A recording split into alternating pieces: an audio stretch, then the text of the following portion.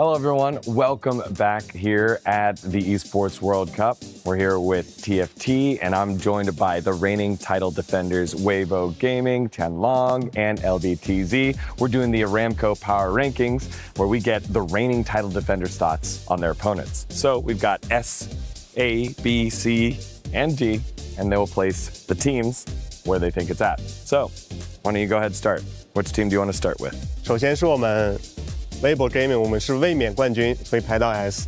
Reigning title defenders, makes sense. AG， 因为这支队伍里面有李图川，还有2次的世界亚军日月，所以这个队伍也是相当强势的。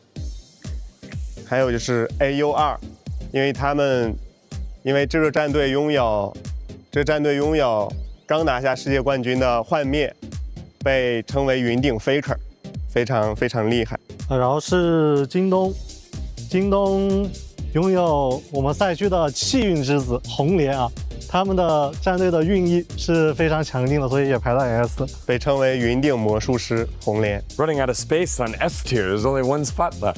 然后最后是我们 CN 战队的 VSN 战队，它有我们的 EWC 亚军 Flancy， 然后他是我们云顶学术派非常具有代表性的一位选手，然后也可以把这个战队评类为 S 级。 So as you can see, a lot of Chinese teams here. Is there a specific reason why the S tier is all Chinese teams? And will any of these teams make it into S tier as well? 因为我们 CN 云顶之翼水平，我觉得比其他赛区要高一点。然后这些战队我们相互打训练赛打的都比较多，然后觉得他们实力确实还可以。 Let's start the next group. Which region? VP 是上一届 EWC 4次比赛的亚军，所以我们把它排到 A。然后因为每届 EWC 我们第一轮的对手都是 T1。 然后我们觉得他们非常强，所以给他排到 A 级。然后是闪电狼战队，这支战队里面有 Iron Bug 和 AQEH 这2位多次征战世界赛的选手，然后所以我们把它评到 A。 Still waiting for a Western team. Let's see what else is next. 然后是小蜜蜂战队吧，因为剩下的战队我对他们的印象不是非常深，然后只有小蜜蜂感觉实力比较强，然后就把它评到 A 级。 And again, Vitality looking to get a lot of club championship points, one of the strongest in the West. 然后是 Fnatic 战队吧，这个战队拥有一位打进这次世界赛决赛的选手，所以把它评到 A。 That's all A. Let's see what's next. 然后因为对剩下的队伍都没有很深的印象，就随便评一下吧。这个是他的队名叫 Godlike， 和我们 CN 的一位选手名字是一样的。 然后就把它先评为 B 级吧。然后是日本战队 Zeta， 因为这个战队拥有2个世界冠军，一个 Title， 一个 Summer Timer， 这2个人世界赛都拿过冠军，然后这支队伍的实力也不容小觑，所以把它排到 B。 Title always a tough out any set, so we'll see what he's able to do here at EWC. 然后是 NS 战队吧，因为最近和他们打训练赛，感觉他们的配合比较差，所以就把它放到 C 吧。 They are the #1 qualifier from APAC, but they're at C. 3 teams left. 这3支战队，无论是训练赛还是之前世界赛，对他们印象都不是很深刻，所以就把他们排到 B、C 吧。 排到 B 吧，2支战队就排到 C 级吧。 Kind of makes sense, as Mouse was the #1 qualifier from the EMEA region, but there's only so much TFT that you can watch as we prep for our tournament here. Again, how do you feel about this? 这些就是我们的一个排名，然后这些队伍其实实力都非常强势，但是我们是卫冕冠军，所以欢迎你们来挑战我们。 The reigning title defenders have made their rankings. What's yours at home? We'll find out if they're correct as well. Thank you so much. 谢谢. Thank you.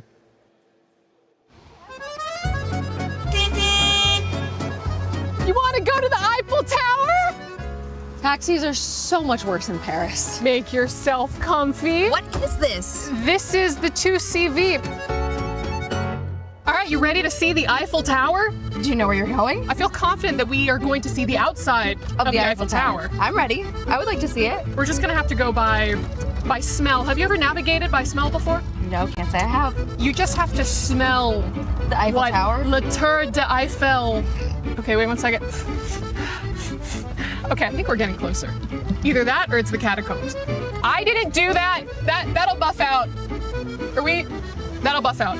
I went to a cathedral today. Apparently, the crown of thorns is there. I didn't get to see it, but From Game of Thrones? from Jesus. As we're actually navigating some of this traffic, here, will you take the wheel for a second? Let me just go ahead, take the wheel. I don't know how to drive stick. I have something back here. It's okay, you'll figure it out. One sec. Are you still operating the pedals? Okay, Do you know when to brake? I got it. Yeah, no, I could feel it. Okay, here we go. All right. Please take the wheel. Am I still holding the wheel? Oh, no, I got my knee on it. There we go, you're good. How long is the Paris sewer system? I can't measure distance, so 20 miles. 20 miles? That's pretty far. 2 miles. It's actually over 1,304 miles long, and much of it is big enough to drive a train through. Whoa, it's a lot of It is. It's quite That's literally crazy. a lot of The Eiffel Tower is 330 meters tall, or 1,083 feet if you're American. How much does it grow or shrink based on the temperature? This thing's growing? I mean, we know that things tend to grow or shrink based on temperature.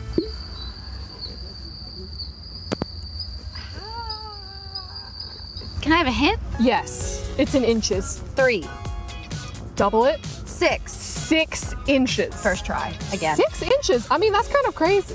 That is crazy. Yes, I'm there's gonna- a band that did a JoJo opening. I'm gonna think that you don't know so much about Paris, so... I'm an expert in Paris. I've been here for like 2 weeks now All at this right, point. well, what can... Regarde la rue. That means watch the road. Where's the part? There we go. Is that le? Just that little True word. or false? There are no stop signs in Paris. Haha, true, because I'm just going. That is so true. Actually true, the city It uses yields, traffic lights, and right-of-way, all of which have been disregarded on this drive. Bonjour. Bonjour. We... Oh, Wait. She did not like. She Wait. did not like it. Oh, wait. Oh, wait. Wait. Bonjour. Bonjour. Excuse me, should we a gauche? Should we? Well, I think we're a droite. No, wait, I need to a gauche this. We did a droite. I need to gauche this. I need to gauche this. Ah, so cute! Oh. Très belle, Sean. Hey, watch the road! What? Oh. Okay, that was their fault. We only need a couple more gauches and we're there. Maybe I should just take an Uber or like a taxi. Well, no. That's me. I am your Uber and taxi. I've got a lot of student loan debt. Another one. No! Well, I feel like I'm the safest Uber or taxi that you could ask for. Sure. Check out my 5-star rating. Is that the Eiffel Tower? I think That's not the Eiffel Tower. no, That's a crane. I think maybe you can't see the Eiffel Tower because it shrunk 6 inches. Ah, right. That must be it. But also because this freaking grandpa is on the road in front of me. Oh my God, he dropped his croissant. I have GPS built into my brain. You know, like those pigeons? Those pigeons that always know how to go home? Yes. I know how to Homing go to the pigeons. Eiffel Tower. Do you? We're still making the. What's the other one? A droite. A droite. We're droiting. That was pretty a gauche. We're droiting. We're droiting? We're droiting. We're droiting. You know, maybe I should walk.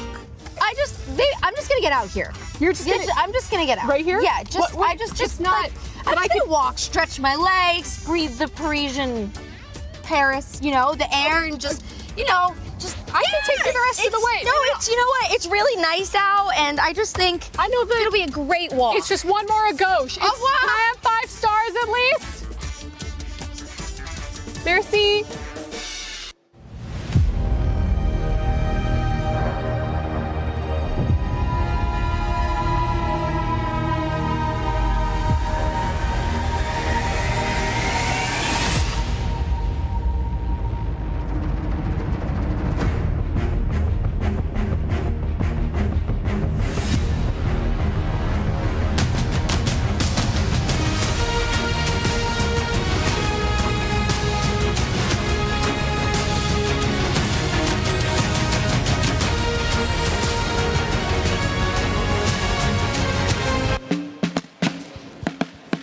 Oh, no, don't try to play it off. You see how late you just were right there? What are you doing? It's finals day. Get it together, brother. I'm doing what I've been working on all night while you were sleeping, bruv. All night. I've been looking forward to this all week because we knew it was finals day. And you Why? haven't trained because Mister has a music reaction channel, he does combos, and you still got no rhythm. Brother, that was bad. And you were 50,000 seconds late to start. Bro, I'm actually nice. Listen, I'm a stage host for 2 months. I want to do some stuff on the Crusher. I want to do breakdance. I want to do desk host. I want to do everything, bro. You want to do everything. I want to be in the NBA, but am I 6'3"? No, I'm not. You can't always get what you want. So tired of this. Listen, I'm going to wear something nice here on the stage. We'll do what we do best. I'm done. What are you? Damascus. It's finals day. Raz, dwa, tri.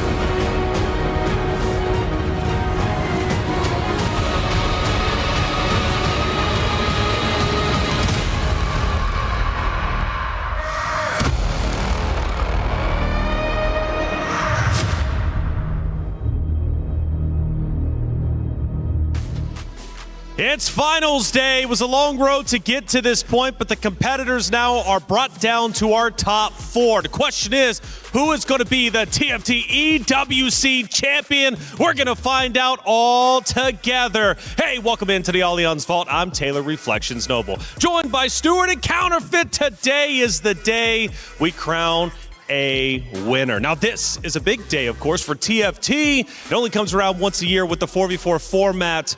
Let's see who's going to take it. Stuart, how you feeling? I'm feeling great. It's going to be an incredible day. 2 semifinals, a third place, and the grand final all in one day.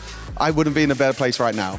Tremendous stuff happened yesterday, Counterfeit. We crushed Keys, we lost Giants, and we also lost Underdogs. And speaking of one of those big underdogs, it was Noxium Red Force going against Flash Wolves, and Flash Wolves took the series in stride.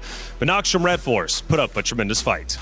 Absolutely, and of course, that's what we want to see on the way to the finals. Teams prove themselves. Even to make it to playoffs at all in the first place is quite an accomplishment. I think for the Flash Wolves, of course, they needed that 2-0 to come into the semi-finals with the maximum momentum. Flash Wolves looking incredible today, could very well be a favorite. They were forged in the fire through the qualifiers. They made it here for a reason, and they're looking to go all the way. But it wasn't just them either. We had 3 other matches taking place. Of course, Weibo Gaming falling Virtus Pro as well. But when it does come to the Flash Wolves, coming into this tournament, we expected them to be a powerhouse. But Noxium was the big surprise for all of us, of course, going all the way to top 8. It was a tremendous performance. No, exactly. The big underdog story, and it kind of proves that in a 4v4 format, it's not just about how well you do in solo, how many accolades you have. It's about the team. It's about helping each other reach the top level. Yeah, and being the only APAC team left in the Final Four. We saw from the video before,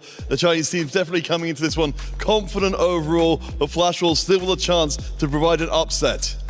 It was Virtus Pro, though. Virtus Pro got the upset, and second place from last year, going against Team Vision, who has been out of this world, absolutely stellar. It was Virtus Pro who takes the 2-1 loss. They get their key crushed. They no longer have a chance to try to revenge what happened last year. But for Team Vision, their story has been phenomenal. No, exactly. Coming in as the Chinese first seed as well. Yesterday's series was one of the biggest in terms of the club championship overall as well. Team Vision being able to take down Virtus Pro are only 2-1 from yesterday as well, so definitely a lot closer series than the first one. But overall, Team Vision, for me, come in as one of the favorites today.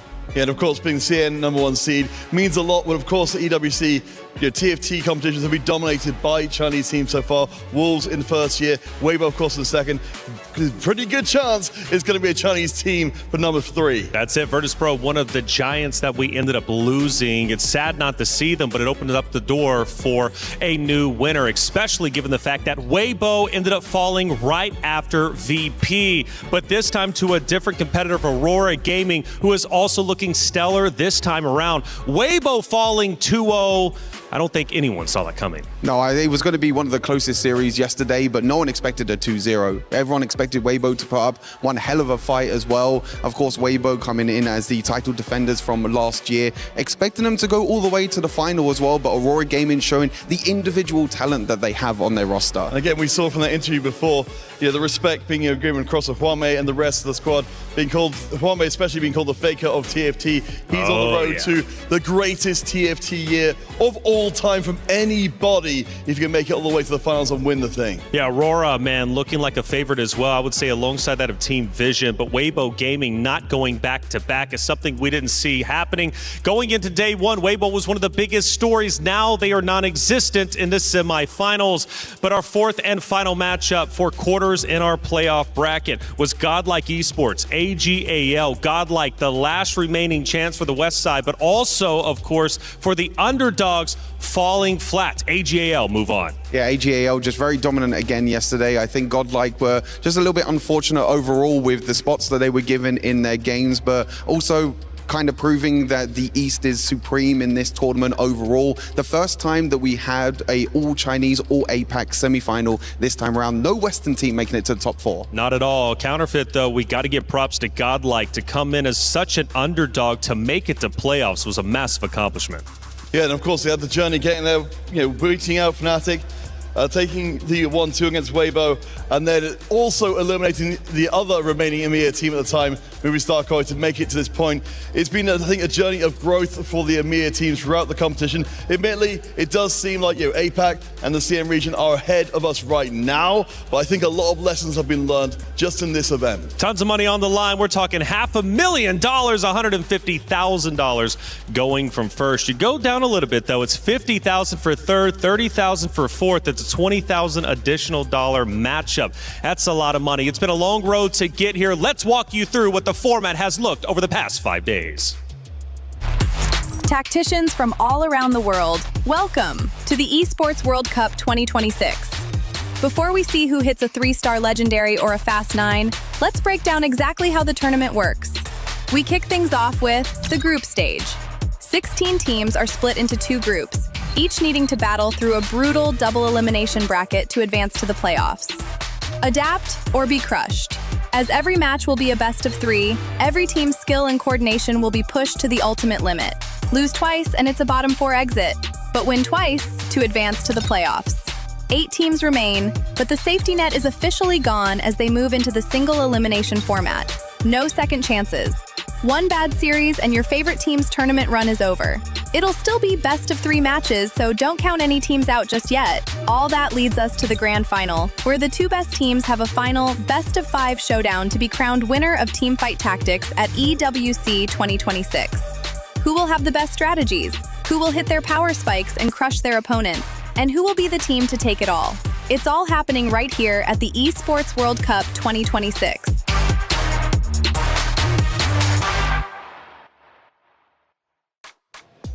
It's been a long road, 4 days of completed competition. Now we're in day 5, finals day, and our schedule is looking stacked. We officially have our top 4 best teams this year when it comes to TFT at EWC. For the semifinals, we're going to start off with Flash Wolves versus Team Vision, and then move in to Aurora Gaming versus AGAL. Now, the big thing to take away from this, not only are they the best in TFT, but we're also going to be crowning a new winner this year compared to last year. And on top of that, 3 out of the 4 teams representing their orgs in the club championship race, and the race at the top is incredibly close. Today, not only for the finals means a lot, but also for the orgs themselves. And Trav's got all the details to catch you up to speed.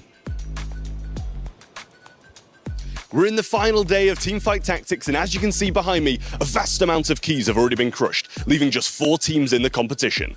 AGL, Team Vision, Aurora Gaming, and Flash Wolves are the only teams remaining. AGL are already in a great spot when it comes to the club championship with 1,400 points on the leaderboard. A win today will see them leapfrog above Team Vitality, who went crashing out of the competition early. Team Vision are only participating in 2 games, Apex Legends and Teamfight Tactics. With them getting a top 8 in both, that pushed their eligibility over the line, and they'll be able to get some great points today to contribute to the club championship. Flash Wolves, however, haven't had the same luck. They aren't eligible for the club championship. They'll be looking to play spoiler and stop some of these teams from getting points. Aurora Gaming, it's more of the same. They need to get another top 8 in a different game to be able to get their eligibility over the line. We'll keep you updated on all things Club Championship, so stay tuned.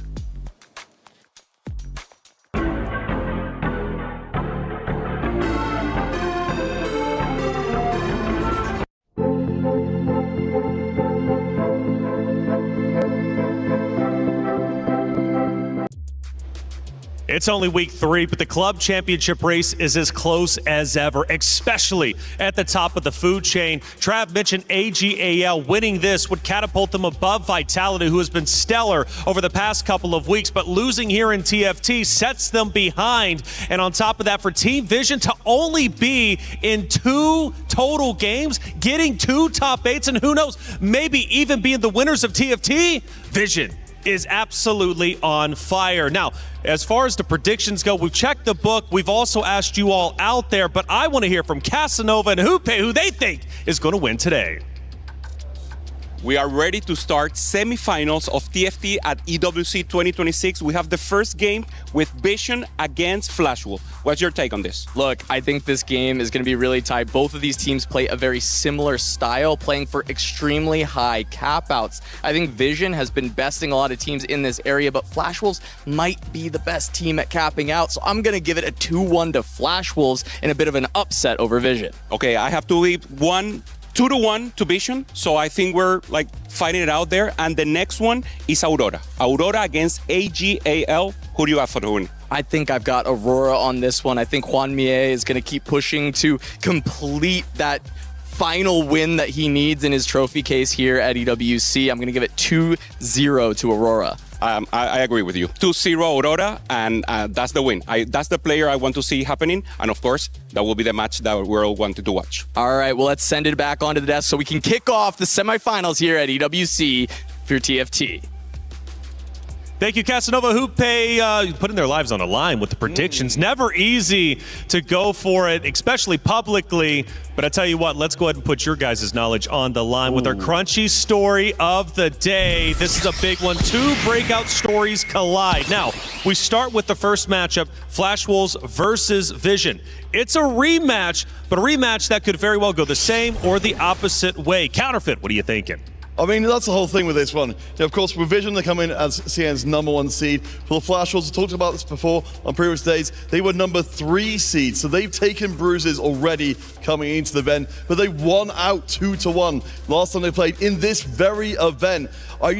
Sure, some things can change in between, but I'm certainly favoring the Flashwolves in this one to do another 2-1. We have the Flashwolves on screen. We see their emotions. They have remained poised, calm, and collected on the stage throughout all of their matches. I know it's been tough for them at times, but the pressure on the stage is only natural. For Flashwolves, now in semifinals, how realistic is it that they could be our winners?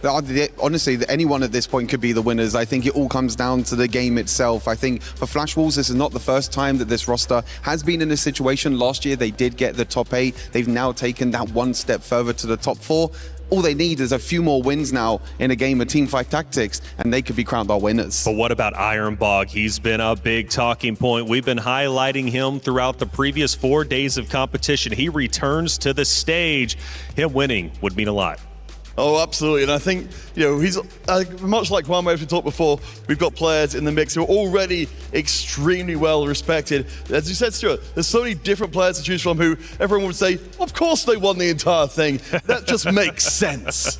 Flashwolves Cabalbao as well. Another talented player. AQ1H, Terry. I mean, this entire roster is here for a reason. It's so star-studded, it's hard to pick out who you truly want to hone in on. No, definitely. I mean, Cabalbao and Ironbog were 2 players that kept on this roster from last year who made top 8 as well. AQ1H was actually their coach last year, but now has come in as a player as well. So that story is quite interesting. As a coach, he only made top 8, but now as a player, he's made it to the top 4 as well. But Flashwolves, the last remaining host for the APAC region, but this team can definitely go all the way. They definitely can, and so can our next one, Team Vision, who was the #1 seed coming out of the qualifiers in the region of China. But more importantly, they've got the X Factor. They've got the GOAT. They've got Flancy. And almost at this point, I feel like words are wasted on expounding on how well regarded Flancy Never is. wasted. No, I mean, it's been said again and again, but of course, for anyone coming for the first time, it's worth saying absolutely in the GOAT conversation. I do want to bring out some of the other players for the squad, though, who've been impressing. Much as well, from the Vision side of things, we're starting to see that they're not just the one big player who can do really well. Certainly talking to them before, they do play, they play very sacrificial before. They're willing to do what it takes to get the win. No, I think the big thing was as well when we talked to Flancy a few days ago, talking about MoGG being the player, being the brains of the team as well. He hasn't had the best of performances. You know, he's had a few 8th places, but having someone that knows so much about the game, has the knowledge to not only do well himself, but also help the entire team, that can make a huge difference for a team like Team Vision. So if Flancy is the star-studded guy, Moji is the brains, then what do the other two bring? Power. Precision. Unlimited power. Exactly, Unlimited power. I like both the players are incredible as well. Both Senbai and Koyi. Both incredible players as well that have been performing to a top standard as well. That's right. Well, Team Vision, though, I mean, again, their story is phenomenal. Coming into the club championship race, only having 2 games represented at the Esports World Cup. They get 2nd place in week 2 and another respected title. They are now here, who knows, going for number 1. It's just such a big story. Now tied as well up there in 4th place. I mean, come on, think about that. To only represent 2 games at EWC and be in 4th place, now potentially earning over $1 million for your org. It's a tremendous story, and you owe it to these 4 here. Whether it's Flancy, who's been the star, whether it's Moji, who is the brains, it doesn't matter how you get there. It's a team effort, and this 4v4 format has been exhilarating to watch for sure. Now, I tell you what, the teams are just about ready to take that stage, and I want to check in to see how they're looking going into finals.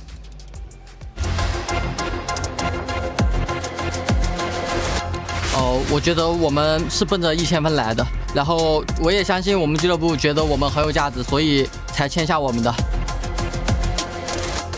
我会感觉到骄傲，但是就是我们俱乐部的另一支战队，他们取得了亚军，所以我们想要比他们做的还要更好。其实没有，因为我们经理也没有根据积分给过我们压力，只是让我们好好打好，还带我们吃中餐，让我们放松。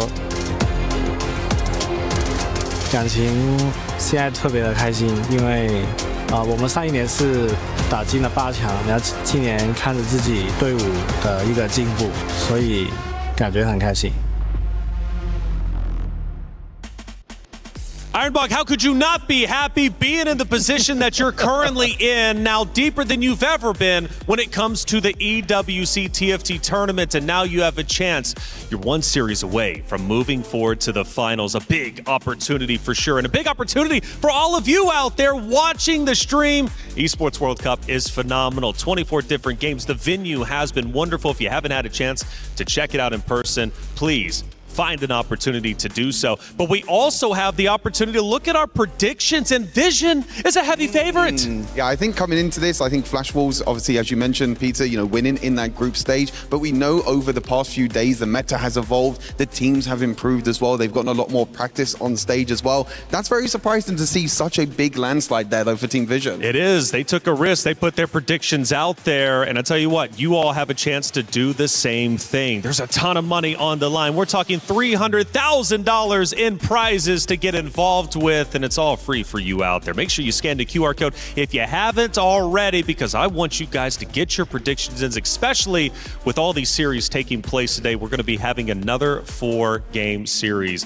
on the finals. Now, for you all out there as well, we always want to improve our product, and we have this thing called the survey. We value your feedback. Scan the QR code if you haven't already, and let us know how we are doing, because we always want to improve the product, because after all, you the fans is what makes this all possible. Now, going into this series, Vision, obviously a heavy favorite as far as, of course, the chat is concerned, but is it such a heavy favorite as far as you guys are concerned? Counterfeit, Vision have been remarkable, but Flash Wolves, nothing to sneeze at either, man. They're coming into this super strong, and they can also take this series, but who is your favorite?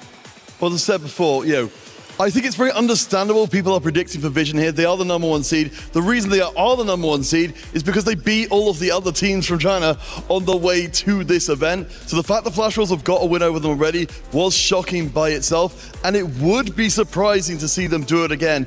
But the fact they've done it at this event, you know, I'm sure both teams have been studying this relentlessly, trying to figure out why. The big thing is that even though Team Vision are the first seed from China, yes, they're the best in China, but can they take that one step further and be the best in the world? In the world. That is such a heavy statement, too. To be the best at TFT in the world, to win of course, is such a tremendous accomplishment. Now, I do wonder, though, from top 8 to top 4 for Flash Wolves, is it easy for them to say, you know what?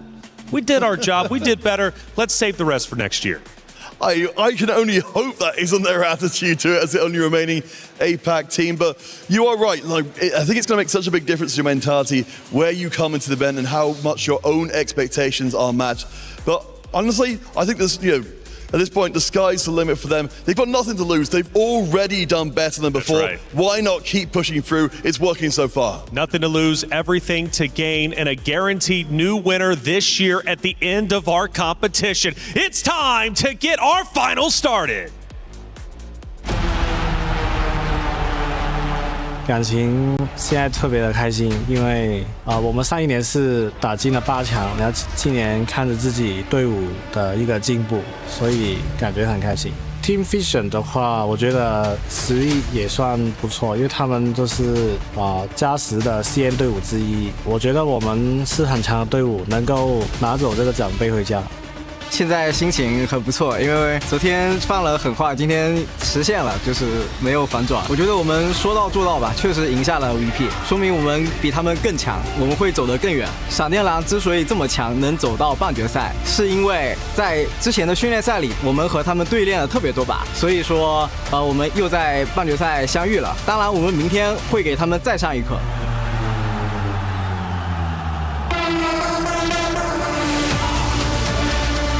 AGL 纯靠签运对吧？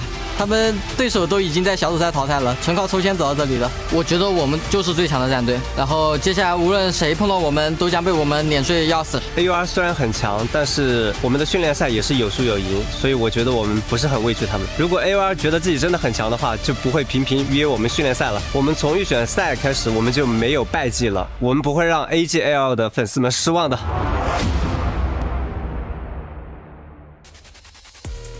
Ladies and gentlemen, it is finals day here with TFT at the Esports World Cup.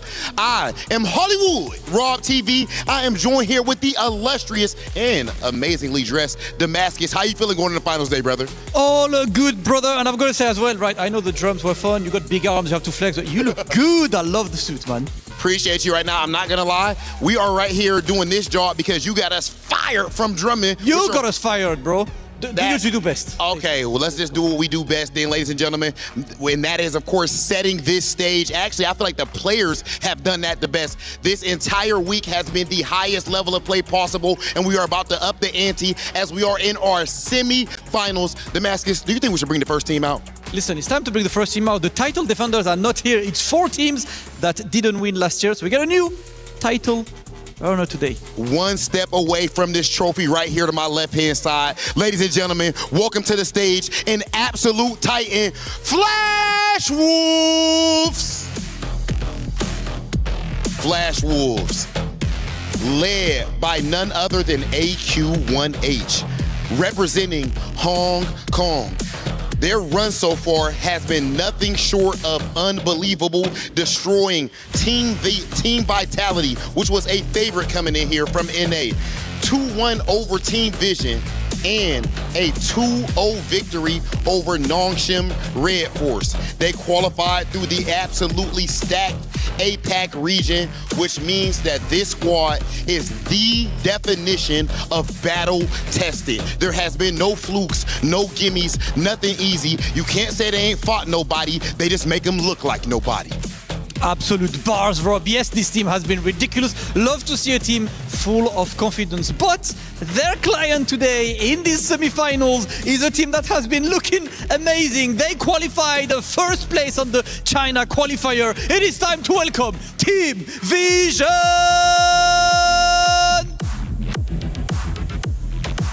The top seed team qualifying out of the China qualifier. One of the hardest in the world, and they had a long run, 2-0 over Koi, and they lost 1-2 to Flash Wolves earlier on the first stage. Then 2-0 T1 and 2-1 over Virtus Pro. This is a run back. They might have lost earlier, but sometimes losing means you have more information. Led by Flancy, absolutely ridiculous. Koyu and Moji as well, looking very confident. They said they already had eyes on these semi-finals because they were okay with Virtus Pro earlier. It is time for them to show and deliver. And with these both teams with us on the stage, I would like to start talking to Team Vision this time. You know, like let's get Team Vision first and have a very simple question. Koyui with me. Koyui, I know you guys have faced this team before and lost us more data, but I just want you to tell me, why will I see you next to me in a couple hours for Grand Finals? 柯玉，我们也知道你们在小组赛当中，闪电狼曾经击败过你们，但是能不能跟我们说，为什么再过2个小时，我们会在总决赛的舞台上面见到你们呢？因为一次的失利算不了什么，只有走到最后的才是赢家。A single loss to them means nothing, especially when we're still in the tournament. Whoever that walks to the grand finals will be the ultimate winner. I love that. There's still respect for the team, but a loss means nothing, Rob. Okay, a loss means nothing. I feel like this team over here might have a different opinion of that. Gina, if you could please come to this side. So, on the other side, we just heard that the loss to you guys earlier means nothing. Do you agree with that, or does that win that you already got against them in this tournament give you more confidence that you'll do it again? 那刚才他们的回复也说，一次的失利不代表任何什么都不代表。那你是否赞同这个看法呢？还是你觉得已经成功的击败他们一次了，这次只是重复一下历史而已？我觉得我们能赢他们一次，我们就能第2次把他们按倒。We've beaten them once, we can certainly beat them once again here.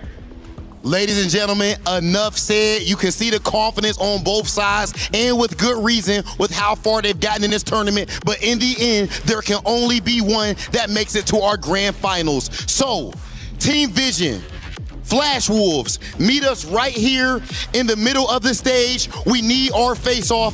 The player standing across from you is trying to take away your dreams. This is one of your last obstacles when it comes to making it to this grand finals. There can only be one. It is time, ladies and gentlemen, for our semifinals, Team Vision versus Flash Wolves. Team Vision versus Flash Wolves, a rematch from the group stage where Flash Wolves were able to take it 2-1. But since then, Vision has been on a tear. They have looked like they have grown so much over the course of the tournaments, and now they have a chance for revenge. And they're laughing. The show of respect first and the face-off. These are players that have met each other so many times throughout Tactician Crown, throughout the official Pro Circuit also, and having possibilities to here face it up.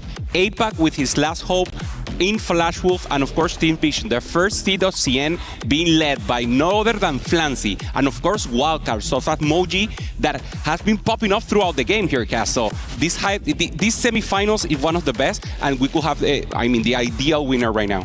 It feels like this is a battle of capping out that we've seen throughout the tournament. Both of these teams have done an incredible job at finding those first places in clutch moments. Flash Wolves putting multiple players in those win-out spots in the past, falling very behind in HP and then dragging games back to find their victories. And we've seen the same out of Vision, often on the back of that man right there, Flancy. Yeah, 100%. Flancy and Moji probably the players for that win-out position. And in the case of Flashwood, any of these players can take the win. They have been surpassing, if you will. AQ1H maybe being more of the veteran of the team, always strong, always trying to preserve the calm and talking to the teams to actually make a decision and get a clear strategy in. And we'll have to see which team can triumph when it comes to getting those first places, getting those wins, because oftentimes that is what it comes down to in 4v4. So long as you can keep it even all game, all that matters is that first place tie break, and all these players are going to be fighting for just that. We see it there. They're already communicating. They're present here on the stage, of course, getting ready and mentally prepared. There's the veteran, AQ1H, being respectful to the other team, but of course, in a good win. They already won against them. This is the first seed from CN, and APAC already got a chunk from it. This is the last team that we have from APAC. No team representing EMEA, no teams representing the America, so full dominance from the Asian teams right now. And of course, Ironbuck, one of the biggest players right now. Individual performance such as this is perfect spot. And of course, Terry trying to find also the calm before the storms arrive. It's been a big story for the Flash Wolves. 4 players with plenty of individual success, but maybe not the best team play as a whole. That's why they ended up as the 3rd seed from APAC. Some of the other APAC teams even mentioning they felt that Flash Wolves were such strong players, but their team play lacked. They've proven that through that individual skill and through the learnings of the course of the tournament, they can progress this far all the way to the semifinals, and it's just one step more to go. And for Team Vision is similar, local elite performances from them, and they're still looking for that international win. They have been on the top of the Chinese region throughout the tournaments, throughout local tournaments, and now they have a chance here at EWC in 4v4 to make a difference and, of course, bring the honor to the region. We'll see if we can get into it in just a moment. Our first game of the semifinal will be Soraka and Yasuo here between the Flash Wolves and Team Vision. Soraka normally more of a defensive one with the shields, and of course Yasuo will be the priority here, having the Hex, having the possibility to scale, especially if we get the tanky ones. We could see some strong boards in the beginning. And we talked about capping out being a battle of these two teams, and we've got silver scrapes, baby, to kick off our semifinals. If we end up in a heads-up one-on-one scenario between two of these players, they'll have 70 extra gold to try and make it happen. A lot to work with. You could go level 10, you can try to find a 3-star at 4 cost, something that we have seen throughout the tournament. Not maybe this, but obviously in Tactician Crown as a possibility. And we're starting off with AQ1H, a player that has so many accolades right now. 3-time Tactician Crown winner, went second on Cyber City, the leader for the game, if you will, showing us right now that we're in the fountain, so maybe not an ideal priority to go into Stargazer, but it could be an option. Yeah, we'll see as AQ1H trying to be the anchor for this team. He has been the captain, been a leader on this roster, and while Terry has been the one actually with the best AVPs, found a lot more of the win-outs for the team, the very notable thing about the Flash Wolves is they are all crushers in their own right. They'll all be able to find those opportunities to play for a win. We're seeing now Flancy, the other leader now for Vision, a player that also has faced so many ups and downs in TFT throughout the regions. I mean, locally being so great, having so many accolades, and of course, second in Monster Attack. He was one spot away from getting the TFT set championship, and of course, now having a chance to do it at 4v4. Has a decent start right now, trying to find the Arbiter, and of course, looking for the Leona angle. And with his Arbiter, he does have a Leona Printer pickup. It is a combat start for each interest you would gain. You also have a 20% chance to gain a Leona. So we've seen a lot of this Leona Printer into AP Flex. Yep. Very, very common line, very powerful line, and Flancy has been able to pilot it beautifully in the past. Good options here for Flancy, both thinking about going to push level, decides to go for Patient Study, so probably more in a loose trick angle here to get the full priority, but he still has options. And that's the comfort zone for Team Vision. Put Flancy on the loss streak, set him up for success to find a win-out angle towards the end of the game. Additional possibilities now with the also Senbai thinking about the later stages of the game with Bodyguard, and of course having a chance there to go. Same for Kojoy. So we have two players already thinking about that spot, and this is perfect, guys, because there's not much of a tempo play, if you will. The units will decide that for them, but they are already thinking about capping the game. Who is going to win it? And of course you need to have that winner angle if you really need to win it all. Yep, Patient Study for K Bao Bao, going to be contesting that with Flancy. We'll see if they both look for that full loss streak. Of course, we know Flancy is playing for that Leona Printer, so he won't be able to full open for it like we've seen from other players if he wants to play around that 3-star.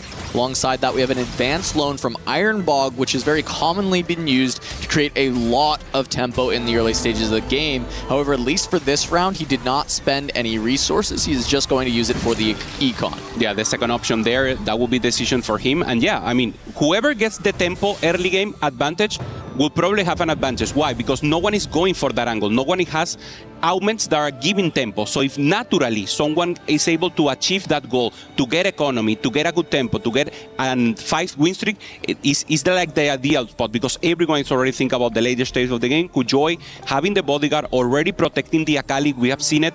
Obviously with the reroll possibilities, for him maybe more of a fast 9, fast 8 angle here. Yeah, and nobody pushing levels. The reason we see 2 level 4s is they have Patient Study. It gave them the extra XP. No players have pumped XP. They're playing so incredibly slow and methodical. And we set this up as the battle of the cap-outs, the battle of win-outs, and every player in the game playing for their economy. This is not something we see very frequently in 4v4. Yeah, these type of things are beautiful because it's in the refine when we see that the small details will make the whole difference. Who is able to get a small streak, who's able to push a little, who's able to position when everyone is not pushing, as you mentioned, Cass. So everyone well prepared, making sure this early game counts for the late one.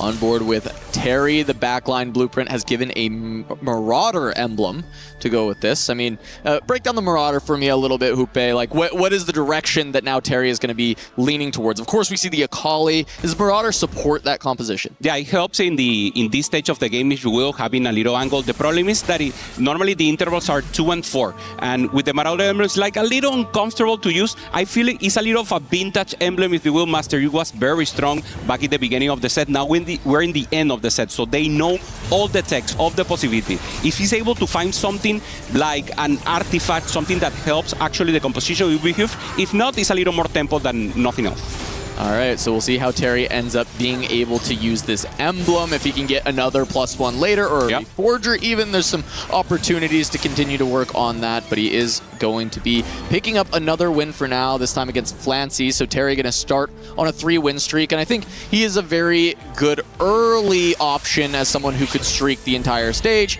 due to that Talon 2 upgrade. Okay, we have possibilities here. Stun for the Hex, so no tank Hex, but everyone going for that. Gives you utility, gives you additional support. So obviously Yasuo will be the priority, no Soraka for now. And everyone's thinking about that. Kebaba talking, this is the perfect spot. We see the communications. Kebaba being the secondary leader, if you will. Ironbog being more like the win-out player, a little more shy in their time. Terry not talking at all. And of course Kebaba, together with AQ&H, thinking about the strategy coming into the middle stages of the game. Jumping on board now with AQ1H, does have that Leona upgrade. He is also printing Leona's, or no, not printing Leona's actually. He actually just has gold econ. I thought he was printing because I see 5 of them, but he's making extra gold, 9% chance for each interest to get that 2 gold at the end of the round. So a lot of econ possibility for AQ1H to look towards that cap out. But Zenbai and Terry are both the 3-win streaks at the top of the tables. Meanwhile, Vision has 3 loss streakers, Moji, Koyoi, and Flancy. So Flash Wolves could look to try and push the tempo a little bit more, pressure the HP, but Terry and Zenbai do run into each other, so we will have a streak broken. That is a Belveth 2 for Zenbai, upgraded 2 cost, generally going to be a bit stronger, but Talon is such a monster in the early game. It's going to be a very close fight between the two, with the stuns coming in clutch, and Terry gets the win streak. So think for Vision, they really wanted Zenbai to be able to keep that because they have so many lost streakers already in the lobby, and for Flash Wolves, this level of tempo is going to create a lot of opportunity. Yeah, the early game goes directly for Flash Wolves. They're in a perfect spot right now. Terry needs to maintain the streak, as you mentioned. Talon, access to the backline, being able to hit the small units, and of course getting the Velvet as the only one to push it out. Joji also here, Kujoy having a chance to pop, and Moji just thinking about the later stage of the game. They're calmed, Cass. Only one person going for the win streak, and of course thinking about the middle stages. For now, Moji going for Leona, going for the Zoe, probably having the Ginso already prepared if he wants to go for that angle, but obviously he's losing right now. He wants to keep losing, he will. So Terry goes against Moji is a win for both players. Yeah, Moji also having the ability to print gold at combat end as his Arbiter. So we're seeing just a ton of Arbiter econ coming out of many of these players. It has entirely been a race to how much gold can be made. And we've seen Flash Wolves play this style that we're seeing out of Vision right now, where they fall all behind and then suddenly all cap these boards very highly and make up a ton of HP later. So we'll see if Vision can complete that against Flash Wolves with that 5 and 4 win streak of Terry and Ironbog into the end of stage 2. But Moji and Koyoi both able to keep the full 5 loss. So econ still kind of in the favor of Vision as a whole, since Flash Wolves committed a little bit to keep these streaks. Yeah, it's not easy. Flancy's laughing here, talking to the players and thinking, what can we do with it? We have 2 loose streakers. Of course, we need to pop off, but we can make economy out of this. The problem is the HP is the most important resource at 4v4. So obviously, the ones in the top have the advantage, but of course, economy is also good here for Kujoy and Moji. Will they sacrifice a player? They're already thinking about all the scenarios here, Cass, and of course, having the best priority into the mid game. Yeah, we'll have to see how the stage 3 goes for Vision, how much they can spend, because they still have a lot of money to work with from these loss streaks. So may be able to wait until even 3-2, look at the augment, see the direction, and then we'll start to see some pretty large roll downs, even just trying to stabilize on that level 6. Or there's a chance that it's a soft roll down, find just the lightest bit of stability and really try and push for the fast 8, fast 9. It's so important the point you bring up, because in this game, normally we like to predict. We like to think, okay, this is the winner player very early into the game, but actually the augments, the game itself is the one who gives you the opportunity to know who is going for the winner spot. So every moment in the game, in TFT, everything can change. And of course, now Ironbog committing to the Ginzo, going for that LeBlanc and making sure it's contested, and of course, play defense. Notably, Flash Wolves, these are their 2 win streakers at the top. Ironbog did pump to level 6 at this spot because of all that extra money from the advanced loan. He's able to make 50 and go to 6, so they're going to allow him to continue streaking here and drop Terry's, recognizing that Ironbog's ability to hold on to this streak for stage 3 is much more likely. And we've seen it a few times throughout the tournament that, okay, I'll give you the totem, I'll give you the follow-up on the win streak, the delay win streak, if you will. Normally, it's not a thing in normal individual play, but in 4v4, one of the most advanced tactics that you can use for yourself. Goal again, replication. If he wants to go for additional items, that would be a good decision here for Terry and Kujoy. Thinking about what he wants to best friends, obviously a priority, but trying to talk to the rest of the players and see where's the best value. Yep. Replication. Warlords, best friends very good. Seems to be combat augment worthwhile. Replication, we'll see what Terry ends up replicating in this spot.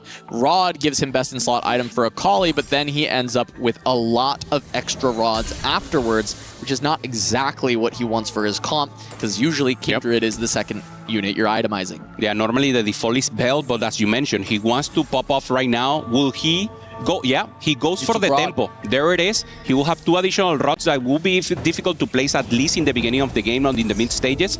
And we see Moji there, already committing with good items, has the red buff, has full crit on that Soy, so he should have a good middle stages of the game. Yeah, Moji spending a bit, going to level 6, trying to level up this board, but Ironbog has gone to level 7 on 3-2. He needs to hold on to this win streak. He's invested so much. The advanced loan to econ out, turn the win streak on, and now you get a silver augment. You get weaker than your counterparts because of all this econ you got early on, and that's why this level 7, this win streak, is so important for Ironbog to hold on to. Okay, we saw the fountain. Fountain normally gives you healing, and looks like Baba is already trying to commit for the Lulu. No, maybe a come and go. He got the emblem, so maybe trying to go for the Lango, but of course it's not the ideal priority. Notably, Moji and Koyoi still have not run into each other. 7 loss streak for both of them. And normally you'd look at the HP of this and it would feel like a big problem. But Vision has been able to hold on to a lot of econ due to this. And we'll have to see if either Moji or Koyoi can escape from that free fall and find their units to completely rubber band this game.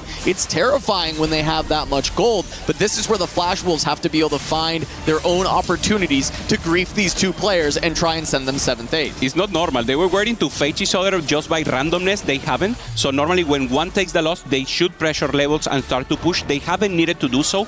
So they need to play the economy game. Kujoy taking a hit here. And Ironbog, will he be able to maintain the win streak? He will. Yeah, Ironbog is just looking far too strong for anyone to stop. The extra level, being on level 7, and also just having a front line, even though it's 1 star, getting the 3 Shepherd in, it just gives you another body. He has 8 bodies on the board versus everyone else's 6, and that just ends up adding so much. Solar Hex going to be chosen by quite a few, but this is often one that does get skipped from the Yasuo if they already have Heal Cut potentially on their board, but it's a nice way to make sure you don't need to build it later. Yeah, additional, as you mentioned, maybe two members there or 3 already having the healing cut and having the possibility to go for it. But of course, any additional strength that you get, you can manage it, because you can think about it like if you don't put your unit as the Hex, it's like you're taking off power. So in 4v4, you can maybe try to go into that to try to make sure and you don't use the removers and maybe give yourself weaker if you have to give HP to your players, such as Flancy. Flancy here, bottom stage, thinking about the later stages of the game, already having the Diana and thinking about the AP flex, if you will. Moji finally won a round. He pushed to level 7 to see if he can end up keeping a little bit of that win streak, as Flancy has kind of gone win-loss for much of this game, sitting towards the middle of the pack, and has found a Karma on level 6 to start playing around that AP line, which we expected him to go towards. Ironbog, very important for him to maintain the win streak right now, going up against Senbai, another of the strength player right now. Pure frontline for Senbai right here. Good tanks, and together with the Velvet that now already has 3 items, but the team is just popping up too much.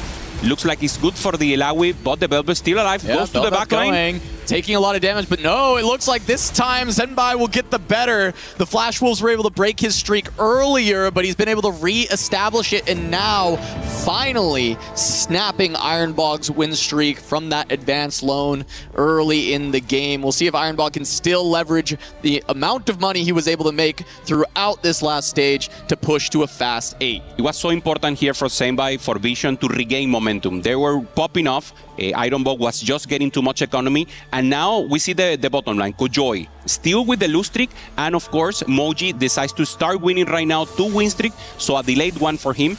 Can Senbai still maintain this and bring the game in the towards of Vision? Yeah, and Kiyoi is on the Akali line, contested with Terry. Both of them have the 2-star, and we'll see what ends up happening as Kiyoi is going to have to go for a roll down relatively soon here at 35 HP. Could take another loss as Senbai continues the win streak through stage 3. That's going to be massive for Vision to have that extra health to potentially sacrifice for some of these lower players later on. For Terry also, good items from the Akali, protecting also the angle. We know you cannot leave up unit. They're already having the Ginso, thinking about the Kindred. And here's communication once again, Kojoi telling to the team, okay, Akali's contested, do I try to roll here? Do I go up levels? I only have a Jax 1-star. Can I tempo it? What do you need from me? So this is very important. This is the moment when you need to decide, guys, do I roll or do I pressure and maintain tempo? As we take a look at K-Bao-Bao's board, having a Primordian emblem and a Stargazer, I think these are very suboptimal for what you could be getting out of 2 emblems. Yep. It's not a great Stargazer game with the Fountain. Primordian you want for the early game, but I think this was picked up significantly later for K-Bao-Bao. So this is a tough one, and he's going to have to find a way to navigate through this spot as he's in danger for the Flash Wolves. Massive for you to see that, Hupe. A Reforger is going to give him the opportunity to change those and find a different direction, as Kiyoi is going to roll down on level 8. Ends up finding not a whole lot for this. No Kindreds. No Jax. Not having a front line here is so huge. You need a Jax 2-star to be able to, okay, makes the switch, goes directly to the Maokai, and now trying to hold. Finds a Vex and finds a Guinsoo. So has additional possibility to pop off, needs a better tank. No Kindred. It's Nova 4, not 5. This is horrible for Kiyoi. Goes into K-Bao-Bao, who only finds a Nami 1 on his own roll down. He does get some frontline stability around the Tahm Kench, but overall, both of these players missing a large amount of the core of their comp. However, for now, it's better to have the Nami, have some of the synergies, than to be missing Nova 5. It is so much damage that is not available for Kiyoi, and it may just be a disaster for Vision, sending him 8th. We see it in the body posture here. Kiyoi knows he's doomed right now. He needs to get a little more damage. I mean, at least finding the Kindred that you mentioned, because he needs it so early right now into the game. Rolling to 2-0, finds a Jhin, finds a Beth, but Kindred is just shy right now. Yeah, nothing he finds can matter until the Kindred is there, because 5 Nova is such an important spike. Without it, the composition is terrible. I mean, it doesn't do really much of anything. Senbai is going on his own roll down, trying to find his composition, but this is just a Corki board, and it's only a pair without the pair of Ramesses. Yeah, doesn't have also the Death Blade here, so for Senbai also preserve HP. He needs to find the Corki as soon as possible. Not ideal items, but he's the HP player, so now he will start lending, borrowing, if you will, units there, and of course trying to get Koji, if possible, out of the down pit. Yeah, they're going to need something, a big performance out of Flancy or Moji, because Kiyoi is in way too much trouble. Senbai gonna run into Terry, the other HP leader, as he also has a Tahm Kench too and is playing around the Akali, but he has the Kindred. Yeah, having the Kindred there, doing protection, also having an additional one in the bench. Playing defense right now and trying to get an additional possibility. For Senpai, winning this is very important. He's high in HP and of course needs to take a chunk here out of Flashwood as soon as possible. Yeah, Corki pretty good in stage 4 and he has the pair. If he can find the upgrade, he might be able to win streak the stage and protect his team in that way. But he's certainly not in a position where we expect he can win the game playing from the Corki standpoint. So Flancy finds the Nami too. That's going to pair up well with that Leona he printed early game, as we have another another mech Ace Soul. We've seen this popping up more and more as we get deeper into the tournament. Yeah, and it's interesting because he doesn't have additional resources. You know, he's just protecting here against Moji. Moji does have now the Aurelion Soul, has the Mighty Mech in the front, looking a lot better for him, doing so many damage in spread cast that he can make a difference. He can really kill and do performance damage. Yeah, Moji has hit, and this board has some great itemization already. 3-item Karma, 3-item Aurelion, 3-item Mighty Mech. That's everything that you want, and the pretty solid itemization across the board for that. He's one copy of Karma away, but this comp is fully online. Moji might be able to push to level 9 from this setup. Yeah, great for Moji right now. He was the loose trick player together with Kojoy. Kojoy couldn't find the out, but Moji did. Defending the Aurelion Soul, finding the front line, great roll down, and now with a great placement to go in. Yeah. Last God right now, everyone, we're supposed to get priority on Yasuo. They already have 2, so they really want the Hex to be improved. So probably everyone going in that direction. So we see the Yasuo pick up. It is going to be mana regen there.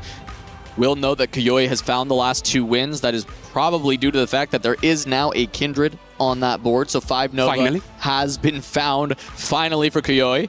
Whether that is too late remains to be seen, as there are plenty of powerful boards in this lobby that Kayoi will need to avoid. Senbai obviously trying to maintain the win streak, and we'll see the placement right now, Cass. It's very important because we have a lot of players in the top trying to defend for Flash Wolf, but Vision is holding the top and having the possibility to then preserve. Flancy here trying to roll, find an additional thing, and playing flexible. Just playing the Nami together with Vanguard and using the Leona. Normally we see AP flex, and this is one of the new ones. Yeah, and it's contesting with Kebaba, who is just on the pair of Namis. Meanwhile, Flancy has found the 2-star. Flancy has also found the Blitzcrank, where Kebaba has not.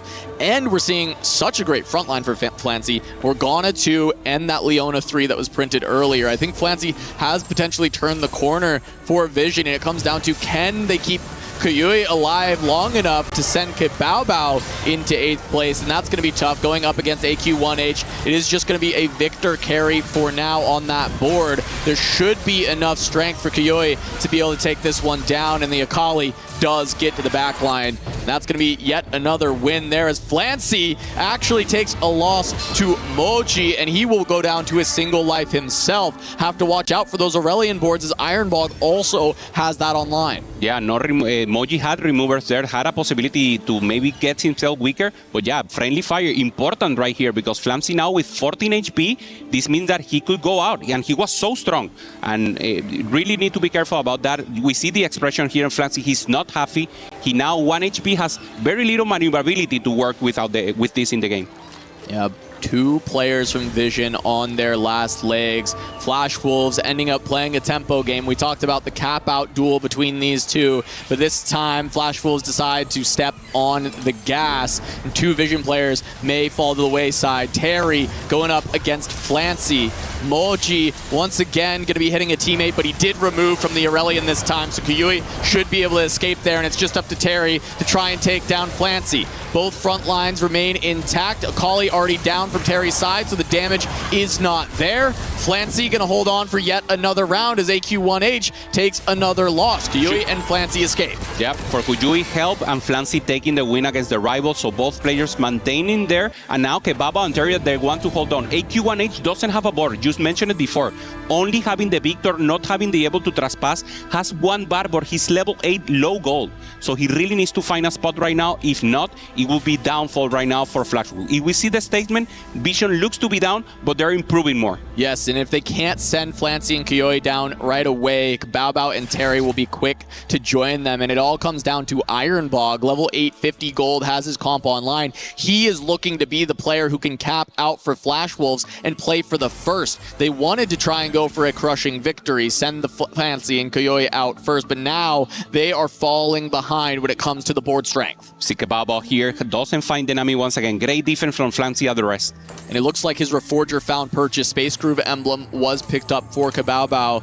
That's going to be massive alongside this Voyager, and it is going to be a Timebreaker as well. So Timebreaker 3 gets to come in. It's at least a support support trait as well to add to this space groove. Yeah, little speed also coming in attack speed for the Riven. That can be the differential. A Riven that is now AP finally finds the Nami perfect spot, and now the face-off. Matchmaking is the name of the game right now. Who can he face? Holding the Ravens, AQ1H sees it directly and sells them knowing that he's already not contested. Yep, now Flancy facing off against AQ1H, but he still has not found a carry. We see a Zoe and a Victor as the damage for AQ1H, but is it enough? It looks like it's been able to focus the front line relatively quickly. Now the Nunu, one more cast, doesn't get it, but the laser's there. Flancy looks like he is going to lose this fight, but can he live? It's such a small loss. 1 HP. Only 1 HP remains. We thought he was on 1 life, but that's only if he had taken a bigger loss. As Koyui also going to live on 1 against K Bao Bao. Are you kidding me? Vision holds on. They don't even flinch right now. Flancy, I got it. I'm in a good placement right now. And of course, needing to take this win. And now Kebaba, 22, 26. This means that they have 2 additional life. And now the team can make a decision. They need to sacrifice one of the players. They need to check who's stronger. Flamsy already finding the Nami. Has a great front line. Finding the Blitzcrank. I believe he should be the one to maintain. And maybe the sacrifice will be Kojoy.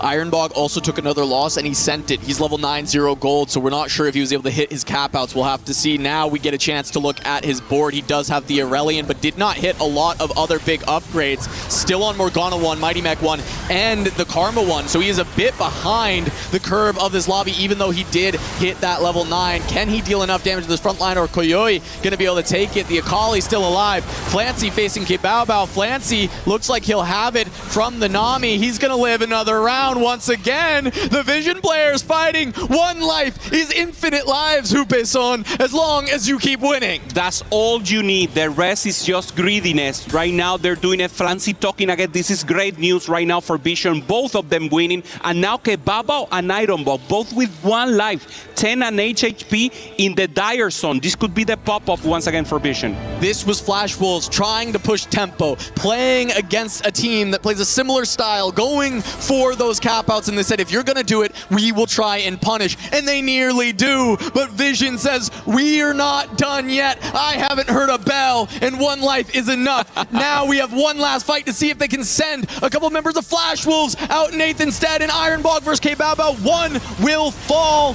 in 8th unless Kiyui or Flancy takes a bigger hit. Yeah, friendly fire, and looks like Ironbog doesn't have enough damage right now to keep it up. And Vision also the same. Flancy against Kojoy, so it will be both friendly fire. Advantage to Flash Wolves due to that, because Koyoy and Flancy are both at lower HP to start. Small loss for Ironbog. He should outplace the loser on the other side. 2 units. 2 units loss, and now maybe a 1 unit loss, but yeah, as you mentioned, it's only 1 HP, 1 unit loss. Perfect loss here. Who takes it? Kojoy takes it. Kojoy takes it. He will fall below. Flancy. Flancy took it. Flancy down.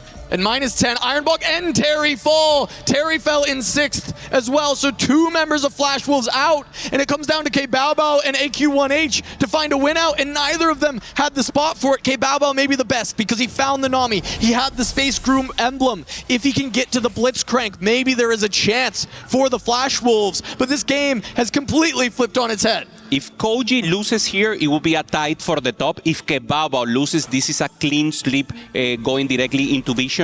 AQ1H trying to hold, and obviously doesn't have removers, so it could be friendly fire here, Cass. AQ1H is going to run into K-Bao Bao. Did they sack for Kiyui? Because that would just seal it. If Kiyui can win, he is safe. He's going up against Zenbai. He does have the items onto the Corki, but the Corki is not strong at this point of the game. The Akali's still alive. AQ1H is going to take down K-Bao Bao. It is a very minimal loss, but if Kiyui lives, then they will win that round. Kiyui does live. Vision gonna take game 1 over the Wolves in a blowout from a position that looked like they would be the ones getting blown out. They played in an elite level right now, forcing Flash Wolf to use the removers later into the game, and now AQ1H could not transfer the HP. They knew they could face off. They knew it was a possibility, but he couldn't go Creeper. If you sell a unit directly, there's not a possibility to ramp up here, Cass. He had to play it out, and in the end, friendly fire makes it. We call them blowout wins when you have 3 in the bottom 4. But this could not have been closer. 2 members of Vision. If a single unit extra remained on the board of either of those losses, they would have been out in 8th and 7th. But on a knife's edge, they're able to turn things around and slice down their opponents. The smiles coming for Kuyoi there, and finally friendly fire. AQ1H being so strong here, Cass, facing his opponent and not having a possibility there to pop off. Game 1 of our semifinals done, but plenty more to come. Flash Wolves versus Vision returns in a moment.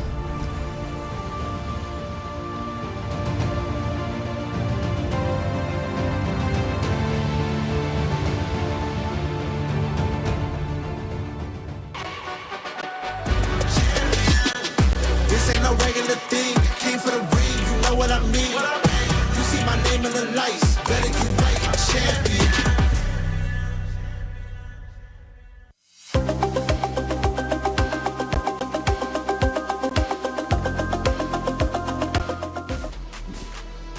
What an exciting start to our finals day at TFT at EWC. My goodness, Vision off to a tremendous start. It looked a little rough at times, but they managed to get the win. And we got a lot to talk about because, man, oh man, were the results exciting. Dobbs, Clement, great to see you both here. Now, first and foremost, Kuyoi, I thought was dead for the longest time. He goes on the loss streak alongside that Emoji. But all of a sudden, Moji, he elevates himself up. We're thinking, Kuyoi, let him go, let him die, but he doesn't die. He refuses, and he goes until the very end. Vision get a clean sweep. Yes, I feel like this match is kind of the revenge match from the group stage, and differently from previous matches, the strategy from Flash Wolves didn't work out.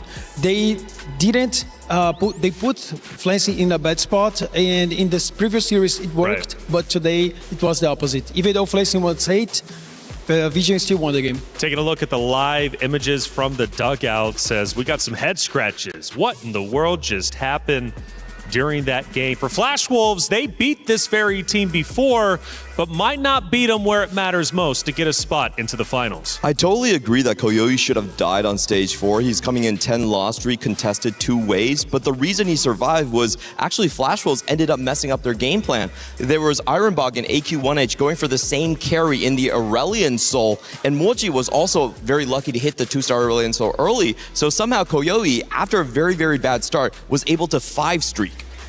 Because of a mistake from the side of Flash Wolves. So Kuyoi, so that's what I'm thinking. He shouldn't have been alive as long as he was, because I was thinking he was dead. I was actually talking to, I think you in the green room, and it was like, Kuyoi, let him go. He's going for the same troop pool as I think it was one of his top players, and it was like, why is he still up here? Regardless, though, when you're playing that lose streak, it gets intense and it gets tight, especially when you start going 9. I think he finished at like a 9 loss streak. Yes, and on this case, Kuyoi and both Moji, they didn't have great success in the first previous matches. Right. And Kuyoi, he actually had 0% win rate so far. And Moji had 30% up in 8th place. So I feel like the players that was not doing a very good job until here, they showed up in the semifinals, and that's a huge statement from them. Clement, we've got a moment here to look at. We'll pull up our first action of game number 1. And I believe this is going to be towards the tail end of things where Vision starts to take control and take the win. This is unfortunately where Flash Wolves were facing each other and blew each other out. We can tell from K-Bao, his game plan was just to contest whatever Flancy was playing. He wasn't expected to make it out. And AQ1H, he only hit that Aurelion Soul carry in the very last round because his own teammates were actually contesting him. So going back to the beginning, it was very easily to see that Flash Wolves had a 60 HP lead. So you mentioned they messed up. Let's go a little bit deeper. Where did Flash Wolves drop the ball? Well, I feel like they came up with the same strategies as the group stage, and it worked out because back in the group stage, Moji was not doing very well. Neither was the other player that finished at a very good spot. And Terry, in this time, he started with a great position, had a ton of win streak in the early game, but he didn't find the success to cap high his board late game. I actually just heard the comms, unfortunately, coming through a little bit at the end right there, and Flancy just said, no, he should have played Shepard, but I was holding LeBlanc's. So he actually went into the same line as his teammate right there. So a little bit of mind games early stage 4, really helping the collision on Flash Wolves. But going back to what you said, they highlighted Flancy during the first matchup in groups. This time around, they don't. So going into this, Vision must have realized this is going to be their game plan. Maybe lift Moji up, because going into the analysis during the pre-show, Moji is considered the brains of this roster. So he knows they're going to try and isolate and play against Flancy, being the X factor that he is. But Moji says, no, we're going to go ahead and allow myself to elevate myself up, and Kuyui as well to be a star player. Honestly, I didn't feel that they were going to do that. Their strategy are very clear. The only two players that were shining on this roster was Zembai and also Flancy. They have up to 50% win rate so far, but this is a great thing. On the last day of tournament, having the other two players a moment to shine, this is the moment. So if they can pop off on the very last day, they might have a chance even to take the title. I think they've got one of the best chances. Team Vision is looking stellar. And as for Riot, hey, watch out, we're heading to Vegas. The TFT Open is coming back to Vegas. I just hope there's no conflicts. Why would there be? We're bringing the first North American Regional Championship to Vegas. So excited. Cool model. Thanks, it's extremely fragile.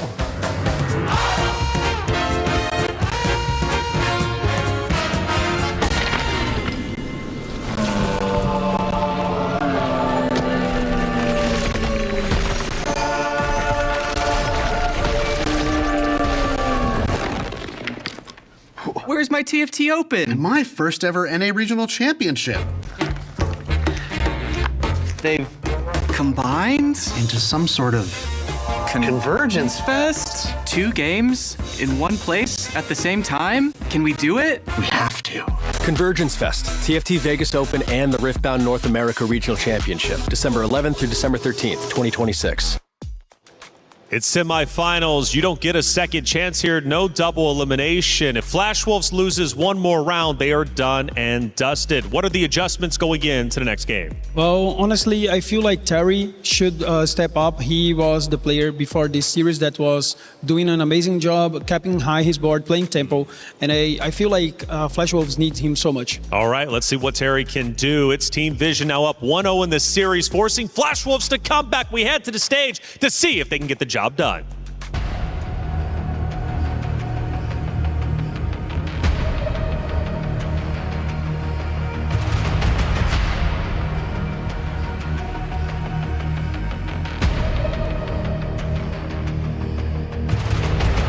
In a rematch from the group stage for our first semifinal, Vision versus Flash Wolves. Vision has gotten the better in game 1. Even though they fell to Flash Wolves in groups, they've had a wild ride to this semifinal in a wild first game where we had 2 players on the brink of elimination be able to bring things all the way back for Vision. Hubeson, what do you think going into game 2 of this semis? For Flash Wolves, it's a mental reset. It's the possibility they already have the individual performance and they played a great individual game. But as Clement said in the desk, they had the same carry, they have the possibility to go in a different direction.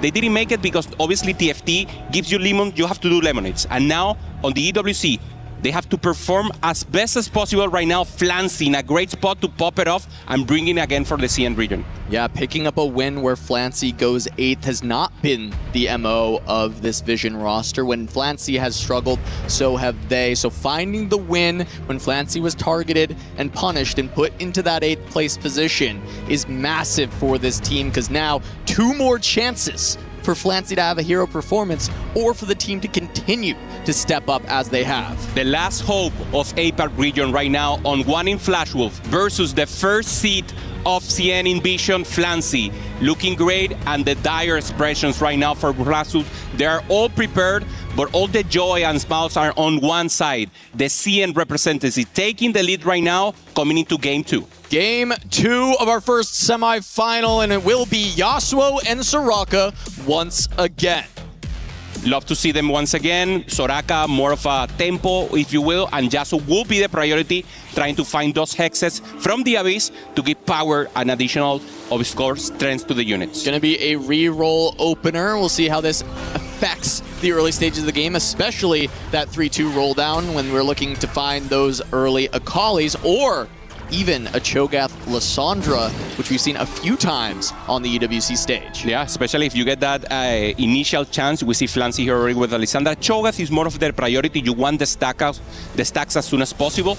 And of course, the game needs to give it to you. Flancy for now, only having maybe a meeple start, doesn't like it. So knowing he has the rod, he wants to go directly for the Teemo and try to think of a Guinsoo together with the Blank Serpent for Stargazer. Is not a priority, so probably will not see it throughout the game. Yeah, notably, Flash Wolves was the main team that was also playing Jinx reroll, and it's not that these 5 rerolls mean we're going to be going towards reroll compositions. However, if there are reroll compositions you're looking for, you get to gain the value of that earlier in the game than some other comps may actually be getting. Speaking of that Cho'Gath, we have a pair of them for Kayoi that does not end up finding the upgrade, at least on stage 1. Has the Timebreaker set also there together on the store, trying to think about it, but of course already having 2 Cho'Gath should be the priority. Koji, I mean, self-renowned the Immortal right now, didn't lose in last round, was so close to elimination, and in the end giving that additional point for the team to win the first game. Trying to find a spot right now, has AP items, so in a good spot to try to pressure. And of course the mana, the tier, that is great for any tank items in the Cho'Gath. Now let's have a look at our first augment selection of the game, plus those 5 rerolls coming in from the reroll opener. Walk me through it. Silvers for us here, Hoope. Yeah, slightly magic roll is the default. Always good value. You get gold, you get items, you get bounty. There it is. Yeah, perfect spot. That's 10 gold, holding units in the bench, having the possibility to pop off, be strong, and of course have presence coming into stage 2. Yeah, for Kayoi, that was a brawler upgrade with the Rek'Sai, being able to match that up with the Cho'Gath. Doesn't find the initial upgrades. That board still looks like it could go in the Cho Lissandra direction. There's a pair of each available, as we see AFK as a potential option to be picked up as well. This is very heavy econ start if you want to go for a loss streak perspective, but I see an Akali on the board already for this, and it will be AFK with a pair of Akalis for Senbai, which with those additional 5 rerolls is going to be a lot of value to try and get into this Akali line quickly. Yeah, Flancy was talking to him, can you maintain Lustri with this? No, I'm strong. I have 2 stars. Okay, but you have AK? Yeah, okay, then pop off on stage 2, and that's exactly what they're saying. They're already thinking about how they're going to win the next stage. This is perfect to see, and of course, Senbai now taking some water, totally AFK. Is AFK? I mean, for 3 rounds, the game will play along for him. Yeah, so Senbai not even allowed to take game actions at this stage. We'll see how these streaks start to play as we get a look across the lobby. A lot of slightly magic rolls. There is an additional AFK on Moji's board. So 2 players from Vision going to take a hydration break while the rest of the team plays on, and that allows you to sit back in the quarterback chair and let everybody else know what we can be doing since they're not allowed to play the game. I like what Moji's doing. Even though he cannot take action into the game because he needs to wait for the FK, he's talking, he's checking all the boards, he's giving information to his teammate to make sure they have a plan, to make sure they already know the outs, the line that the adversary are defining, and of course make a plan for the mid stage. Yeah, meanwhile for the Flash Wolves, there's a lot more combat and items. We see a Carvapath here from Ironbog, gonna give that sword. There's a Bandit Thieves for Terry, and really the main win-out opportunity is going to be K-Bao-Bao's branching out if that can find a proper emblem. Yeah, anything good here will make the difference, especially in the early game. Trying to pop off, trying to give pressure. K-Bao-Bao was one of the players that lose gas in the first game. He started strong and then just lost all his HP. AQ1H playing a Veigar here. The game was telling him, play Meeple, play Meeple. It's not a premium comp. He decides to go into it, take a loss, but I mean, it's what the game gave him. Yeah, I mean, if he commits into Veigar, we may have some concerns, seeing as how T1 tried to play that comp twice and took an 8th each time. Veigar has definitely had some struggles on the EWC stage, so see if that ends up being the position he commits to. We see an early slam of a Ginsu for Flancy can lead towards that potential LeBlanc in the late game. Yeah, also makeshift Arnold is a perfect augment for him. If you don't have a tank with units, he's already stronger, so he can really index into LeBlanc. He can really index to a support unit also in the back, getting the heal cut, getting the additional chances. So great chance for him. K-Bao-Bao looking for the loose trick, holding the jacks there in prison, the jack, making sure he's able to do the economy with the full loose trick right now. Vision knows this, so maybe someone will try to face it up and make sure he doesn't have a pop-up possibility. Yeah, you need to check the emblem. Yeah, initially the other lost streakers were Moji and Zenbai, and they can't play the game until soon after, right? Until the next round. So, of course, Kebabao trying to position in a way that will lose to both Moji and Zenbai. Okay, decision here, Storm Hex. So once again, stuns, more of a backline angle. Normally the priority is the front line, but of course, these additional resources and being able to take the unit in and out of the Hex is great in 4v4, having a chance to make yourself weaker without the use of the remover. We see Nova Emblem also coming in here, so that will be the possibility. Probably Skebaba, I think is the only one having that chance, and of course, will be the one contesting the Akali line. Yeah, but the Akali line's going to be difficult to contest into because of Zenbai having the AFK and 2 copies ahead of time. But with the Nova emblem, at least the cap is higher, and the consistency of getting to 5 Nova without having to find the Kindred is massive. Yeah, need to find the items also, already having half of the Gunblade that is priority, of course, trying to find the Striker Phrase to have a chance. And now thinking about it, do I make myself a lot weaker? Can I maintain this with low HP and Terry? Looking good here right now with the Jinx, also with the Primordial start. Yeah, could see that Jinx reroll that we've seen some Flash Wolves time and time again. Going up against Zenbai, who did end up losing the breaking the loss streak, so did end up finding a win as Terry is going to be able to take him down once again. Ironbog versus Flancy, though, that is to keep a full win streak going. Flancy did have the Teemo with those items. It's going to be tough for Ironbog to get there.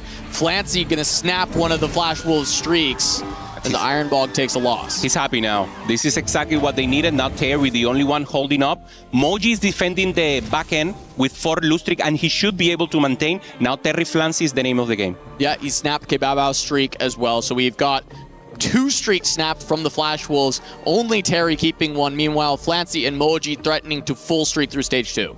Kebaba here holding strong. He should be able to maintain the lose streak, and of course having a chance there to pop off. It will be very interesting for him. Does he roll on stage 2 or stage 4 trying to find the Akali 3-star? Because Vision is really defending here and try to avoid. Moji finally out of the AFK, looking for a chance here to break Terry's board, but he's just weak right now. Yeah, this should be Terry being able to keep his streak, which also likely means that Flancy will also. We do assume Flancy would have gotten there. It feels like Flancy is probably even stronger than this Terry board, so this may be best case for Flash Wolves not having Flancy rotate into it. A hit here for Zenbai, having the lose streak in 2 right now. Koji, 3 members. This is not what you want to see about Vision. Only Flancy, the one maintaining, the hero for the team. A player that already went second in Tactician Crown. And he doesn't like it because he knows he will need to stack for the rest. So Flancy in the decision here to pop off and then help the 3 other members not lose at more HP. Zenbai with the 2-star Akali already, and 3 members of Vision holding Akalis on their board. Moji, Kayoi, and Zenbai all having Akalis. Gonna make it really difficult for Kebabao to even find his first copy if they keep holding as many of these as they can. Terry will be the one to watch here, trying to find something else. Zenbai also trying to hold there. Doesn't use the Hex so far, just to make sure he uses it for the positioning in the middle stage, probably right now. Will he roll? They will wait one more. So 3-2 will be the name of the game here. Kahu finds the Akali earlier. Already Zenbai having the Akali 2-star has a chance to find the 3-star as soon as possible. And Terry holding Miss Fortune. Has the Miss Fortune 2-star. And this is a great spot right now. He will maintain an impulse. He will pressure a lot more. And the momentum coming in for Frostwood now. Yeah, this is massive. Look, he finds a Morgana on 3-1. So just as a 1-star, that can actually still be a very solid tank for stage 3. And the upgraded MF means he doesn't need it to hold on for that long because his damage is there. Great for him going up against Flancy, and he could take away here. The Morgana should be able to hold the line. Flancy knows this is a difficult spot, and this could be the changing spot or the inflection point for the tournament and for the game. Morgana does get a cast off, which should be enough time bought for the MF to get there. It is 2.5 items on the Teemo, but now the second item slammed on for Terry. He wants to ensure he gets the win. Was it too late? No. Just in time. Terry gonna break Flancy's streak and keep one of his own. And with that misfortune, it might be all of stage 3 that he can streak. 100%. And Terry, this has been the tempo player for them. This has been the player that has been popping off, that he has preserved HP to then help the player. And coming in again, this could be the difference for Flashwolf. Yeah, we see a couple of artifacts being offered to Moji, either Divine or Standard. Artifacts have been a massive factor in this EWC, being able to find some major upgrades to your carries. We'll see what Moji ends up taking. Apotheotic, so going for that Divine possibility. Soraka is the default, probably going for frontline. Having the possibility here, Senbai group hop, different, but no, decides to go only for combat. And Moji goes for Ari's Blessing. That's perfect. Additional damage, and of course trying to pressure and have a possibility there to have additional performance and damage, if you will. Yeah, and Moji's still not fully spending money. Happy to keep the loss streak rolling. 70 gold in the bank, level 6. Senbai does find that Akali 2 we talked about earlier on the 4 Nova. He will need to find that Kindred, but he has plenty of time to do so. Goes against AQ1H, who is playing around the Veigar for now, but with those items slammed, that is looking to be a LeBlanc. It's the interesting here. Senbai use a remover, so only have 5 right now, and we know that remover is so important. AQ1H didn't find one in the later stage of the game, so they decide to pressure a little. I think that's what they do normally. They use the remover in stage 3 to preserve HP, but then you need it at the end, so they need to be careful with the resource management. On board with Senbai once more. He finds a couple of 4 costs at level 6, but not the Kindred that he'd be looking for. Early Master G there, just trying to get an additional unit here. Gets the drone from the Psionic, also to have an additional power for the Akali, lacking that item that is so important, the Striker Flare, to really give a burst damage and be sure to heal that Ornn into full each time they cast. Goes up against Moji, who is still looking to loss streak. 50 gold, level 6, has not pushed further. Does put the Foxfire on to try and pick up a couple of extra kills onto the board. Make sure he's not taking full damage every fight, but takes nearly just that. Terry against AQ1H. AQ1H actually looking pretty strong with this Veigar, but not enough to beat Terry, which is good for the Flash Wolves. Yes, AQ1H does lose his streak, but Terry, 100 streaking through stage 3, is a great way to position him to even look for win-out possibilities, as we do have our next pickup of the Gods. Cryogenic Hex going to be picked up by everyone. This is so powerful for the front line. And for Terry, he already has a Morgana, which is a great user of this to be able to get extra cast, keep her alive even longer. Yeah, especially ideal for the reroll, but as you mentioned, Morgana, the best tank in the game, having Cryogenic already, just mean that compositions that have possibilities to ramp up in the layers of the game, HQ1H playing with the Guinsoo, thinking about the LeBlanc, that's exactly what you want to see. You want to see something that gives power to the front line and give additional time to your carries. Yeah, it was Archangels and Ginsu's, right? So it's everything. Everything. It's very, very beautiful to see that pickup for AQ1H, and he now has increased cap-out capabilities as we get on board with Kabaobao, who has found the Akali 2. This was something we were worried about for Kabaobao with how many copies were being held, how long it would take, and that means he gets to have 5 Nova on already because of the emblem. He doesn't have to find the Kindred to get his composition online, and he can start looking to turn around and find a win streak, and he already has the first 2. Unfortunately for the Flash Wolves, he rotates into Terry. Yeah, Terry is also very, very strong right now. Normally, you should be able to maintain the win streak here for Terry. They decide not to stack. It's perfect position. They're both in a good spot, but they really needed to hit Senbai, Koji, Moji. They're both in the 3 of them at the bottom here cast, and if they pressure, if they maintain tempo right now, Flash Wolves can just blow it up directly without thinking about having a win-out player. Yeah, and with how strong Terry's board, you'd be confused as to how that loss happened so massively, but guess what? 5 Nova's pretty good, as it has been throughout this tournament. He's able to get a lot of value there. As we take a look at Kuyoi's board, he ends up picking up that Spreading Roots. He gets a Challenger and a Nova emblem. Nova, he's going to allow him to play 2 Nova very easily, but of course he's not in that 5 Nova line, as we are seeing from Senbai. Yeah, using it for now. I like the decision, at least for tempo. So Challengers has a possibility here. Nova, as you mentioned, just for the utility. And then maybe keep one just for the utility, and maybe because he has AP, he doesn't use the Challenger. He can try to reforge and get something better. Yep, on board with Flancy. He's found his LeBlanc that he needs to set up for now. He'll be contesting AQ1H, as you see on the other side of your screen. AQ1H yet to find that LeBlanc yet, but he is just on level 6. We'll see once he starts pushing and trying to find those. Flancy should be winning for now. Good backline. Front line, of course, powerful from the makeshift armor. Really good augment to pick up when you're going towards Shepherds because you're also getting that value on the summit. For Flancy, already getting the units there, preparing the Karma, but yeah, thinking about that LeBlanc to transfer items, having still the Veigar is so huge, it's so difficult for him. Ironbog taking here a spot, and finally Flancy. Good spot. Aura Blessing also here for Moji, has the front line, only a Cho'Gath 1, so he really needs to roll on level 8, very close right near Cass. Only 20 HP to roll, so probably he will be the early roller for Vision. Yeah, he's going to have to look. This is a scary position for Moji, but he is pretty rich. He's got 40 out of 60 on the XP so far pumped. He doesn't have a lot on his board, but he will have a lot of gold to roll with. This is going to be a massive roll down for Vision once more. We've seen them in the spot last game. They're at the bottom of the tables, but they found the units they needed to stabilize. Will Moji be able to stabilize here, or will it be yet another 8th for him? Also very important, the recognition of the rest of the carries of the board, having a chance here to make the decision. Both rolling, trying to find the units. Already found a Mighty Mech and an Aurelian. Pair of both of them. Moji hitting all his units to set up this board. Can he find the 2 stars? He still has 30 gold to work with. There's Aurelian. Can he get the Mighty Mech as well? Does he even need it yet? He's already stabilized the board quite a bit. Even picks up a Blitzcrank to hold Karma 2. Backline fully there. Just needs the Mighty Mech upgrade, and he is fully online, but with the cryogenic and the items, he's going to be able to buy a lot of time for this Aurelian. Yeah, it's a good stable board because he has the pair. So even though he doesn't find the mech 2-star, he has the pair, so it's easier for him to find it. He should not be contesting in an easy way. And of course, a great angle here from Moji to try to ramp up. Already did it in the last game. He started slow, he started low in HP, and then push it for the team. Fantastic roll down for Vision. Going to be able to get Moji out of this dangerous situation that he's in. Iron Ball going to take a loss to Zenbai. So big wins across the board as Koyoi picks up the win as well. Everyone at the bottom from Vision finds a win in this round.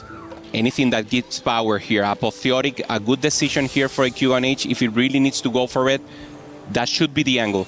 Flancy getting 2nd win to add to the makeshift armor. This is a really crazy combo for keeping your front line healthy and buying time for this LeBlanc to scale. Gets the Nunu 2, more frontline upgrades. Even though this is a LeBlanc 1, if she doesn't get wrapped, the tankiness of this board is immense for Flancy from these combat augments. Yeah, even the summon here has the damage, the additional defenses here from makeshift. So in a great spot, Flancy, as you mentioned, not having the LeBlanc, and probably he will not have it in a long time, not even the pair for him, but looking good here from Flancy, high in HP and being able to preserve. On the other hand, we see the LeBlanc too. Yeah, it's the same with AQ1H. He's on LeBlanc 1 and he has to find the other copies. Both of them are missing the pair, so really both sides struggling to find the LeBlancs. Plenty still in the pool, and it'll come down to who has the better front line. And with these augments, I think currently it's Flancy, but he faces up against Terry for now. Terry is looking at that Jinx reroll. We called it out early about the fact that Flash Wolves like this comp, but he hasn't got there yet. He's holding on to the Kindreds as well to try and deny that as much as possible, since his teammate Kababao does not need it with the emblem from Nova. Terry has good items on the Velvet, but still Velvet 2-star, still don't having the Rek'Sai, so he's lacking so much. He's not rolling and being very deep there from getting it. Corki 2-star coming in from Ironbog, doesn't find the Rammus. Yeah, Corki Nova for Ironbog, as he also ends up with a Nova emblem and is able to get 5 Nova onto the board. A bit of a cook from Ironbog here. This is not exactly the standard board that we've seen time and time again, as it is a Marauder Corki with Nova in. And as you mentioned, 2 or 4 Marauder, and that emblem often just sticking you at 3. Yeah, living in a bad spot right now, Flancy. Placement here, trying to go against Ironbog. The Corki versus the full front line. Front to back for both of them cast. Can they access the back line? Can Corki get to that LeBlanc, or will Fancy take it because of the Nunu? Yeah, the double Giant Slayer is going to give a lot of damage through, but the Nunu is going to cryogenic. It's going to buy it time for another cast. It doesn't get that cast off, so it comes down to Corki. And Akali 1 trying to assassinate LeBlanc doesn't quite get there. If she had a little bit more strength, she would have done it. Look at LeBlanc's health. 1 star is enough for Flancy to get that win, and it's a massive one, as Koyoi does fall down to a single life. Zenbai at 16 HP could be in danger as well. Starlight Hex once again gonna be on offer. A mirror of our previous game with the Yasuo choices. Yeah, ideal for the Nami, Mana Regen also coming in and get the space group going each and every time. And of course, players thinking about the moment in this game. This is pivotal moment. They need to win it out. They don't have gold. Everyone is pressuring stage 4 and no one is going to level 9. They need to play the scavenger game right now. We have seen this place before. Flash Wolves, many at the top of the tables. Multiple blinking health bars for Vision. Kiyoi, Zenbai in the spot. Kiyoi last time able to stabilize and escape, and once more he's found his units. Nami 2, Morgana 2. Meanwhile, Kabaobao does have the Akali online, does have the Nova, has been on this 7-win streak. Can he lay down punishment on the members of Vision? Not for now. He'll face Terry, who has since found his Jinx 3 and his Rek'Sai 3. Yeah, Terry's so much stronger right now. Really needs the Velvet also. 2 off. We see that they're in the bench, just trying to find that additional one to get the additional damage and to get more value out of the artifacts. Going against Kabaobao. Friendly fire, but they're both pretty healthy right now, so it should not make a difference in the end. Yeah, and you can just see the power of this Akali composition. Even with the 3 stars for Terry, it is not better than the 2-star version of the Nova comp. AQ1H going to take a loss to Zenbai. Is Kiyoi still alive? He is. He gets a win, and Ironbog takes a loss. Wins across the board for everyone on Vision except for Flancy, who may have sacked to his team. The HP is collapsing once more from the Flash Wolves. The value's getting closer and closer, and we could see a repeat of game 1. And for Ironbog here, just working with the Akali one, decides to make the trade right now. Making it here, everything goes to the Corki. So flexible here for Ironbog, thinking just about making sure they send Kujoi or send by 8th. That's the decision. That's the mission right now for Ironbog. He instead will find Moji, who is now going to re-slam his items. He has fully got his composition online. That Mighty Mech pair we saw earlier has manifested into a 2-star mech that will be able to cryogenic re-heal up as the Aurelion deals all the damage. Corki is trying his best, but his best is not enough. The Nunu CC is there. The TK falls. Ironbog on a 5-loss. Corki cannot be stabilized in stage 4, and it only gets worse in stage 5 as Kiyoi and Zenbai both able to continue winning. Terry on a 5-loss as well. The lines collapsing for Flash Wolves. We see the expression there for Ironbog. He knows he's in a dire spot right now. Nothing else to be found. Trying to find anything that helps him. Additionally, the Akali 2-star cast. Not finding the Akali so late into the game, now on 4-7, it just doesn't look like it's enough. Terry stuck on level 6, no Belveth still, even though he finds the Jinx, he finds the Rek'Sai. Being so behind on the levels in the lobby is just too punishing. Terry on that 5 streak.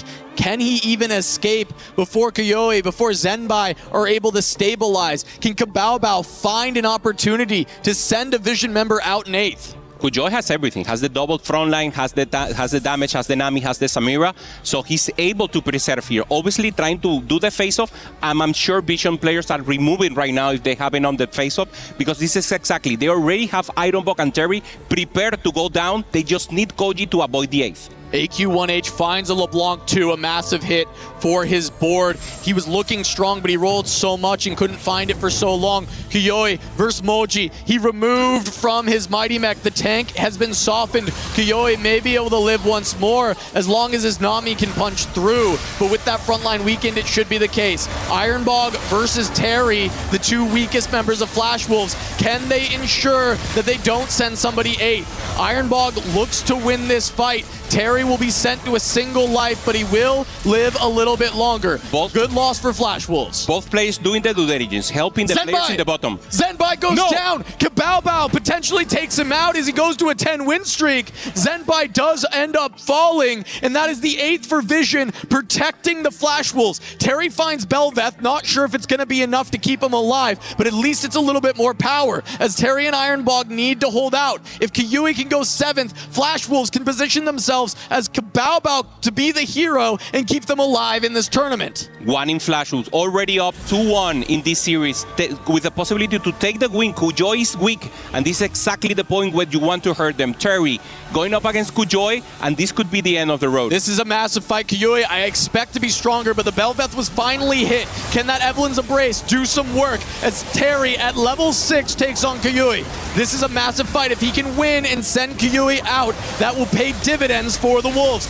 But this Cryonic has already popped for Rek'Sai. It has not for the Morgana. Too much tankiness. The stun comes down. One more cast from Jinx. It doesn't get there. And Terry goes out in 7th. Iron Bog, is he still alive? He is, as Moji and Flancy take losses. 5 and 9 HP respectively. The line's collapsing now for Vision as they have only single digits for the rest of the team. Tough spot right now for Vision. They already lost the first one. We see Moji here. He had to stack for the team, and now he's in a difficult spot. Only 5 HP for him. Flancy is also low.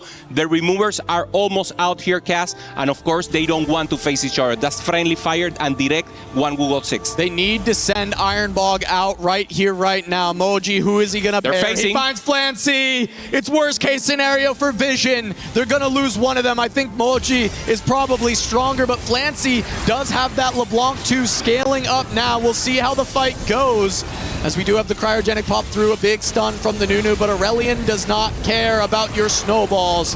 The stun onto LeBlanc, her damage not able to punch through the Mighty Mech just yet. And it will be Moji, it looks, taking this down. The AoE too much. Flancy will fall.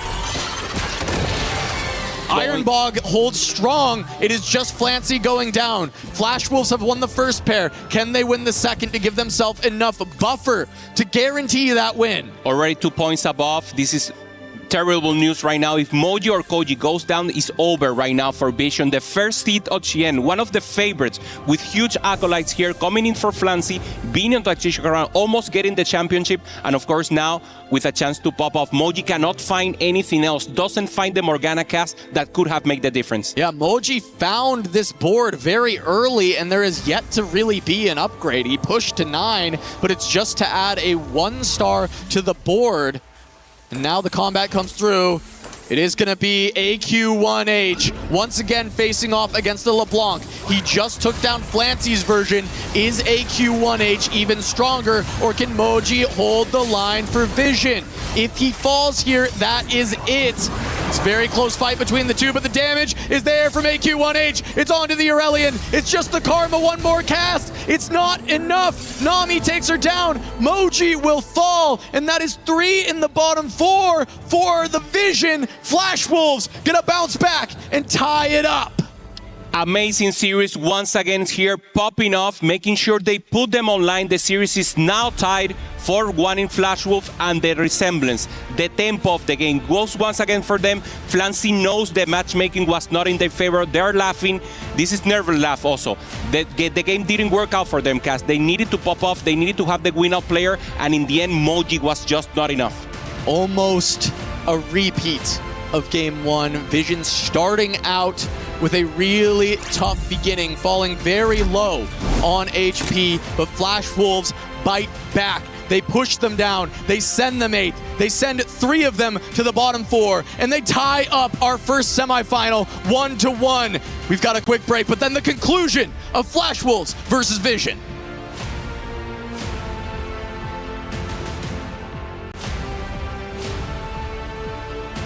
There. For every click, every clutch, every respawn. We were there for the years of grind, and we're here. Now, the proud founding partner of EWC, powering the biggest event in gaming, shoulder to shoulder with the world's best, making history. Greatness deserves a stage. Lenovo Legion, reach your impossible.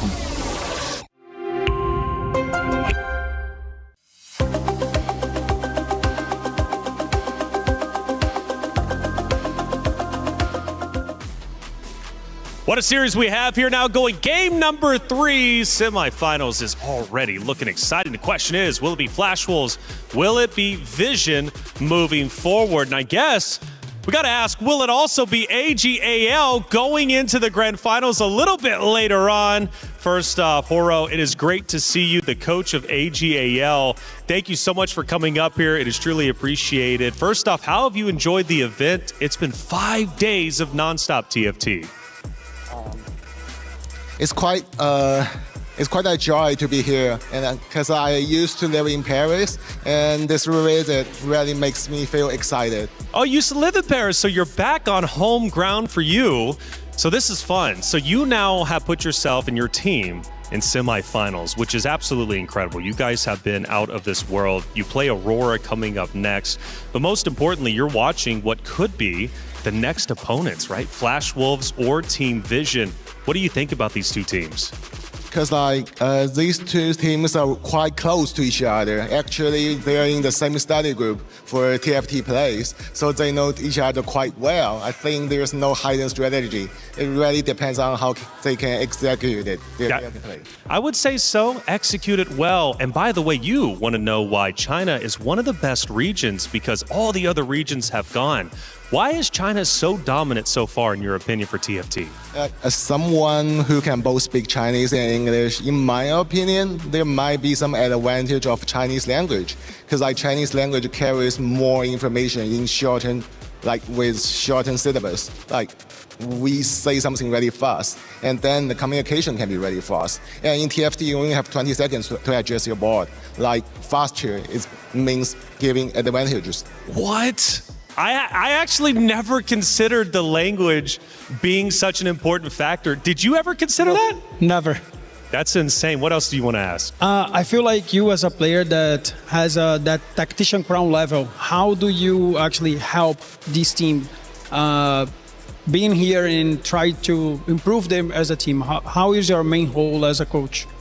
Yeah, actually, because all my players have been to tactician crowns, and they have 3 second place combined and 10 appearances together, and which means they are really good individually. But still, in 4v4 gameplays, they still need someone who is not playing to see if there's any misplays and also miscommunications during their 4v4 matchups. So we saw the dugouts just a little bit ago as the players go into it. You know, that's your locker room, if you will, to talk strategy. You only have a 7-minute turnaround in between each game. That's not a lot of time to break down a long 20, 30-minute game of TFT. What's the big things you're looking at adjustment-wise as a coach for the roster to maybe adjust going into the next game? I think just if they make some serious mistake, I will point out. But if it's minor mistake, I would just encourage them, no worries, because time is really short. It's no time to really recap everything. So just how to say that? Bravo? Yeah. Just go back and fight, man. Get in there and bang. With all that confidence, how are you guys from AGAL are actually winning against the winners of this series? I think sure we'll beat Aurora and see maybe Flash Wolf or Vision in the finals.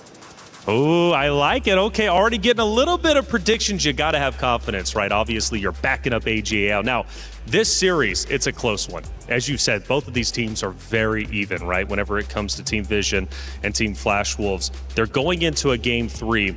You as the coach, you see things differently than maybe us on the desk would see.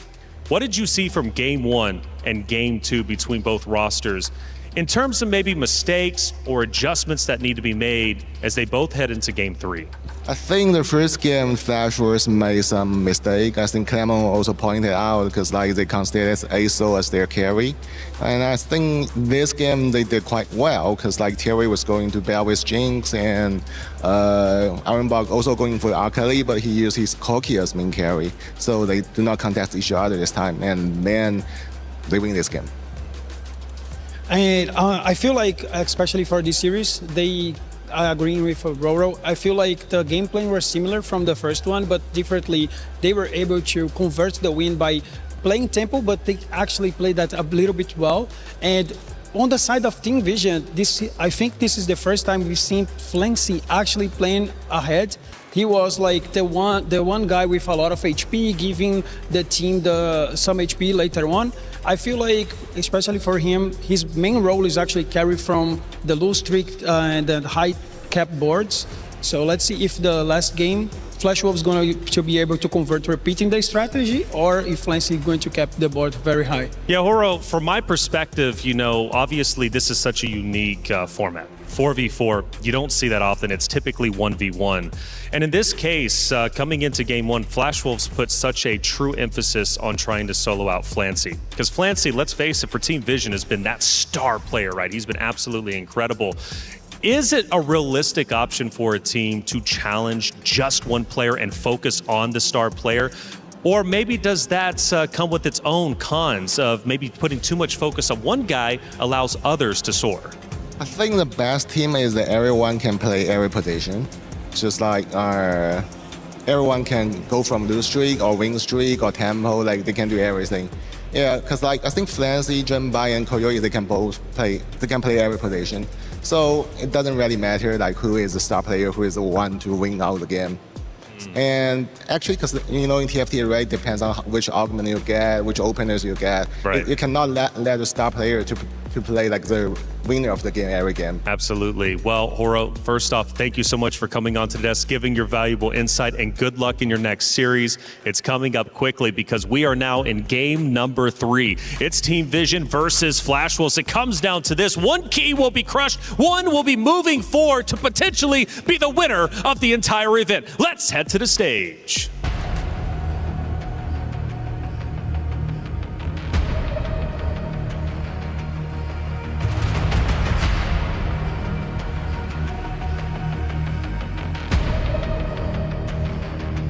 Final game of our first semifinal of the day. Flash Wolves versus Vision. Flash Wolves got the better of Vision in the group stages, but Vision bounced back, made it all the way to the semis for the rematch. It went all 3 games last time, and they have not disappointed once again. Hoope with 2 absolutely mad first games. We'll see what does Vision need to bounce back after this loss. The first seed of Chinese, the CN region, they already won it. Koji, the Immortal, Moji with a comeback, 1 HP from Flamsy and Kujoy in the first game, popping it off and making the win for them. Second win was Flash Wolves doing the tempo cast. AQ1H playing that Veigar, playing tempo, playing aggressively, and of course Terry with that misfortune, making sure that Vision stayed online. We'll see if Flash Wolves can complete this reverse sweep in the series. It started with a game that felt like it was theirs, and it slipped through their grasp with just a little bit of HP remaining on the members of Vision, but they were able to punish the Lost Streakers in Game 2, going a little bit against the strategy we had seen previously from the Flash Wolves, where they played for the Lost Streaks, they played for the win-out potential, and instead playing tempo, punishing greedy positions from Vision, and we have one more game for them to adjust. We saw their Moji, that's the player that when he pops off the play, the game is winning for them. Once again, Yasuo, and we're going to start with Ari. So more possibilities to go high level here. Yep, Yasuo and Ari for the start, and a prismatic finale to finish things off. So we will be getting that prismatic at the end of the game when players are trying to cap out their boards and find their final positions. Kebaba, a player that has been so prevalent here for Flash Wolves, already been in EWC, already played with Flash Wolves in the past, now with a chance to up even again. They went top 8 last time, now already top 4 and 1 game away from the finals. We are going to get the start here. Both of these teams looking to fight to that final. As you mentioned, Flash Wolves making that top 8 before. Flancy having not the performance he wanted in previous years, but wants to be able to bounce all the way back, find that finals berth. AQ1H now finding the early Akali. This is exactly what you want to see. Akali has been one of the most prevalent units, if you will, for the tournament, and already having the possibility to defend early, especially if you get good items. Half of a Gunblade always good here, and AQ1H is one of the most flexible one. He knows the line. He's capable to play for the players. He's capable to play defense, and of course, checking the arbiter to see if we can print some Leona in the early game. No Leona print, but does have the opportunity to take Econ, but he decides without the Leona print, it might not be worth taking the Arbiter and instead just going to play around the Novas in the early game. Additional chances here. Also AQ1H, a player that since he went to Tacticia Crown the first time, he just popped off. Being a representative for the APAC region, being one of the best players in the world right now and having a chance. Terry, this is the wild card that we have for Flash Wolves. In the beginning, in the group phases, when he popped off, Flash Wolf won. When he didn't perform, Flash Wolf lost. So the name of the game will be, can he be able to do the same as he did before? As you can see, Terry playing around just the solo Leona, so he can make 10 gold on 1-4. Able to get there, just to get a little jump start of that Econ. It looks like Senpai was also able to do the same. We do have golds to kick things off. We'll have a prismatic at the end, but we will start here.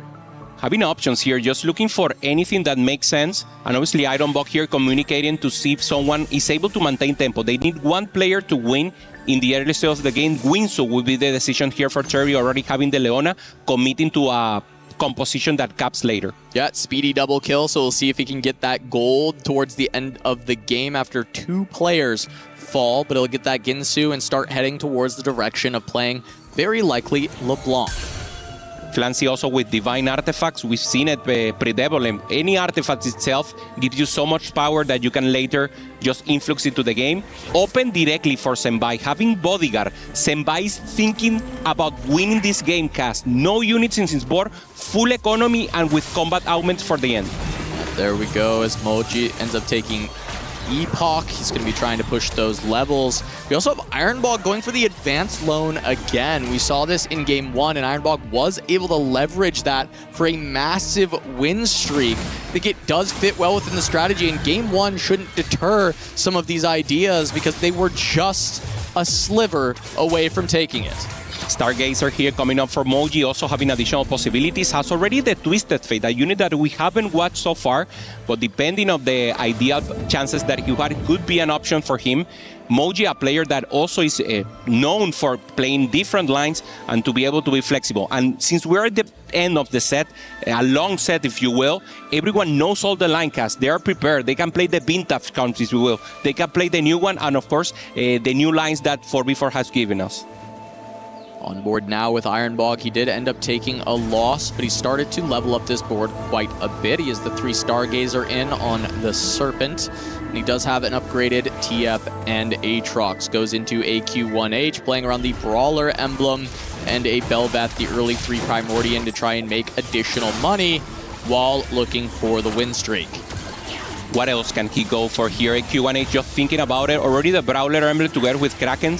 Thinking about, normally this is Master G, this could be an additional possibility. What you know is not a good comp, so probably will just stay defending the Akali, trying to preserve HP in that round 3. That is so important, very difficult to navigate, and of course any option that you have makes sense. Ironbog, one of the best players in the APAC region, and now trying to have a chance to bring the joy once again for the heroes. Yep. Senpai open, Terry fully open also. They opened and they matched into each other. As you can see, that streak at a 0. They got the draw, so they matched into each other after the open fort. Terry successfully finding the grief onto Senpai. We'll see if they continue to open from here due to how much econ they've been able to make early. They were able to go to 10 on 1-4 using that Leona, so now they're both kind of wealthy in that way. They may actually buy units now, though, because it will be easy enough to keep losing from there. Makes sense. Moji here with the Cho'Gath holding angle and having a possibility. Cho'Gath is very good if you find him early. Only having 2 units right now will probably mean tempo from Moji. Ironbog having the Lulu, has also the Twisted Fate and a confirmation that is Altar. So it's a good spot to play Stargazer and have a chance to maybe pop off into it. And not a win-out composition if you will cast, but they're able to roll and maintain the tempo. It could be very good to preserve HP. we go. AQ1H will end up losing the streak. Flancy going to keep his. Only one player can fully win streak stage 2, as we do get the hexes once again, Cosmic Hex, and just 6 XP. We see actually a lot of players going to Ari, trying to get that extra injection of early econ. Yeah, either normally Cho'Gath, something in 3-star is good with the Cosmic Hex. We saw some players going into that line, but you really need to have a tank. It's percentage HP that you will get, so less players are going into it, but the ones that are, they have a good plan, and they could have that beefy front line to then ramp up later. It's infinite scaling throughout the game. Yeah, infinite scaling available, so anybody playing around either the Leona, the Cho'Gath, those are going to be the lines that are looking for it. Kiyoi on the treasure hunt. That will be pretty much always going into the Akali line from what we've seen. Treasure hunt Akali has been very powerful. Salpimi was someone who was getting it very frequently early in the tournament from the Weibo side, so we kept talking about that there, but the rest of the teams are also still looking for it when they can find the treasure hunt. Flancy also protecting here, just trying to find anything additional. Has the primordial start, looking for the third one, and Terry already committing to the win, so we already knew it. Has the Timo right now, and thinking about later stage of the game. No one with lose streak, so the lose streak players will not cap out cast. They will be later. So the inflection of gold, the inflection of HP for them will be more difficult to navigate. Yeah, it's going to be a lot more about keeping these win streaks, about playing from advantage, and we've seen Flancy do it in the past. Can he do it again? He does have the Thresh's Lantern, which does allow for an increased cap out potential, as you can get an extra 5-cost 2-star on the board partially way through the fight. We usually see Blitzcrank as the main target for that later. So Flancy with this massive early streak, can he just continue to hold it?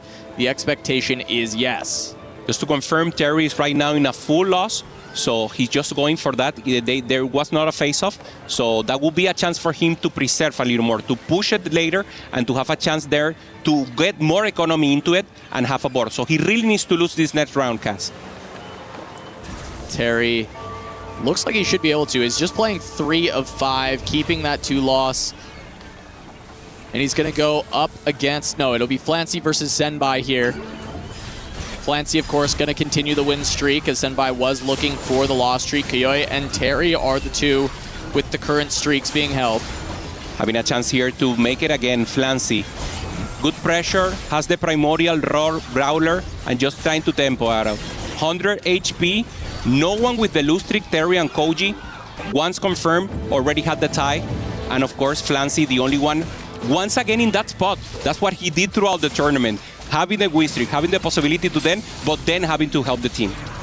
Yeah, and he's going to be the HP holder once more for Vision. See, once there gets to the point that he has to donate it, but as you said, no full loss streaks is going to be trouble for some of these players on the bottom side. They're not able to hold up for as much gold throughout this game. What else can he find? We look at the trophy right now. One of the players will be able to place the key in the trophy of TFT at EWC 2026. Have a chance for the. We see there AQ1H, the leader for one in Flashwood, the player that wants to help the team achieve this accolade. They already done it, Cass. Top 8 last year, now in top 4, 1 game away from the finals and bringing their team into the rest. Ironbog, Terry, elite players right now coming into EWC and trying to find the win. They need to preserve right now, and they need to keep the pressure on. Yeah, it has to feel good to improve on your standing from the previous year, but I know they are thinking job not done yet. Flancy does keep this 5 streak going. He even picks up additional upgrades via the Primordians, printing those extra units. Holding Aramis for now. He does have some AD items available with the bow and the glove, but it's flexible. He can go either direction. He at least has a couple of bows, so even Xayah becomes open to this type of board. Let's see what he goes for now. Just the Rammus to add some tankiness to the board. Goes up against Ironbog, who also pushed to level 6 and has a Nunu for the front line. But the damage is not really there for Ironbog overall, just the Twisted Fate 2. Will that be enough to break through and finally stop Flancy's streak? It seems difficult. A big snowball from Nunu is going to put crowd control on everything. Maokai does get one final cast, and I think Flancy does have this with that Rammus still very alive. Twisted Fate still alive here, going up against all the tank. They should be a clean here. Flancy knows this is a partial win because Flancy wins the game, wins the round, maintains the win streak, but he's forced to slam the items, and now he's committed to play around the last Whisper that is not ideal for his game plan. Yeah, we get gold again. So we will have that Prismatic on the final augment selection with the Prismatic finale in this game, as Kabao is going to start spending a lot of gold on this turn to try and stabilize his board. His turn to play around the Jinx and the Rek'Sai. Going to be playing the reroll line that we've seen Flash Wolves have so much success with. They're the only team prioritizing this comp, and it's gotten them to the semifinals. It's working, and it's so great to see Jinx, a composition that we started seeing in regionals this set, and then we didn't saw it throughout Transition Crown because it was not strong enough. In 4v4, you can defend with this comp. You can be strong in stage 3, preserve HP, trying to pressure the lobby, and of course contest the Akali in another spot that is a unit that you have to keep in place.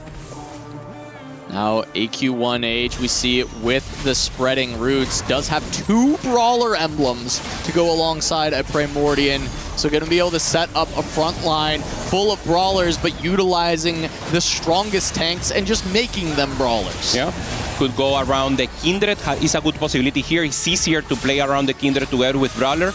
Normally the Master G comp without Master G, if you will, trying to go directly into the Fiora, or of course index into the Nova.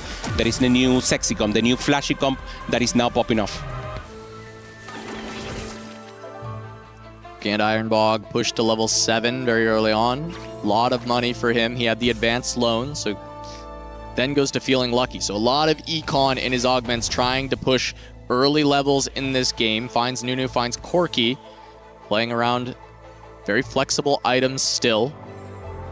Needs to not contest his team. We saw in the first game, Clement mentioned, Flash Wolves ended up playing 2 players on the Aurelion Soul. It's what cost them in those final moments against Vision.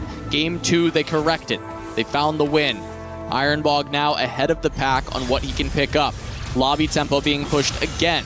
Goes against Senpai, who has started to try and turn the loss streak around with this fully itemized Talon, looking for the Nami as the cap for this board. Yeah, and for Senpai, he needs to find any angle because he doesn't have gold, he has the scaling combat augment, and if he doesn't, if he's not able to stabilize later into the game, this could be an 8th place for him. Both players in a difficult position, and we see Flancy here, slamming also the additional chance, having the last Whisper, and now with the Challenger emblem, just looking for a good win right now. Full tempo for Flancy, sacrificing the later stage of the game just to preserve HP. Divine Investment and Solar Hex, both of these very valuable, but that Divine Investment giving you money for the rest of the game. Anyone who had greeted earlier, didn't roll down heavily on stage 3, going to get rewarded by being able to set up for that extra econ going forward. Relatively split, but it seems like a bit more Ahri than Yasuo in this spot. For Flancy communication right now, we see Moji. I mean, the one who's stepping up as the leader. Flancy is the one obviously doing the direction and possibilities. More Moji is the one, when there's a split decision, he's the one making it. So it's important to recognize that he really wants to win it all. He wants to go, and he's the one taking the risky move. Right now, only with Lissandra trying to get an additional angle here and thinking about contesting the LeBlanc. He doesn't have an arc, so we'll just try to go flex AP, if you will.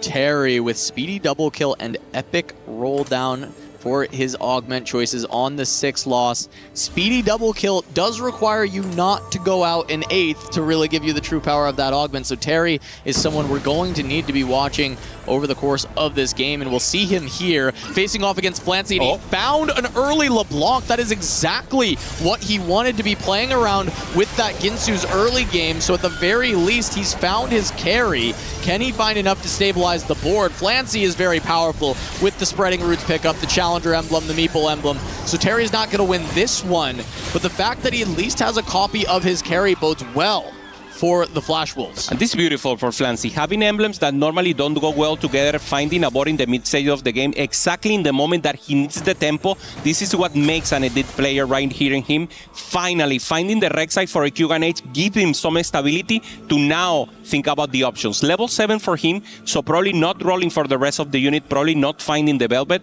Akali 1 still, so AQ1H needs to make a decision here. His middle placement right now with 76 HP. Does he push or does he wait? He's going to preserve 50 gold and then take a decision later, depending on what the team needs. Yeah, we'll see which direction AQ1H does go, but for now, just looking to win rounds. Runs into Zenbai, who has fallen pretty low for vision, but across the board, the HP is relatively stable. Outside of the outliers of Flancy and Terry on the massive streaks of 9 wins and 7 losses respectively, the rest of the lobby is very close. And so these fights are pivotal in Stage 3. How many units can you win with? And when it's big like this, it is massive for your team as Zenbai loses so much. And Terry's down now. He has the LeBlanc. Terry needs to hit the front line, needs to find the additional possibilities.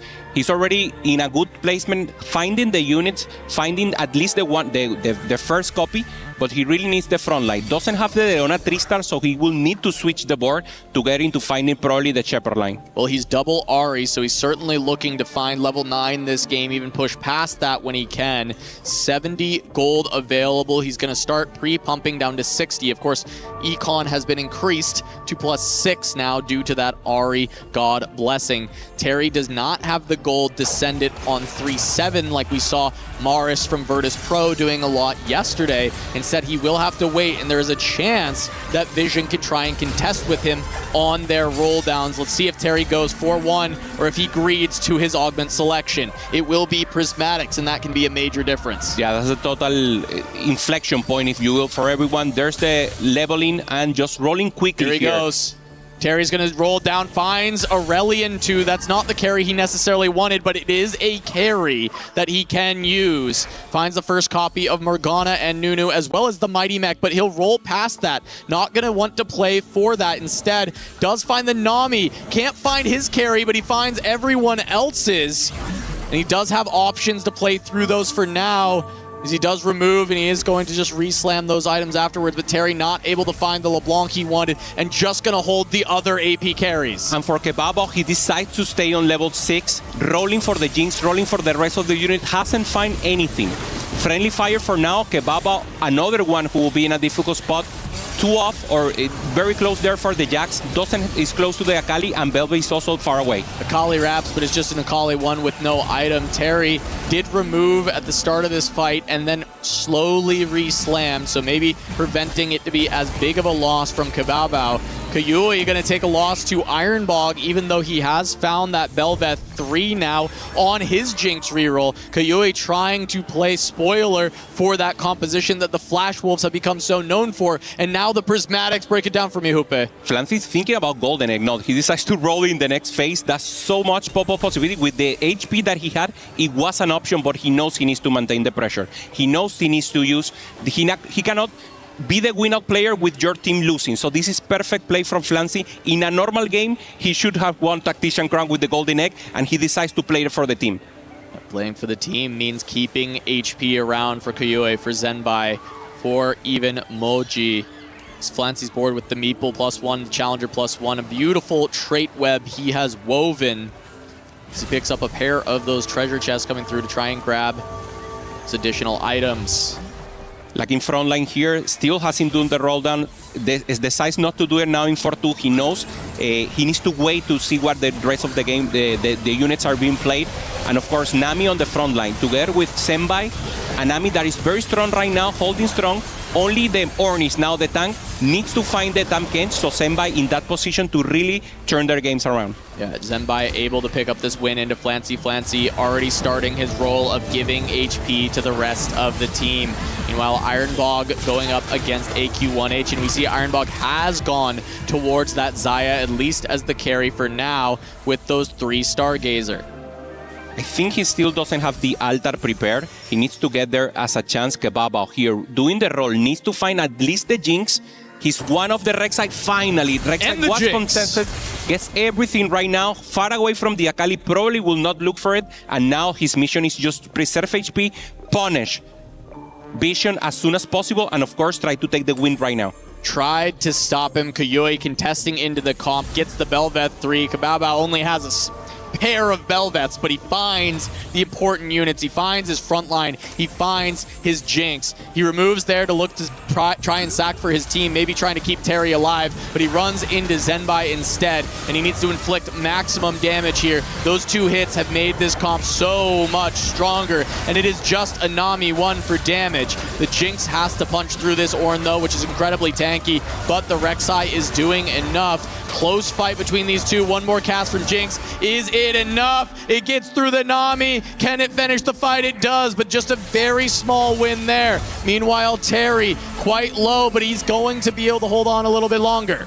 It's so important there for Kebaba to win against Zenbai. Zenbai, you need to send them last, you need to send them strong. Stormheads right now, more damage coming in from the Yasuo, and of course the rolls. Someone was missing it out, but everyone just wants the power right now, Cass. Terry grabbing those rolls, of course, he needs to find the LeBlanc 2 still. He's been able to keep the board at least relatively strong. We saw him hit those other AP carries. He's denying that Nami is preventing Zenbai from getting online, utilizing the gold from the lost streak to try and hold units, but it puts him in a precarious situation where he hasn't found his own, and he's down to what could be his last life in this game. There's a roll down coming in, no gold, trying to find it, holding the Nami as you mentioned. No LeBlanc right now, no additional front line. Finds the Morgana. He's on the pair of LeBlancs, finds the Morgana, pair of Blitzcranks. Terry is so close to being massive, and he's sold the Aurelians, but he still holds the 3 Namis on the bench. He needs to try and keep Zenbai down. They have to try and send Zenbai 8th and keep Terry in this game. Kiyoi, meanwhile, with that Nova emblem, he has gotten 2 away from the Akali 3. Terry goes up against Flancy. Flancy has found the Riven 2, has found the Rammus 2, but no Corki. Is there enough damage for Terry with just the 1-star LeBlanc?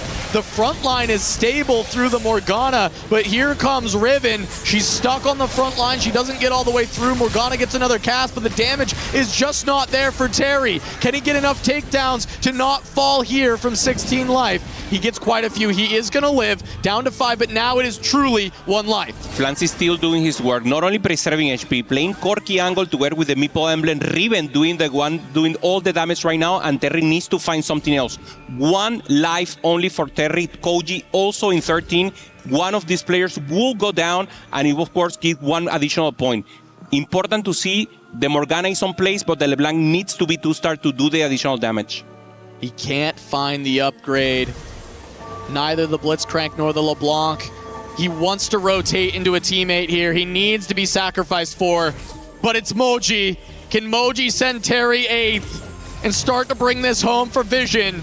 No upgrade on to the Mighty Mech, but Aurelian once more, and it's Blighting Jewel Aurelian. Very powerful carry, but the front line's already gone. The Morgana holding tough. Nunu, no items, but he gets 1 snowball out. There's the last cast from the Karma. The LeBlanc is going to go down. The carries are down. It's the Aurelian. The Aurelian does too much. Flash Wolf's going to lose Terry in 8th. A premature exit from this game on stage 4, and now they're in a lot of trouble. So important for Vision, and Moji is the one to do it. So strong here with the Aurelion Sword, lacking the front line. It was the best sword against the best shield there for Terry. Terry couldn't find the LeBlanc, being griefed by the players of Vision. Vision is doing exactly what they must. They're able to trap Terry. They send him out 8th. He had been the biggest performer for Flash Wolves when it came to AVP coming into the day. Not finding many 8ths for Terry across the tournament, but he gets there now as Moji gets to the Mighty Mech upgrade. His front line is massive to go alongside this Aurelian. He finds the Karma. Moji has found everything in this game, and he was the one to send Terry 8th as well.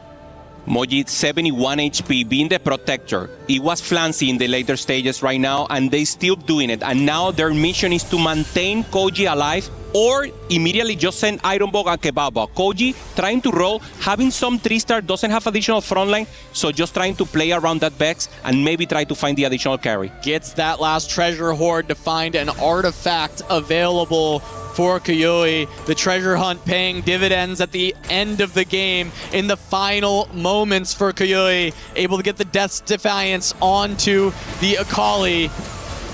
Yeah, this is Ironbog on the top, already having the Saya. Very flexible for him, but is he strong enough? It's just too much. Good crowd control there coming in for the Velvet, trying to go for weak side, but doesn't it up. And Ironbox should be able to wrap it here. Nunu, able to get both the carries crowd controlled.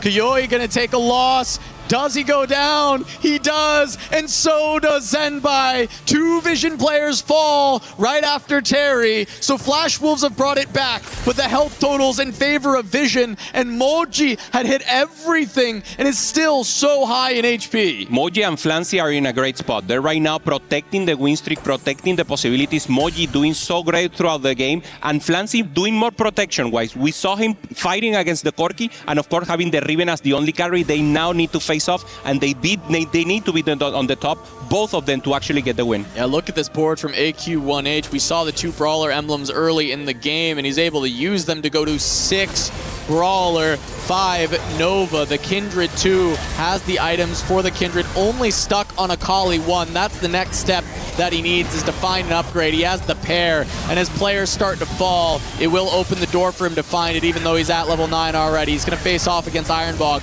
That's Zaya with perfect items to pair with the Nunu in the middle. This composition, we've seen the Zaya pop off before, but it requires proper conditions, and Ironbog has found them. He's going to take a very good win against AQ1H. Not much health transferred there as Kebabao takes a loss, but both Vision players able to maintain.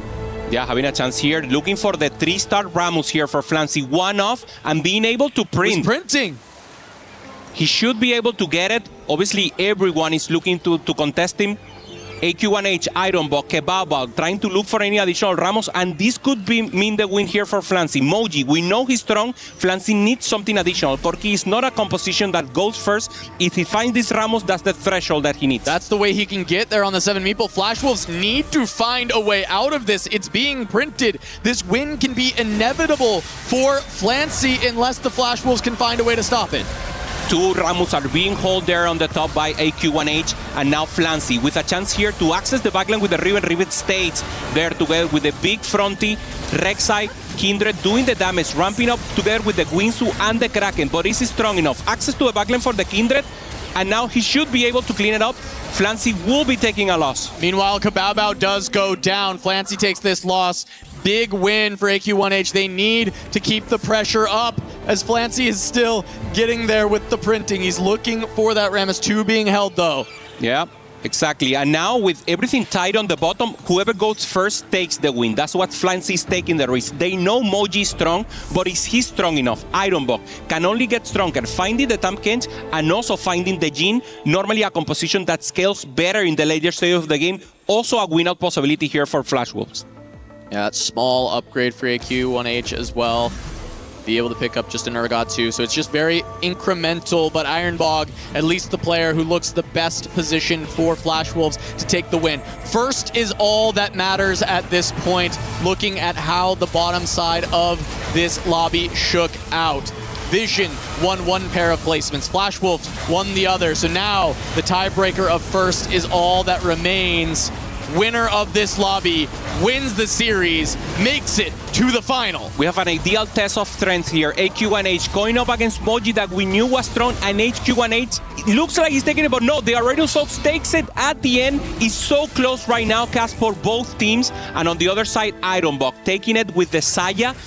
Both in a great spot, switching HP, it can be for anyone right now. Trading health back and forth. Moji going to be benching everything for now, looking to set up something easy for Flancy to win. They know the best way to guarantee a win is going to be Flancy getting there with the Rammus 3. It feels that Ironbog is not stoppable for them anymore, so Moji positioning to keep his teammate as healthy as possible, to give more time to find that Rammus 3. The teamwork, the power of friendship right now coming in for Vision. And that's the setup. Right now, going for Flancy. Flancy will be the one to take the win and have that additional chance to make sure he ensures the Ramos. There we go, giving an extra life there. We'll see what happens for the Flash Wolves side of things. It looks like they're keeping everything in. The strongest survive. They also just want it to be the smallest loss available. So we do have the Nunu just popping off for the side of Ironbog. That board looking far too strong. He still has a ways to go. He can find the Jhin upgrade to make this board even better. Ironbog definitely taking the win if they can prevent the Rammus 3. The IQ1H knows he's losing, so it's like, okay, Ironbog, you're the win-out player, you have the Saya, you can pop off with the Jhin, but Flancy here, printing, finding now the Elder Dragon, additional resources will come in cast, and now Flancy versus Ironbog will be the final face-off. There we go, one more item available for both sides on neutrals, but this is just set the stage. We have Ironbog, AQ1H from Flash Wolves, Flancy, Moji alive, but really, this is Ironbog versus Flancy to see who can win this game for their team. First place punches your ticket directly to the finals. Anything less than first, and it doesn't matter. And it's all about the team play. How can they ensure the first will happen? There's the roll down, no Jhin for him. Holding the Saya also to have a possibility of a win-out chance. They know Flancy is going for the win with the Rammus. Ironbog doesn't find anything additional. Trying to find anything to help the board. No Blitzcrank. Finds the pair on the bench. So now he should be able to be closer to it. Faces off against Moji. Moji is playing around the Aurelion Soul, the Karma. The Aurelion Soul with the Blighting Jewel is so powerful, but Ironbog is even stronger with this Nunu and Xayah continuing to power through these compositions. There's the damage coming through. That Nunu just will not die.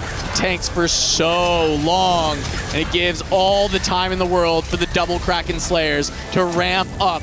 Moji gonna take a hit, but it's a small one once more. Ironbog taking the L there as possibility, and not Flancy. AQ1H takes the win over Flancy. There it is. But there's the 3-star. The printer comes through. Flancy is on the Rammus. Flash Wolves could not keep him down long enough, and now they have to find a way to find the win through 3-star Rammus for Vision. Moji gave them the time, and now Flancy has the perfect spot for it. Rammus, so strong, unbeatable if you be in the front line. The only way is to access the backline in any capability, but this is just too strong. Flancy in a perfect spot right now to take it for Vision. And on the other side, Ironbog, the one who's trying to win against Flancy, is a front-to-back composition with the snipers. It would require the Blitzcrank to find a way to wrap onto the Corki. We see it onto the Riven right now. Can he run to the Corki after this stun? He does not. He runs to the front line. The Rammus still hanging on, and it's not going to fall whatsoever. Flancy going to start dealing big damage to this Flash Wolves roster. They need a way out, and there isn't one in sight. The only chance that they have is to sell units to find another 4-cost, but the problem is Flancy didn't. Flancy found a 4-cost 3-star, and his board is totally perfect. It's complete. So there's almost nothing that you can do against it. The Hail Mary will be complete now for Ironbog, and of course Flancy, together with Moji, they can protect and hold the Sayas. That is the only out right now for Ironbog. AQ1H has fallen, so it really is just down to this 2v1. Moji holding 2 Xayahs already on the bench. He has a Jhin on his board as well, keeping Ironbog away from any upgrades at all. Ironbog going to face off against Moji for now. No, it's Flancy versus Moji. Yeah. Ironbog will face a Ghost, and if it's the Ghost of Flancy, it might just end. Yeah, friendly fire here. Flancy just too strong. Having fun right now with the Riven. The Rammus is on the other side, so Rammus with 17 HP shouldn't be enough. Riven is protecting the Corki on the back, and of course the Rammus is just too strong. It's not only a tank, he does additional damage here and clean it up right now for Flancy. Keeping Moji alive because he's holding the Xayahs, so they go for a smaller loss in this spot. Ironbog able to beat the Ghost, but there seems to be no way to beat this Rammus. How do you even get there with a front-to-back composition with the snipers and to be able to deal with the carries in time to fight through the Rammus 3? Also, you have a AoE damage together with Jhin. Even with Jhin 2-star, there's not enough. Riven can access the backline. She's just too beefy. Flancy in a dominant spot right now and should be going up against Ironbog and try to finish it up in this round. See, it looks like he's facing off against Ironbog's Ghost. Ironbog gonna find Moji, gonna get one more round, but as we see on this board, he's not even holding additional Xayahs anymore. He knows that that is not an angle for the win. kind of going through the motions, see if there's any way that he can position to find a little bit of an edge, because right now it feels like just a victory march for Team Vision as they take down every member of Flash Wolves, as they find the first 3-star forecast that we've seen on this stream with that Rammus.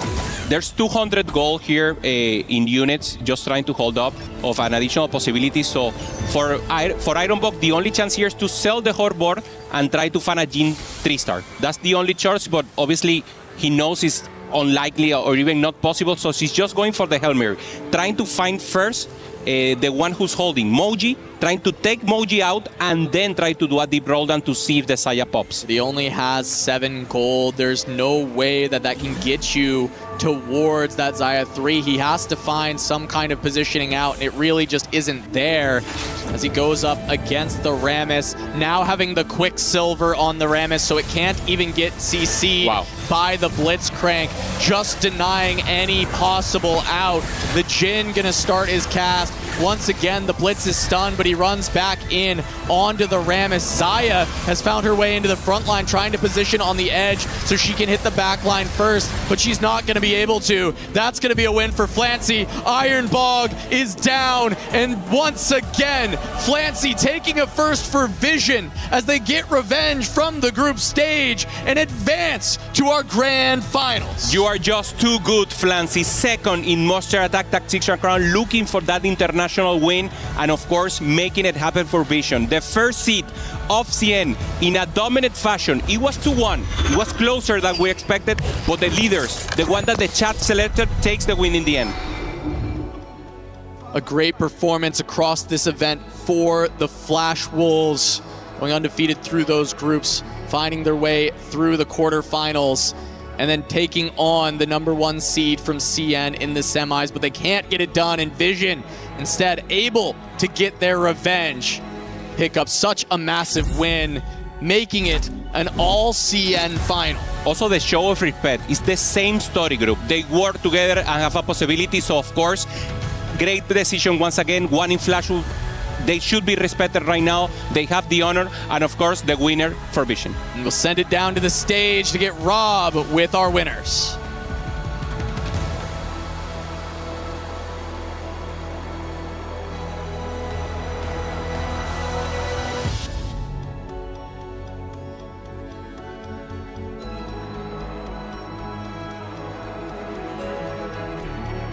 And it is officially time for Flash Wolves to hand over their keys to Team Vision, who lived up to their word and moved on to grand finals. Now we have an interview with Kitty. Congratulations to Team Vision for being our first grand finalist at the EWC. 莫基，恭喜你们成功打进了 EWC 的决赛。This is also a revenge story for Team Vision as they get their final revenge against Flash Wolves from the group stage. So how does that feel? 毕竟你们已经打过 Flash Wolves 这个战队，而且还是输了，所以这次能成功拿下今天的比赛复仇，有什么感受呢？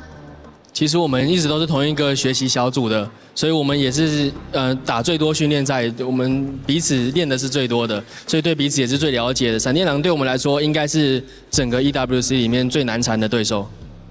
Because we scrim very often with each other, we understand each other's strategy very well, and we also think Flash Wolves is a very strong team. We are very happy that we are able to win against Flash Wolves, and of course, thank you for their practice as well. 因为今天也是成功拿下了3星龙龟，当时的沟通是什么样的呢？ We also saw in our semifinals a Rammus 3. So what was the communication like? 因为我当时的血量非常多，然后我们知道我只要给 Flancy 让到血量的话，他就一定可以画出3星。Because I had a really good status with a lot of HP, as long as I give Flancy the room to get the Rammus through the Maple duplicator, we knew we were going to get Rammus 3. Since you're also going into the grand finals, do you have any words you would like to say to the grand finalists waiting for you guys on the other side? 毕竟你们也是成功打进了决赛，所以对你们决赛对手有没有什么话想说的呢？ CN TFT Best TFT。CNTFT, best TFT. All right, now it's time to crush Flash Wolves' key. China TFT, the best in the world. Emoji absolutely standing on that 10 toes down. How many times can Moji do it? Congratulations again. How many times can he do it? How many times can Flancy do it? Officially, they are in our grand finals and about to crush yet another key. Stone Cold Killers is what we have rocking this Team Vision jersey, ladies and gentlemen, and they are about to try to take it all the way. Flash Wolves, amazing performance, but in the end, only one of them can make it to grand finals. Be careful, Moji. I know you a beast, please be careful. Yeah. Complete and total domination, ladies and gentlemen. This is the creme de la creme. Officially, Team Vision moves on to our grand finals, and next, we're gonna find out who will be joining them.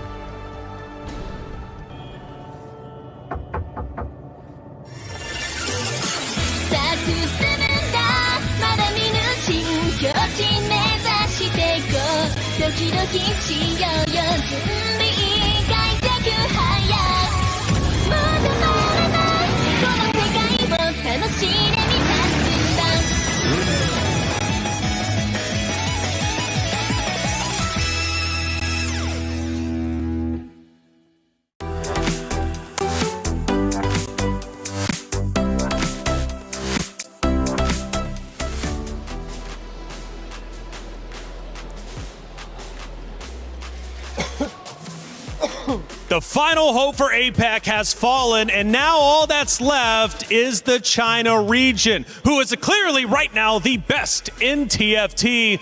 Team Vision were stellar through the qualifier, stellar through the group play, and now find themselves potentially the winners of TFT here at EWC 2026. A momentous occasion, not only for the team, but also for the organization themselves in a club championship race. But we mourn the loss of Flash Wolves, a team that played so incredibly well. They made it this far, but unfortunately they must fall. Granted, we will see them later playing for third place. There is still that consolation prize and $50,000 they're going to that they have the opportunity to play for. But for Flash Wolves, let's praise them, man. They played well. Yes, for sure. And they also had beaten Team Vision before, but unfortunately, this game was much more important, and Team Vision were able to surpass that and recover from the loss on group stage. Yeah, sometimes it's hard, right, Clement? It's like you're looking at you look at the team, you've already beat them before. That gives you some newfound confidence. But for the team that lost, they're coming in with some fire. 95% of the time, Flash Wolves would have taken down this game, but the difference maker is Flancy and Moji cooking up that alternate win condition. Realizing that they had the tempo in the early game, 100 HP up, and the Meeple emblem getting dropped by the spreading roots, they knew then and there that their win con was going to be Printer for Rammus. And by the way, a 3-star, okay, coming out. At that point, is it all lost? Did Flash Wolves know we might be cooked here? I mean, I think we were watching the game and we already knew the results like probably 6 rounds earlier, because there was no way he was going to die, and the Rammus is basically an auto win in that spot. But going even further back in the series, let's head back to game number 1, because at game 1, this was a big turning point for Team Vision. Because let's not forget, historical lesson, Flash Wolves was leading in game 1. They were looking like the dominant winners.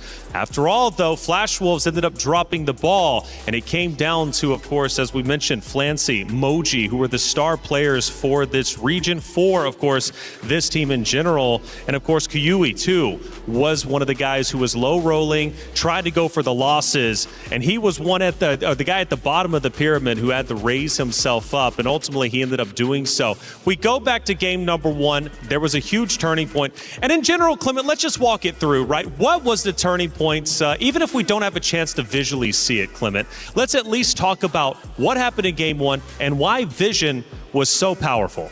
I think the key moment there was 2 players on one single HP. Throughout this tournament, over 65 games played so far. No team has been able to come back from a 7th and 8th place. What they did then was both of their players actually defeated their Flash Wolves counterpart. If they fell in that game 1 to the tempo strategy, the blitz strategy of Flash Wolves, this series would have been over in 2 in very quick fashion. And I feel like differently from group stage, Moji was able to step it up on this series. Earlier, he didn't have the quite good results, but today he found a new strategy. Playing that ASOL alongside with the Mac, he was able to have great results in both the second and third game, first and third game, and close it out the series for Team Vision. But Flancy, now, let me ask you this. Are we moving into MVP territory? Because he's been the biggest talking point at the tournament, at least when in regards to Team Vision. I feel like on the first day of competition, I've noticed that Flancy was the star among all teams, not just for Team Vision, because he was able to convert so many great spots. And I feel like when we watched this series today, it was amazing because I talked about before, Flancy was the guy that was going to the winouts. Yep. But today he ended up playing some tempo, and in this game he was playing a composition that do not win a lot of games, but he found a way into that Ramos 3 and then could convert the win. Well, Clement, let's go to that Ramos 3 moment, to the final action of the game where Vision was able to secure the win. We take a look and you can see where Vision leading well ahead. They understand they've won, like you said, 6 games ago or 6 rounds ago. This is where they close it out. So this is the point where Flancy actually survives on a single HP, and there's 2 really important things to notice. He gets the exact amount of kills, and one of them comes from that blitzcrank. Watch as he revives. He takes down the Karma with a single punch, and that is what leaves him to survive on the other end. In the other side for Koyoi, he also gets a 1 HP win, and that was the initial comeback. That was the horn that really started the win for Team Vision. I mean, when you're the MVP, you not just are one of the best players in the tournament, but you have to have some luck sometimes. Luck, we'll take that all day of the week. Sometimes you need good RNG. You need some good luck to be a champion after all. Hey, let's take a look at the final action from that game where Team Vision says enough is enough. We're closing the door. Flash Wolves, you can play for third. There was a really good attempt here by Ironbog trying to wrap around with the Blitzcrank, but he just wasn't able to do it. Blitz actually walks forward, as Casanova did point out, and from there on, no assassins into the back line. The snipers can't take down the Rammus, and you knew it was going to be a Vision victory. Vision victory indeed. They get the job done and they look stellar doing it. Again, their story has been just phenomenal. We had a chance to actually listen just a little bit earlier to the coach of AGAL, and I loved his insight that he gave us. One of the most unique answers, in fact, given that, look, China might be most dominant because of the language they use, right? Mandarin, because you have to be quick and concise. That blew me away. Yeah, I didn't expect that, and I feel like usually as a former player from 4v4, you usually have one player that steps up and talks a little bit more, because if you keep talking things that does not help your team, you're gonna end up with information that you don't need. Hey, I feel like I give a lot of information you guys don't need here on the desk. Maybe I need to stop speaking English. Hey, check it out. We've got a special guest, a special interview. Degon, over to you. Thank you very much, guys. Joining us is a very special guest from Riot. It is the EMEA Americas Organized Play Lead, Max Visho. Max, good to have you here. Thank you. Thank you. Obviously, in TFT, there were some big changes that happened this year with the TPC coming on in, the TFT Pro Circuit. What were some of the big reactions to it and some of the learnings that Riot's taken away from it for the pro scene? Yeah, I mean, I'm super happy to talk about TFT Pro Circuit. I think it was a great success. Overall, I think the community and the players are very happy with it. We launched it, I think, last year in September. So this is the first year where we fully ran TFT Pro Circuit. Got a lot of learnings, obviously. We already did some minor adjustments to the format, but I think overall we are pretty happy. The main reason why we did it was, for the one thing, to provide more stability to our pro players. More like they don't need to grind now all the set, all the ladder. They can focus on getting better or becoming the best in TFT. And on the other hand, for us also, it's easier now to kind of spin narratives around them, because we know these players are with us for the full set. We can join them on the journey through the set, and yeah, it has been great. One of the big questions, though, is what is the biggest learning from competitive TFT from this most recent year? Obviously, a lot of changes. What is stuck, and what's the one big thing that you can hang your hat on? Yeah, I think it's really about storytelling and narratives. I mean, we really value the couch to crown approach for TFT. Everyone can join, play TFT, download it, and start getting better, and then hopefully join one of our tournaments. But in order to build this pro scene and also bring fans into it, you need these stable pro players, and we want to kind of have them with us for the full set and have the stability and then tell great stories around them. Yeah, again, I got to see a lot of that from the TAC Crown broadcast. Scan the QR code, figure out how to play, and hop on in. Yes. Now, one of the things here at EWC is unique, and that all of us here have enjoyed 4v4. It has been such a unique format. It has been a lot of fun. What are the learnings there in 4v4, and what's the future of 4v4 look like? Yeah, I mean, it's great. I've been here since the beginning of the week. It has been great to see all the players play and have fun and enjoy. I think what really stands out for 4 versus 4, on the one hand, is the teams. Obviously, TFT normally is a single-player game, so just to see the team dynamic, the players coming together, enjoying themselves, seeing the emotion, the banter as well through the teams is really great.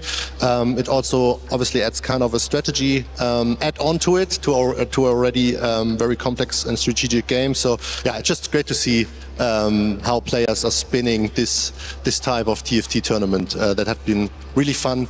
And yeah, we might see some more 4 versus 4 in set 18 for our tier 2 players as well. And a perfect transition to set 18, Enchanted Wilds. What are you most excited about for our newest set that's coming out? Yeah, I mean, obviously most excited about us transitioning to Unreal. The team Global is working incredibly hard to make that work, and it opens so many new opportunities for us. So looking forward to getting that on the road. On the other hand, there will be Rift Beasts the first time in TFT, which I'm super excited for. We will have Ivern back, and yeah, there will be a Lux as a legendary unit, very flexible. So I think there's a lot of stuff to look forward to, and we have carousels back. Carousels are back. And quickly, before we turn the page on 17, what was your most favorite thing here from Space Gods here in set 17? I mean, that's a good question. I think what I've enjoyed the most for Space Gods, obviously our pro competition. I think we've seen a lot of people coming back and enjoying the set, and I think now we also nailed the balancing. So seeing now a very good balance here in EWC has been great. We've ran a lot of different teasers about this big event that might be coming up involving TFT and Riftbound, Convergence Fest. It's coming out. It is huge. Everyone's very excited for it. What can you share about Convergence Fest? I mean, yeah, first of all, I was also super excited. I've been there from the beginning when we started with the TFT Open in Vegas. Then we went to Macau. We've been here actually in Paris end of last year with the Paris Open, and now going back to Vegas. Super excited to be there. It's always great to see so much players enjoying themselves, bringing the community together. So looking forward to that. If you want to join, the pre-sale registration is already open, so visit the website and sign up. And yeah, I mean, as of today, or actually yesterday, we also postponed the snapshot to the 18th of September, I think. So everyone who wants to grind the ladder in set 18 is more than welcome, and I hope you guys have enough time now to do this. Love the fact that you're listening to the community. We're able to do that, and yeah, make sure to go sign up. EWC has been such a foundational spot here for 4v4 TFT. What is in store for next year for EWC and TFT 4v4? Yeah, I mean, we will be here again. We'll check the format, see what we can adjust. But I think overall, I'm very happy with how it went. And yeah, looking forward to see who will win next year. Hopefully, maybe an EMEA on America's team. But yeah, let's see how that goes. And then finally, any final words or surprises, anything you got here for the TFT fans around the world? I think just a big shout out to everyone involved in the production here. Thank you for the talent. Thank you for the players and the coaches who went here and did their best. I'd love to see like the mixed nations teams as well around Godlike and Mouts. I think it's one thing to be able to communicate in your own language, but then trying to kind of do it everything in English, not your native language, has been great. So yeah, big GG to everyone, and looking forward to see the final games. Max, thank you so much for all of your effort getting this together, and yeah, we'll see what you have in the future. Thank you, brother. Thank you so much. Back to y'all. The TFT Open is coming back to Vegas. I just hope there's no conflicts. Why wouldn't there be? We're bringing the first North American Regional Championship to Vegas. So excited. Cool model. Thanks, it's extremely fragile.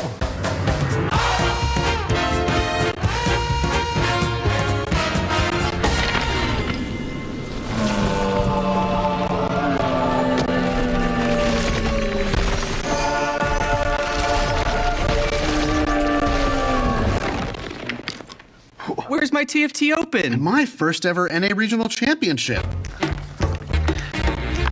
They've combined Into some sort of Convergence Fest? 2 games in one place at the same time? Can we do it? We have to. Convergence Fest, TFT Vegas Open, and the Riftbound North America Regional Championship, December 11th through December 13th, 2026. Welcome back, everyone, to the Allianz Vault. I'm Taylor Reflections Noble, joined by Dobbs and Clement. Next series about to be underway for semifinals. One more spot in grand finals. Who's it going to be? Well, we got 2 wonderful teams about to clash. It's Aurora Gaming, AGAL, to decide the final spot. And I must say, both of these teams have fought so hard to get here. They both represent the same region, so you know the regional pride is going to be absolutely blistering hot between both of them. And we actually have seen this matchup before in the CN qualifier. It actually was Aurora to take down AGAL in 2-1. I think their biggest strength is just how many TAC round champions, the quality of players that they have. 3 TAC round runs so far between Wanmie and Li Luo. All right, well, the players were arriving just a bit ago as they come in to take the stage. Now the pressure starts to heat up, and they realize this is the moment that they've been waiting for, to be in grand finals. What an honor it would be. Coach, of course, in front. We had a chance to speak to him just a little bit ago. Horo, giving us some insight as to who AGL is and also what they were going to do, and that was beat Aurora Gaming. Yes, for sure. I feel like for the Chinese teams, we've seen that the past 2 seasons, EWC was based in the early parts of the set, and I think that the biggest question I had before this event was, will China dominate that again? Because on the early set, your skills is like building a comps, hiding some strategy, but later on it's more about execution, and they just show that they're best in both ways. All right, well, hey, Aurora Gaming coming in there. I saw Wanmie. He is such a phenomenal player with massive accomplishments. Let's learn a little bit more as to who they are.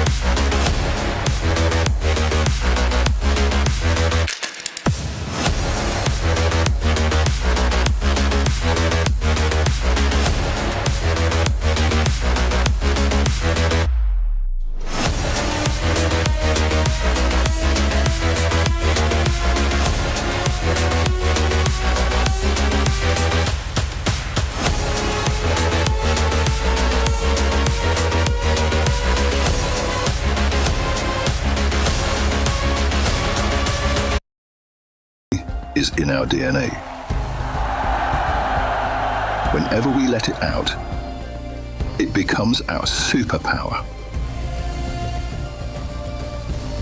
Now imagine an entire city being built to supercharge it. Kadir City, powered by play. It's a second semifinal matchup, AGAL taking on Aurora Gaming. Now, AGAL are a very strong and talented roster, but there's one name at the top, Ryue, who has been on fire. This guy, very accomplished in his career. His resume is probably one of the most accomplished on the roster, and he's looking to add another title to his desk, man, because this is the only trophy missing from what I'm hearing. He is definitely the most talkative of the players on the team so far, and if you look at what he's done at TAC Round, he has 2 runner-up placements. In fact, over on AGL, they have 3 players that have been second place at TAC Round. So I would say even though Aurora has the best roster, this has to be the second best. Yes, for sure. And I feel like this is the moment that they can step up. Imagining not being able to get those titles that you want 3 times, but now they can get in together and maybe take down Aurora. Now, Clement, Ryue, adaptability, composure, and ability. He's got all 3 for this team. What does that mean as a player in a 4v4 standard format? I think AGL is the most flexible team in all of the tournament. Li Tuchuan is the player I actually watched the most. And the strongest part of AGL is Wei Mu Luoqiu, Li Tuchuan, and Zirui can both flex. All 3 of them can flex for win out. Their problem in the team is they do have a weak spot. Achen here, unfortunately, who has been targeted multiple times and has gone 8th twice, 8th and 6th place twice in the last series. So there's a very clear drop-off in terms of the roster. That's what one of the things that I was about to say. Li Tuchuan and Weimu, they're on a step ahead of the other 2 teammates, but we've seen some other rosters on other teams. They were here, and in the playoffs, some of the players that were not doing very well on group stage, they step it up. So I feel like for AGL, in order to succeed, they'll have to be better all across the team. But Aurora Gaming is opposite of AGAL on the stage, and Aurora Gaming has one of the most accomplished TFT players in Wanmei. He returns now to Paris to try and win this trophy. Talk to me about Wanmei's accomplishments, what this would mean to him, and more importantly, who he is as a player. Well, for Huami, he has been one of the best players across all of the seasons in TFT, especially from the beginning. And then he later on, here in Paris, he was able to return and take the title in here in this same venue.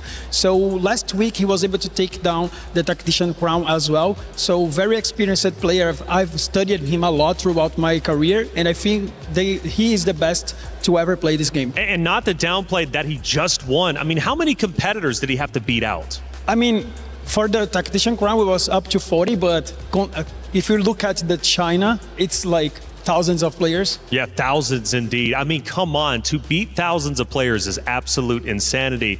Now the question is, can he beat 4 more on AGAL? Oh, Wanmei, we call him the heart of China because he was the one to win their first championship. His story is about the renaissance that we're seeing right here back on our stage. CN region, after a long slumber, after a long drought, actually going back into prominence. So I have to feel like most of the fans back home are probably going to be cheering for Aurora. All right, well, let's find out if Aurora can get it done. They face off against AGAL. There's only one spot left in Grand Finals. Who's it going to get? Let's head to the stage.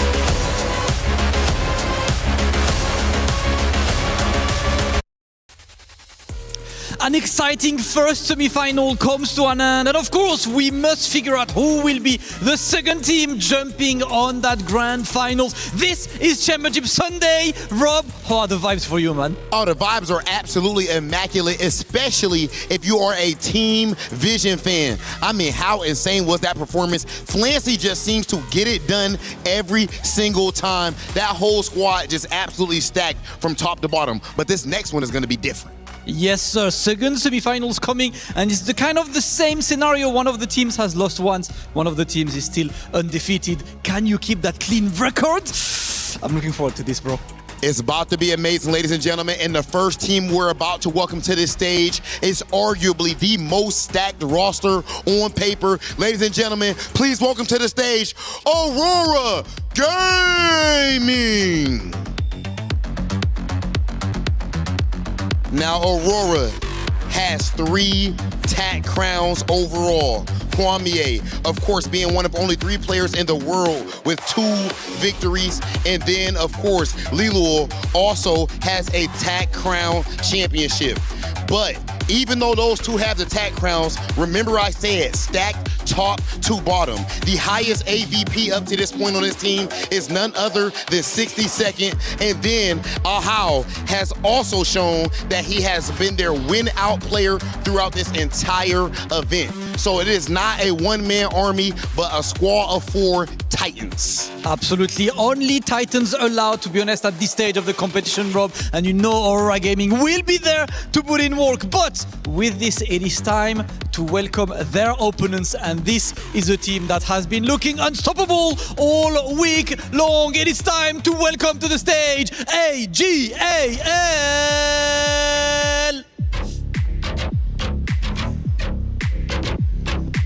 The team that qualified through the global qualifier, and they are an absolute train throughout this week. They won 2-0 over Mouse, 2-1 over Zeta, and 2-0 over Godlike Gaming. All gamers, anyone's legend. The fusion of 2 legendary teams creates a moniker that you need to fulfill at the end of the weekend, as the 4 players are joining the stage, led by Jiu himself. He is looking to get one of these trophies that has been eluding him, the EWC trophy, right there on stage. And you know how beautiful it is. Every player sets their sight on this trophy. Only one can lift it. Only one can lift it. And ladies and gentlemen, we are about to lift the energy in here right now by speaking to the king of TFT right now, Hwamie. My question is simple. Early on, of course, you have the most stacked roster to a lot of people here, but you did have a loss early in this tournament. How did you bounce back to make it all the way here to the semifinals? 画面，你们的战队在纸面上可能是本届赛场上最强的一支战队了，但是你们当时在小组赛直接就是吃了一场失利，然后但是你们现在也已经一路打回这个半决赛的舞台了。那想问你，你们当时从那场失败当中是如何这样反弹回来的呢？因为就是小组赛嘛，可能就是大家状态调整都没有到最好，然后也有一些试错的存在。一旦进入淘汰赛，我们将以最饱满的那个姿态去挑战那个什么应对。I mean, it was the group stages, and we might have, a bit of a slow start, but our engines have warmed up, and this is the semi-final stage. This is the biggest stage overall, and we are here at 100%, and we're here to give it our all. Damascus, Hwamie, and all of Aurora Gaming clearly believe that they are an unstoppable force up to this point, and it's hard to argue with that. Hard to argue, but against them might be the immovable object from AGAL. Listen, you guys have been unstoppable this week. 3 wins, still undefeated, and even though Aurora lost earlier, they just said that right now they feel unstoppable. You guys have not been stopped. How do you keep that consistency throughout the week? AGL 战队呢，你们现在在整场比赛当中目前为止还是未尝一败。你们是如何保持这个气势，保持这个不败之率，一直到这个半决赛舞台以及更远呢？因为我们不管是输赢还是训练赛，我们都会保持谦逊，就是持续努力吧，然后也保持我们的自信。对。Well, our secret to being unstoppable is to stay humble, and give it our all every single match, and to just never stop being. To never stop giving our all throughout every single match. Hey, you made it to the stage. You've got to give your all, but I love this, Rob. We've heard Smack Talk, Lever and Sender, but they're saying stay humble, do the job. Ladies and gentlemen, we have heard the words, but right here at the Esports World Cup, y'all already know we handle it on the sticks. Aurora Gaming, AGAL, please meet us right here in the center for our face-off. Yet again, the team standing in front of you is also the last obstacle for you trying to get to grand finals and achieve your dreams. There can only be one that moves on from here. It is about that time. AGAL versus Aurora Gaming. Everybody listen! Those are the sounds of the seconds ticking away before the last semi-final of TFT here at the Esports World Cup 2026. My name is Kenneth alongside Impetuous Panda, and we have ourselves as established a treat, Aurora Gaming, all gamers going face to face. What a match it is. Some viewers even thinking this could be the expected grand final in terms of how stacked both of these rosters are. Before we go into it, though, I want to mention, and I think, despite AGAL being undefeated on the run, I think this might be the first real big test for AGAL as a team. I think they had a relatively easier run facing two Western teams on their way to this semifinals. They have not faced a team from CN yet in this competition. Their toughest opponent was Zeta Division in the group stage that they were able to win 2-1. I think this will be the moment to see what they are truly made of on the big stage.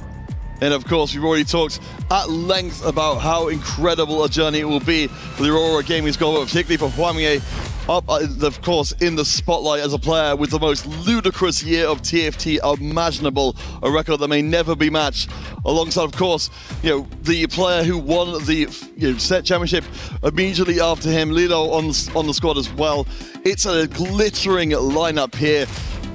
Let's bring ourselves out to the big picture a little bit, though, before we get this first game started. Front of mind for you, not just the meta, in the 4v4 style in general, what do you feel like is most important heading into this series?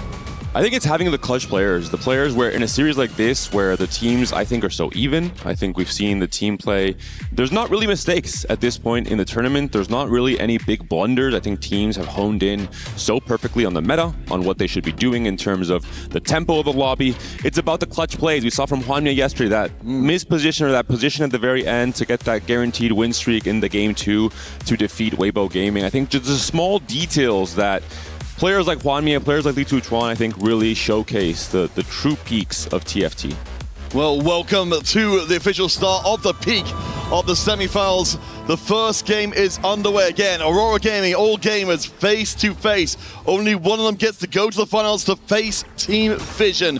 We shall see who shall clutch and who shall fall short. And a bit of a, slower start to the game in terms of the encounter. No extra resources, no extra modifiers added on to this very first game. We saw the gods there will beat Varus and Evelyn. Impactful for very different reasons. Varus, of course, enabling reroll. Also having potentially that 4-cost shop on stage 3 that can be so warping in terms of the stage 4 roll downs. But more importantly, Evelyn, we have seen the win more potential in terms of, hey, I got a huge win streak board on stage 2. I see a steamroll. If you manage to steamroll on a 10 win streak, you will get so much extra gold. It can almost decide the game on the spot. So we'll see how players decide in stage 2 to play around more of a tempo or win streak option, thinking about the potential steamroll. And thank you to your observers for highlighting. It will be the Serpent Frost Stargazer this game as well. Gosh, as I said, I think I'm absolutely right. It feels like we need to be so ready to see these strong boards coming together, because the difference between a successful potential steamroller run and missing out is absolutely enormous. It's not an unbeatable situation. We have seen teams get that streak and lose, but it puts you so far ahead that it takes something miraculous to happen on the other side. That's right. And with a Serpent here, we are going to potentially see Xayah being a playable comp. It's not all constellations that allow Xayah to be played as a 4-cost, so a little bit more variety, especially for those openers with a lot of extra bows and those 80 starts that are not all funneled into just a Nova line with the Akali and a Kindred. All right, we'll be starting off here with our gold augments. Our players readying their battle lines here to see who can step forward, as you said, into the potential steamroller position. Of course, if we know there's going to be conceivably steamroller players in the lobby, and you've got to play that they're going to be, they'll of course be the players who say, you know what, I can't win, I need to maximize my losses. Yeah, players, when there are different god offerings, they obviously change their potential augment pick and their game plans a tiny bit. They don't completely warp, they don't only pick tempo options because of the steamroll, but they do consider, hey, if I have a chance to play for a win streak, I have this extra little thing that can help me find some extra synergy in this stage 2. Looking at the augment pickups here, it is going to be a lot of flexibility for players like 62nd, with the salvage bin so important in 4v4 in terms of being able to play into many different comps, and slamming items for tempo can be so important in terms of HP preservation. We did see a couple of emblems being picked up as well. Lilio will have the Bastion from the very early on. So of course we'll get a little bit of direction, but not an absolute ton. So, you know, a couple of different players with emblems. But you say we're seeing items coming in, we're seeing some econ coming in as well. Our players are not locking themselves down too hard, too quickly. Emblems option for the Frontline Foundation for 2 players, 1 on each team. It will be Li Luo, as you mentioned, on Aurora Gaming, and Li Tuchuan, one of the heroes of that 2-0 victory against Godlike yesterday for AGAL. The most interesting options, I would say, I think, are probably the advanced loan, A-Chen, the chance to have just so much extra gold, potentially, can be punished. This isn't Golden Gala, so there's a chance that if you go from Prismatic to Gold on 3-2, that's already a loss of maybe 0.5 expected placement in your result because of how much power you're losing compared to the Prismatics. Well, talk to me a little bit. Of course, we're in game 1 of the series. You know, things are just start up. We're looking, of course, for our players to build that initial win streaks. In terms of how risky you're willing to go as a team at this point to potentially take a decision right now that could cost your team a big chunk of power, how much more willing are you to do that in game 1 versus at game 2, let's say? I think players, if they know the just expected EV, they're happy to take risks. I think we've seen augments that, we saw yesterday. 4 players from AGAL were playing essentially win-out spots because they were just so far ahead in some cases. And despite one player going 8th, they still took over that game 2 against Godlike. So it's all about expected risk, expected reward, and players at this level have the balance so well thought out that there's not really much risk involved. All right, taking a quick look at the early streaks, it looks like we have got a pretty even split, that we will have Aurora with a slight edge and keeping hold of the lost streaks as well. So again, we'll see. We don't know if we're in Steamroller land as of yet, but our players, we've got some pretty solid boards coming together. Of course, we mentioned the Bastion emblem already in place, we talked about many times before, bringing us across to the Meeple line generally. But if for a theoretical player here who does get a steamroll, what kind of board would be ideal? Any board that can win rounds. That's really the name of the game with Steamroll. You really want to try and push that win streak forward. You want to change your game plan a little bit because even if you're losing interest gold, if you're still continuing to win, you're 1, preserving HP, 2, dealing pressure to the opposing team, and also getting that win streak gold and the Steamroll gold as well. So it is worth going down to as little as 10 gold if you're pushing levels in the right intervals. And of course, it all ties so much better together when you've got the win streak already in place. Chililio is looking pretty strong. Huamye also picks a win. And it looks like Wayman Lucho will also be in a good spot, as we will be getting ourselves just not a steamroller right now, at least. A little bit of extra power and some duplicators on the field from the Varus. Yeah, the 2 tiny duplicators, I don't see too many players playing for any kind of Cho'Gath Lissandra board or any kind of relevant 1-cost rerolls at this point in the meta. The 2-star 2-cost for Evelyn, if you're playing for a win streak, you are kind of forced to take this because you need to keep your board strong. If the opposing win streak players take this and they have just a huge advantage over you in terms of their board strength, that is not a good look for your team coming to stage 3 and the pressure you're applying on the lobby. All right, so since we can settle down a little bit knowing we don't have to deal with steamrollers anymore, Huamye, of course, already set up to look very strong. It has the upgrades in place already.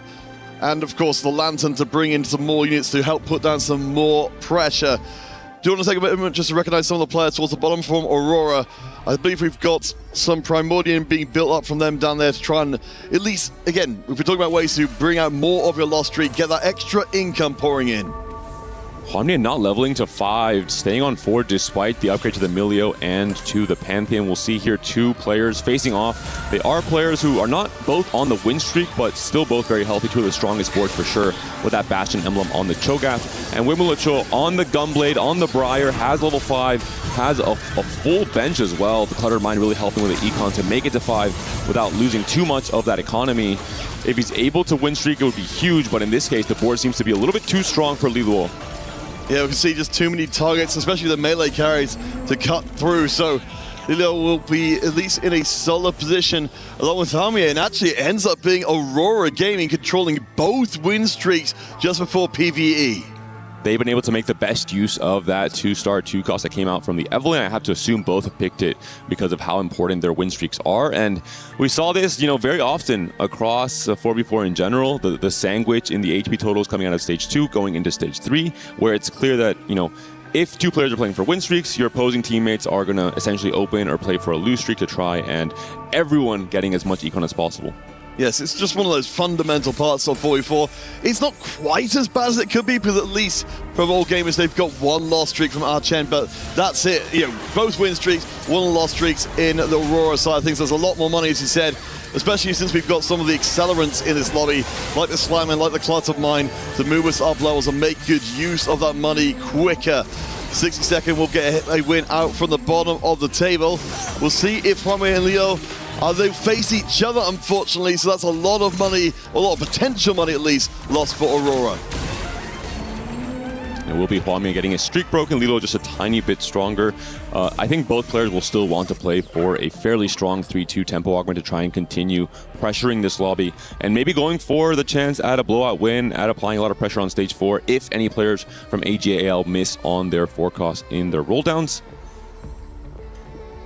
Looking at the Vanguard emblem here, a very, I think, expected path towards the LeBlanc carry we've seen before. I think one of the upsides of LeBlanc is it has stages, right? You can play for the LeBlanc if you are missing on the upgrade, if you are playing for your HP on stage 4. You can play for the low cap version, just play for your HP, play for the wins in stage 4. But if you high roll a LeBlanc too early, you can make it to 9. You can eventually pivot, as we saw yesterday from Gobo, into that, you know, Vex 2 carrying the Rage Blade, into the Sona and the Bard as the AP carries instead.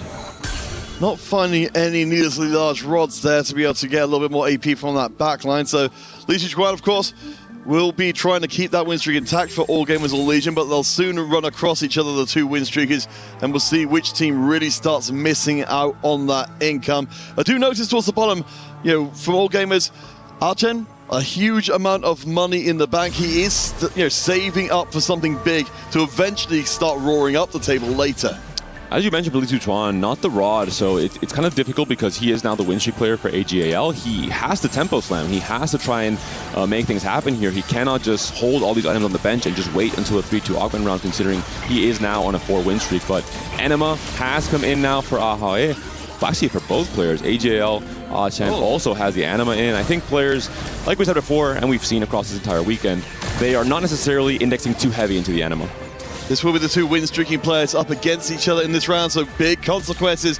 Whichever team stays ahead, the Kaiser will get one more shot off, but the Vanguard emblem makes the save. That's absolutely huge for all gamers. They were looking for some kind of good news coming out of the early stage. I love the red buff, Giant Slayer Slam here. You play for the tempo, you play for the item slams, but you also stay open to maybe even playing into AD. I think you can play with the Vanguard emblem into the Xayah line. You don't play the Blitz on 8, you have the Vanguard online for the Nunu, and this is a Serpent, so it's definitely a playable Xayah spot. Again, if you high roll 2 Xayahs on 7 somehow, you have that door open to try and roll down for an AD variation instead of the AP line. Taking a look at some of our other players. Weimu, of course, haven't seen too much with the Colossal Mine. We knew he was kind of brewing things quietly. Picking up Invested will be a second player to really be stacking up money in the bank. I kind of like this from the middle of the table, because a lot of our middle of the tables players, without the streaks to rely on, can become a little economically sparse. The 3-2 Prismatics, I think we see kind of the same augments again and again because of their power and what they offer in 4v4 in particular. We see the Baron's Lair, we see the Invested, we see here the Sweet Treats. When you just have a lot of extra resources in general, you can play for things like the extra emblem from Finland Foundation. You're able to get so many more stats in your team. I think the most interesting game plan right now in this stage 3 after that augment round is Zijue's game plan. He's picked up Concentration and he's picked up Wise Spending. So going to be playing for kind of a tempo reroll option, most likely, or possibly trying to index into the Zoe reroll, which we've seen very sparsely across this tournament, but it has done quite well from the right spots. So as we settle into stage 3, I think, again, for any folks who might be tuning in for seeing 44 for the first time, I wonder if you could kind of give us like a little micro primer here about the different roles that our players can play in each team and what we're kind of seeing from in this particular game. I think in the big picture, teams can either play for a greedier scaling strategy where they lose HP early, but then come back with just stronger boards and more win-out potential in stage 4 and especially in stage 5. Or you can play for a more reroll-centric, very heavy index on stage 3, apply a lot of pressure to the greedy strategy, and try and even go for win-outs where you're not winning the game off the strongest board. Instead, you're winning off of a blowout win with 3 players from the opposing team going out in the bottom 4. So the key things are, if you're the lose streak player, you have a task on stage 4 to stabilize. If you fail at doing so, your team is at a big disadvantage. And that's something we're going to look at 4-1 in particular. Yeah, just keeping stock of Li Chuan, who actually will drop the win streak from the top of the table. It's interesting how things have developed here, because initially we had that sandwich of the All Gamers players that has separated out a bit. They did have the win streak for a little while. We've not got ourselves a steamroller. We've hiked it up all game long.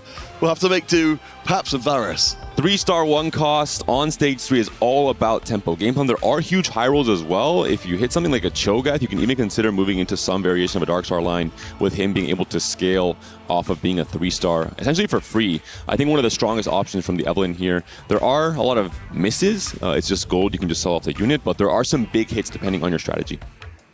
And right now we are still seeing a relatively mixed lobby, so you might be willing to take that chance. The 60-second gets Talon. Certainly has, well, we know it's been very powerful in the early going. See 60-second, thinking about the idea of playing it, certainly, I think we've got enough emblems to be getting on with, so you can pull off something a little bit more unusual. Because he has the emblems and he has a salvage bin as well, I love the pickup here. You are so flexible from this game plan with 60-second to try and play around anything you do hit. It is a Serpent. I think you can play some kind of vertical Serpent board, but with the emblems that 60-second had, I think it's not the easiest to play around that Talon 3. So we're hoping to see the concentration board come through. To point out the wise spending from before. Not an absolute ton of the relevant units on the bench, but we know that the Mordekaiser especially, as well as the Zoe you mentioned, have the chance to become absolutely destructive against Hwanghae in this round. So anyway, currently on the lower bounds of HP with no loss streak to protect, wouldn't mind taking the win, but is not going to get it. And uniquely, his Arbiter is not the Leona print or the gold generation. It's instead going to be every 4 seconds, the Arbiters gain 10 ability power, so scaling into these longer fights and playing more for combat strength, having to roll for the Leona naturally, which makes sense. You're playing for wise spending, you're rolling for the Zoe anyway. This is a unique game plan. We don't get to see kind of these odd strategies very often at this level of competition. It's usually kind of the more standard boards that are guaranteed to find success, like the Kali Nova, for example, and all the different forecasts. So really cool to see how this pans out for AGAL. Worth noting as well, thank you very much, Observers, for noticing this. Anyway, also snuck in a Karma too somehow, way before hitting his, the Zoe part of the board. So that's a lot of extra power being poured in. Maybe he can start clawing up the table. That's the magic of wise spending. You are not essentially rolling very heavily on 6. Instead, as you roll, you're leveling up and you're continuously improving your board turn after turn, while also getting to level 7, getting to level 8 a little bit quicker. I think it's a great strategy for 4v4 in particular, where you are trying to get relatively strong in stage 3. You are trying to have agency over your HP total and your board strength in a very kind of fluctuating lobby tempo stage. Well, as we come to the Grunt round, let's just check in on how the teams are doing overall. 60-second, we saw from before, with, of course, all those emblems on the 7-round win streak, and several other Aurora players in a similar spot as well, though, of course, without the streaks. All Gamers do have Archen down the bottom with a loss streak, but otherwise, not too much going on. And this is a spot and the player we were talking about when it comes to the rolls in 4v4. If A10 does not win 4-1 after he rolls down, if he does not hit his Nami 2 or does not find the space group board he's looking for, AGAL can be in pretty deep trouble. And this is kind of the risk you're taking. It's calculated risk. You're obviously having a lot of extra gold off of the 10 loss streak, but his goal and his task is now to try and win ideally every single fight in stage 4 and apply pressure to the opposing team while maybe having some extra HP and sacrifice from the win streak players on his team. Morgana's 2 is found, but no singular copy of Nami on this roll down, and that could be a little bit of trouble, Counterfeit. Yeah, we'll have to make do with that Graves we found for a second. Okay, there we go. We got the Nami. We don't need Graves anymore. In the bin. New friend, absolutely found. She said Morgana 2 as the upgrade from the front line is certainly a relief. So hopefully we'll see Archen turning around. 19 HP is not a ton to work with. Certainly if I'm in this kind of position, David, I'd love to be having an overwhelmingly strong board with something like an Anima cash out to guarantee I'm getting the hits in I need. And right away we see Ahau also rolling deeply here against the mirror match in the Space Groove line, both on Nami 1. The Golden Gamble was a Radiant Shiv for Ahau. We'll see how that pans out with the Void Staff coming through. And this is what we were talking about. Everyone now from Aurora says, hey, this is our target. This is the player who has rolled down, has not hit. He's down to potentially 1 life as early as stage 4-2. If we shift our game plan, apply pressure now, roll down heavily, we can maybe get a guaranteed 8th from AGAL in this game 1. It does feel it's so risky for teams to put themselves in a position Where again, it's worth reiterating what you're saying there, that it's just terrifying to see a whole team decide, we're going to strip mine the pool for every single copy of that champion. So remember the early days of TFT, I believe it was the French teams who kind of, on certainly in first place, ISO, and that's the first people to do it. Teams would just be immediately blown away and say, oh, our whole plan's out the window. And we see the Nami's being held already by 60-second, indicating that Ahawe, his teammate, has already hit his own Nami too, and now the floodgates are open to target Grief Ah-Chen on his path to stabilizing. I do not believe Ah-Chen has been able to hit the Nami just yet, and that means, depending on the matchmaking pool, if there aren't teams to stack HP for him, this could be an elimination round in this game 1. There's a tough spot to be in as well. I mean, 60-second taking the lead on the scoreboard with the most HP. If all gamers start bleeding HP to save their teammate who's almost gone, it could cost them overall as well. We'll see how this concentration does.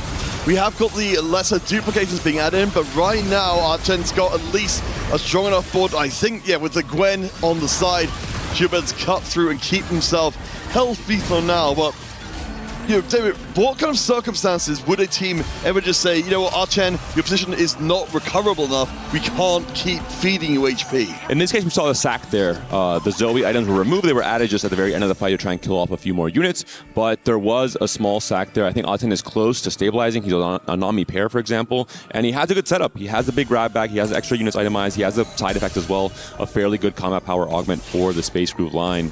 But again, is he going to be able to have the matchmaking to have teammates sack for him until he hits? That is the big question, especially with everyone on Aurora holding out on those Nami copies. Well, that's all going on. We have at least got Waymo trying to put together a strong case of his own. Also fighting up from the bottom of the table, which is very much far from ideal, especially if you're going to have to eventually run across your teammate and decide which one of you will give up the life. In this case, we can see the Fiora demonstrating a little bit of why she's so dangerous. We've got the Vex, a 1-star for Waymo, and a decent looking bench as well. He's not quite there with his full power board, so will, I imagine, fall down in this round unless the Vex gets one big shot off. Nami bubbles do come through in the end. Waymo Cho is the player trying to become that win-out player for AGAL. The double econ, the cluttered mine into the invested, the level 9 roll down. Hasn't quite stabilized his board, hasn't quite hit any of the 5-cost upgrades other than Fiora, which isn't always the most consistent carry compared to the Vex, of course. And Vex is usually the carry you are building your items for due to that consistency. So all of a sudden, I think AGAL is definitely on the back foot throughout this stage 4. We'll see how things change, if Ah-Chen can stay alive or not. But if AGAL goes 7th and 8th here, I think Aurora, with the HP lead and the board strength from 60-second, I mean, they could be in a commanding position in this game 1. Yeah, we've seen it from so many games. It's so hard to come back and get the first and second when your team is behind as a whole, because there's so many more routes in 4v4 for the other team to really just push you around. Let's see if we can get some more board strength on the Nasus 2. Not exactly what the Doctor ordered here, but there's the Nami. I mean, that's got to be something, but we still got the question here. Waymo and Ah-Chen, we can't keep both of them going in the game. They can't both win streak, especially with Waymo losing a life in the previous round. Something's got to give. Yeah, the Blitz pair would be huge, or the Blitz upgrade, but of course Blitz, I think the most hotly contested 5-cost across really every single player's board for the most part, and it's still the Vex one as well. It will be another team fight here between Ziyue and Waymo Cho.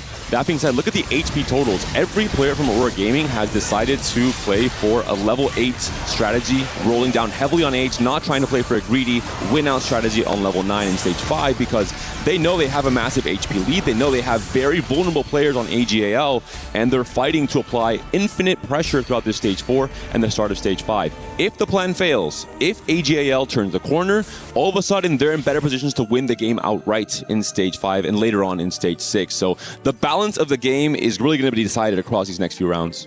And the signs are not looking good for All Gamers All Legion. 3 players in the bottom 4. Again, a reminder for our first-time viewers. In the 4v4 format, if 3 Aurora players finish in the bottom 4, it doesn't matter what your 4th player does, your team is done. We go next to game number 2 of the semi-finals. Right now, it seems like Aurora's game plan is bearing fruit. As you said, tons of HP across the top 2 members especially, but even the ones in the middle still looking healthy. This will be a big test here for Chen. He is facing Li Suchuan. I don't believe items have been fully removed from the backliners at the very least, potentially from the frontliners. And Waymo Chol will be facing off against Huamie, who's sitting on A double backline with the LeBlanc, with the Acel, trying to roll to 0 every turn to make the strongest board possible right now and eliminate Weimulucho before he hits the 5-cost upgrades. It does not seem like the board is strong enough. The frontline hangs on for a very long time, and suddenly, with the wins from Weimulucho and Ah Chen, they are starting to turn the corner. Yeah, seeing Hwamei moving down into 7th position there is pretty alarming for Aurora. Again, they've still got the cards stacked in their favor in this game, but even the small changes of position here, particularly, of course, with 4v4, with everyone donating their HP to each other, we're already seeing there's very little in it from 4th all the way down to 7th right now. And we've seen the goal totals for Aurora Gaming all of this stage. It has been below 10 gold. They're essentially trying to use their gold every single round to either hold units, to just get any upgrades on their board as possible. And now I'm starting to get a little bit worried or concerned about the outcome of this game. It looked very one-sided for Aurora Gaming. I think now AJL is starting to come back. And this is what we're talking about, the balance between the pressure of the Stage 3 and Stage 4 strategies and the greedier win-out positions of players trying to play the long game instead. There's a balance in Stage 4 where some players could get blown out very early and go 7th and 8th. I think we've made it past that point already. And especially if Weimulucho finds a Vex 2, finds a Shen 2, really finds the 5-cost upgrades, he can be the win-out player for AGAL. We'll see what happens. Every round is a chance for a player to get knocked out unexpectedly, especially if the 2 lowest HP members face each other. I have to imagine that, Weimu was suddenly able to soak more of a loss here. Of course, you can't just be emptying out your items and giving the loss over entirely. We'll see if All Gamers can manage to thread the needle here and keep both of their players alive. It would be ideal for Ah Chen to win this round. He's 11 HP, he's definitely 1 life, and Weimulucho can still heal with the Fiora, has healed to 17. It's a close fight, but I think in the end, Weimulucho has not removed items, so it will be Ah Chen going out in 8th, unfortunately, and no other player has been eliminated, so it's only going to be AGAL with 1 player down at this point in Stage 5. All right, so let's reset things here. We can see again Aurora back up to top 2 positions again, double the HP of Lichuan just below, and Weimu as well. We do see the 2-star Blitzcrank coming in from the middle of the table. Again, we're looking for, in the most immediate, whether All Gamers or Legion will be dropping 3 members into the bottom 4 or not. Based on that upgrade, at least that particular hurdle may well be passed. Look at Ahao next on the chopping block, the first and weakest player from Aurora on 1 life now here as well. He has an Nami 2 since very early in Stage 4, but is this board going to be strong enough to deal with the Corki, to deal with the setup here? The Riven is not moving on to the Nami just yet, so it looks like it should be enough here for Ahao. Should be a pretty clean win. And on the side of Ziyue, he's also fighting for his life at 7 HP. The Zoe reroll did not quite pan out, unfortunately. The Mordekaiser 3 was not found, for example, and it will be Ziyue being taken down. So already a 7th and 8th for AGAL. This forces a heroic comeback, a win-out position from both Li Tuchuan and Weimulucho. Weimulucho, I'm not too concerned about. I think if he hits the 5-cost, he can make it there. Li Tuchuan, though, he's on 2 HP. Yes, which means there's no room for error. And of course, you've got 4 players now on 1 team for Aurora who can all position to make sure that his time is going to be the worst possible it could be. It just feels like, David, from what we're seeing, an overall game plan here for Aurora here in Game 1 of the second semifinals just seems to be the more reliable of the 2. The pressure was too high. Li Tuchuan stuck rolling on 8, has not found his upgrades. He is still paired on Karma. He's still paired on the Blanc. He only has the frontline upgrades. The pressure, it seems to have worked out. It is Weimulucho up against his own teammate. Unfortunately, they can't really trade too much HP. There isn't much to trade between them. Only 22 HP in total. And they need to go first and second. It might be an impossible task. And what a disappointing ending it would be for All Gamers if they end up being knocked out by their own team, and it will be the case. I think it was pretty much a done deal for quite some time, honestly. A fantastic first showing for Aurora on the road to the best year in TFT history for Hwamei. That will be 1-0 in the series. All Gamers going to need to do some serious thinking heading into Game 2. A masterful understanding of 4v4, of lobby tempo, of how to target creep the weakest player on the opposing team, of how to lower your cap, but to apply pressure in Stage 4 in particular. I think every single decision from Aurora Gaming in this Game 1 proved to be correct in terms of how they read their opponents, how they tried to counter them as the game revolved. And I mentioned it would be a big test for AGAL, maybe too big of a test in the semifinals. All right, guys, we will be headed to a short break. When we return, we'll see if all gamers can bring the series back to even, or if Aurora Gaming will be headed to the finals to face Team Vision.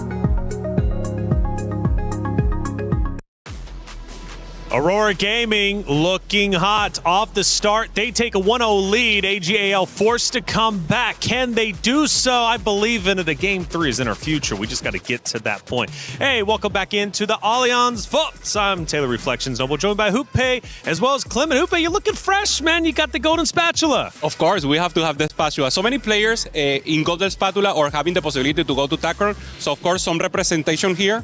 I like it. I like it. You know, I need to get one of those.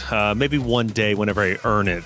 Clement, talking about earning, man. Aurora Gaming taking game number 1. I want to hear what the chat had to say because we've been looking in. And, you know, sometimes these comments, they're fun to read, man, and they get spicy. AGAL fighting GoBot. Yes, they were, but they go down earlier than we thought. Yeah, they have a lot of fans, though. Of course, All Legends is a massive one coming in the CN region and League of Legends as well. And Aurora taking down game 1. So tough. They're so strong. They did everything. We'll break it down later. But of course, Aurora is right now looking as the favorites. Favorites indeed. Was he out of removers? I'm riveting, so I like this. Let's get a little bit deeper. Was he out of removers? I don't think so. I think Wei Mulocho, he has to be the win-out player, and Achen was dead in the water, so you kind of have to let him go at some point. Well, let's start the conversation with Achen, because it seems like that was the main game plan for the side of at least Aurora Gaming. They wanted to focus him out.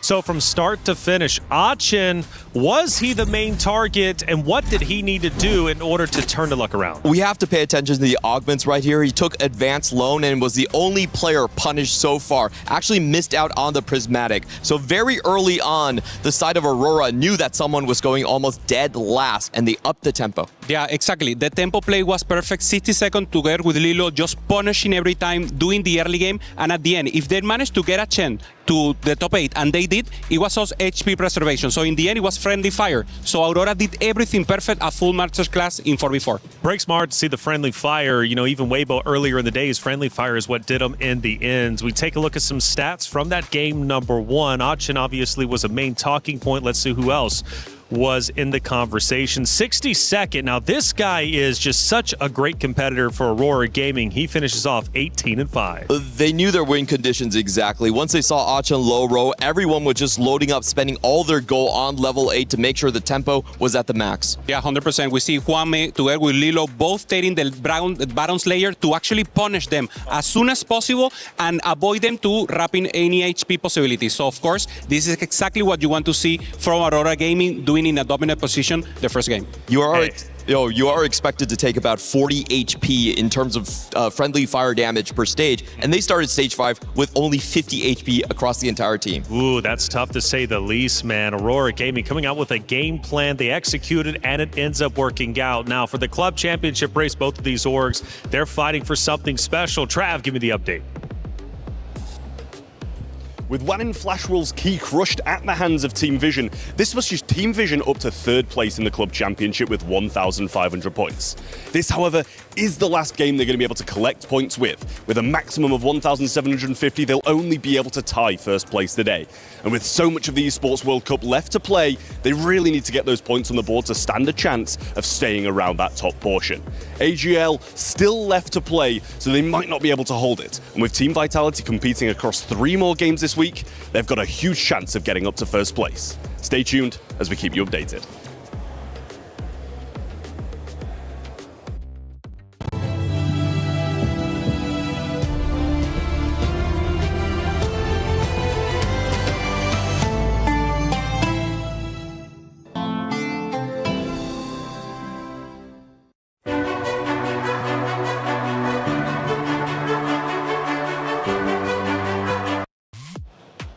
Thank you, Trav, for the update. The fact that Vision can even tie first place to week 3 is sensational. That's $7 million. There's still 4 more weeks, but Vision has made big headway. Now, for AGAL, though, going to the grand finals is a big opportunity, not only for themselves, but also the organization. They're now top 3. They want to continue to move up. But Upe, the reality is they're now down 1-0 in the series. To make it happen for them, Ryue needs to step up. He was 7th place in the last game, playing something creative, trying to go for the Soe 3-star, trying to go for something that is not meta right now. It can work, and this is the magic player. This is the rebound player that you need to pop off. You need to really beat tempo and preserve HP and do everything in the game. So if Ryue takes it down, I think we can have a tight series and then maybe a third game. It really depends on how the lobby shakes out. Sometimes it's all about punching down and making sure you get some early eliminations. Sometimes it's about high cap. And for me, I feel like AGL is much better suited going for the cap strategy compared to Aurora that are much more aggressive early. Going into this next game, it's up to Aurora to close it out or AGL to come back. I love that you mentioned Ryu. This guy is one of the most accomplished players in our tournaments, and I'm sure is going to be a main focal point heading in to the next map. He's going to have to step it up. For AGL, though, we spoke to the coach a little bit earlier, and he was very determined. This team, his roster, AGL, was going to move forward to grand finals, but they're going to have to dig deep because Aurora Gaming is currently up 1-0. Can AGL come back, or will Aurora close it out? Let's head to the stage.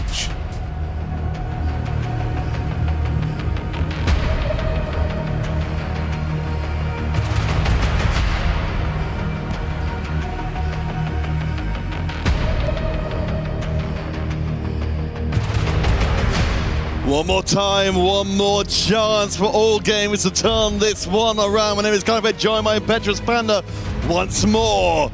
Aurora Gaming are so close to the finals, they can taste it. David, it felt like everything went right for them in the previous game. The strategy was impeccable. For all gamers, what do you want to see from them in game 2? I think they have to adapt in terms of their positions in the early game. I think entering stage 4, they were already in dire straits, especially for a player like A10. I think, as I mentioned it, this is the first big test for AGAL, in my opinion, this match in the semifinals. And they were outplayed in game 1. I think Aurora Gaming just had a much better understanding of where to go forward in stage 4 and stage 5, how to adapt, how to punish really the positions that the players from AGL entered that late game on. And we'll have to see what kind of augment decisions, especially on 2-1, are made to try and avoid that same low HP position that can get pressured in the late game. All right, let's head into game 2 of our second semi-finals. We'll be bringing out the Golden Gala, Kale and Echo, and the Fountain Stargazer for the second game. So, David, you mentioned opening up a few advanced loan options here, but at least, if we're on the all gamers side of things, we've got at least a somewhat predictable field to deploy whatever our game 2 strategy is into. Thinking about Echo in particular as a god offering and how to adapt your game plans and your thoughts about your augment picks around it, we can find things like Divine Intervention that rewards you for doing exactly what A10 did in the last game, going down to below 30 HP while you're entering stage 4 for a big juice up of resources.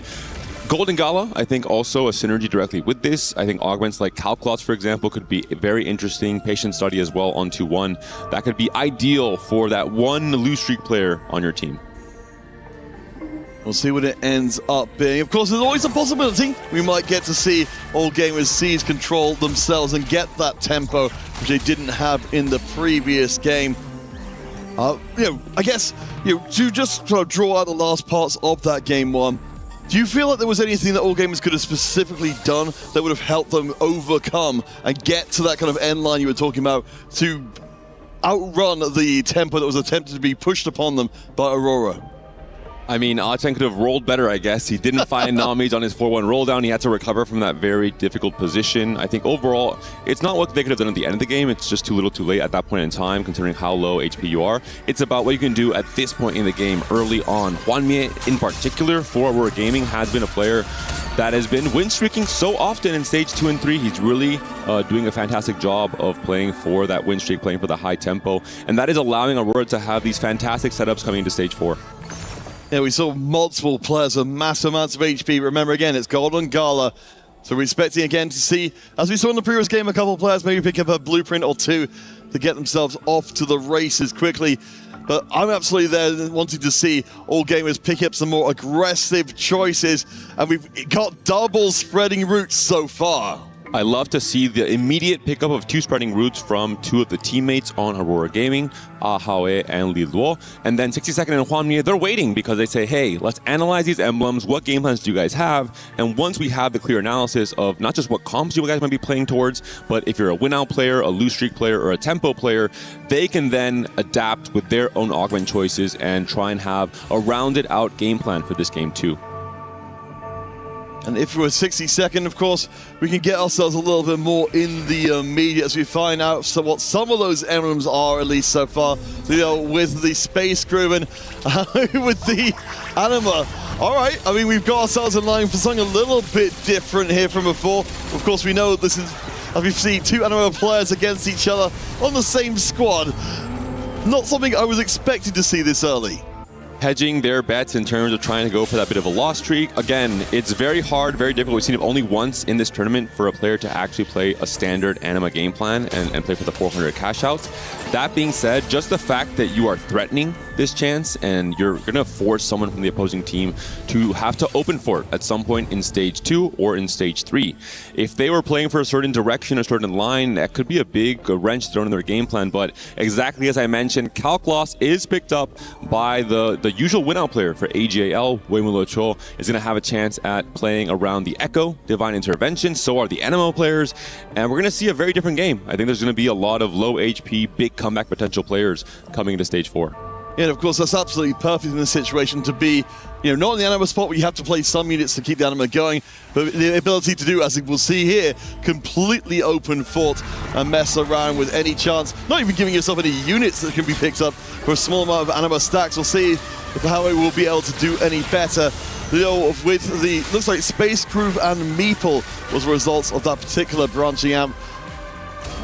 And we see the Void Staff build as well, so very likely going to be playing into the Space Group line, one of the strongest 4-cost lines in the tournament. For A10, has the Witsend, most likely will be playing into the LeBlanc off the Portable Forge. A great option for finding direction as early as stage 2-1 and allowing your team to understand, hey, I'm playing for these 4 costs. You guys have to try and find paths into the 80 lines or the more caster-oriented AP lines.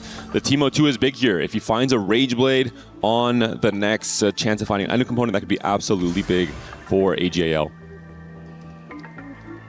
Yeah, I do like having lost the Wits End in place to just give yourself a strong early bottom if we're looking for the All Gamers to be putting out a more strong foot early. A10 is the player to make it happen. At least we've got upgrades on both front and the back line, which I'd imagine should be good enough to keep the streak going in the other going. We'll see if Lilo with his double emblems is going to be strong enough with the Cho'Gath and an early Maokai to stop it.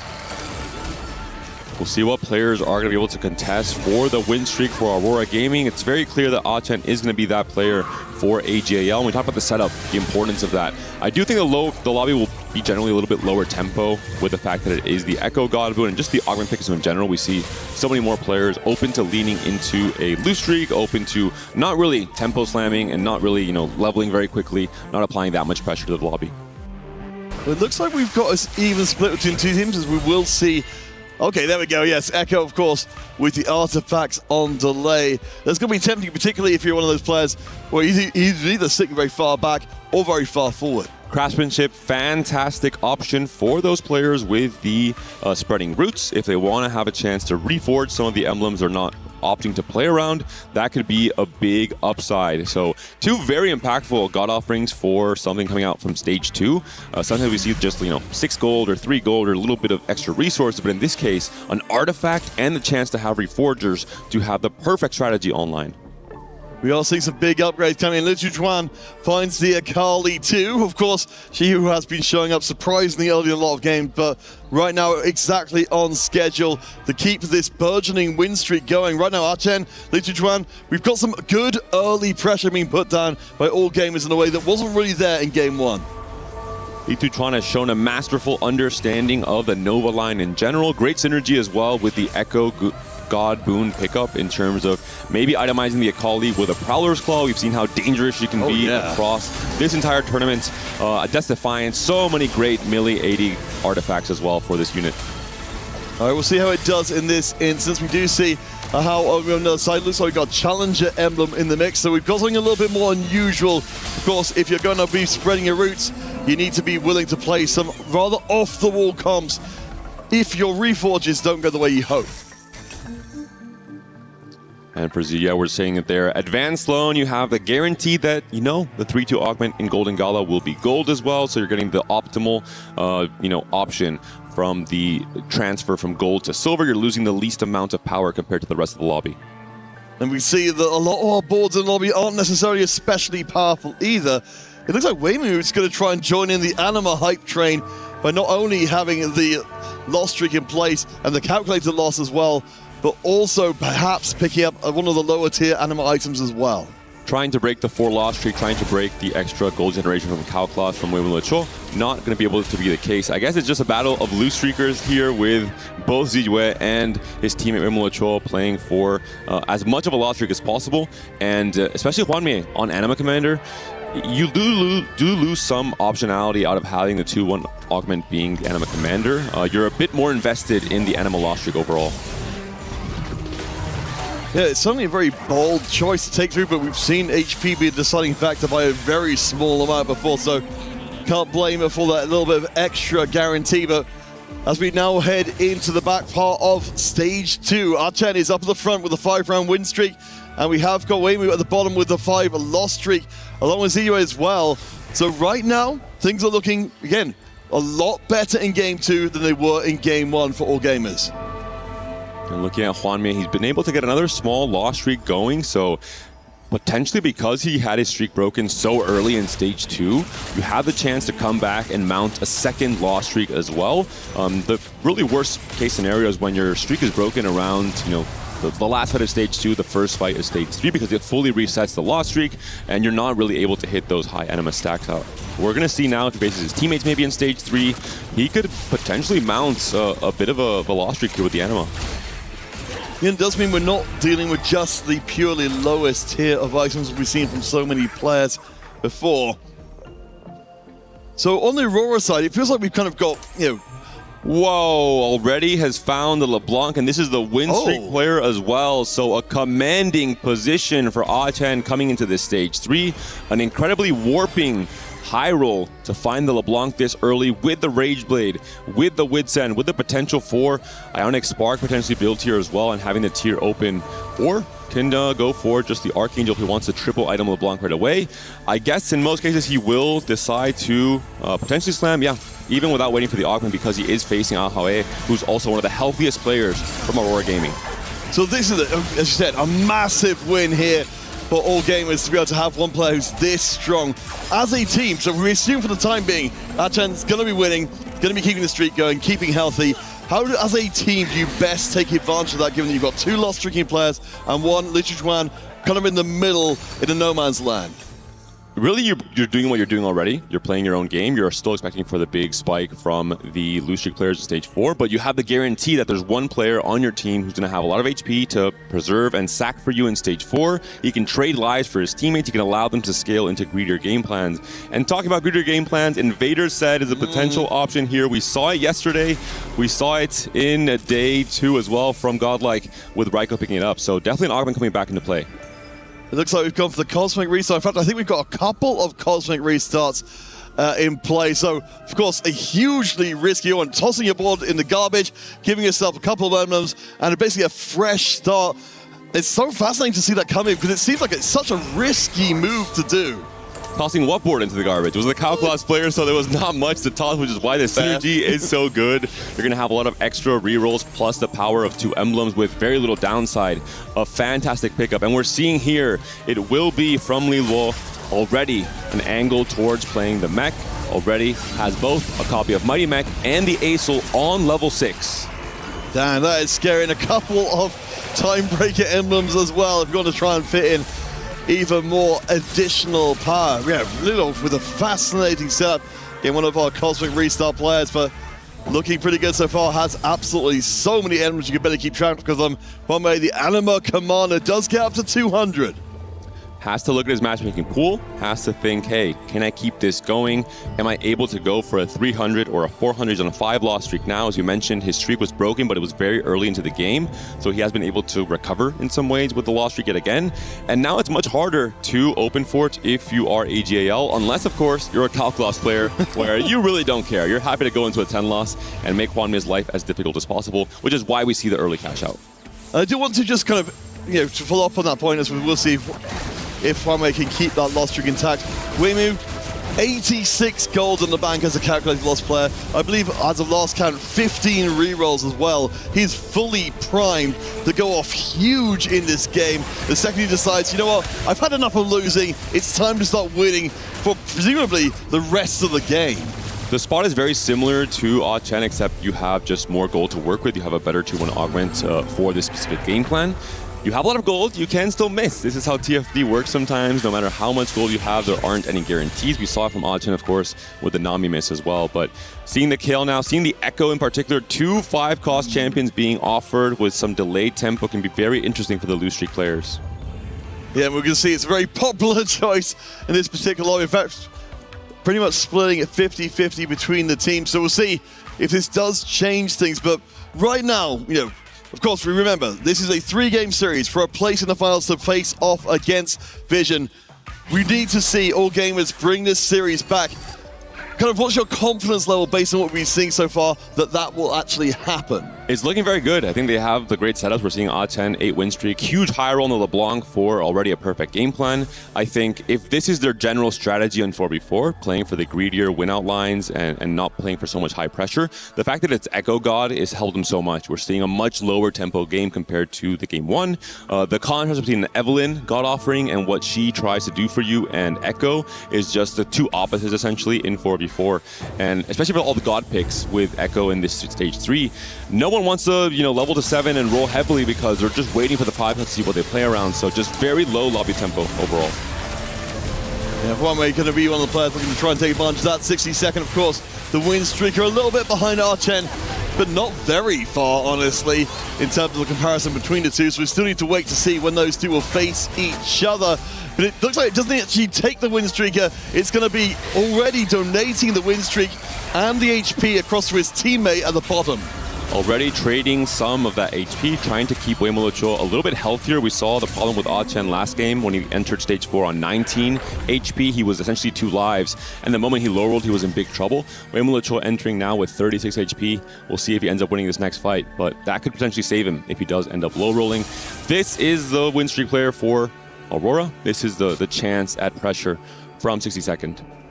Yes, I guess the good news for all gamers is they've already given up their win streak. They don't necessarily worry about that. Of course, the remaining objective, as you say, is to take it away from 60-second. He is looking very good. Hilio as well. And Ahao, obviously, all around roughly the same HP, all in with a potential chance of coming back. Goes against Ah Chen in this round. Again, this is the player who is supposed to be unbeatable right now, unless he chooses to be beaten by his teammates. And we're seeing all the different artifacts now coming into play for all those Echo picks after those 8 rounds. It'll be coming in very soon, and players will have to see how they can adapt. What could they play around coming to the stage 4 boards? I mean, right now we can see that LeBlanc is doing absolute work. I love the scaling as well from the Archangels, and the Ginses will be able to survive even when being targeted. So that breaks the streak, and honestly, Ah Chen, it feels like, if you could lay out a battle plan for him in this game, he's done everything that he needs to. The LeBlanc coming in on the setup he already had, such a huge hit of just for team morale, even in terms of, hey, we needed a high roll. This exact player was a player who low rolled heavily on the stage 4 last game, and in some ways doomed his team to failure in terms of how much pressure they were feeling because of that 8th place. And now he's the hero. He's the savior for AGAL coming to game 2. So let's start to bring in the other side of the picture then as well. Aurora, if we would expect to kind of be flipping the table here and flipping the position as well. Hwanme on the 8-round loss streak, 25 life, of course we know has been building up the anima for a little while, is going to have to make a similar climb that we saw, of course, all gamers failed to make in the previous game. he's certainly a player I'd like to put that kind of weight on his shoulders. Looking at the gold totals, we're seeing so many roll downs happening early on 4-1. Because players have played a greedier game plan, they're able to jump in one round ahead of tempo, not the 4-2 roll down, instead it's 4-1. And this is what this game is made of. This roll down is do or die for so many players who need to find a way to stabilize. We're seeing the Corki 2 already found for Ziwei. He's a tempo player for AJL, holding copies of Nami as well. For Hwanmie, he's trying to also get some of the upgrades online, has to slam so many items here on this round, and he's facing Ziwei himself. Yeah, this is the chance to deal out a big hit from all gamers if they can punch through. We've only got the 1 star already installed at the moment. The frontline tanks aren't absolutely amazing, and the Corki, of course, with the Infinity Force as well, will be hitting very hard. So this is a big moment for all gamers to start really pushing their position in the lobby. And this is where the APM matters in TFT. We have a huge lull of tempo across 2 stages, and the moment it's the 4-1 round, everyone knows it's time to go. The green light turns on. Everyone has to roll down. Look at the gold totals for the bottom 4 players. They're down to essentially 0 in just 1 turn. All right, of course, we've got our Golden Gala completing here. So for our players, particularly from the Aurora Gaming side, they are looking to turn things pretty dramatically as we head deeper into stage 4. We'll see if any of their augments get that done. And we're seeing the pressure being felt. The reinforcement pickup now fighting for immediate tempo on this 4-2 round. We'll see what the option is going to be sought for here from the players from Aurora Gaming in terms of trying to stabilize their game plans. Yeah, so the Mighty Mech being skipped over on the other side of things. Definitely wants their Reliant Soul, but is running out of money. I think might have to go for it the second time round instead, as we're already starting to see, some of those signs, the cracks in the strategy emerging here from Aurora. It's not going as well as it went in game 1 by quite a long way. And look at this matchup here. It is going to be Hwanmie up against Li Luo. Items have not been removed from the Bard. We'll see if Hwanmie is going to be strong enough. He's on the ASO, but it's still an ASO 1, just the Alawi 2 as a main tank. I'm not sure if Hwanmie is being sacrificed here from Aurora, saying, hey, you're just not strong enough. It looks like it will be a fight win for Hwanmie in the end, but the same position Aten was in last game. 11 HP, not the strongest board, missed on the roll down despite having the loose streak and the anima angle. And it feels like it only matters keeping your teammate alive. Bard pair, though, for Hwanmie, that could be a salvation. Oh, that would be absolutely huge. And of course, again, the big question here is whether or not you can keep your teammate alive long enough to actually move up a placement in the lobby rather than just delay the inevitable. And the Bard was immediately sold here from Li Luo, identifying that maybe Hwanmie is only out as finding the Bard 2. Instead, the Nami was reinforced, and now we pivoted into the Space Groove line here from Li Luo. So a lot of adaptation across these first few rounds for Aurora Gaming, but they are definitely in the losing position. It was the same exact position that AGAL was in game 1. The roles have reversed essentially in this game too. Yeah, Alchan and Lejuan up at the top, looking very happy indeed with how things are going. It will be Aurora facing their own teammates again. You mentioned the matchmaking being so important, especially when you've got this low HP player. Yet we still don't have the Reliant Soul 2, so it's going to be a heart-stopping moment from every round forward, particularly once you start getting into a less favorable matchmaking pool. I'm a little bit worried here that this Corki might even still be too strong. No, the healing will be good enough. So Hwanmie holds on, but again, Weimu, who's just above him, Ziwei as well, they're both in the 30s of HP. So for Hwanmie to get higher than either of them, it's going to take a while. If he finds the Bard 2, if he finds the Aurelian Soul 2, I think Hwanmie can definitely come back into this with the anima item on the Mighty Mech. And the plot armor as well, a really good synergy with the mech overall and how tanky he can get. We saw it there. No items removed from his teammates, but Hwanmie is still able to win these last few fights. He's in a position similar to Weimu Luchuo or Achen last game. He has to try and survive this stage and then try and become one of the stronger players coming into stage 5. All right, we'll get our last boons in place as the lines are drawn. This had a hugely important moment to see how far Hwanmie can go. Are we at the point, David, that if Hwanmie doesn't manage to stick the landing here, that it's a done deal already and Aurora can start packing their bags already, or do they have any other form of hope? Not necessarily a done deal, but it just makes the game that much harder. Hwanmie, the anima player, you're maybe expecting him to go first. So the moment someone who you think is going to go first goes 8th, that's 7 possible points lost in this game too, in terms of the expectations of the game plan for Aurora Gaming. And this is kind of the risky part of 4v4 when you're playing from behind. All right, we'll see. We've, of course, got the small anima catch-outs. We'll be up against Lejuan in this round, so We'll see. I mean, you mentioned the board is going to be a little bit of extra power to try and cut through the board. You mentioned, of course, as well, and it's so fascinating to see the lack of item removers coming in. You have to watch out with the Akali. If she moves on to the Aurelion Soul early, the Mighty Mech is holding on for as long as possible, but Li Tuzhuan has rolled down to 0 gold. He is trying to get an elimination here up against Hwanmie, and he has succeeded. It is a big fight win for AGAL, for Li Tuzhuan. Hwanmie going out, and it's almost the identical game that we saw in Game 1, but with the roles reversed, everything is happening in exactly the same way. The pressure is there, the HP lead is there for AGAL. They were able to play around the Echo God better, play around the lower tempo stage 3, and come out ahead in stage 4. And this time around, it doesn't even seem like, as we look at Ahoe's board there, that we're kind of sort of chasing that kind of late game board that could conceivably get over the edge and start bringing things back around. Archen has been at the top of the table for such a long time with a Shepherd board. Doesn't seem to be showing any signs of slowing down either. And look at the gold totals for everyone. The pressure is being felt. All the gold is being spent on level 8. It's only, once again, Wei Mulucho, the constant win-out player for AGAL, trying to go 9 yet again, trying to become the player to have the highest cap board moving into stage 5 in case they need to play for the actual win-out.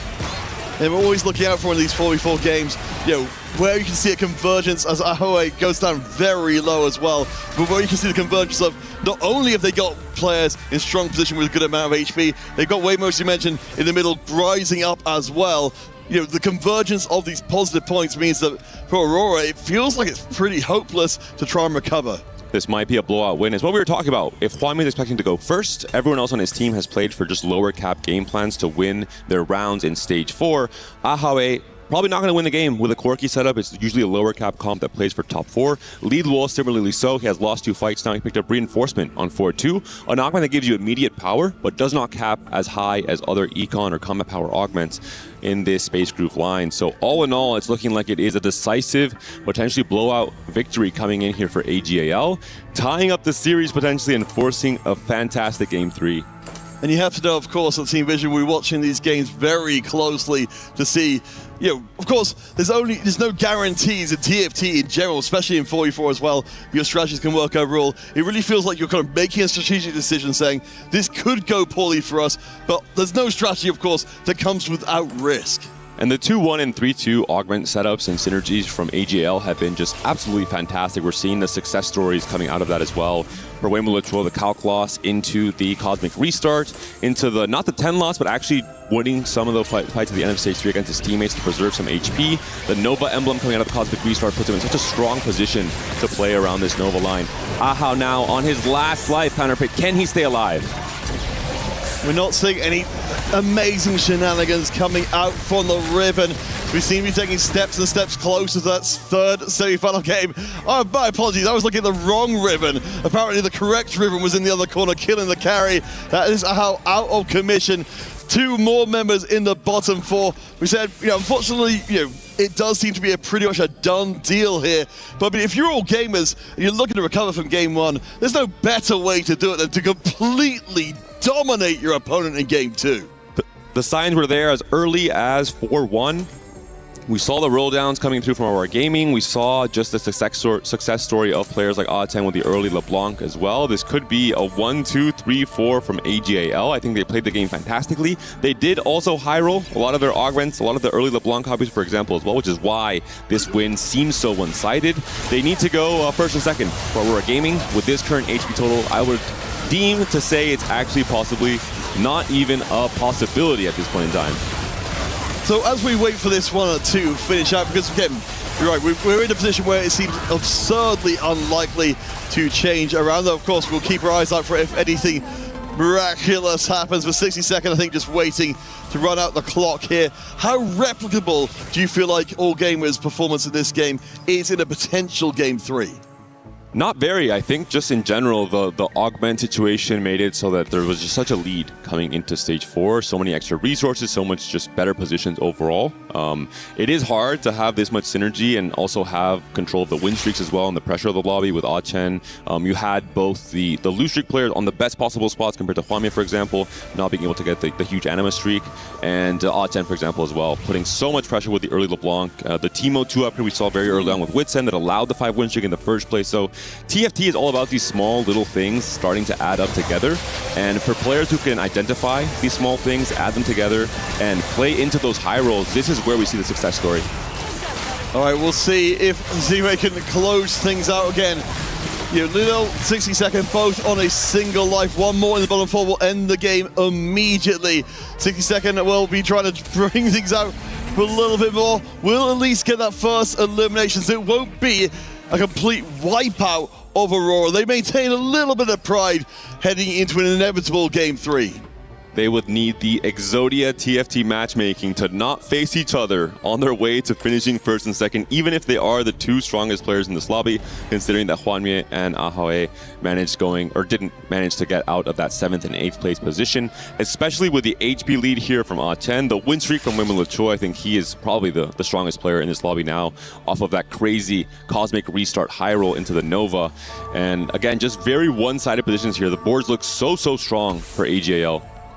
All right, this should be the end of things. 60 seconds up against Archen. We'll get at least a chance to take one last fight against the opposing squad in this one. Aurora really just getting pushed around in this game, off looking so good in game number one. The third game is just waiting for it to come in. As you said, David, we did see some very specific circumstances going through here, but ultimately, all gamers did take advantage of them. They looked extremely good in doing so. Lilwall finally going out. Unfortunately, that will be the guaranteed blowout victory for AGAL. The confidence boost they needed to come back into this series, to tie it up, to say, hey, we belong here. This is the first real test, but we can hang with Aurora Gaming. We can challenge them to a Game 3. You can see the relief coming through. Again, for anyone who came in late, that could have been the end of the competition for all gamers. As much as, we ended up in a game there with Aurora, they had a cushion to work with. There was no room for error in that game. They made their choices. In this case, it paid off. Game 3 is waiting for them, waiting for both teams. Team Vision, of course, will be waiting for whoever wins here in the finals. We will have our third place match as well. But what a game. A fantastic understanding of playing from loose streak, playing around the Echo God offerings as well, and playing into just the best comeback mechanics possible. All right, we're heading for a short break. When we return, Aurora Gaming, all gamers, one more time for a place in the finals.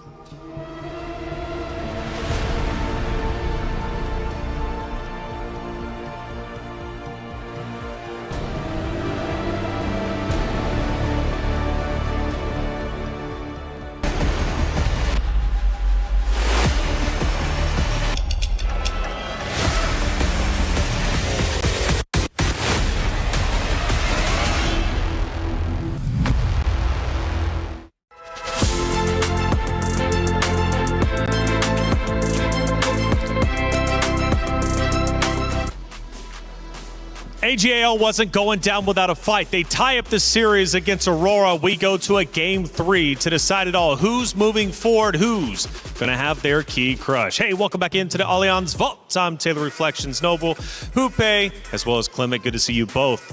Game 3, it's about to be before us. There was a lot of mistakes made onto the side of AGAL for Game 1, but Game 2, they clean it up and they look great. They came with tempo. They came with good possibilities to actually pressure the lobby. And of course, in the start, Wimon Lucho looked a little sketchy, but in the early game, they started giving their HP. That's normally what it doesn't happen in 4v4 that you give HP so soon to a player, but they knew they wanted to take Hwanmye out, and that's exactly what they did in the end. This game was a failure to launch for Aurora Gaming. I feel like their game plan was too difficult. They had two spreading routes to start. They had an anima commander, and everyone was playing musical chairs with each other, trying to find their own spots. They didn't even land on the emblems that they had for each other. So by stage 4, it was all falling apart. Hoope, we have an action cut that you actually wanted to talk about. We go to that very moment, and you were very passionate about covering it.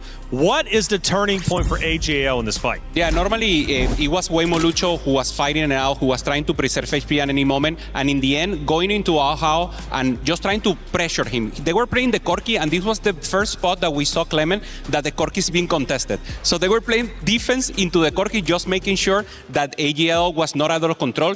In the end, Hwanmye played the anima, cash out significantly, but couldn't find the HL 2-star, and in the end, it just wasn't enough. And we saw the confusion we were talking about there. Ahal, he was playing Darkstar and Vanguard from his starting routes, could not hit any of his units, and had to play the Corki. In the meantime, Hwamie on Anima, because Lilo hit the Acel and the Galio early, he also needed to ask his teammate to pivot out before he could land on the composition. Now the question is, who was the star players from that game number 2? We take a look at the stats, and for AGAL, it almost was a clean sweep, if not a clean sweep. We've got AGL up there for top 3. We've got one who kind of fell a little bit behind, but no worries. They take top 3 and therefore game 2. Achen got the artifact, had the Witsend in the early game, then found the early LeBlanc and just punished the rest of the lobby. This is the hero player for them, and then was able to preserve AP and give it to the rest. Achen for me, the MVP so far, at least for the game, but we have one more to come. High roll and tempo, natural game plan. They get a really easy win. On the other side for Aurora, they had 3 spreading routes and Anima Commander. It was way too difficult to figure out who was supposed to go where. Now for Achin, game 1 was tough for him. He was soloed out. He was bottom of the leaderboard for everybody. But this time around, you guys are saying he was the hero. Yeah, he embraced the variance. You got the artifact, normally you can miss, especially if you go some ways, but he find a good one, he found Witsend. Normally you want to scale with it, already having the Ginso, and it's a perfect spot for him. He knows how to navigate it, and he made it happen. I don't want to say anything, but if I was playing from that spot, I could probably get a first place. You stop it. You stop, because I asked you earlier, I said, how would you do up there? You're like, no, I can't play. Let's go to some of the comments before he continues to get even wilder. Those emblems are crazy for Riven, Space Groove. Yeah! Pepe, thank you so much for the comment. What do we think? It's the best composition to have any emblem. Space Groove has you play the vertical and have so many +1 that of course you want to go there. So if you play in TFT, try to go any emblems into Space Groove. I'm not trying to play from Darkstar and Vanguard though. I'm just saying. I'm just saying. I think he didn't have the emblems to play it. He just had to play whatever he hit. 1-1 backs against the wall. I guess you could say that for both of our rosters here. It comes down to a game 3, a must win. Yeah, you have to do it. You have to now. There's no different that you can do. You have to put it in the fate of the destiny, and of course, play to your game, play to your strengths, and just play it out. Aurora needs to simplify it. They have the better roster. Don't go for that much variance. I think you have 2 players at most that can go for these RNG augments, but the rest of them, stable tempo. Akali is scary for sure. We saw Li Tuchuan also with the Akali, and now a new Atrox Trickstar that is normally not the hero in the comp, but it's helping, and he was the other person together with Achen to pressure the lobby and take the win for AGIL. Thank you for all the comments out there. Make sure you're getting involved in chat. You never know when you're going to pop up on the screen. Let's get a little spice out there. Let's get some predictions. Who do you think is going to win game number 3? Now, the fans have been incredible, not only in the venue, but also out there at home. You guys are wonderful. Now, predictions, though, wise, I wonder what we're going to be seeing going into this game number 3. And Aurora Gaming actually is just edging them out. It is a lot closer. The first series was like 72, 73%. This time, 58% for Aurora Gaming. The chat loves the comeback, so they want the additional possibility to have this. Aurora, of course, the leader here with Hwamie. Everyone wants to see it succeed, but AGL playing teamwork and Power of Friendship could make it happen right now. Power of Friendship makes it happen. And I tell you what, for the fans out there, we appreciate you so much. For Sadia, let's take a look at our super fans. My name is Ayush, and I'm a super fan. So this is my first time being at a LAN event for TFT, and it's been very amazing. I've been watching and playing TFT since the beginning set 1, and I always watch from home, and this is the first time to be on a stage. Feels surreal to be so close. Before we go watch the game, we always open up some Riftbound packs. It's right next to the stadium, and it's always a fun time here. I'm at the Vid Cafe, and I just got a Setsuko. It has mango, strawberries, and lemonade, and it's my favorite drink here. This is the basketball court. After a game is finished, we usually come here, take a couple of shots, and wait for the next game to start. This is the super fan area. This is where I rest in between games. There's a bunch of TVs where we can watch other titles. After I'm done resting, I can go watch the TFT games at the stage. Thank you, EWC, for flying me out. I never thought I'd have the once-in-a-life opportunity to come here. I also got to go explore Paris. I saw the Eiffel Tower, and it just feels so surreal to be here.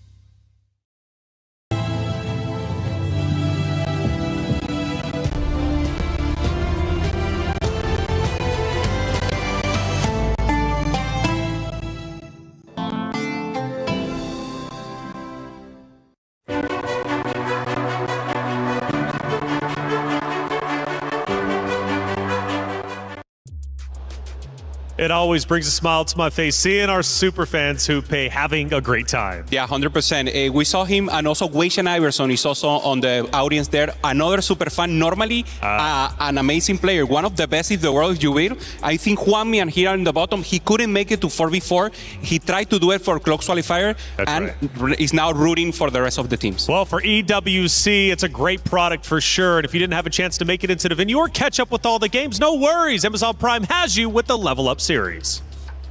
A lot of people are haunted by their past. I'm inspired by it. They're not just playing for themselves, they're really playing for their entire family. They have defeated their demons! They have crushed the curse! Is in our DNA. Whenever we let it out, it becomes our superpower. Now imagine an entire city being built to supercharge it. Kadir City, powered by play. Comes down to this. Will the key be crushed for AGAL or Aurora Gaming? Game number 3. Let's head to the stage.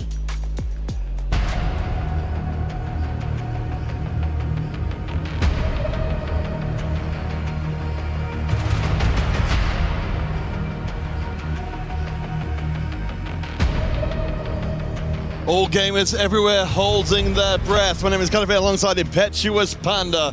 A single game of TFT that will send one of these teams to the final. David, the difference between third place and second place at minimum if you get to the finals is $40,000. This could not be higher stakes for these teams. Not just that, but the opportunity cost of also not being able to be the title defender coming into that grand finals as well. For AGAL, I think they needed to prove that they belonged in the semifinals up against Aurora Gaming in that game 2, and they did exactly that. A blowout win, a confidence boost, a lot of momentum moving forward now into this game 3. Well, David, of course, we've noted that the routes for these teams have been different to get to this point. For all gamers, you mentioned playing against the EMEA teams, knocking out a lot of EMEA teams, honestly. Do you feel like, from what you saw in that last game, you're starting to get more confident that they can really match up face-to-face with Aurora on an even playing ground? I think they did a great job of capitalizing on a lot of the high rolls, but I do think, as Clem was mentioning on the desk, that a lot of Aurora's game plans just seem a little bit too complicated, and they kind of shot themselves in their foot on their own as well. So that's why we saw such a blowout win. I do think AGL has proved a lot on that game 2. You have to be able to identify these losing positions from Aurora and really capitalize on them. We saw essentially the roles flip from game 1 to game 2. Both teams have been able to, pressure out their opponents in stage 4 and stage 5.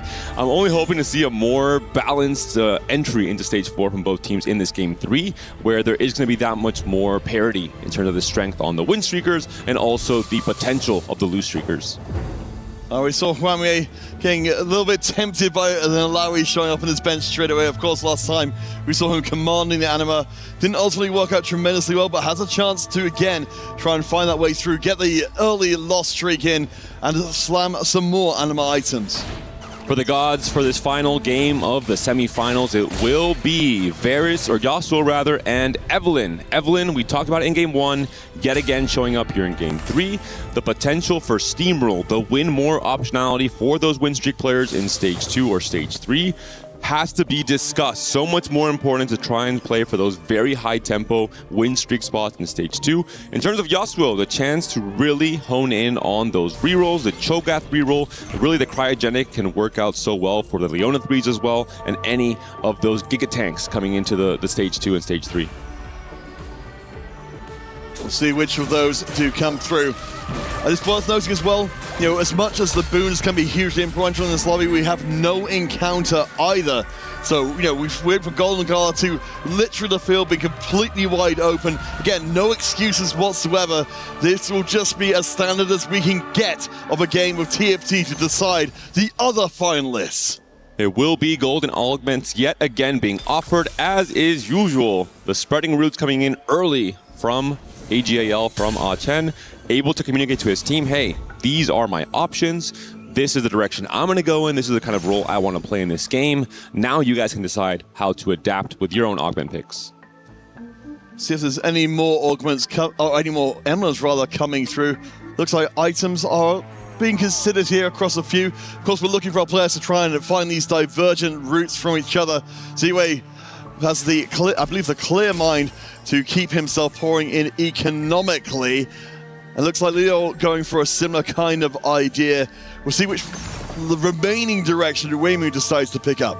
Adaptability is the name of the game for some of the players in this stage 2 augment round. Salvage Bin yet again for 62nd. We saw the same from him in game 1. We also have the Pandoras for Li Tuchuan trying to stay open to having control over his items for any comp that he wants to play into. Looking at A10, we're seeing the augment players in particular. These are the players we have to hone in on in this stage 2 to see what their offerings are and what kind of boards they'll be playing into. We do see the Psionic now on the Lysandra there for A10. Yes, in fact, both of our spreading route player finding Psionic. In Achen's side, it will be with a sniper, and with Harry, it will be with the Time Breaker. So interesting choices coming in here to make sure that our players keep themselves on their toes as right as possible. Keep an eye on anyone who can put together these early streaks, of course, emblems or no. And we're seeing there the Sniper +1, the Psionic +1. Not really the best pairing in terms of what you can do with these two augments when paired together. Reforgers might be the name of the game. We'll see what the 3-2 augment round comes as well for Oddchen in particular, a player who has been very kind of polarizing in terms of his results. 8th place in that game 1, then the hero of that LeBlanc tempo play in the game 2. We'll see what he can do in this game 3. Do like this spot from Ohio as well. Again, the Timebreaker and Psionic, both of them giving decent amount of defensive stats. Getting Timebreaker 3 in very early on is not too bad at all. Will face off against his teammate in this round. Of course, he's taken the booster pack and already managed to find a decent collection of units. With both of the emblems here, not really the most warping game plans being offered. There's no Space Crew +1, there's no Nova +1, there's no Darkstar +1. Reforgers could be very impactful. There is no kill as well, so we won't be seeing craftsmanship on the stage 2 God offering to help out with that. No, and of course, the help before to give a lot more flexibility as to where you ended up. Of course, teams don't want to be nailed down too quickly through the game, and so keep an eye out on the second round results. It looks like we've got the 2 wins and the 2 loss streakers spread across the 2 teams. So, again, the field is laid. We haven't had that big divergence point as of yet. And we'll see how players start thinking about the potential, the possibilities of the God offerings, how to start adapting to them and playing around them moving forward. The red buff has been slammed here from Weimu Luo. With the Stargazer, it is going to be the Serpent, so there is the option to play into the Zaya. The red buff slam, obviously, very versatile. You can play into both AD and AP, but with red buff and a bow and another bow, thanks to replication, this is one of the premium spots to play into Zaya, a comp we don't see that often. It requires a lot of extra conditions with both the items and the constellation. But from the right spot, we've seen it winning out games. When you get to level 9, you play on the Jin 2 and the Blitz 2 as well. And talking about win out games, I mean, Weimu Luo, he is that guy for AGAL. It almost felt like he was trying to fish for that kind of direction from his items, and he absolutely got it. Weimu goes very low on the Belveth, almost drops out from keeping the win streak, but it looks like both teams and will keep both win and loss. You mentioned the Yasuo coming in. Will be something a little bit different than what we saw before. No Steamroller, but a chance to start locking down these hexes and making some very powerful units. If Weimu Luo goes for this acceleration hex and has all these bows already, I mean, this Zaya will be attacking at the speed of light, essentially, with all this extra setup. Look at the Evelyn there again, no steamroll for any of our players. And look at the win streakers. I mean, Hwanmye, yet again, it seems like every single game we look at him, unless he's Anima Commander, of course, he is on that 3 win streak to start off the stage 2. He is that player trying to pressure the lobby for Aurora Gaming. As we settle in for the second half of the stage, I do want to offer a more theoretical question, just as sidelines for a second there, because we, talking about Hwanmye, talking about players like Binson we saw before. Like, what kind of difference does it make when you have a player like that who's so incredibly good at the game, take more of a back seat in the lobby, decide to maybe play more for the team and not necessarily be the primary carry? If you're talking about lobby tempo, I think it really depends on how good players are at different skills in TFT. There's some players who are just innately better at making stronger boards in stage 2. They have a better understanding of the stage 2 trait web in particular and what carries and units just make the most sense for win streaking early. Hwanmye seems to be one of those players in terms of the micro positioning stuff you can do in stage 2, which doesn't seem too impactful. Visually, it's not like you're these crazy late game fights, but if you're able to have these small edges in these fights and guarantee win streaks most of the games. It makes the game so much easier for your team because you have that extra HP to play off of. Yeah, Huanwei demonstrating exactly that against Zero in that round. Of course, we still didn't break the streaks. Worth noting, as we saw on our screen just then as well, down at the bottom of the lost streaks, both of our teams have completely opened their board to say, you know what, mutually assured destruction here. If we run into each other, we both lose the lost streaks, but we both guarantee otherwise that our lost streaks remain intact. For Li Tutron, he is not making the best board at all. He's open forwarding, and you know what? Lilo is saying, I can do so as well. They sell off all their units. They're trying to play for the 5 loss. We'll see which of the players is able to guarantee that, and we'll see on the win streak side if Weimulucho and Huanmie can fight for that 5 win streak. It will be, it looks like a perfect loss streak for both players on each of these teams. An easy win for Weimulucho, whereas Huanmie has to fight a little bit harder for his win. Yeah, we can see over on our side of things, we actually have got the item slam and of course the drone as well, so it's not a guaranteed win by any means. At least we've got the Giant Slayer on the Victor there for a little bit more damage, but of course if Archan can punch through it, it's going to be a big if. This will be absolutely huge. There's the Victor going down. This could be the end of just one of the win streaks. Huanmei takes the hit, and that's going to be devastating for Aurora. That's a lot of money out of pocket. Weimu keeps going, and even Archen with a win streak of his own. All gamers feeling very happy coming out of stage 2. For Huanmie, maybe a bit expected to lose that last fight. It was a little bit of a fake win streak considering he had not found any natural upgrades. He was just playing for board strength, all pretty much 3-cost and 2-cost units with the MF coming in as well, but no actual upgrades on the board. He did also pick up an Econ Augment on booster pack, so had no extra combat power or extra items to help with that win streak, whereas Weimulucho just had so many more item components, for example, with the replication.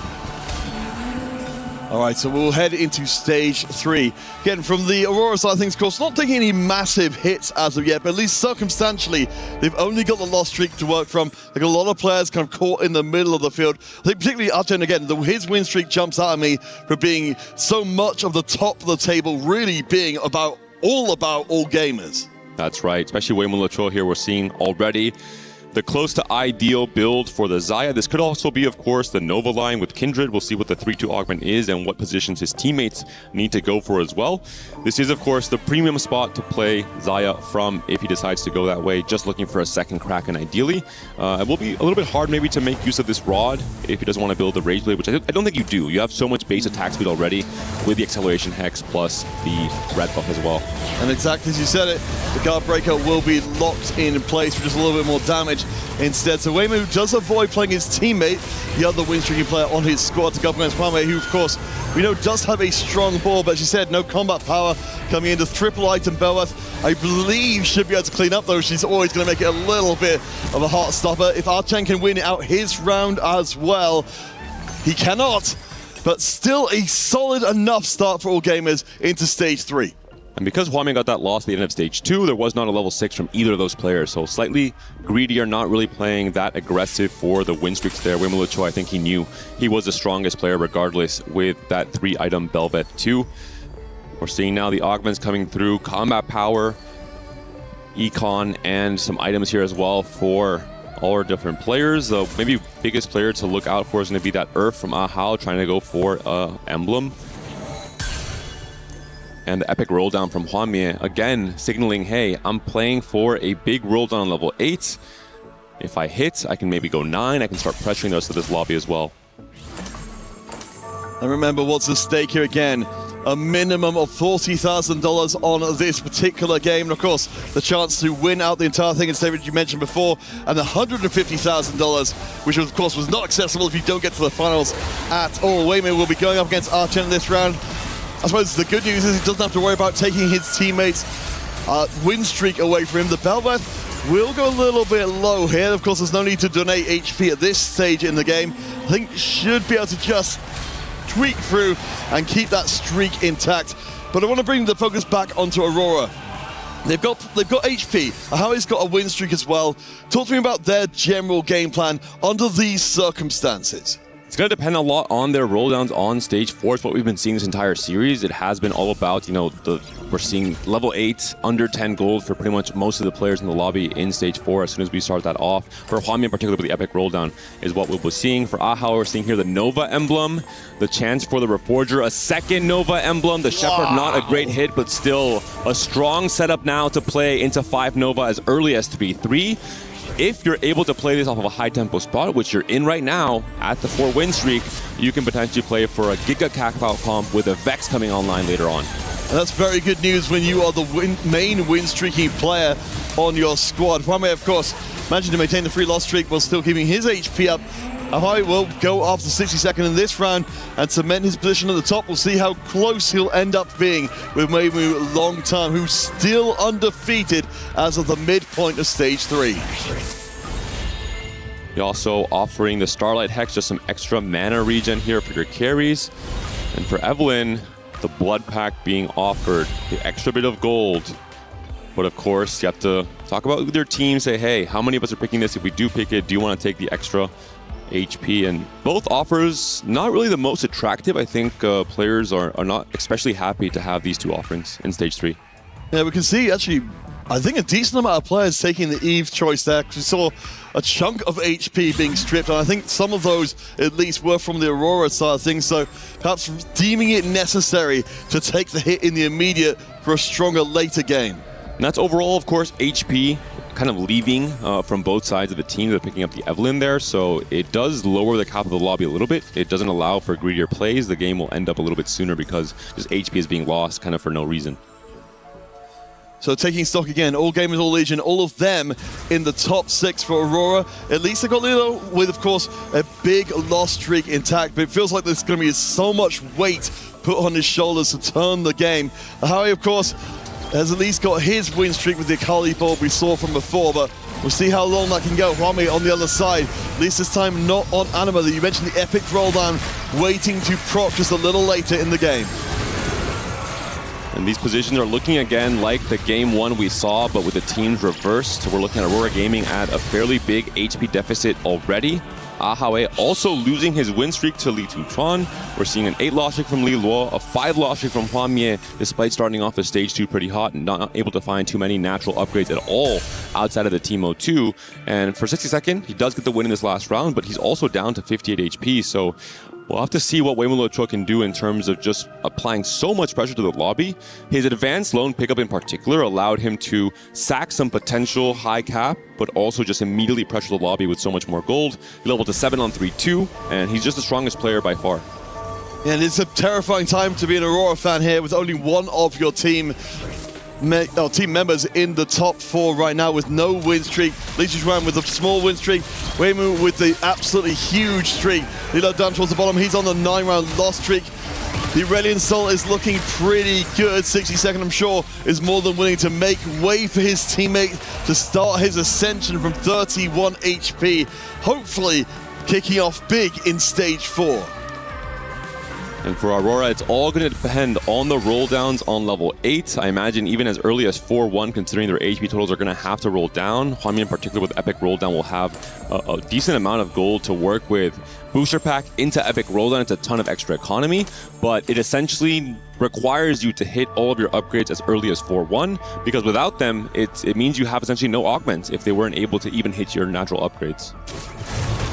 Yes, and we kind of see that ebb and flow in 4v4, don't we, with our team members saying, I'm going to be strong right now so you can be strong later, without our team getting driven out of the game. But I'm still a little bit worried about Aurora. We've got 3 members on lower HP. For Weimu Luochuo, he's now starting to pivot into the Stargazer board. He has to find the copies of Xayah. If he finds a Xayah 2 and can maintain the win streak going into stage 4, it's looking very good for AGAL, but yet again, no Xayahs found on the roll down. We've seen this happen time and time again for the win streak players. He might even be targeted if players from Aurora hold onto the Xayahs.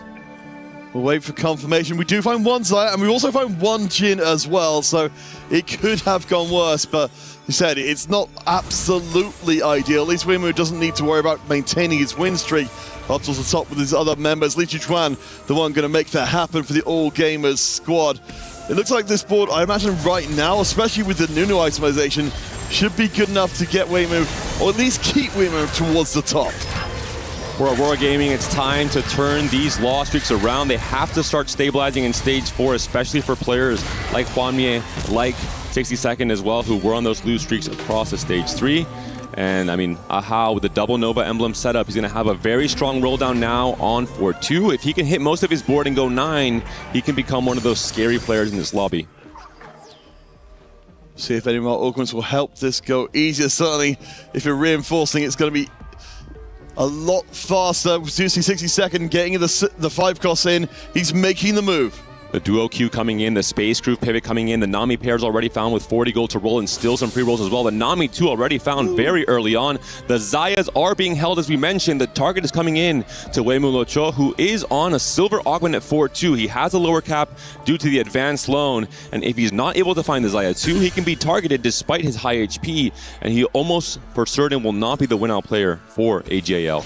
And that feels like that can make all the difference in the game where Aurora are currently behind if they can complete their strategy. The only problem is that All Gamers, All Legion have so much HP left in the lobby. Time is running out. 3 members of Aurora around 30 HP.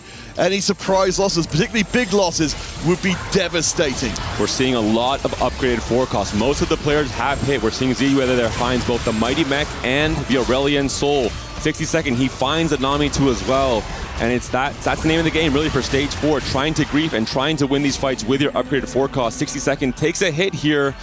Hwanmye also takes a hit. It looks like Aha as well. Things are starting to fall apart for Aurora Gaming. Just waiting for confirmation because it looks like we saw losses, if not across the entire team. No, not the entire team, but most of the team. When you're behind in a lobby like this, you cannot afford to have rounds that go that way. For Aurora Gaming, they need something to change in the very near future, or they're going to be tumbling out of this game and the tournament in a hurry. It might be Weimu Locho, the only player to not hit his 2-star forecast upgrade, but he has so much HP to work with. He's maybe sacking for his teammates regardless during this stage.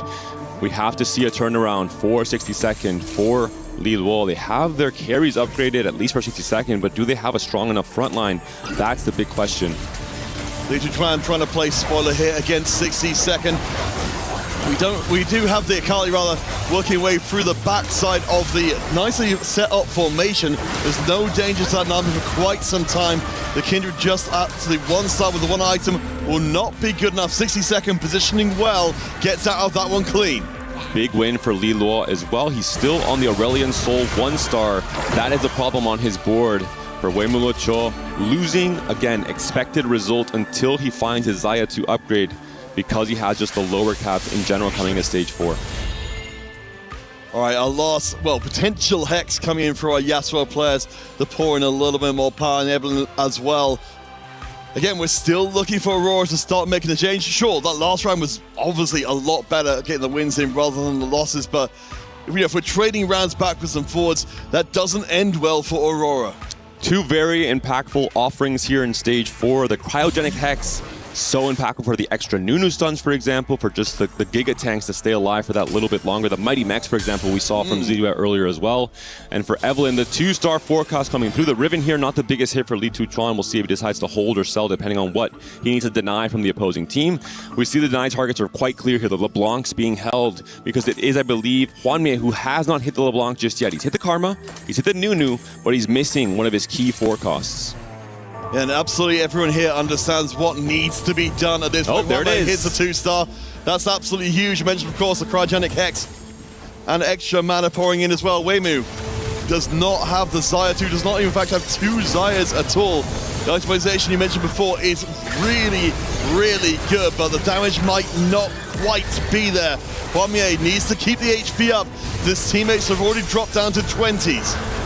Time is ticking here in stage 4. Looking at the shared HP pool, Aurora Gaming needs to win fights to stay relevant in this game coming into stage 5. Li Luo takes another big hit. He's down to his last life. The Jewel Lotus Exiles combo not doing enough for this board when you're still missing your key upgrades. The Aurelian Soul has not been found, not even a pair here. The Blitz 2 could be a salvation, but are you able to hit on 8? And if you've got no money, it's going to seem a little bit less likely for any of you latecomers coming into the stream. Do you remember, of course, the only Tacticians Crown winners left in the competition, Hwanmye, Li Luo, they won in back-to-back as they were told at the time, global championships. Hwame are reigning champion as of this moment.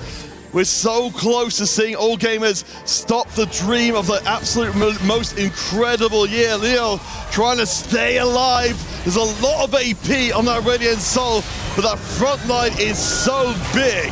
It is only 1 star. Will this be enough at 9 HP? A loss here and you will be out. You will be going out in 8th place. Ahau, I believe, has not removed items here for his teammate. The Akali has just started to be targeted, but the Acel has already been taken down. It could just be that Lilo is being sacrificed. He's too weak. He's too far behind in tempo. He doesn't have a chance with the HP gap for Ah-Chen on 23 HP. And that's an 8th place for Aurora Gaming to start things off. Our first elimination in there. Our set 6 global champion being disappointed. You can see, of course, on the faces of the players, this is not going the way Aurora thought. Certainly from the way we started this series, it was looking fantastic for a chance to just rip through and go right to the finals. But instead, All Gaming, All Legion, they have stepped up massively. They have defied their path to this point. Perhaps they didn't face their opponents, but as we see the upgrades coming in, the Xayah too, all the pieces are aligning here for a Game 3 victory and a place in the finals. A 3-loss streak for Wei Cho, but he still has 50 HP to work with. He's starting to try and save his gold to make it to level 9, maybe find the Blitz. This could be the win-out player now for AGAL. For Aurora Gaming, it's not just about preserving HP in Stage 4. Who's going to be their win-out player? Hwame has rolled heavily on 8. He's playing 5 Shepherd board, doesn't have the highest cap unless you make it to those 5 costs. Similarly so for Ahau, he's still stuck donkey rolling on level 8. He's trying to make the best use of these 2 Nova Emblems, but he hasn't found a Vex, for example, to add onto this board. It's worth noting again for any of you newer viewers that we've had teams for the CN region winning both EWC so far. That will remain the case in this event because we've only got CN teams left to play. We thought Aurora would be the one to step forward, the most decorated team by quite a long way. But again, All Gamers, they're showing us so much more than they were showing us before. The 2-star eyes, you said before, absolutely massive difference, making the damage is absolutely huge. One of the few remaining members of Aurora with a good amount of HP takes a big hit. Most likely the player that was most favored by the cryogenic hex from the Yasuo in Stage 4, Wei Cho finding that extra bit of stall to get the Xayah, scaling both of those Krakens we saw there. How long the Tahm Kench survived from that Nova board DPS alongside that last Nunu stun being so impactful in winning that fight for Wei Cho. 60-second, maybe the hope now for Aurora Gaming on a 4-win streak. And all of a sudden, Ah-Chen and Ziwei are slowly filtering off their HP. Ah-Chen down to his last life. And this is where we end up in so many of these very close fought games. Even if you've got the numbers advantage, you've been training your teammates' HP for a while. Lichu, of course, will be one of those players who's hoping to do that for his teammate here, Ah-Chen. Yeah, Ziwei will keep a close eye, particularly, of course, for Ah-Chen, see if he gets knocked out early on. We could even see a game reset. We get 2 members from both teams with opposing finishes in the bottom. It means that all bets are off and the rest of the game is up for grabs. It's still a LeBlanc 1 for Ah-Chen. The items have not been removed from his teammate, and Ah-Chen, it seems like, will be taken down by Li Tu-Chuan here. Too big of a board to battle with that Nova setup. And it is going to be a 7th place for AGAL, essentially tying it up at the bottom of the standings there. So a most likely scenario is a reset coming into the second half. So if Ziwei especially gets taken out, then even the best case scenario for All Gamers, of course, is to eliminate one of the Auroras and then just leave us in a situation where only the first place finish matters. If that is the case, David, who do you feel like's looking most promising to make that actually happen for both teams? You know, time and time again, I think it comes down to whoever finds the Blitzcrank 2, the unit that is sought after so much on those level 9 boards. For Wei Cho, it would be the cap for his Xayah setup as well. All of the AP boards usually want to find a place to fit in that Blitzcrank 2, but it is now Ziwei with the Mighty Mech setup, with the Mech Acel facing off against Wei Cho, who has not removed items. He thinks he's the strongest player on this team. They maybe understand that it's all going to be about the 2v2 in the top 4, and they don't think Ziwei has the HP or the board strength to hang with the rest of the boards in this Stage 5. Looking to see, and it will be the confirm on the kill, so no more chances really here for All Gamers to do anything but try and make sure they do not get taken out early. That's right, Li Tuchuan potentially on 1 life, Hwanmie as well on 1 life. There's going to be 2 players already eliminated for AGAL. This could be a blowout win if somehow Hwanmie survives and Li Tuchuan is taken down in this 5th place position. All of a sudden, the 3 remaining players from Aurora Gaming have done a fantastic job of stabilizing their setups, their boards coming into the stage 5. Li Tuchuan hoping to hold on for a little bit longer. Hwanmie on just 1 life as well. What a difference this can make as to how this round finishes. We have to pay attention to both of these boards. Li Tuchuan trying to stay alive in the Nova mirror matchup. He's still sitting on a Kindred 1 carry on the side of Hwanmie. He's hit all of his upgrades except for the Sona. He's facing off against one of the strongest boards in Weimulutro's Zaya board. Can Li Tuchuan stay alive? That's the big question. It looks like he might be going out. Does Hwanmie stay alive then and fight for the 4th place? Ahao's clapping. It might be a win for Aurora Gaming. Li Tuchuan is down to 1 HP, it looks like. No, he's down. It's 3 players from Aurora Gaming in the top 4. It's a blowout victory in the end. And we didn't think that was going to remotely happen. It looked so good up until the end of the game. But for the lack of just a few HP, Aurora Gaming are sending themselves to face Team Vision in the finals. The golden road for Hwanmie of winning 3 major events in the same year is still open. What a final game! The star-studded CN roster on paper with a current GOAT status player from Hwanmie. A fantastic comeback in this game number 3. They were able to stabilize their stage 5 boards. The respect shown here between competitors who have been facing off individually for oh so long. But now in 4v4, it is Aurora Gaming claiming that top spot. Wow, what a series it can be. And of course, both teams are going to be able to look back at that one and say the what ifs. But of course, for Aurora, they found the only path through. We thought it was pretty much a done deal for them in this game. It seemed like all gamers just played such a spectacular game. We're heading across the stage now, though, because we need to see some more dreams ended, and Damascus will help us do it.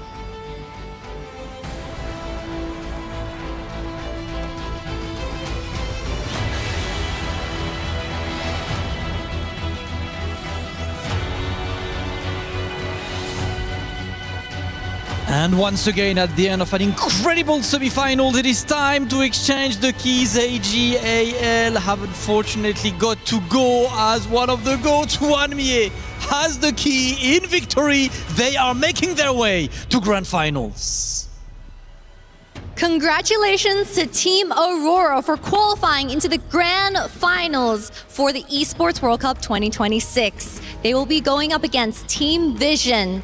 So, Hwanmie 选手, you are quite literally the GOAT of TFT. And as an individual player, you have a lot of achievements. However, coming into this tournament being 4v4, what type of adjustments do you have to make to play with your teammates? 首先，恭喜Hwanmie选手能拿下今天的比赛，成功打进决赛。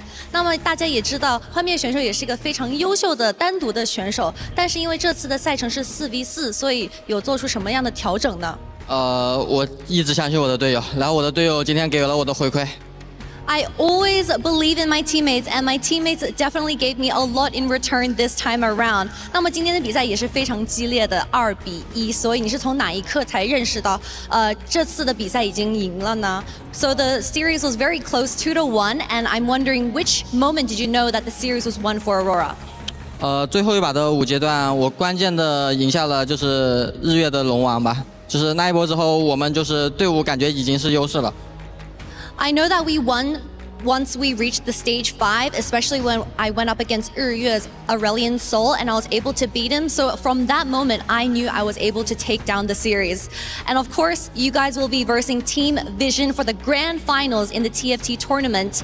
Koyui, the player, said that he wants to play against Hwanmie in the Grand Finals because he wants revenge from the qualifiers twice, especially beating him twice in the qualifiers. So what do you have to say in response to Koyui? Koyui 选手有说，就是希望决赛可以遇到Hwanmie选手，因为上次在 TOC 里面你有击败他，所以你对Koyui有没有什么想说的话吗？他只是我夺冠路上的一块，就是平平无奇的垫脚石。Koyoi will only be a stepping stone to my road to the EWC title winner. Once again, congratulations to Team Aurora, and let's crush AGAL's key. He's got the performance and he's used to crushing the competition. That is just another step in the way that separates Hwanmie from the EWC trophy. Getting ready to crush, and he's not willing to wait for this to be on, as we are ready to get that key destroyed and go get ready for grand finals. Hwanmie in there to end the dream of AGAL.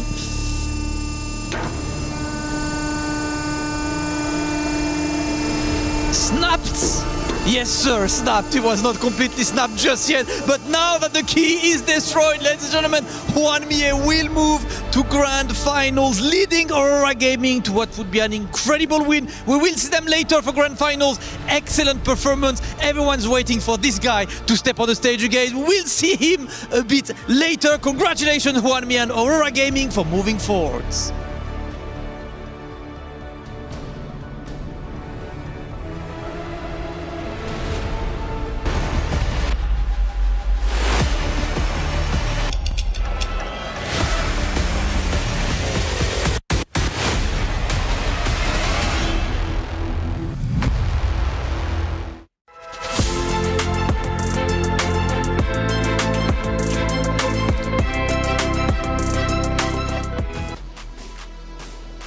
And the grand finals are set. Team Vision versus Aurora Gaming, taking down AGAL to solidify their spot to play for the title. Big news for Aurora Gaming, who have been absolutely phenomenal. And what an interview, by the way, at the very end. There is some drama brewing going into grand finals. And one thing that I love, Clement, the confidence from Aurora is absolutely astounding.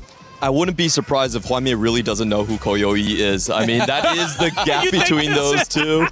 I think the real fight is between Flancy and Hwanmie. There has been plenty of times where Flancy from Vision has been considered the champion, but then Hwanmie still beats him anyway, despite the perceived strength. Man, the strength, though, of AGAL. They put up a fight, they tied up the series, but game 3, where did it all go wrong? I mean, they sent Lilo 8th. That's exactly what you want to happen. But then the rest of the players didn't have a cap-out possibility. They was just trying to preserve HP. They were trying to be strong. Hwanmie was pressuring the Robbie, the rest of the team. Hwanmie mentioned it.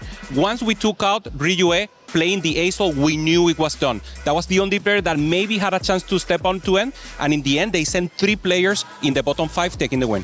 I think Wei-Mu Luoqiu just hit that Xayah 2 way too late into the game. There were a lot of players from Aurora that were low HP, but they somehow managed to turn the corner before their opponents. Also, Kindred 1, only their predominant for Litu Chuan. Normally, on stage 5, having a Kindred 1 being your primary carry, that's not the way you want to go out. Well, we take a look at the stats from that game number 3 that ultimately Aurora Gaming was able to lock in and move forward in the tournament.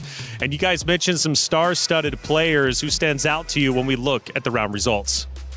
Oh, there's a lot of them for sure. I think Ahao has been the consistent win-out player for Aurora. He does it again this time. Really, really creative and using that Rammus as a secondary tank. He's usually the most available of the 4-cost tank options. Hwanmie obviously doing again exactly the role that the game needs to win. And he said it. I'm trusting my teammates and my teammates are giving me the trust back. 60-second once again with the 4th place. Yeah. Teamwork for them and making it a great run in a close series. 60-second is putting up an MVP performance. He's been out of this world. Chat, we were watching, and once again, we bring up your comments after that game number 3, which was leaning, I believe, what, 58% to Aurora Gaming, if I'm not mistaken. Chat, what were you saying? Were you saying some nice things? Were you getting crazy? Coming up with analysis? Let's take a look at our first comments here. Of course, coming out from our chats, right? The Floix Comics.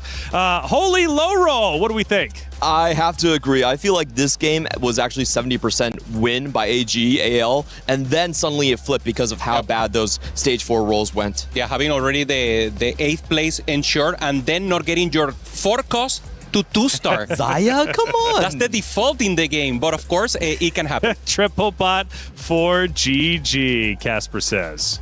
Yeah, that's the blowout, if you will. If you send 3 players, no matter the situation, even if you got 1 in the bottom, you already got it. So in a great way, this is exactly what Aurora wanted. To get a great placement in the final game and then get the motivation for the next final lobby. Who are we talking about here? He is dead for sure against any Aurora board. This was definitely one of the 1-star Lito Chuan with Kindred, probably. Kindred as well. Nothing else for him to do. But was he dead? He was in the end. That is tough. Well, the chat, you were accurate about that statement. Hey, keep the chats coming. We love hearing from each and every one of you, especially when we start getting into grand finals and also predictions too. We'll talk about that in just a second. I want to get all of you involved. We take a look at the last action from that final game where Aurora Gaming was able to put the final nail in the coffin against AGAL. And this was a double elimination against AGAL players here. Ahao A has been consistently the win-out player. He found a strong tempo spot. And once you have the tempo, going for the spreading routes makes a lot more sense because you have a lot more of that potential upside for your composition. So I really loved how Ahao has been the carry for them. Lito Chuan needed to protect the Akali, but in the end, the composition didn't make sense, and it was just a better angle for them to cap it out in the end. You know what's so tough for AGAL now? They've got to come back onto the stage where they just lost, and they've got to play for 3rd and 4th. They're going to have to lean into their veterans super hard in order to get them over that hump of that loss. Short-term memory, let it go, because there's still a lot of riding on the line for 3rd place, right? We're talking $50,000, club championship points, and on top of that as well, you get 4th place, you only walk away with 30. Now, say only, respectfully, I'm not walking away with $30,000, but for the competitors, right, winning this series gets you up there an additional $20,000 to 50. A lot happening when it comes down to EWC. Check it out. Here and play my game. He knows nothing. Let's go! Tyler Wine, you're done. This is my ladder. You can't climb it. That's an L airline. Somebody better hold me. Okay, yeah. Do something then. Raw energy. Blow the house down.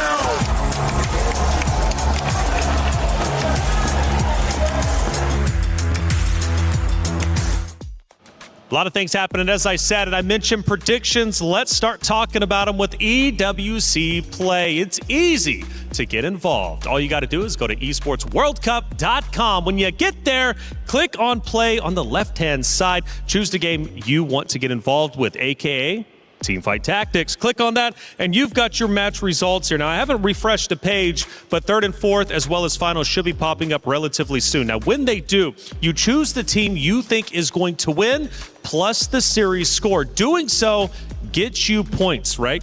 And by the way, we've been doing this all day long. This is going to be happening for all the games across not only this stage, but also the 24 other games taking place at the Esports World Cup. So like I said, click on the team you think is going to win, click on the series score, and then you're locked in. Now, when you're locked in, you have a chance to earn points. And when you earn those points, what do you get? You can cash in on some prizes. We're talking $300,000 up for grabs. Scan that QR code. We want to know who you're predicting because honestly, you get featured, it's free, and it's just fun to do. Put your knowledge on the line, not only in the chat, but also officially with EWC Play. Now, coming up is the matchup that we've been waiting for, 3rd and 4th place. Who's walking away? They've already got top 4, but again, what's up for grabs? $20,000 extra from going from 4th into 3rd place. So it matters quite a bit for the competitors out there. This one, though, is going to be tough because, again, AGAL just suffered a loss. They've got to step back on the stage. Yeah, it was similar. Flash Wolf also in a close series, trying to pop it off. AGAL, they know exactly what to do. They know that they needed to tempo more, they needed to pressure more the lobby and have a win-out spot, but maybe they're risking it too much, Clement. You always said that you need the win-out player, but I think the win-out player, the game has to give it to you. If the omens are correct on Fortune, then you pick the win-out player. I think they're doing it maybe a little too fast, too early, but of course, I mean, that's the name of the game too. There's a lot more on stake for AGAL. Obviously, Flash Wolves is not in the club championship point running, and if we recall, for AGAL, they were 6th place last year. So if they move up, it's not just the $20,000, it's a lot more in the club championship, potentially millions. Already top 3, and you're right, millions is on the line. Now, I got this guy next to me, Hoope, and apparently he had the chance to sit down with a couple of players from Team Flash Wolves. To Pengus Cup. Far from the Convergence and the Space Gods, we're here to ease a little before our next match for EWC 2026.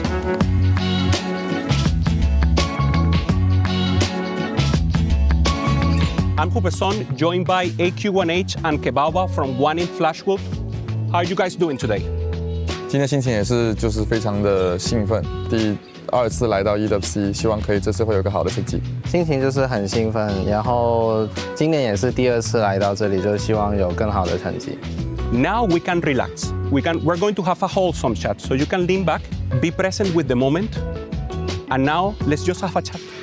What is one positive quality about your teammate? 我觉得他游戏的天赋很好，就是他会在可能训练的时间比较少，但是他可以在游戏内找到一个适合自己的一个打法，去打出自己的更高的上限。Kebaba, give me one positive quality about AQ1H. 我觉得他就算在不同的版本都会有自己的理解，然后每个版本他都会做得到接近。就算可能每个人都会有自己不太适应的版本，就算在他不适应的版本，他也是做的差不多是最强的玩家这样。What is one thing you admire about your teammate that you don't have? Haircut? Oh, really? 我觉得没有，就是我们互相学习交流的非常多，所以我觉得。对方身上的我也能够学到，所以我觉得我们目前来说是几乎是能做到同步的。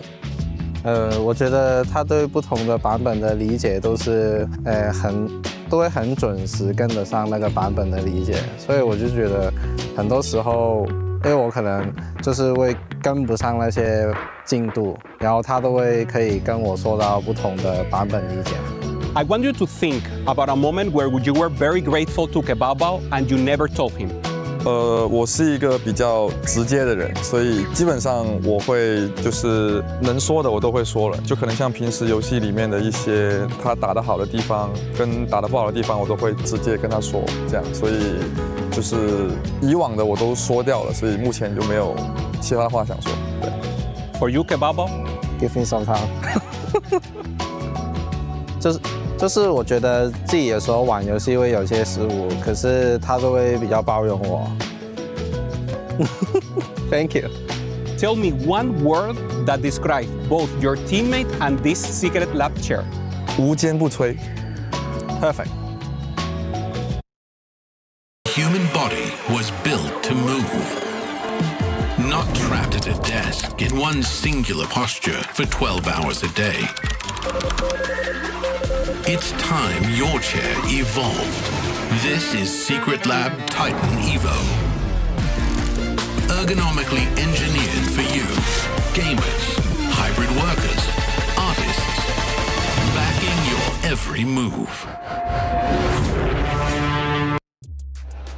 It's time almost for our third, fourth place matchup, Flash Wolves against AGAL. Hoope, great job with the interview. Thank you, man. It was cool. They were both perfect to interview and to do the dual therapy, and in the end, they got the fifth one, they were hugging, so I mean, teamwork, making it happen for them. That's right.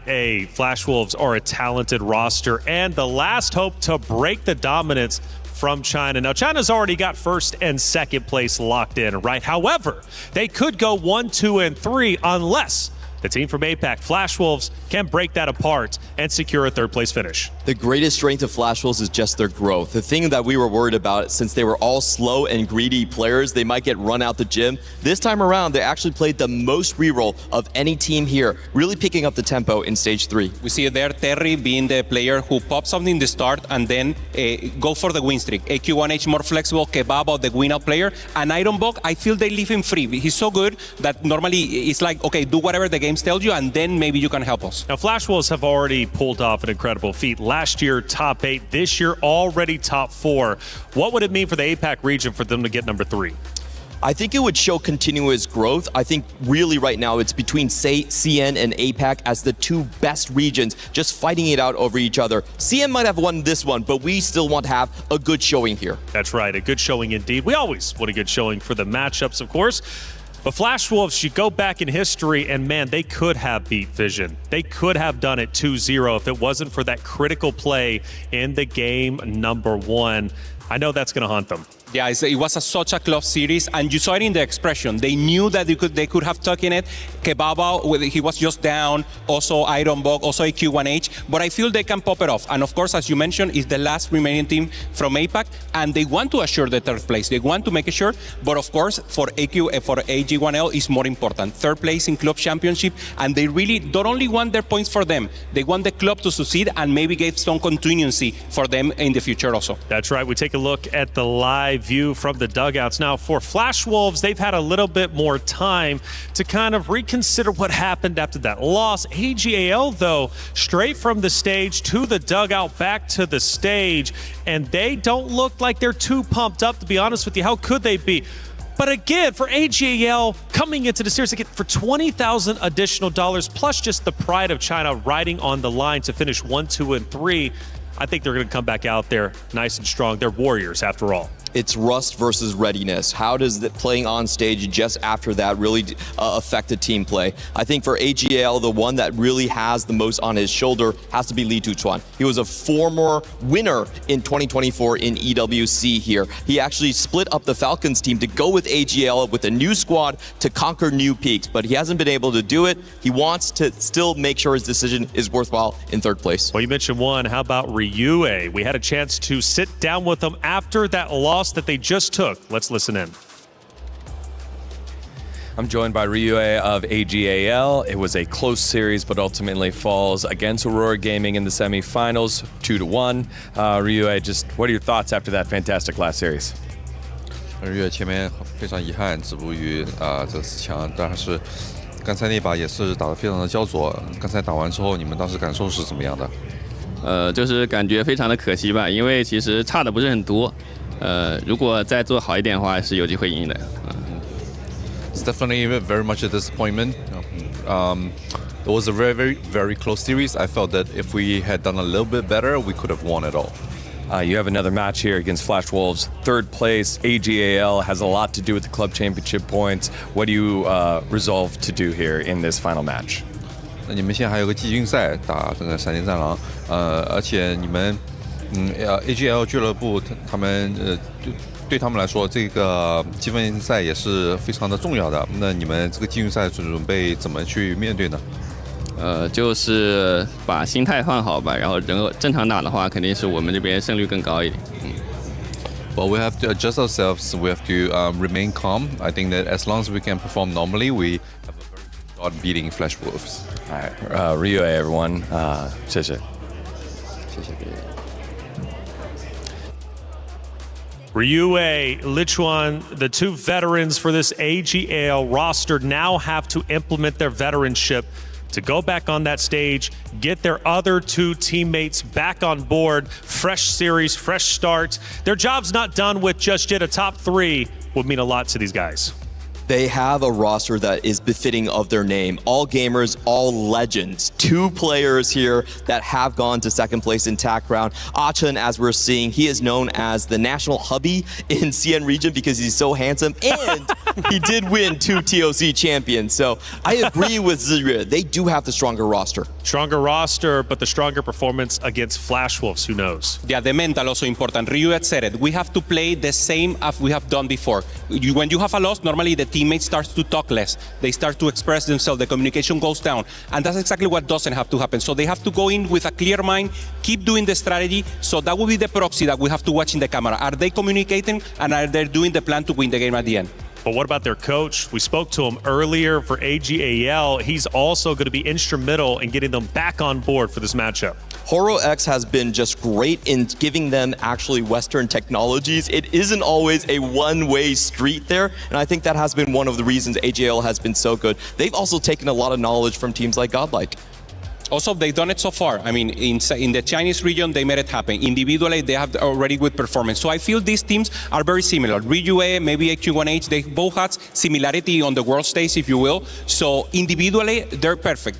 The power of friendship is what will make the difference here, Reflection. How can they win the game with helping each other, with actually going for the win out and knowing exactly who has to take that spot? That's the difference that we will have to see. Looking at both series, we just witnessed one from AJAL. Obviously, Flash Wolves was a little bit earlier. Who looks the strongest heading into this matchup now? It's fresh, Both teams facing off against each other for the first time.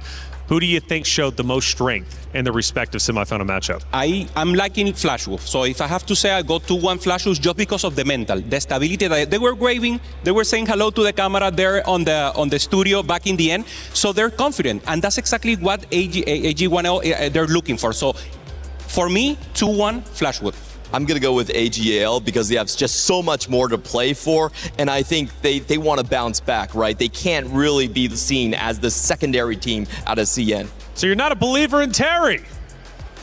I'm a huge believer. I will say this. It's going to come down to the win-out players because both of these squads, they utilize very, very high-risk strategies. If you don't make it, you go away. That's it for your squad. Yeah, but maybe have 1 or 2 win-out players, not 3 like they were trying to do. You have 3 win-out players, someone's going 8th. So high risk, high reward, but you need to balance it a little. Ooh, high risk, high reward, a lot of RNG is what we're thinking then. But how do you balance that as a player? How do you balance that? It's such an important matchup. Like I said, $50,000 is on the line.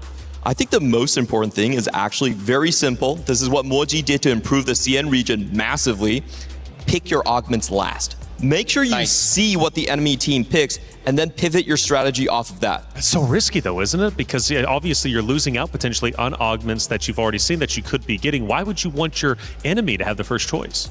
So if you see their first choice, you can judge how the tempo of the game is going to go. If you know it's a slow game, then everyone has to play for a higher cap. If you know it's a fast game, then it flips. You have to match the tempo and make sure you're the one not targeted. It's the knowledge game, but of course the experience is what you have to, because normally you play for your game. It's easier. Okay, I need this augment. This is exactly what will make me happen.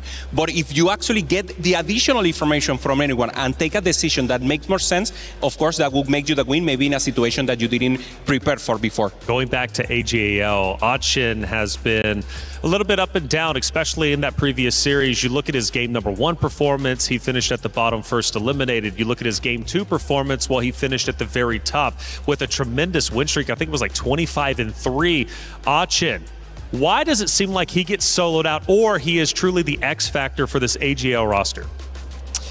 I have to say Achin is kind of the only weak link on the roster right there. If you think about his previous 4 games, it has gone 8-6-1 and then 6 back down again. He plays a lot of very risky strategies, and I'm actually surprised that they're letting him do that. Typically, if you have a weaker player on the team, you try to get him to play tempo. You know, simple game plan, preserve HP, but they are obviously seeing something that I don't. Horo is saying, you know, try to flip it. Let's go 4 win streaks. In the game that he was in the top, he played LeBlanc, but he got a great artifact in the start. He got the tempo, he got everything, and the LeBlanc was a little early, so some luck in their side. And of course, if you get that position and you manage to convert it, of course he's capable to do it. He got the win. So of course, you need a little luck on your side, and then use that luck for your preparation, and of course, push the win. Is Ironbog going to be lucky this time around for Flash Wolves? This guy, we've talked about him so much, so often. Is he truly going to be the one to lead Flash Wolves to victory? We call Ironbog the Iron God, and he is known for one thing: his ambition and his greediness. There are tons of times where he just flips it and tries to go for the win out. I think the plan for Flash Wolves is you have to plan if the flip doesn't work, right? Yeah. Who is going to maintain the tempo if your win out player lags behind?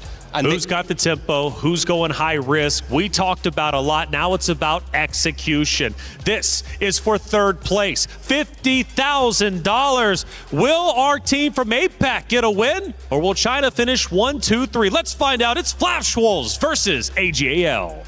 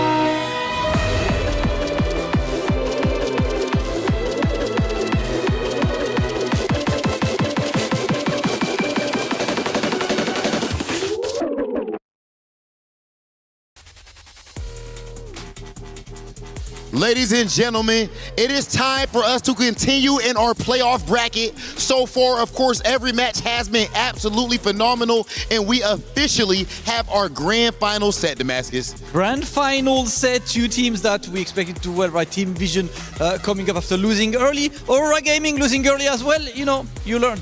Yes, of course, they have made adaptations. That said, our next two teams, Damascus, we do have some unfinished business before we make it all the way to grand finals, because this right here is the decider for who finishes in third place and who finishes in fourth place. Whole lot of paper, whole lot of chicken on the line, ladies and gentlemen, and of course, club championship points as well.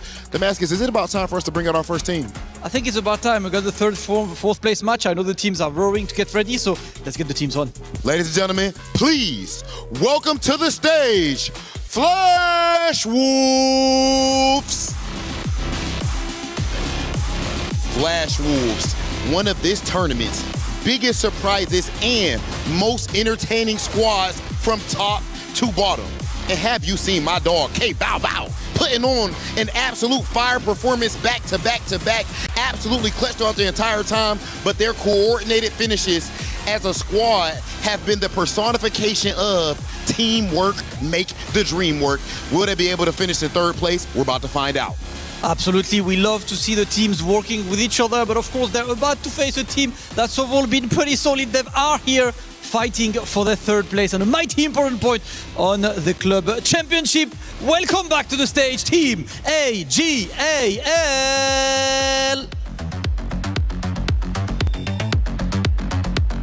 AGL putting up onto the stage right now. All gamers, anyone's legend. It is time to fight for third place and for mighty important club championship points, because this team used to be third on the club championship ranking and they're currently fourth behind Vision, because Vision's in grand finals. Right now there is one objective: get as many points as possible to make sure we tail Team Vision and we don't get too far from that third place.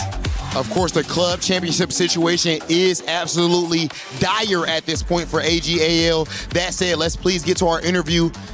K Bow Bow, coming into this event, of course, you started with 16 teams, the best teams on planet Earth, and eventually you have made it to the point where you are one step away from finishing in the top 3, potentially at least top 4. What do you feel like you've proven to yourself and to the rest of the TFT community? OK， 我从这个比赛的16支世界顶级战队一直打到现在，你们进入一个保持争三的一个状态。你个人认为，你们战队是否已经向世界证明了你们的实力了呢？我觉得这次我们没打到冠亚赛，其实是挺可惜的。可是接下来我们就希望能拿到第3名吧。It is a shame that we are unable to step onto the grand final stage, but over here we're still going to do our best and we're going to fight for that third place. Flash Wolves, of course, absolutely ready to try to get that third place spot. Amazing tournament run for them so far. Absolutely, it's time to talk to AGL. AGL, you guys had a pretty good week, unfortunately falling short in semi-finals, but now it's all about working for your entire club, right? Lots of club championship on the line. So how is the team approaching this match, knowing that, of course, the ultimate trophy is out of reach, but your team is counting on you? 那 AGL 战队非常可惜，就是虽然一路战胜到这里，但是半决赛的时候还是差了一点点。但是你们现在这个也是同样保持争三的一个局面，这个第3名也是对你们的俱乐部来说是一个非常大的一个帮助。那你们现在是如何调整自己来面对这场夺3的这个战斗呢？ 虽然我们心情有点低落，但是比赛还没有结束。我相信我跟我的队友已经调整好状态了，准备迎接下一场比赛。 Even though we're feeling pretty down right now, but the battle is not over yet, and we're certainly, and I believe in my teammates that we are all able to adjust and have, in fact, fully adjusted to face this competition that's coming right up. It's never over until the match finishes, Rob. Teams are ready to fight for that third place. Okay. AGAL and of course Flash Wolves, you can go ahead and take your seats and get ready for your match. Damascus, I do believe that we have one last order of business to get this thing started. Absolutely, I know the casters are ready, I know you guys at home are ready, so without further ado, it is time to kick off our third place decider match. It is Team AGAL versus Flash Wolves. Let's get this one going. Third place up for grabs. Thank you, Dobbs. And well, with Dobbs and myself kind of here for the third place match. We kind of the warm-up for the main event here, of course, starting at 16:45, Team Vision versus Aurora. But for these two teams, it's an $80,000 match with $50,000 going to third place. As was mentioned before, club championship points extremely important right now as well. But Dobbs, coming into this one, all gamers, you've got to feel for them just coming off of a devastating loss. To be able to reset for this game would take a superhuman level of mental control. Yes, for sure. I feel like from the both interviews, the players showed they were a little bit with some kind of disappointment on themselves because nobody plays for losing, right? But thinking about that, I feel most players are going to do their best in here to secure a win on this very matchup. Well, again, you can see that there is, at least for the Flash Wolves, they get a little bit more time to process that disappointment making there. Admittedly, 2025, Flash Wolves made top 8. In this case, a minimum of top 4. So it's definitely an improvement for them. For the All Gamers squad, again, they've got to come in here, they've got to turn everything back upside down. It felt like they had the last game on. It felt like they were basically in the finals, and it all went south so quickly. Yes, for sure. Especially for the last semifinals, both games could have gone either way. I feel mostly for the first game from Flash Wolves, they were so close to close that out, and the series could be very different. And as well as for AGL, they have done a great job throughout the competition. We have speaking so much about, especially Flancy, being one of the best players in the tournament. But here it comes. There is so much on the line. Still, club championship.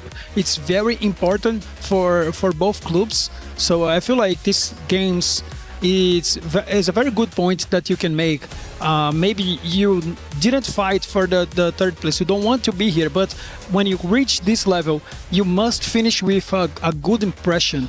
And it feels good to win out after losing one match in the semifinals. I'm pretty sure both teams want to win this match very high. Oh, absolutely. To leave the competition. Yeah, because right now, of course, you're really stewing in the disappointment of not making the finals, not getting a chance to pay for the big prize, to call yourself the best 4v4 team in the entire world. But, as much as, of course, the Flash Wolves have the emotional advantage of having not coming straight off their loss, they've also been able to watch All Gamers play their previous series where they got much better in games 2 and 3. So a double advantage for them coming into the penultimate series here at Teamfight Tactics at EWC. There he comes starting the game with Echo and Kale, both the gods that give you extra resources. Kale especially giving you extra items. Echo will give you resources as like later on in the game, maybe some units, maybe some artifacts. Some artifacts are something that's quite important in the meta right now. I've seen a lot of players going into that option. Yeah, I mean, certainly from what we saw in the previous game, of course, as well, for All Gamers, where they were able to take control of the narrative, you have to get into the game strongly, maybe finding some of those strong early augments. Things went much, much better for them. Of course, what we saw in that last game, was an absolutely miraculous comeback. But those comebacks have been few and far between. So for the team here who gets the early advantage, it feels like most of the time that's going to be a huge thing in the outcome of the game. Yes, especially talking about getting early advantage. I feel like Flash Wolves does a better job on it. I feel like both teams they have the knowledge of like getting ahead and trying to convert the wins. But for Flash Wolves, I feel their roster is more balanced. So they have Terry, that's pretty a very strong player into the table play. AK1H as well as Ironbog. K-Baba doing a great job. But on the side of AGL, they're much more like two players with very good high cap bars like Li Tushuan and Weimu. But on the side of Achen, he's not doing very great, but I feel like this can be a match that he can prove himself. Yes, and certainly after seeing the interview on stage and interview behind stage as well, you can see how emotional he was in that moment. But of course, for All Gamers, if they can make it through, we'll start off here with the gold augments. This will be a real statement moment for them as a team to say, no matter what, how things bad get, how bad things get, we can still shrug it off and move forward. Let's see what augments our players are going to start off the first game of the series with. Well, AGL just took augments so fast. AQ1H getting roots, quite important to secure those emblems. Terry getting one of the crucial augments we've seen so far, which is Treasure Hunt. Oh yeah, immensely powerful. And of course, we're checking out our emblems as well. So Sonic rearing its head once again, Bastion as well. So not maybe absolutely ideal. We're certainly seeing more Bastion emblems we would have expected. And Archon as well, turning up the Nasus, it seems to be a frequent flyer when it comes to the worth the wait. Yeah, for Ironbog, I don't feel that the emblems were quite good, but for his opener, it was amazing because he got a Norn and a Victor as well as another upgrade. So both emblems quite useful, at least for now. Later on, you can reforge them and try to something else, but Ironbog is a player that is capable of playing tempo and playing ahead. So I feel like both emblems can work well in this strategy. It's worth noting, as we see on screen, that we've got, of course, a much better selection if you don't win that particular round. The Dark Star and the Shepherd, as a combination, absolutely fantastic. One of the reasons why people are so willing to take the random emblems is when these combinations of synergistic emblems come together, you're so strong. But of course, we need to take account of our Waymo as well, who has got the concentration in the lobby. We've seen it be very powerful before, pushing you down the conduit line and potentially quite a lot of early game power. Yeah, in here for Zue, we've seen this augment being picked so much. This is one of the best artifacts in the game that pulls a unit from your bench. Quite useful in the early game because you can have an extra power, and later on in the game still quite good as you can pull any unit, maybe a Blitzcrank that's quite strong without any synergies, just being in the board. So quite strong opportunity to have a good early game in here. Something which I'm really hoping to see in this game as well. Having had the chance to spend a little bit of time with all gamers and kind of see exactly what they're made of. I'll tell you a player who really stood out when we were recording some content. He was there with his teammate playing some of these games before. He was doing really well, and he decided he was almost winning one of these kind of games we were playing together. His teammate was not doing well, was really falling out of the game. He decided to basically give up on the game and help his teammate win. He was the only player I saw across every single version of that content who specifically made sure that his teammate, who was looking embarrassed, he wasn't getting any points, he made sure that his teammate left that piece of content happy, and it really made an impression on me. Yes, I feel like this is one of the most important things in a 4v4. You're talking about content, but I will talk about like in-game stuff. So sometimes your play, it doesn't work. Yeah, I mean, some players will have like amazing performance. So we've seen Flancy doing so well, for example, but in other times, another player might not have the same average placement, but at the end of the day, it's all about giving the trust for your teammate, because you're gonna need them sometimes. It's very important to everybody stay together and with high energy. So in here, in this third matchup, it's very important to elevate the morale of everyone. Well, as we come to our first boon, David, of course, talking about this before, the God of Time at Echo, able to give really an extra reason why you want to go heavily into the loss streak. Yes, especially this one of the best opportunities to get high value later on in the game. Having the cash out from Echo, it's quite good, and also matches a lot of the strategy we've seen here. Leitushuan, money hungry, does not have any units on his board, and also K-Baba with savings account. Both of these players are already going to lose a lot of HP, so you can match your own strategy with a good God pick in here from Echo.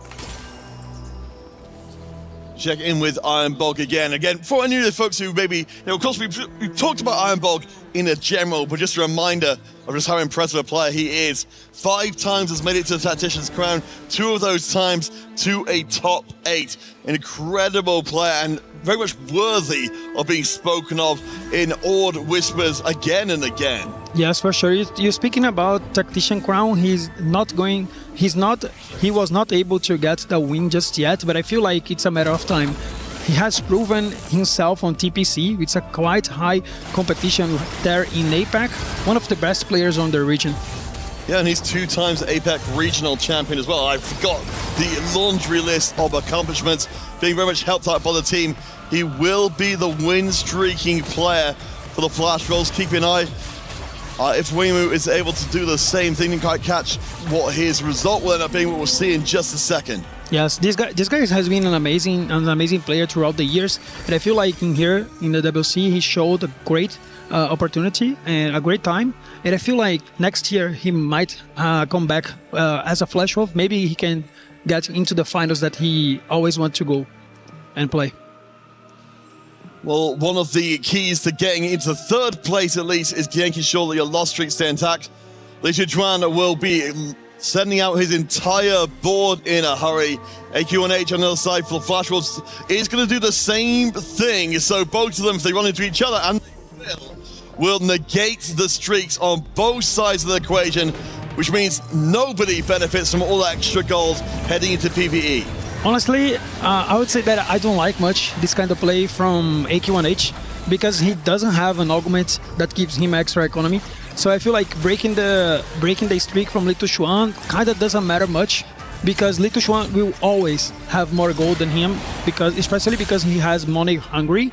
So I feel like even if you break the streak from Litu Xuan, he has much more chances to actually come back than you. So I feel like it's much more important to, when you get like an augment like spreading roots, to play a strong board, because later on you can pressure the other team having like low HP on Litu Xuan.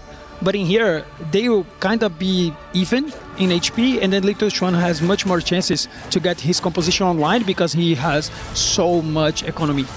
Well, the good news for the All Gamers is that 3 of the Flash Rolls are in the bottom 4 right now. We've got 2 win streaks to 1. Ironbog has been, of course, doing very well. But Weimu and Ziyue as well, they both got substantial streaks coming out this first half, or first stage of the game, rather, which means with the lost streaks taken off the table, that is a significant advantage for All Gamers. Yeah, it is. I feel like this kind of play, it matches a play style when you're trying to force a player to not having the streak for Anima, but as Litu Xuan didn't have it, I feel like it's a kind of waste. But on the other side, AK1H, at least he got a good board right now. He got some upgrades, so maybe he can build up his board for the next stage. All right, Jake Mann came with AQ1OH. Again, sold the board before, has the incredible emblems for a long-term, extremely good board. But we do need to check. We've got Ironbog up against Weimu in this round. This is the 2 win-streaking players. Dobbs, these boards look pretty similar, but I think it's about to drop down in favor of Weimu. We'll see. Yeah, we can see that Weimu even forced at the level 6. He's so strong with a Mordekaiser 2 already. And I feel like this is going to be the end of this streak for Ironbog. Still in a good position. I wonder if he's going to aim to get those Reforgers in order to have like different combinations of emblems. So we go straight into Prismatic. We'll check to see if All Gamers maintain both of their win streaks. If they did, it's absolutely huge. But you combine these with Prismatic augments as well, and we're suddenly accelerating things dramatically. Wow, I want to call out the augment from Terry, Wise Spreading, one of the most powerful augments in the game, and it matches what he has now. He has Treasure Hunt. It's an augment that the more you roll, the more rewards you get, and then he will roll a lot throughout the game, and as he rolls, he will level. So this is great for the strategy, because Akali, you want to ramp up, you want to get the Akali tree, but you also want to reach that level 9 in order to be very strong. So great position right now for Terry, and he has been one of the best players in the Flash Wolves throughout the whole EWC. No, absolutely. Terry is definitely a name that's stuck in my mind, much more being somewhat unfamiliar with his game coming into this, but he's been really impressive. It's worth noting as well, as far as I can tell, at least not on the boards, we're not seeing anybody else so far going into the Nova Akali line. So if you're going to be around here for a while, why spending re-rolling, looking for the treasures? There's a decent chance Terry might actually find the Akali ahead of schedule and start being a real rock for the Flash Wolf squad. And not just that, when you have some augments like this, like Was Spreading, you have Prismatic Ticket, that is so good on a 4v4, because the more shops you have, the more chances you have to see units from the other opponent team. So he can still go to the Akali tree, but as well as hold key units from the opponent. No, it should be very impressive long term. But as we take stock again, we see we're kind of in an interesting spot here. Again, the Flash Wolves, they're keeping themselves mostly towards the bottom four. Seaway, of course, keeping up the win streak from 4. So, all game is looking pretty good right now. Again, there's no loss streak in place. Right now, it feels like we've got some bits and pieces brewing for the Flash Wolves, but not maybe as quickly as we would like to see them. Yeah, I feel like the game is not solved yet. Both teams has great chances to have like great finishes, especially Zillion. He has so much HP. He will have like he continues his streak, and he has Baron Lair. Actually, this augment is an augment that honors Huami's win in here in Paris for the Paris Open. Oh yes, I can just say good memory there. Of course, for any of you folks unfamiliar, there are various organs through the game celebrating those big moments of TFT history, just like the one coming up in our finals a little later on. Will be absolutely huge for the scene. We'll get our second boon coming in. The Echoes side of things, of course, was popular before. Yeah, so I feel like KO having such a good position in here to be picked by most players, having extra items, always good, and having it gives also a little bit of gold. So players trying to get some tempo in here, some tempo play. We can see that most players took the blue orb, which means they're going for kill. Yeah, itemization is going to be pretty key, especially for players like Wenwu who are going to be pulling out, as we can see here, some very, very specific lower cost reroll, which are going to really multiply up those extra items. We've got the dual gauntlet. In fact, we've got doubles of it right now if we want to go for maximal power. Yeah, I like the play from Wenwu. This is a composition that we've not seen that much, but the players that were able to play Zoe reroll, they had quite great results. And when you play Zoe, you're actually helping the Akali, because you're taking out of the pool 2 cost units. So it's very important for him to actually hold every single Akali he sees. Otherwise, he'll help the opponent team. Yes, we will keep an eye on things. Again, we see Terry right now with a decent amount of Akalis. Again, we'll be trying to track if we do see anybody else deciding to go into the line. Because you mentioned before, Terry has been absolutely terrifying on these low-cost reroll lines. The idea of just letting him do as he wills in this game just seems unacceptable to me. Yes, Terry is a player that is relying so much on rerolls, especially I feel like Flash Wolves as a whole. I was checking the stats before the day today, and across every single player in the team, they had up to 40% reroll appearances. Like every single time they will have a reroll player, at least one and maybe 2 in a single game. So that was one of the key strategies that led them into the semifinals.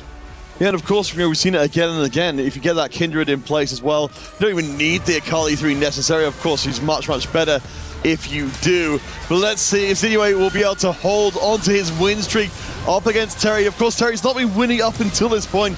The Akali isn't 3 items as well. So, as much as we are anticipating Terry doing well, I eat my words, actually, that front line evaporated in a hurry, and it will be good enough to break the streak just ahead of Wolves. Yeah, I could see that Terry actually rolled until he gets into that level 7, such a strong threshold for his comp, and he was able to take down Zero. That wasn't a huge win streak. That could be one of the keys to Flash Wolves to actually convert the game into the win. Well, Kababo also, I'm sure, going to be a big part of that as well. Low HP just got a cash out on the savings account, so has a chance to really join the field in terms of power. We'll be going up to level 8 or just short of it. We've already got the Corki in place for a little bit of power, the Morgana frontline as well. Kababo on 36 HP in a decent position to make a substantial comeback. Yeah, I feel like he doesn't have a quite great spot because he's playing an economy's augment in a Corki line. That's not one of the best compositions to cap high, but at least he got Baron Lair, which is a great augment. Maybe he can find another great combat augment, maybe try to finish the game in 3rd or 4th, but winning out, it's so difficult with this position. He'll be relying on the rest of his teammates to fulfill that request, particularly if necessary. Taking with Lee Chutran over on the side. We do see 2 Fioras at level 8. Rammus 2 on the table as well. So Lichutran just trying to get a little bit more in. Has got an early streak in place. The Blacksmiths, the Radiant Gloves in place of Mighty Mech on the back. We'll keep an eye on how he progresses. Wimo, though, currently on the win streak. Kabao from the bottom has tried to get this board so much stronger, as you said. Just the one prismatic combat augment for just the one combat augment. See how it does up against the Akali of Terry. Yeah, I feel like K-Baba is in such a difficult spot right now. He was not able to get the Ramos, and I feel he's doing quite decent damage on Terry. So these games might look be in the favor of AJL. Gosh, as we come into our next one, so it will be gold to close this out. We're really not seeing too many streaks being maintained here, so these augments are going to be big in terms of setting our direction from this point forwards. Yes, for sure. We can see here on the side of Waymo, he's rolling a lot, trying to ramp and try to get the Zoe 3 online, holding 2 copies of Akali, but still on the side of Terry, he has 2 duplicators on his bench, so he might be very close to reach that Akali 3. Yeah, I wonder if anything, as we saw in previous games, just trying to hold off a little while, because certainly Terry's not on a streak right now or anything to that nature, so unless he wants to pull the trigger and start climbing up the table, I mean, right now, 2 of his teammates are on lower HP than he is. Maybe he just doesn't need to in the immediate.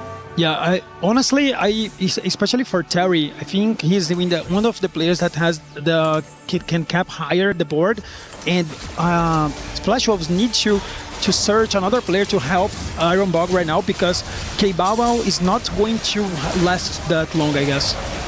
Yeah, and AQ1H is low on HP as well.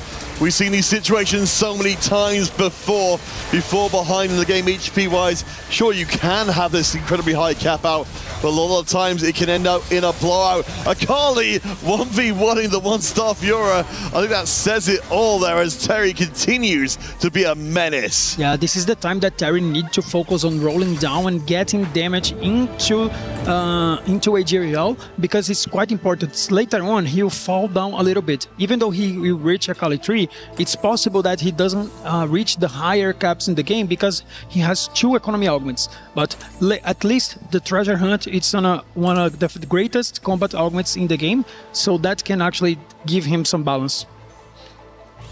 We are seeing a few upgrades creeping in. Iron Bog finding some pretty good units as well.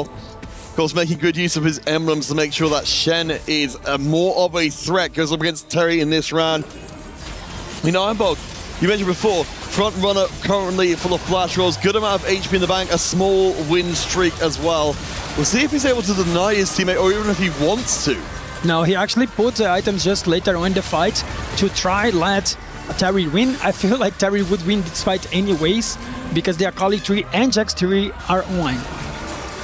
And of course, that's a resource we don't necessarily talk a whole bunch about. The item removers, so incredibly powerful in 4v4 to be able to weaken yourself against an opponent, or even put your items back on if you realize your opponent isn't who you'd hoped for. Kabao is low, but Lichutran will drop down. We've now got 2, I believe, of the flash walls in the bottom, and 1 of the gamers. Wow, we have seen that Lichutran was able to take down another loss. He doesn't have any upgraded carries on the backline. He didn't find any Corki, so it's very important to K-Bao to hold as many Corkis as he can. He's already on Corki 2, so these guys are contesting each other. And I feel like Lichutran is in a very difficult position right now, because if he goes 8, he can turn the game in the favor of Flash Wolves. We'll see how the next few rounds develop, because again, 3 players on a couple of lives apiece. Again, more likely, looking at what we're seeing here, that we'll get a Flash Wolf out first. But if Lichutran goes out on 8, that solves a lot of things for the Wolves, as long as they can keep the remaining members out of the bottom 4. Yeah, I want to say that I don't want to focus that too much early, but I feel like Lichutran didn't pick a composition that he should. Maybe he could contest the Akali, so I feel like going into that level 8 was a pretty risky play. He is now out of Corkis. He has actually Corki 1, Riven 1, so that's gonna be very difficult to him to actually come back in the game. Yeah, I think we're going to be seeing a lot of fighting, as you said, the contesting of the compositions. What we'd expect to see in 4v4, but you cannot let your opponents get out of control. But AQ1H We've got, of course, the Dark Star 6 in place, the Red and Soul with a Dark Star emblem. That is a very strong board to start your climb up the table. Look at Terry, top 3 in HP already. I mean, here Waymo didn't find the Mord yet. One Zoe off. He's quite close to the comp online, but he's still holding a lot of gold. He needs to try to get everything online right now. Something I'm getting a little bit worried about for the All Gamers side is that while they've got a lot of members in the higher HP bands, they've all got losses on their records as of the previous round. It's starting to seem like the Wolves are in the ascendancy. AQ1H from the bottom, Terry from the middle with the reroll board. Kabaobao starting to look a little bit more dangerous. And Waymo still not finding the Zoe 3, the Morkaiser 3. He's one away on both of them, and even the Victor. Yeah, I wonder why Weibo is holding so much economy. He was one off every single unit. I feel like he was maybe against 2 of his teammates and he didn't try to actually roll down a lot, but he faced Kabaobao, such a bad matchmaking for him, and now he's sitting on so low HP. Maybe he didn't play the tempo that he needed. He should have roll a lot earlier in the game. Well, speaking of players who may be regretting their decision, Li Chuan, I believe losing against either Kabaobao or AQ1H in the previous round, drops down to 12 HP. This is the worst case scenario, of course, between the 3 players who could have gone out for All Gamers, All Legion. It opens up so many more doors for the Flash Wolves, again with Terry and AQ1H in the ascendancy. Yeah, here comes Waymo. Now he has Zoe 3. Also, he got the Mord. He got it. So three stars huge for him. Finally, he is online. I wonder how long will he last with this comp. We've seen this comp just a few times across the tournament, so it's very difficult to predict how he is going to prevail on this late game. Yeah, we certainly, we've seen the Zoe 3 coming through before. To be combined with the Victor 3 and the Morkaiser 3, at least this is the strongest version of the comp it could be. But speaking of 3 stars, Terry is here. Nobody was stopping Terry from getting to this point with Akali. He's just going to rip through everything. And a 4-round win streak. Does have the 2-star Kindred as well. Terry does what Terry does best. He's ripping into the board. T-Way, I think he's going to have some real trouble stopping that Akali from just deleting backlines. We do have an Inu who's buying a lot of time, and I'll eat my words immediately. T-Way takes down Terry, I believe stops his win streak. Oh my god, Li Chuan just died here. That can be the change of the fate of AJ Yelling here. So quite important to know that Terry had such a close fight, but he lost, but still quite strong. The game is looking very difficult in the side of AGL right now because they lost Li Chuan very early in the game. So maybe Waymo has a plan. He holds his economy to actually ramp up with a lot of 3 stars. Is that enough for them? We'll find out. Archen will sell up a little bit to make his board stronger. Again, for All Gamers All Legion, if they can break some of these low HP streaks, then they are in a great position. But if they can't, suddenly the Wolves as a pack will surge forward in this game and make an absolute ruin of everything. That's a big hit. That's another All Gamers member out in now 7th place. And it means that we're going to be, I think, seeing the Wolves really making impact. I don't know if they can even be stopped at this point. Well, as Clement said, no team came back after going 7 and 8. And here on our 3rd place matchup, they will have to prove otherwise. So they're relying on Ryu, Ziyu, and also Waymo. They have the HP lead at least. So, but they will have to play very well right now in order to secure the victory, because they must finish it at 1st and 2nd. Well, Dobbs, what we've seen so many times before is that teams have lost their members in 7th and 8th and then not had the HP to do it. I mean, you're still up against 4 of the Flash Wolves. They've not lost a single member. They can now target the 2 remaining All Gamers players as much as is humanly possible. Iron Bog will be up here. I imagine that more than happy to give way for Terry. We think that Terry's the one to take the Flash Wolves across the line here in the 3rd place match. Yeah, we have to put our eyes on Akali. She's still full HP, very strong right now on the side of Terry. This guy has been amazing throughout the whole tournament. with an average placement up to 3. So it's such an crazy average placement throughout the whole tournament. So as we come into the second half, one of the more unusual setups means that the Flash Wolves have got the points advantage. If they can finish either of their members in second place, it will become impossible for all gamers to win. Yeah, it's quite important to know that Waymo just lost a round, so they might finish at first and second. It's still possible. We didn't see a game that they had an actual lead like this of HP. Ziri can still help his teammate, giving him HP. Remember, this is only game 1 of our third place series. The team's playing for a prize pot just in this match of $80,000.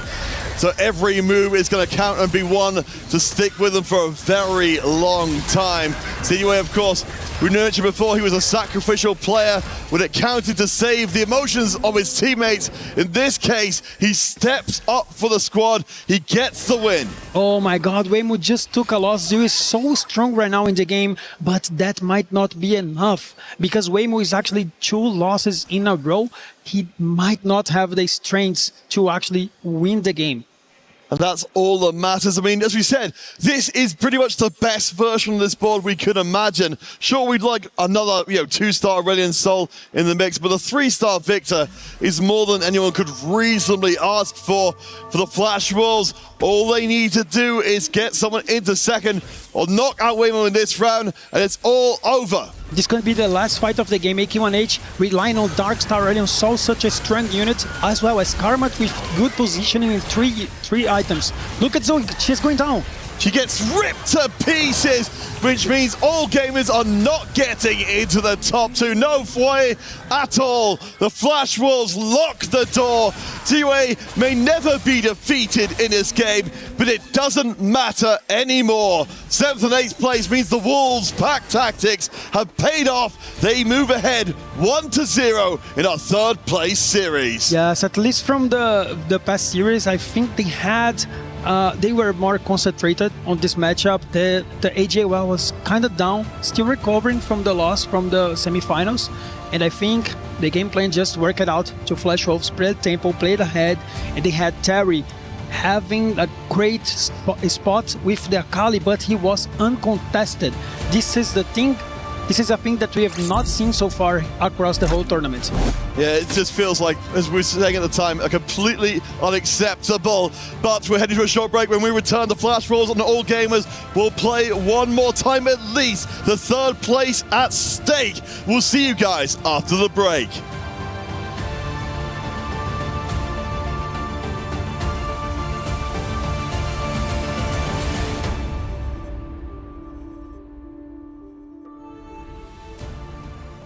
Was built to move.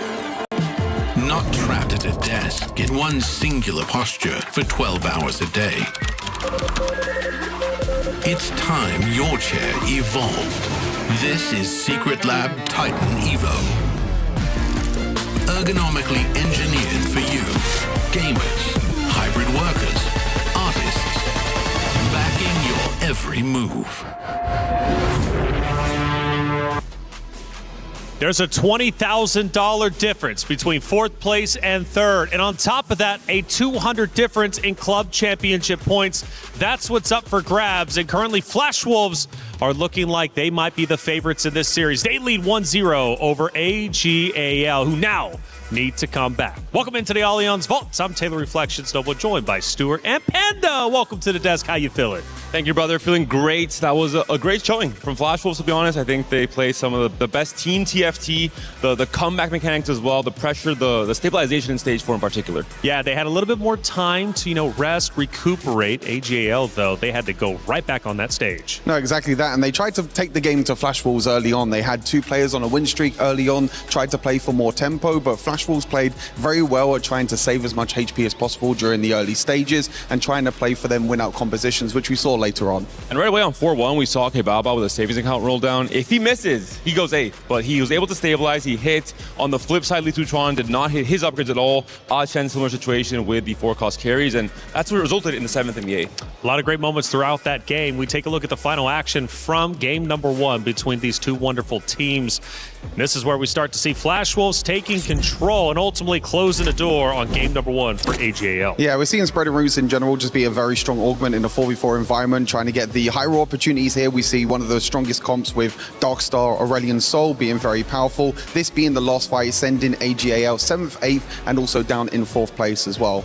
And the Zoe reroll not quite able to hit that high cap to finish 1st or 2nd. I think the Darkstar, the combination with the Sweet Treats as well on the 3-2 augment round, I think everything went well. AQ1H was 1 life in stage 4, but he survived, he stabilized, he started adding his own pressure. He rose up to the top 4, and it was done and dusted by the time we got to stage 5. Crazy to have 1 life, but stay alive. I'm starting to learn, look, you're never out until you're fully out. Chat, what did you have to say? Let's take a look at some of our comments from that game number 1.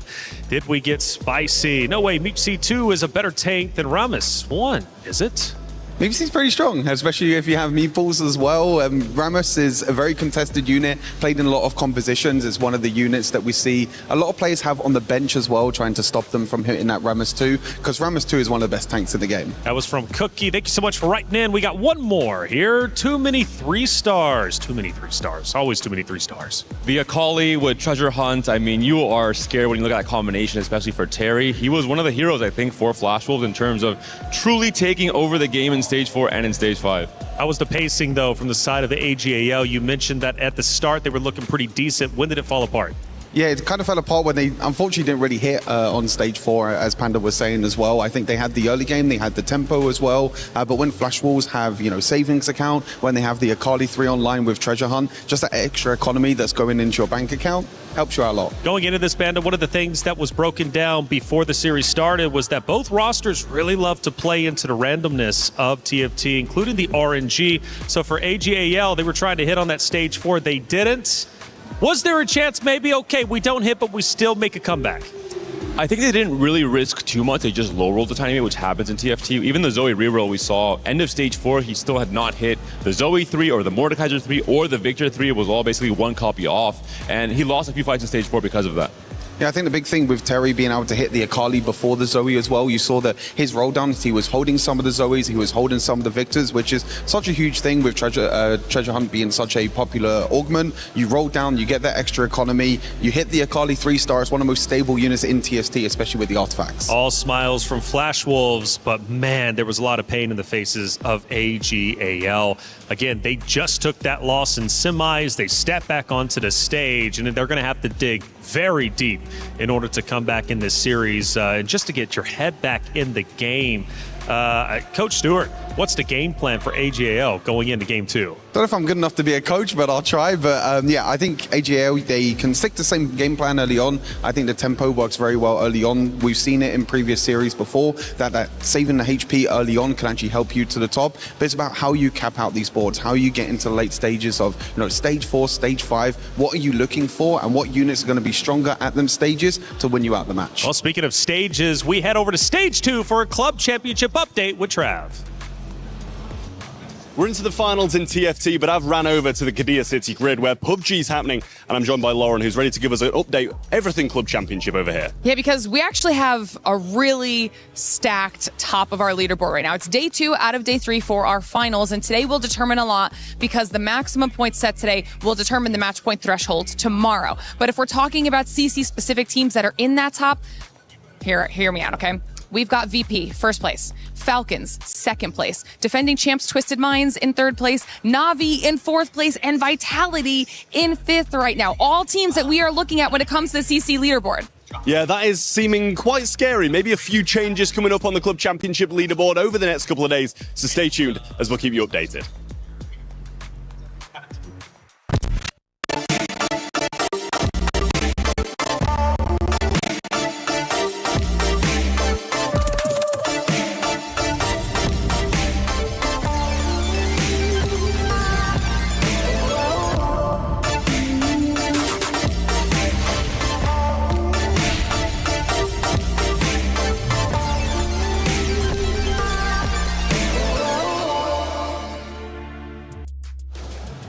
Thank you, Trav. Glitter Explosion for the Club Championship update. We're going to be getting some more of those a little bit later on, but for now, on the stage, Two teams fighting for their lives for third place. Now, for AGAL, they're the ones who have to come back. For Flash Wolves, they've got the momentum. They've got the smiles on their faces. They're looking good. I'm not worried about them. Now, for AGAL, they've got a lot of great team members, but who are the veterans that need to get the youngsters on their side?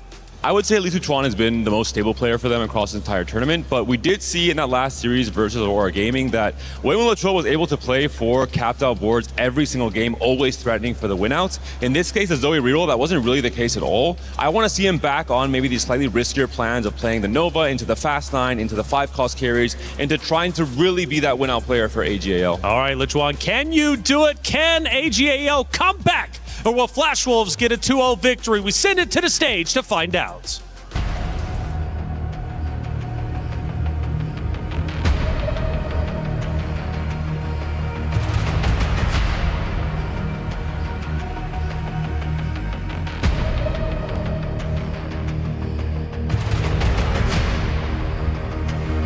Welcome back one and all to the third place match. The Flash Wolves and All Gamers going at it at least one more time.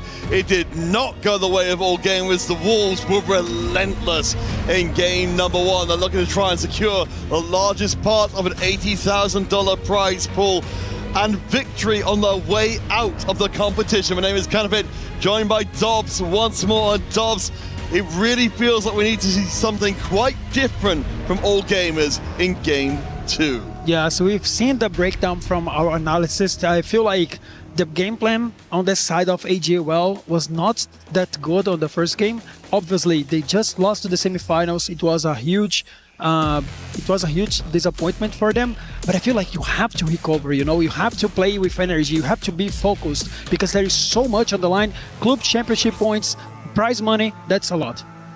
And perhaps one way to shock us into a change of pace will be a prismatic party.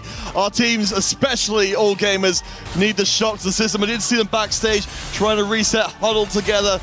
Horax, of course, talked to him a little bit before, the team coach.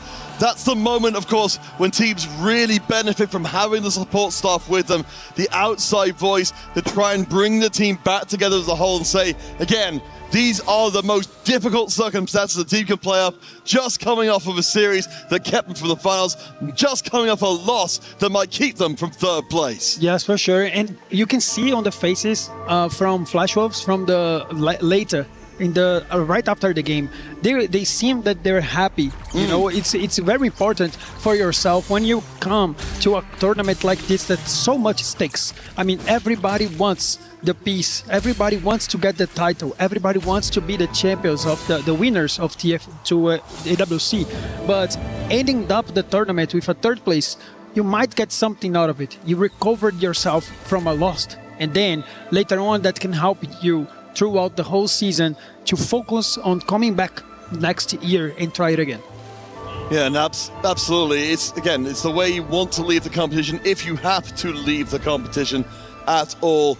But let's get into a little bit more depth. Of course, it's addressed on the desk somewhat. I want to hear what you think as well in terms of, for All Gamers, touching it briefly, but in game two, especially with it being Prismatic Party, what do you want to see from them specifically? I mean, you have to be very careful. 2-1 is the most important round in the game. If you make a huge mistake in here, your game is probably over. So it's very important to communicate and have a great and clean line until the very end of the game.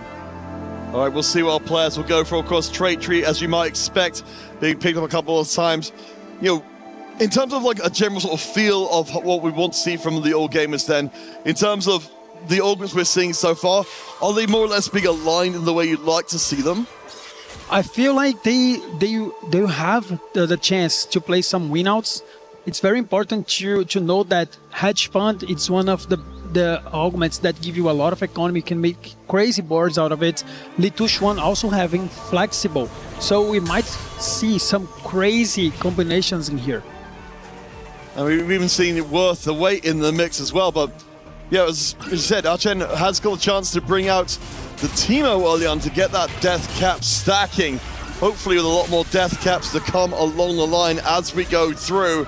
It's worth mentioning, Again, as we'll keep an eye on the rest of the prismatic augments coming in across the boards. This is an extremely volatile lobby, and honestly, for all gamers, that's probably what they wanted coming into Game 2. Yes, I feel like on the side of Waymo, maybe if you're feeling a little bit down, it's good to click on crazy augments, just like Exalted Adventure. This is an augment that leads you into a great spot if you get the units online very early, and on their side they have Milio and Pantheon. That's already a comp. It's very good to play that alongside with Lulu, so that might be one of the keys to AGL to return into the series. Lijuan did get flexible with the, unfortunately, the Anima emblem. Not ideal, but of course we'll be getting more emblems as the game goes along. Perhaps we'll be able to find a lost streak to go along that. Right now has definitely not been the case. We'll go up against his teammate here. Of course, Archen would ideally, with the deadly cap stacking after each kill, be allowed into a win streaking position where he can stack up as much AP as possible while keeping hold of his HP. Honestly, on the side of AGL, I feel they have 3 augments that doesn't give much tempo, so that can be a window to Flash Wolves to explore them. Flash Wolves has been the best team to actually play it from ahead because they use too much, they rely so much on rerolls, and rerolls usually you do a lot of damage on the opposing team. So I feel like this game for AGL has to be very careful play because they can ramp up a lot with Hedge Fund, they can ramp up with Flexible as well as Exalted Adventure, but they can fall off very fastly. Yes, especially if they don't control the early going. Kabao, one of our trait tree players, has found Brawler, Primordian, and Stargazer as well. Bear in mind, this is Mountain Stargazer in this game. So that's a great place to start from, where you can really just cap out absurdly highly. Wow, I mean, perfect. He got Bruiser, that's quite good as well. It matches a little bit with the Stargazer, as well as a red buff, already a quite decent item. So it's looking very good right now. Later on, he can focus and get some Reforgers to try to even more, to match even more the emblems. Because Primordial is not that great, but at least in the early game, he can use that for some extra XP. Oh, for sure. Something wouldn't be hurting too badly out of that one. Let's see what we end up with our first blessings here, so we can double down on our gold, or at least get that early shield. Well, for sure, players going to play for that Ahri. You still click on Ahri, and then you get extra gold because of it. So this was one of the easiest choices across the whole tournament. Let's see how many of them decide to go for it. It does look like, exactly as you say, the popular choice. Terry, though, I mean, it feels like such an interesting thing. With Prismatic Lobby, Flash Wolves, they're up one game. You know, they've got that cushion, so they've taken the more risky augments. But they could end up with bad emblems. In this case, they've ended up with some really good emblems. Terry managed to get heavily into the Shepherd line. I feel like it's this augment, it's kind of tricky because it's very rare to you to not having like any good emblems. When you click for 3 emblems, it doesn't mean that you want 3 good emblems. I mean, having 1 emblem that's very good, it might be enough. And then the other 2 ones, you can go like as a side synergy, maybe you use it as an item and a splash on a random unit. So it gives you so much value. And then later on, you can still reforge and try for a better angle. And I feel like, especially for the side of Terry, he's not looking quite strong right now because he doesn't have a lot of upgrades on the front line. But still, he has great emblems. Shepherd emblem, quite good, very strong. And then Arbiter, that looks very good together with the Shepherd. So it's important to know that he doesn't have 3 good emblems, but 2, it's already very good. Yeah, and it's worth clarifying, thank you to our observers, that the Terry also has Leona printing off of the Arbiter as well. So again, you're talking about the Primordial as being an economic boost. Very much a similar situation for the Leona as well. Chen, though, of course, we mentioned before, for All Gamers, looking to control the early going, get that death cap stacking up as highly as possible. Will face off against Ironbog, who does have an Urgot too, a very strong early board. I feel like AGL right now they rely so much on this streak from HN because all of the rest of the team, they are very low on HP. They are losing it. They do not have the tools to come back very soon. They will have to ramp up a lot, and they will need HN to have an HP lead in order to succeed. Well, right now that's certainly happening. Kebaba doing the same thing.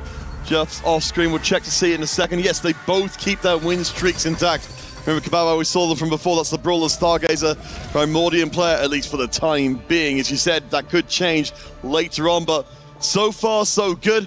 We're seeing both teams with the win streak in place. Though loss streak wise, we're actually seeing the All Gamers controlling 2 loss streaks down at the bottom. That's one of the things that I was saying. I feel like the late game, the more the game lasts, it's go in the side of AGL because they have crazy augments, flexible. It ramp up so much, tons of emblems. You have more HP on the top of that, as well as Exalted Adventure. You have so many resources out of it, and then Zuri, he's able to go into that level 9 very fast. Depending on the composition that he aims for, he'll have gold enough to reach it. So it's very important to HN to deal damage to the enemy team and also save HP, so later on he can trade HP with his teammates in order them to succeed.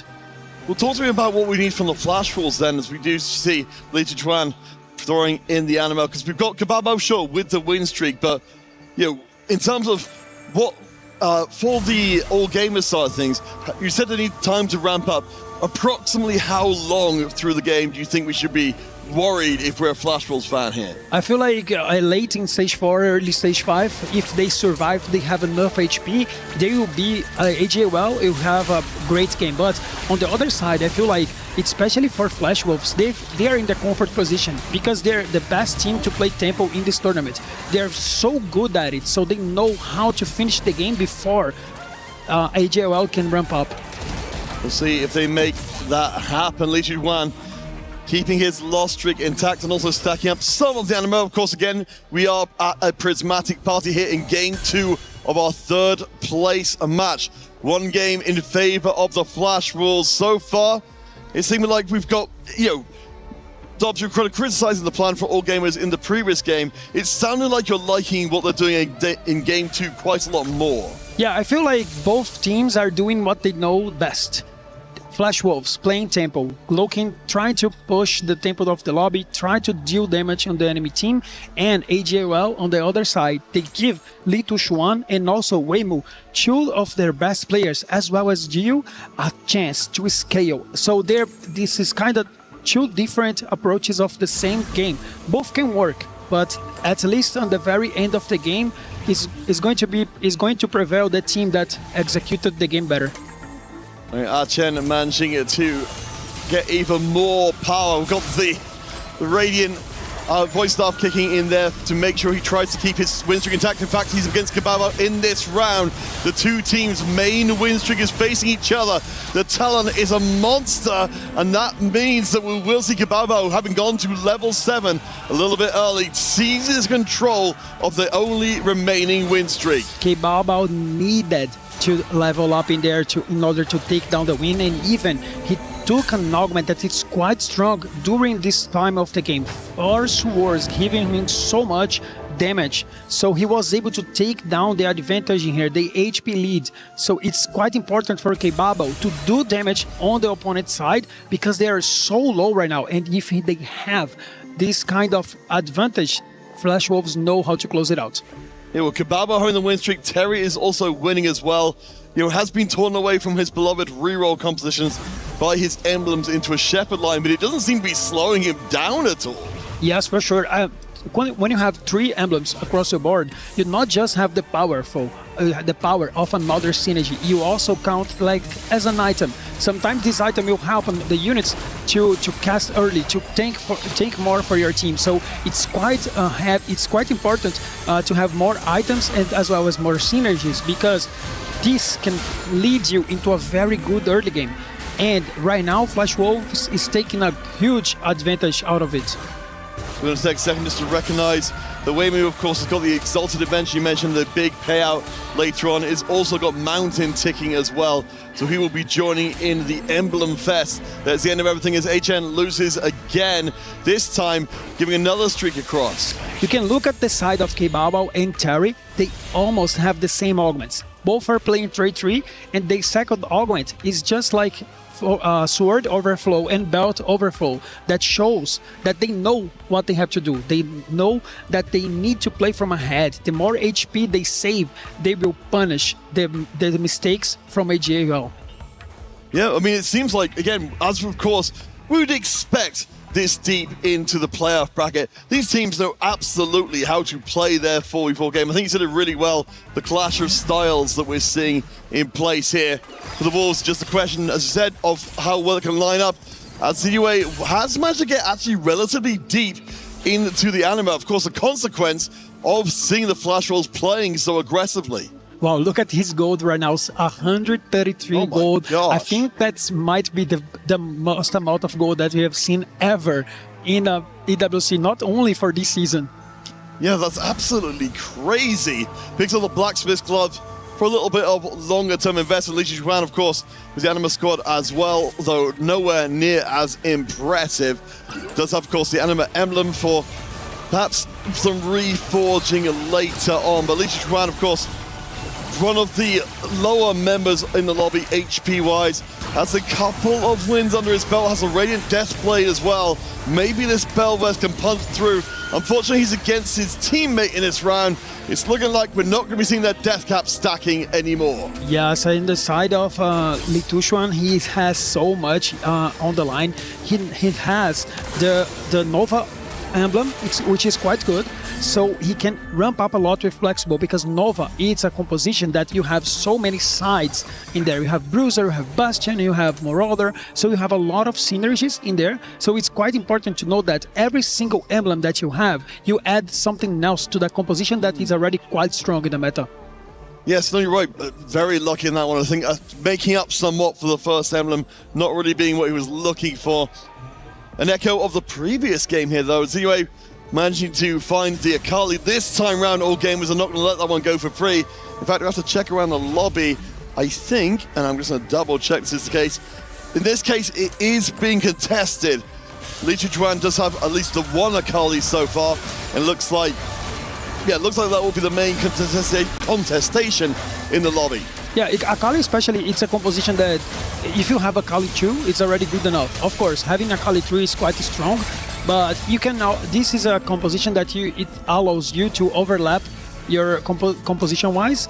So honestly, I feel like if you want to contest one of your teammates, you at least must play Akali, because you can rely on Akali 2 and different carries. So later on you can play Vax, you can play Kindred, it depends. You can either get like a Rammus on your front line, a Morgana, or Tankage. So you have so many options that works well with this comp, so that is not actually a problem at all to have two players aiming for that same composition. As we come out of stage 3 then, we've of course got to take notice, you know, while we're seeing this divergence of styles, Flash Wolves, in terms of raw HP, are way ahead. Kebabo still refuses to lose. And we've got Waymu and Ziwe down there, sub 40 HP. It does feel like we're seeing the old gamers playing with fire here, but maybe, just maybe, they can turn the corner in this game. I want to highlight something. In the first game I said that I thought Li Chuan actually took the wrong decision going to Corki, but in here he did just an amazing choice. He's playing Flexible with Nova, and he was able to lose streak the first stage in the game. He didn't have like 5 losses in a row, but still rolls on 3-2, finds a path, and then he's looking very strong right now with a lot of HP. So in order to AGL to come back in this game, they will need to rely on him a lot later in the game, especially in this stage 4. See how the win streaks hold up here in this round. Again, we're close to our third augment coming, our third prismatic augment coming in, so time is limited. Remember, of course, Archem, I think, you know, for all gamers, they were really hoping to have him dominate the early going. He has got a double death caps for at least getting them both stacking, but ideally is winning rounds rather than losing them, dominating rounds rather than being pushed all round. Instead, he keeps this loss streak going. Yeah, I'll have to keep an eye on Waymo. Remember, he has playing Exalted Adventure and he needs a Pentel and a Melio, but still found a Jax 3 stars, but is not able to get those upgrades that he needs. Yeah, you have to imagine that they're going to be held by the opposing team with quite some priority. Let's see, Zuemo. And on the left-hand side, Z-Wave is going to be spinning out. He's hit level 9. This is what he's been waiting for the whole game. The hedge fund finally really paying out with a pretty spectacular looking board. Yeah, he's trying to play that Nova 9-5, looking for a Graves, looking for a Vax, still not able to get upgrades. Okay, Vax quite important, one of the best units on this comp. Still missing the front line though. He needs a Nunu, he needs a Blitzcrank to help him. He's looking quite strong right now, but still, he needs some other upgrades in order to succeed. And nice to see some All Gamers fans in the crowd trying to cheer them on. Again, this could be their last game of the competition. They're fighting to make it through to a third game in a third place match, but it's still wide open. ZUA seems to have gone to where he needs to. Dobbs, the clash of styles. We're starting to see perhaps the first hurdle getting cleared here as it will hand out a heavy loss to AQ1H. What a win from Zio. It's important to know that he has Fiora too, and then the more the damage that he does on the opponent's side, he will heal. That's quite important. The more he heals, the more he can stay and survive in the game, and he can cap the board very high. 3 of the Wolves losing out in the previous round means that we are starting to see All Gamers step the pedal to the metal, but Kibaobao still remains at the top of the mountain, undefeated still at this point in the game. He's been cleaning up for quite some time. Well, on the side of Waymo, he's playing wide spreading, and then this is an augment that every time you roll, will level up. And then he was not able to find many Pentons. He's still missing a lot of them. So he might not even be able to get the Exalted Adventure, but he still have 2 duplicators. So that's gonna be very important to him in order to get the cash out from the first augment. They're holding it for the time being. Kibaobao on the other side. We'll see. I'd be fascinated if Waymo's Ball can actually win out here. The Lulu's doing a great job of trying to snipe the backline. I think the front lines aren't comparable, but if you don't have a backline at all, maybe it changes things. Yeah, double knockup is good. Desire gets knocked down. One more cast. Remember, this is the Radiant Death Cap. It's very close to the line. And that was almost the end of Kibaobao's 13-round streak. Wow, 13 rounds streak. It's more than enough to actually make a statement here. I'm playing tempo. I'll play from ahead. And then he's very strong right now. He can still ramp up a lot because he's playing Zaya. And remember, that is mounting. The more you stay with this comp, you get even more emblems. And that means you can start slotting in other units from other traits and getting away with it while still having a very strong board, even legendaries long term. So the long-term strategy of All Gamers. Dobbs, in terms of level of reaching where they wanted to in this game, he said, roughly we were reaching this kind of point 4-5, coming close to stage 5. How close do we feel like the All Gamers are to pulling this one back? It all comes down to if Waymo is going to be able to get those upgrades, and it seems like he is going to prevail. So it's quite important. He's still missing the Pantheon, and he's a little bit far away. So he needs to ramp up and get that composition online, but still is looking very strong, and he got Graves too as well. So the game is approaching to a time that AGL will ramp up a lot, so it's quite important then to save some HP, because they're heading to the time in the game they will just smash Flash Wolves. AQ1H though is a player who's going to be very hard to smash through. He's got extremely good ball, the Fiora too. Just dancing between the raindrops. We've got very good itemization in the Kali as well. There's still a lot of threat left on the Flash Wolf side. Even if their strategy was more immediate, their boards are nothing to be sniffed at either. Well, that fight, you take a lot of damage from the side of Terry. Still level 9, has a lot of things to upgrade still. He's playing the Shepherd line. Hold the line, one of the best augments that you can get on the Shepherd. But still, a lot of units that 1 star. He's playing LeBlanc, Karma, and Sona 1 star, so he actually needs to upgrade those units. And we've seen again and again, particularly for a player in the spotlight like a Bao is, the opposing team will be doing everything to try and make sure you don't keep this streak going. But I mean, at this point, 14 rounds to win. I feel like the damage is done, but one more round means you take the streak into PvE.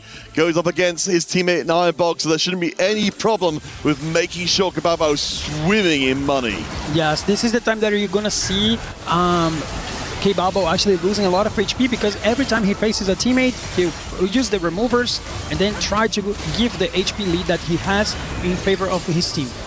Oh yeah, no, my mistake, you're absolutely right. Doesn't value the streak at this point though. Terry does take the hit. We've definitely seen some games before where Terry has dropped out early. He's been a massive part of the Flash Wolf success, much, as we've seen Ironbog, both of them on low HP. These are the two of the players I think who've been talked about the most from the Flash Wolves. If they go out in 7th and 8th, I can't imagine it's a recoverable game. Yes, I feel like on the side of Flash Wolf, K-Babo has a lot of HP, but he will not cap as high as some of the enemy team.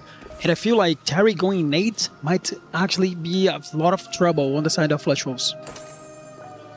And if you're looking for the Team Vision versus Aurora finals, they'll be starting at 16:45. Once this one is done, it is a set time, so make sure you stay tuned all the way through. For now, though, we seem to be on the path to a third game in the third place match.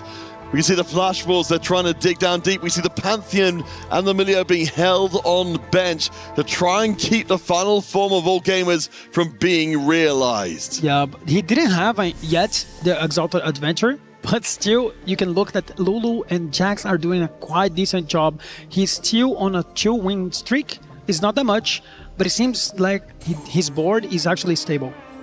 And I have to wonder, in this kind of environment, taking a reroll composition or reroll augment like this, where you're basically inviting the other team to contest you and make this a much worse augment than it would be in regular TFT, because no one else would fully commit to making that happen. But Terry, if he gets dropped out early on here, it's not any of it's going to matter. Z-Way, of course, stepping up in this game. We've got the Graves at 2-star. We've got the Vex at 2-star. The front line is not good enough from Terry. And an uncharacteristic 8th place puts him out of commission. Yeah, so I feel like Terry had 2 opportunities in this game. He having the Shepherd emblem, he wanted to go 9 in order to get those 7 Shepherd online. But on this game, it's quite different approach, because the AGAL is going to ramp up a lot. They will reach those endgame boards. So if he could roll down up deeply into that level 8, securing the LeBlanc too early, he might not get into the 7th Shepherd, but he would save HP. So he didn't play a lot of tempo-oriented game, and he was on 5 lose streak later in this game. So they kind of were ahead, but they lost their lead. Kababo, of course, is ahead himself, and in fact, of course, against UA again, back-to-back rounds. You said before, we're seeing a lot of work being put in to make sure that Kababo never hits his full potential on this board, or at least he takes as long as humanly possible to have that happen. I think the Vex should be good enough to cut through unlimited damage against the 1-star backline is already cutting in. For all gamers, they don't have a lot of HP left in the tank, but this time the Vex just about gets through. Yeah, another player in here, K-Babo, going into that level 9 without having the 4-cost unit. I feel like this is a double mistake on the side of Flash Wolves. They had both players that could deal a decent amount of damage on the side of AGL. Of course, K-Babo was winning streaking. He was so far ahead, but he could have rolled a little bit earlier in order to get those upgrades, secure the units that is key to his round. So now he's not that strong, and then AGL are currently taking the lead in this game. Something they need to be careful of for all gamers is the low HP across the team, though, as we will be seeing some friendly fire coming the way with less targets in the lobby. You're forced up against your teammates just a little bit more. And, it still feels like a very narrow window of opportunity for all gamers to draw this series even by winning out this game. They take each other out, it won't matter how well the plots and plans were laid. Oh my god, he's still alive. It's missing 1 Phantom, I believe, depending on if he used his duplicators or not. I think it feels like the problem here is for all gamers, the Flash Wolves have got so much HP left in the lobby. Even if you do take out one more of them now, I don't know how many more of the old gamers can stay up and fighting, even if they've got their late game boards. Yeah, it's all about holding Waymo's units, because if he gets the cash out, he'll be very strong. But you can see now that he lost 2 rounds in a row. He was not able just yet to find the Exalted Adventure cash out, so they're relying too much on the side of Litushuan and Yui, but still, that might not be enough. Well, Zero will be riding us, I imagine, with another win, though it got rather spicy last time round. This is up against more of a late game ball. The Fiora will be hit very hard. Waymo is, of course, very low on HP up against Cabalbo in this round, who's got a ton in the tank. This Lulu is up at 3-star, the Millia is up at 3-star as well. The board's about as strong as it could be, but it's been kept at bay from its full potential. It doesn't even need it though. Waymo stays alive. Achen is up, and it looks like all gamers don't drop a member. Look at Ironbog, 5-win streak. That might be the key to Flash Wolves' victory. It's still anyone's game. Everything is still open depending on the very next round. It's quite important for Waymo to reach the Pantheon 3, but he was not able just yet. At least we didn't see the animation on the right, but still possible to AJL to recover. And for Flash Wolves, they just don't want it. They need to close that out this game very soon. Yeah, if we see more members, well, potentially we could see 3 members of All Gamers drop in this round if they're particularly unlucky, which would end the series immediately. AQ1H, though, one of the vulnerable members of the Flash Wolves, playing on the left-hand side. Lisha Tran playing on the right. We do see the boards and the Fiora going forwards. The Edge of Night cuts it through, and that's the first elimination. I think we're about to see a second as well. We need to see that scoreboard, because all gamers dropped 2 members in 1 round. I think they're barely alive. The HP total is so low. Oh my god, the game is still open. It's not the end of the line for AJL, but this was very important on the side of Flash Wolves. They got 2 members of AJL down, so it's quite important to Waymo to try in the next round to get that Pantheon. Maybe he still have an edge to come back into this game. Let's talk paths to victory here for the Flash Wolves. If they put Waymo out in 5th place, game is done. Flash Wolves win the series. They go to the finals. For all gamers, if they can get 1 more elimination on the Flash Wolves themselves, Cabalbo perhaps out in 5th place, it puts us down to a reset game, but only 1st place matters. I mean, look at this board on the side of Ironbog. He was just as a masterpiece. Oh, he got the Pantheon. And a Tactician Crown as well. This might be the thing. We can see that with an artifact, a Tactician Crown, the board is way stronger right now. So if one of the Wolves goes out in this round, that leaves the door open. If one of them does not, then all doors will be shut in their face. Cabalbo is a low HP member. TUA on the left-hand side needs to make sure this Vex board stays up and alive. This is the best chance to stay in the game. Vex is spending a lot of time up in the air, but she's not being chased down by a Fiora this time. She is stacking up. The snowball is good. They're going to be able to eliminate Cabalbo. And it looks like Waymo's also going to be getting the win as well. Oh my god, the game is so close. AJL refused to lose the game. They refuse to give Flash Wolves the 3rd place. So it's still anyone's game. It all comes down to the last fights, and Ironbog on a 7-win streak. Will he be able to actually close the game down? There's barely anything left in the tank for either of these teams, with the exception of Ironbog, of course, who still has 36 gold, and as you said, a 7-round win streak and 2 lives as well. But it's all about the 1st place. You can lose a member here for all gamers finally, but you have to get 1st place. If the Flash Wolves do it, they win the series again. Team Vision are waiting to see, and also Aurora in the finals, to see who will be our overall champion. This 3rd place match can be decided in this round. Look at the orange, so much tankiness on the line. Nami is doing a lot of damage. Blitzcrank 1 might be not enough, and Lulu is trying to do the damage. Look at the units. They're falling apart. Ironbog just lost. That's one wolf down, 2 All Gamers. Remember, it doesn't matter how many members from All Gamers remain, first place is all that counts, but this is a major advantage. Ironbog finds the Blitzcrank 2. That is a big step forward of power, but All Gamers, they're so close to drawing the series even and leaving EWC potentially in 3rd place as a result of the next game. Ironbog's trying to change the combination of his items in order to try to win the round.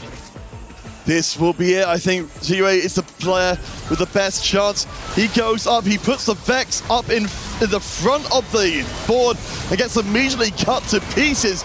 Not sure what the idea was there, but maybe it will become clear in time. The Graves is the only damage to the left, but I can't imagine it's going to be able to finish off the job. I say this, and watch out for the Fiora. She is going to be dancing through. That's still 2 units, which means that ZUA is gone. Weimu is left 1v1 with Ironbog, the exalted adventure that took the whole game to realize. It all will come down to the last round in the game. Whoever takes down the win will tie the series, or if it's Flash Wolves, we win the 3rd place, a lot on the line.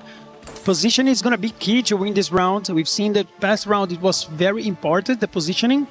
Blitzcrank 2, a lot of great items on the side of Ironbog. He capped out his board so high, level 10, a lot of great upgrades. But look at that Lulu, the perfect Lulu mounting. It's with a sense of mounting certainty. Ironbog faces off against Weimu for the last time in Game 2 of the 3rd place match. Keeping an eye on whether or not the front lines hold. With the exalted adventure denied all game long. What poetry it is indeed for Weimu to be the one who was kept at bay, who brings All Gamers back to a 3rd game. The Flash Wolves will not take 3rd place this time. Wow, All Gamers just have done it. They came back. They were down from game 1, feeling down from losing the semifinals, but suddenly they find the win in this game on the hands of Weimu. He was waiting the whole game to actually get that Pantheon 3 and the Exalted Adventure, but on the very last round he was able to get an upgrade and he was able to get the rewards, and then it was just impossible to take him down. Very striking what we're seeing from the All Gamers just a second ago. They didn't look victorious, they just looked tired. This has been an odyssey for all these teams through this competition. Horo, of course, their coach, asked so much from them in the game just past to get back to this point. We'll find out, of course, in Game 3 if they've still got anything left in the tank. Quite important to recover from a loss, especially in the 3rd match. So much on the line from the club championship, and then AJL back to the conversations. All right, guys, we'll head for our last break here in the 3rd place match. Stay tuned. One of these teams will end up EWC in 3rd place.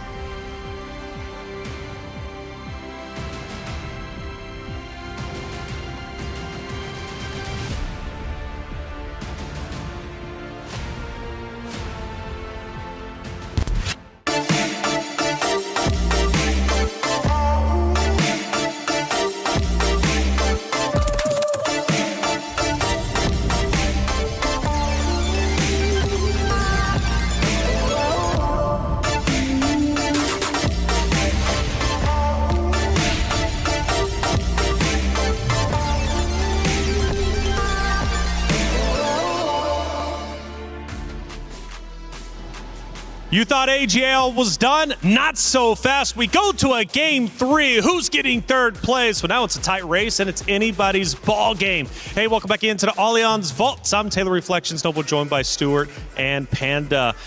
I couldn't tell who was going to win that, especially based off of your guys' reactions, Stuart. You were going so back and forth. But for AGL, though, they played in a special way. They made some mid-game adjustments, and it ended up paying off. Yeah, the high risk factor from AGL, I think, paid off tremendously in this game. They went from a game 1 that was all about tempo, trying to save HP. This game, they were like, okay, we're having a party. We're having a prismatic party. It's all about the high risk. High risk indeed. We go to the final round, Panda, where it ended AGL taking the win, and it was a tense 1v1. Ironbog tried his absolute best in capping out this Space Groove board at level 10, but we saw the extremely late cash out from the Exalted Adventure on 6-1, that Pantheon 3 finally coming through, and that next big spike that allowed Wemelo again to be the win-out player for AJL as we requested in that last desk. Yeah, it was incredible to see the kind of high risk that I was mentioning as well. You know, it all came down to the wire. And, you know, us two were standing here as well. We were like, Flash Wolves are going to win. No, AJL are going to win. Like, it just went back and forth and back and forth. But I think the big call out, the Exalted Adventure coming in, the extra items that he got, the extra economy that he got, allowed him to outcap and win out the entire lobby. But there was a big moment outside of that 1v1 that ended it where the commentators were losing their mind. We lost like 2 or 3 players at the same time. Check it out. Potentially, we could see 3 members of All Gamers drop in this round if they're particularly unlucky, which would end the series immediately. AQ1H, though, one of the vulnerable members of the Flash Wolves, playing on the left-hand side. Lisha Juan playing on the right. We do see the boards and the Fiora going forwards. The Edge of Night cuts it through, and that's the first elimination. I think we're about to see a second as well. We need to see that scoreboard because All Gamers dropped 2 members in 1 round.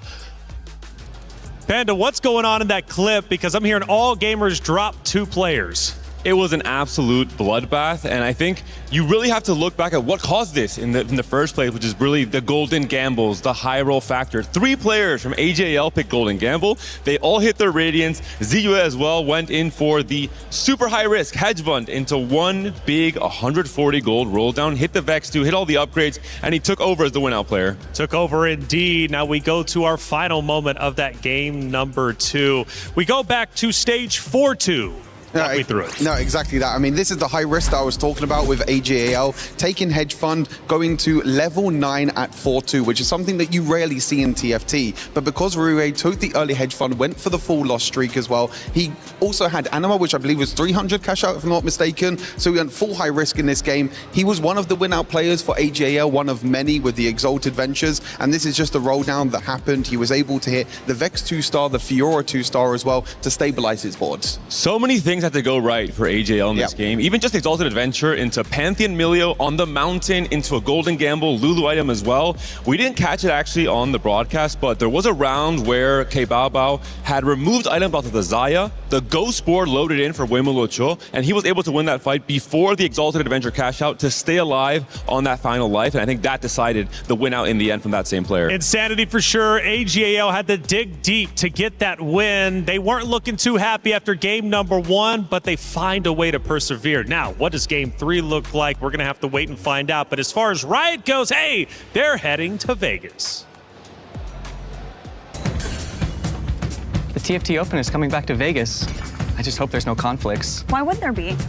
We're bringing the first North American Regional Championship to Vegas. So excited. Cool model. Thanks, it's extremely fragile.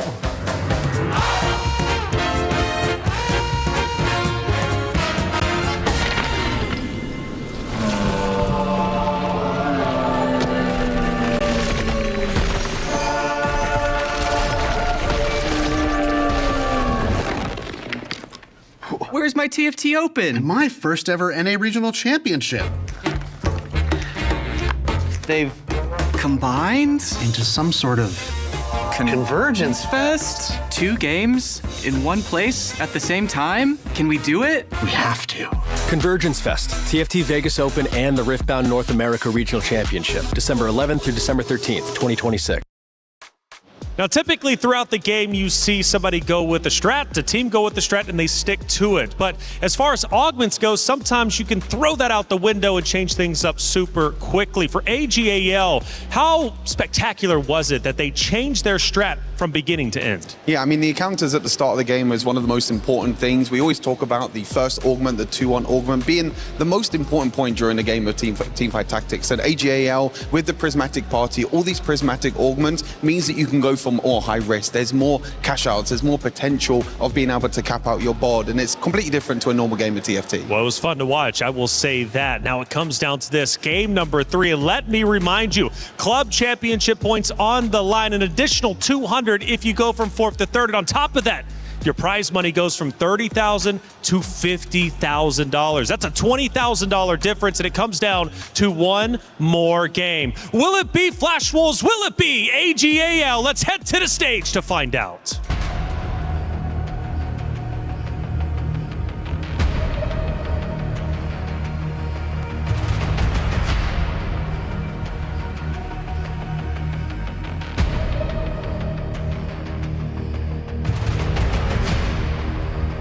Welcome back to the match before the match. The grand finals, of course, is waiting for us to begin, but right here and now we're determining the third place team. Flash Wolves, the last remaining APAC team, against All Gamers Global for the final time. Yes, Flash Wolves and No Gamers, they both have a statement here. Whoever takes down the next fight will be third place. That's a lot on the line, a lot of club championship, but as well as leaving EWC with a victory. That feels actually very good. I feel like especially for these players, they were disappointed with the results.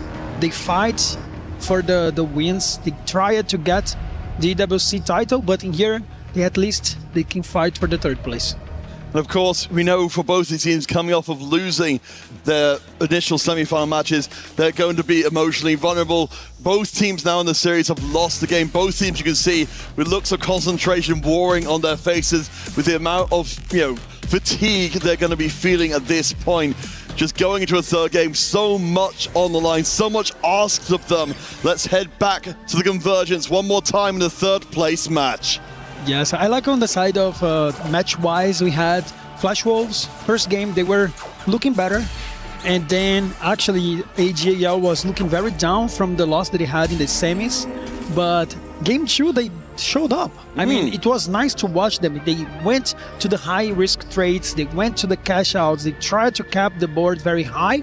And at the end of the game, they were able to force a game 3. Yeah, what an ending to that game it was. But I think you called out very early on in the game. They had AGL play to their style. They stuck to their guns the entire way through. And even if it looked very sketchy for a while, ultimately what happened was a result of the plans that they put in place from the very beginnings of the game. Yes, we were talking that before, that I think both teams had what they like.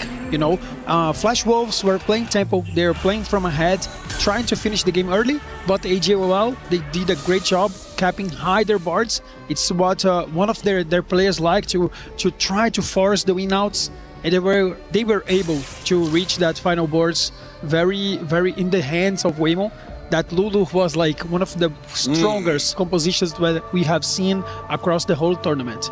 Yeah, and of course, having the, just so many enhancements upon enhancements. But let's take in this last game then of at least the third place series.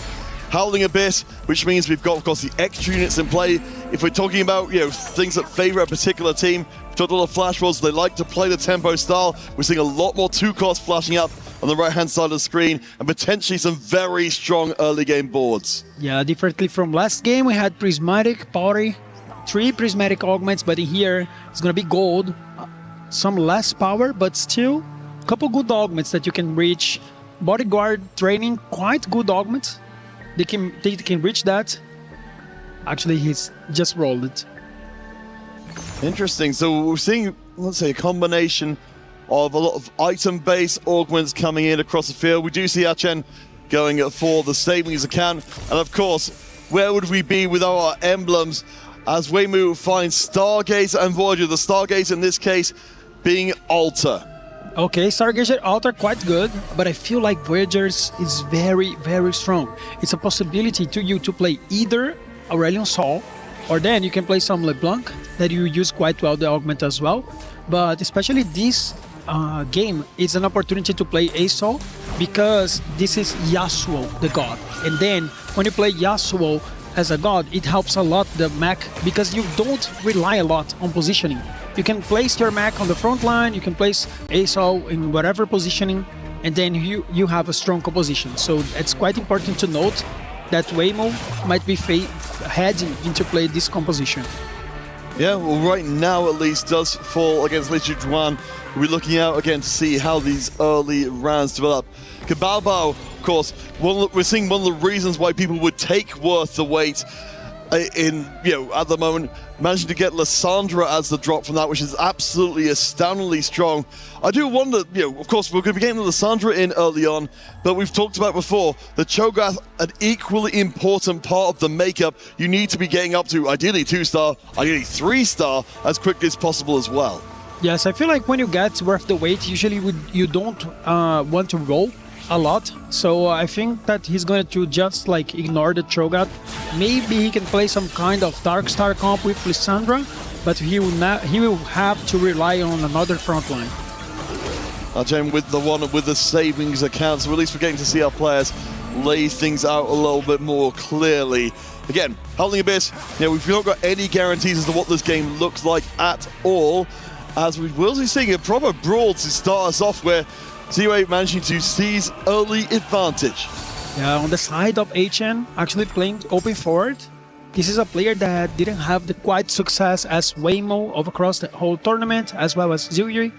I feel like the key of the victory Nejiao here relies on this guy, because across the whole tournament, he didn't have the same success on capping the board very high.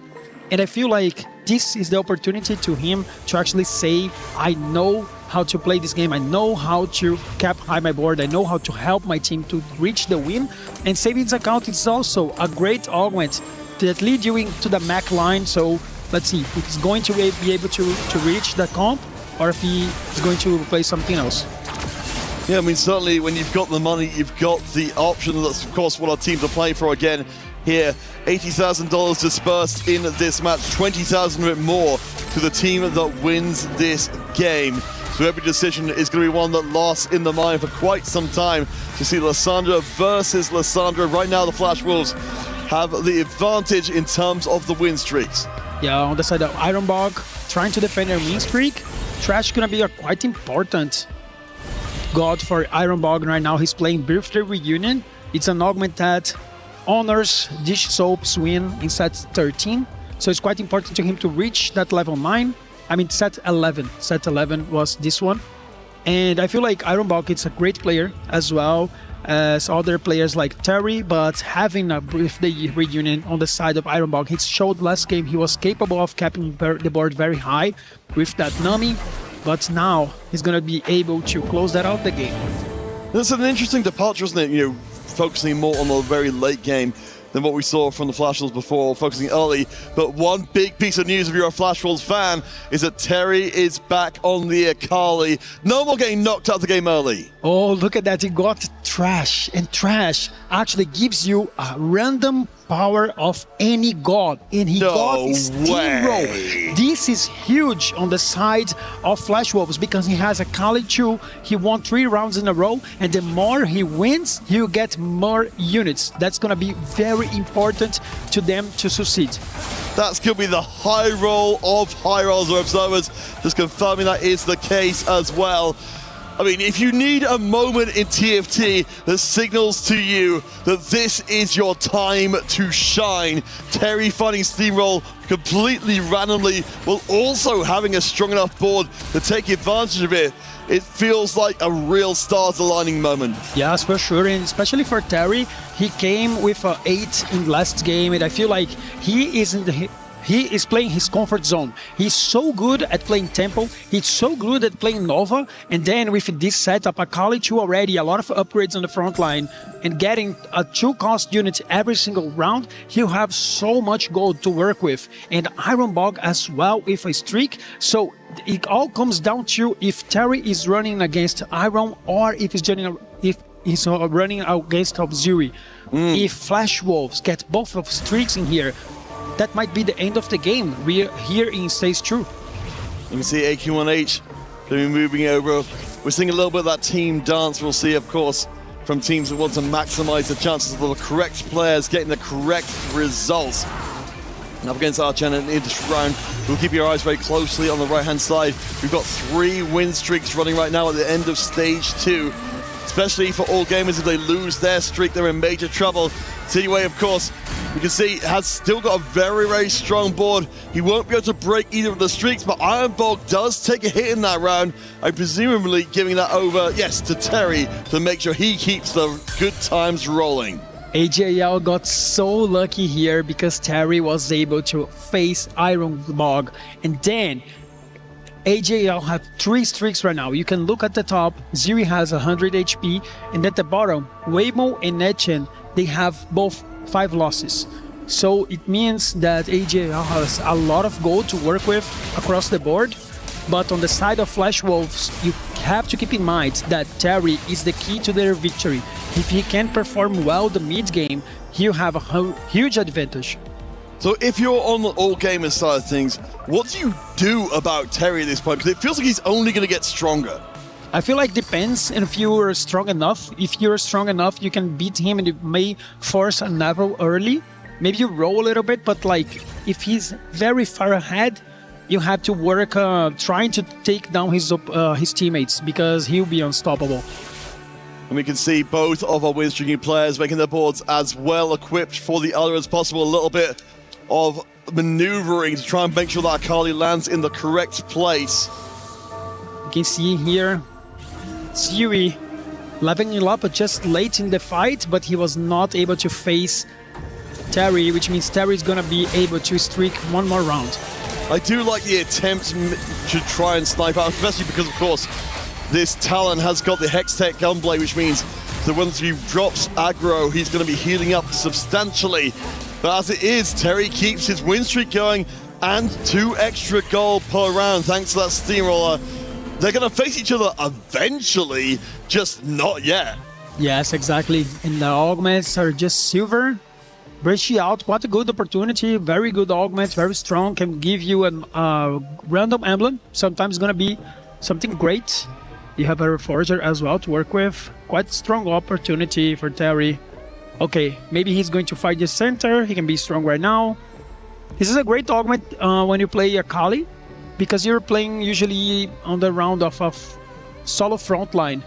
But Glass Cannon can be a good opportunity as well. You have a lot of units on the back line. He goes for a Glass Cannon. Okay, I feel like this augment is quite good because you place all of your units on the last row, and also when you play Akali, usually you go for a Gunblade. Yes. So you start the fight with a little less HP, but you will be able to recover that very easily. Well, of course, we've got the Hand of Justice as well to fulfill a very similar function, so that is a very scary 2-star Akali, who, as I said, will be extremely hard to put down. In this case, as he faces a teammate again, so again, no challenge from the currently strongest member of All Gamers. I'm kind of curious to see, if these two do keep ducking each other, if there's anybody else from All Gamers who can present a serious challenge, as the win streak remains intact. They still have not played each other. Down at the bottom, also, All Gamers, actually I want to say, All Gamers have got both 7-round loss streaks. They're avoiding each other as well. Yes, I mean, this game is very heavily strong in the favor of AJL on the side of economy. So if they have a good plan, they can come back into the game. HP means that they're gonna need a good plan in the late game, but Ziri can always give them some HP. Right now, the Wolves very far ahead in HP because, of course, those 2 loss streaks from All Gamers, they have dropped down to 50 or below. We'll see how one of those low HP members does up against their teammate. We have also got the Anima in place for a little bit of extra and Time Breaker. Bachan, so trying to gather as many resources as possible. He also took the Glass Cannon looking towards the later game. We'll see how the win streakers do. Terry, of course, with that Carly, is basically unstoppable. I think we got the idea of this. No, wait a second, the Talon gets one more shot in and breaks the streak, even being behind a level versus Terry. That's massive for All Gamers. Wow, that Talon was a challenger level play. Oh my gosh, and that was all thanks, of course, to Rogue and the Hextech Gunblade just getting across the edge of the line. Everyone back on Thresh again as we expected, but oh my goodness, for All Gamers, they're going to breathe a sigh of relief, not only breaking Terry's win streak, but stopping the Steamroller before it gets too out of control. Yeah, other thing that we can look is that Terry leveled up to level 7 very early, but still didn't win the fight. Oh boy, I mean, given how long it took for Terry to get taken down, he's already gotten, ludicrous levels of advantage, so it's not exactly a get out of jail free card, but it does mean that All Gamers are in position to look strong. Licha Tran also on a small win streak, also on high HP, so if we're just looking at the situations, for All Gamers, 2 members in a strong position, high HP, 2 members low HP, but with massive loss streaks as well. I think all you come down to Achan. if he's going to be able to create a good board with the economy that he has, if he can convert his spot, AJR will look very good. But if he misses and the transition does not go very well, it can be very dangerous. Let's see if G-Way is able to keep the streak going. I imagine should be the case. His talent is doing so much work. Actually runs right through Kababa, who's currently in the middle of the table. And again, the Flash was not close to any sort of early elimination, but it feels like, if anything, all gamers, they're kind of stalling this game out. They're not taking damage themselves, apart from, of course, the players who are looking to do so, and that's giving them more room to maneuver. Oh, look at that. He got an echo from Trash. We've seen that Terry got the steamroll, but from here, it seems like he got echo, and he was able to get a very good cash out in here, getting a blitzcrank early in the game. He's already in this position that he can play Nami, so it feels like he's in a great spot right now. He's going to be massively stronger than he was before. We're starting to see the items land come in. Archen knows the time is to start moving up. Of course, he goes up against his teammate in this round, so only one of them gets to keep the loss streak intact. I'd have to imagine Archen looking to be the one who will start moving up the table with some speed. I mean, on the other side, has got a decently strong ball, but it's certainly no blitzcrank. Yeah, so on the side of Archen, I feel like he already have a lot of units. He's gonna be able to get another cash out. He was aiming to lose in order to get it. Here comes the gold. That's gonna be a great transition. Of course, I didn't even take account of the savings account paying out. So yeah, we'll be not only has found the 5 costs from before, but a massively stronger board. This time, we're not seeing Nami's being denied, and these shops are ridiculous. Yes, he's very ahead of the curve. Already gets a Nami 2. His items is great. And I feel like he's very down of 15 HP, but he's gonna be able to hit everything. Look at that, Blitzcrank pair already. If he gets everything online, he will have a huge advantage across the board. Weimu leveling up to 8 as well, both of them on low HP, both of them needing to push forward. Nice hit on the Mighty, maybe we have Graves going through, but not what the Doctor ordered. Weimu definitely looking like a much less impressive board overall, between the two of them at least. We have 5 Namis already. TK2, also Ornn, very early in the game. Got a Shen. This board is looking quite strong on the side of AGL. If he gets a good augment in the last choice, he can be the win-out player. We'll see how well the two members of All Gamers do in this round. Both of them low on HP, but Archen, of course, very low indeed.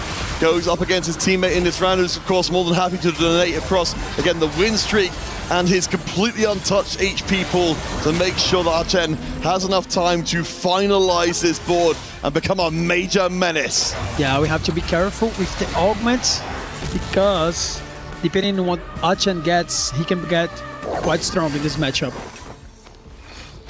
All Gamers having a very good round last time, playing against only teammates. But you're right, this last augment can change everything. Nothing crazy on the side of Archen. A couple items, quite good. I mean, nothing crazy. If he could get like reinforcement, would be very scary. Yeah, we've got a lot of players looking for a lot of the same units. Kabaobao, of course, Flash Wolves looking for more of a way back into this game. Again, as we talked about from the beginning, we are seeing a different side of them in this game. More of these late game balls, late game choices from the early going. Yes, I feel like differently from the last game, the boards will be, of course, way less powerful, because we had 3 prismatic augments last game. But on the side of Flash Wolves, they're relying on Ironbog. He's trying to go 9, still level 8, I think. And I feel like he's going, as soon as he goes 9, the game can turn in the favor of the Flash Wolves. Well, for the Wolves, they do have a strong point here in AQ1H. We've got at least a 1-star Zaya, but of course the Nami doing a great job, the bubble getting onto the back line and creating a lot of problems, especially with the 1-star much more vulnerable to being sniped. Archen gets a win again. We're starting to see the All Gamers closing the gap on the rest of the Flash Wolves, currently mostly in the middle of the table. AQ1H, not quite strong yet. He was relying on Zaya 1. He kind of overlapping Zue, And I think that he's losing into the contest. I feel like he's not quite strong just yet. He's the weakest player on the side of Flash Wolves. They have to be very careful in order to not go wait on this game. AQ1H doing a lot of work here to try and hold units on his bench. He's still got the 1-star Xayah. Rather than selling and trying to roll for more, he's playing for the team. Yes, for sure. I feel like for Flash Wolves, they have to send Waymo 8. They have to, because otherwise they will have a very difficult job putting on AQ1H in a good placement in here because he's dying. But on the side of Waymo, he's looking so bad. He is playing Corki without any pairs, and he's relying on a front line that's 1-star. Yeah, it's 1-star Corki in the back line as well. AQ1H has a chance to get the job done himself. We have got the Ribbon with a little bit of damage, but gosh, that is a huge Nunu right in the middle of the pack. Honestly, I'm kind of impressed by how Waymo's frontline is standing up to what looks like a much more superior board. We have got the 2-star Samira, but 1-star Xayah. It's not good enough. I think he's just alive, yes. Yes, Waymo look quite dangerous spot right now. He was down due to the Nunu. Nothing that, okay, Trash can actually help Waymo having more gold to get the composition online. All right, last few blessings trickling into place for the Flash Wolves. I kind of want to hear from you, Dobbs, like, what's the next step for them? Because right now, they've got Terry up in a decently strong position, but the rest of the squad kind of floundering a bit in the mid-table without an obvious front runner. I feel like we have a clear fight right now. Both teams are trying to send one of their sides 8th place. In the side of AGL is a Waymo. He's trying to save the 8th place playing Corki, which is a composition that does not scale very well. And on the side of Flash Wolves, they are trying to save AQ1H. And I feel like they're relying on a very better spot. And right now we can see Ironbog going level 9. He got Fiora 2, very decent pairs. He can scale up very high. Oh, hey, they're playing Corki. Yeah, I mean, if we thought the last round was going to be the end of the line, running into a legendary suit board, it's going to send Waymo out of there in a hurry. Archen just above. It's presumably going to be the player who will try and rise up the rankings, but Ironbog, who's been given many names, but this time it will be Executioner, runs through the board. Waymo out by an absolute mile. Oh my god, that Fiora just did too much. I mean, she almost died like 100 times in that fight. She was able to heal and deal the damage that the Ironbog needed. And everything now comes down to how long will Ironbog survive? Because the more the game lasts, he will be even stronger because he's playing on Graves. It's a unit that scales a lot, as well as Fiora, as well as Vex. So the game is looking in the favor, the side of Flash Wolves. We do have the 2-star upgrade coming in for the Xayah for AQ1H, one he's been holding out for a while. Faces it off against Ironbog, but I think you're right. It feels like so much rides on whether or not Archan can push past some Flash Wolves on the way up. Currently on a 4-round win streak, but there's so much HP left at the mid-table. The Flash Wolves, so many players to get past, and all it takes is a player like Ironbog to run into you, and you're in a world of hurt. It doesn't look like the Xayah board with the upgrade is fine to punch through, but keep an eye out for whether Archen won that last round. He did. Ironbog drops down. We've got 3 Wolves in the 20s. It's such a volatile situation. Oh, Blitzcrank 2 in the hands of Archen. That's going to be quite important to him to come back. 5-win streak. You've seen the roll down here for Dewey. It's important for him to get the Xayah. Still missing it. 1 copy left. Here he comes. That means there's 2 2-star Xayahs in the mix. It does seem like at this point it's going to be almost impossible to try and push Archen out early on, so it should hopefully reset the game and push us back more to even. I think the point of concern for me here is what comes next for the Flash Wolves now that they don't have that immediate objective in mind. I feel like Flash Wolves has to send another player from AGL bot 4, especially because HN have a great chance to win out this game. So they need to push down the tempo. Of course, we were very late in the game, but I feel like Ziyu and Litushuan, they have so much HP to work with. So it all comes down to HN if he can convert the win. This board is extremely impressive. The 3-item Blitzcrank 2 is scary as anything. Of course, with the Yasuo Hexes making these units that much more terrifying as well. We've got Ironbog's board on the other side with the 2-star Vex, but I have to think with this Blitzcrank fully equipped for destruction, this will be the Ghost version of the board, but I think Archen could easily take that fight with the real deal. Yes, for sure. On the side of Flash Wolves, they need to rely on Ironbog. He's able to cap the bot higher. If he is able to survive a little bit longer, they'll have a win-out player. But otherwise, HN can actually get the first place, and that's going to be where the game will last. Well, yeah, with HN seemingly being unstoppable from the bottom of the table, we're saying the only option is to take out other members of All Gamers, but they've got 30 plus HP left in, while the Wolves have less.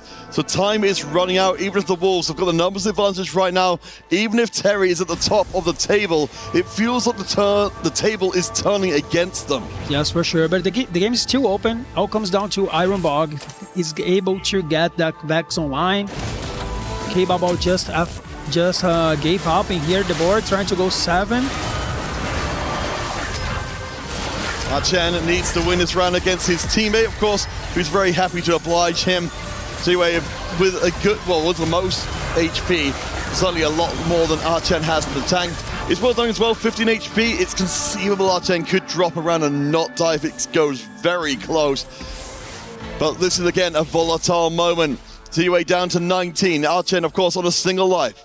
Yeah, Zuri, 15 HP to work with on a 5-loss streak. It all comes down if he can actually survive and get into that top 4 finish. HN still be able to go into that win. It all comes down to HN, AQ1H, and Ironbog. Those 3 guys are the strongest players in this lobby. Terry's holding down the HP, but he will actually get a little bit behind soon enough. Yeah, Ironbog seems to be the front runner, goes up in AQ1H in this round. We'll switch around our POV to check in with ZUA. Of course, it's very important as ZUA goes out in this round. Terry will be his opponent. It looks like the snipers will be bothered throughout this round, able to pump out DPS for the bucket load, while Akali cannot punch through that Tam Kench front line. Really good news for All Gamers. They're still low on HP, but again, the rounds are looking very good for them. And the Wolves, they've got the members, but they drop, of course, Cabarro dropping himself out of commission, leaves us 3-on-3. Look at the Ironbog, top of the standings, 3-win streaks. I feel like the game will come down to whoever is going to take the win, because we are very likely to have one of the players going bot 4 in here. So it all comes down to whoever is going to be able to get the highest cap in this game. Worth noting that we've got Ironbog with the Graves here built for DPS and tankiness, along with the hyper-scaling Vex. So he said he seems to be an unstoppable force. Goes up against Ling Chuchuan, who I can't... Well, no, sorry. Let's reset that, because it will be ZUA going up against his teammate in this round. So that's a bunch more HP being taken out of the All Gamers side. If they play this one right, they should be able to survive it, but it's going to be narrow. The LeBlancs do so much damage. It's still alive on the fight, but not front line just enough. Ziri is going to take down Litushuan. AQ1H just drop it.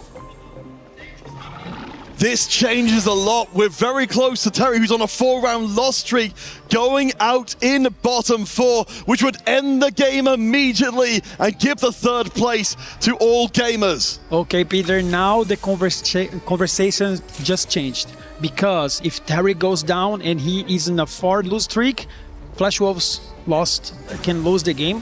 Litushuan also not that strong. He's on 2 loss. So this could be the last round of the 3rd place match.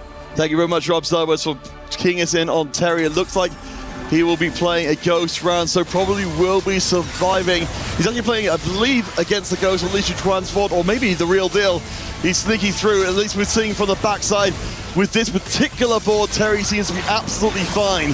So we'll check out whether Li Chuan actually survives the round or no. Oh my god, that all comes down to Li Chuan. He was able to take down Ironbog. Look at him. Look at him in the camera.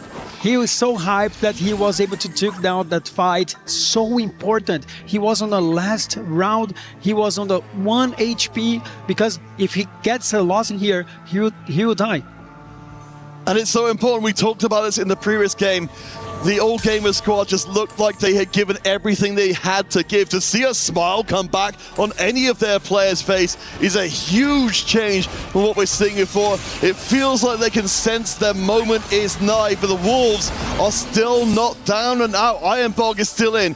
Terry is still in. It's 2 versus 3, but All Gamers need to put the final touches in. I don't know how Ironbog actually lost that fight because Li Chuan was level 8. He was not that strong. Maybe that was a matter of positioning.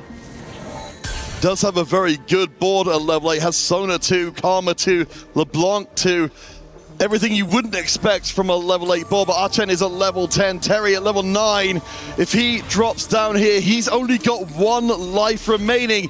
ZOA has been the savior of the squad for a while. It's Snipers versus Kindred, and Vex on the back line. Look at the Akali, she's a quite important unit. How long that Morgana will survive? Akali is doing a decent amount of damage on the left. The CC from Nuno was enough? I mean, it was a lot. Look at the Blitzcrank.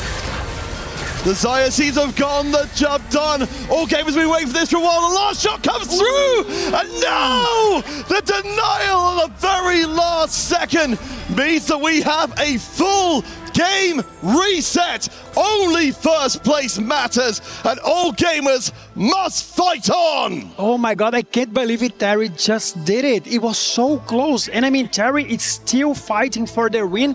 Ironbog took another loss. We have saying that he was very strong. He was going to be able to scale up the Graves. He is relying on a Vex that is so strong, but he's not able to win the rounds.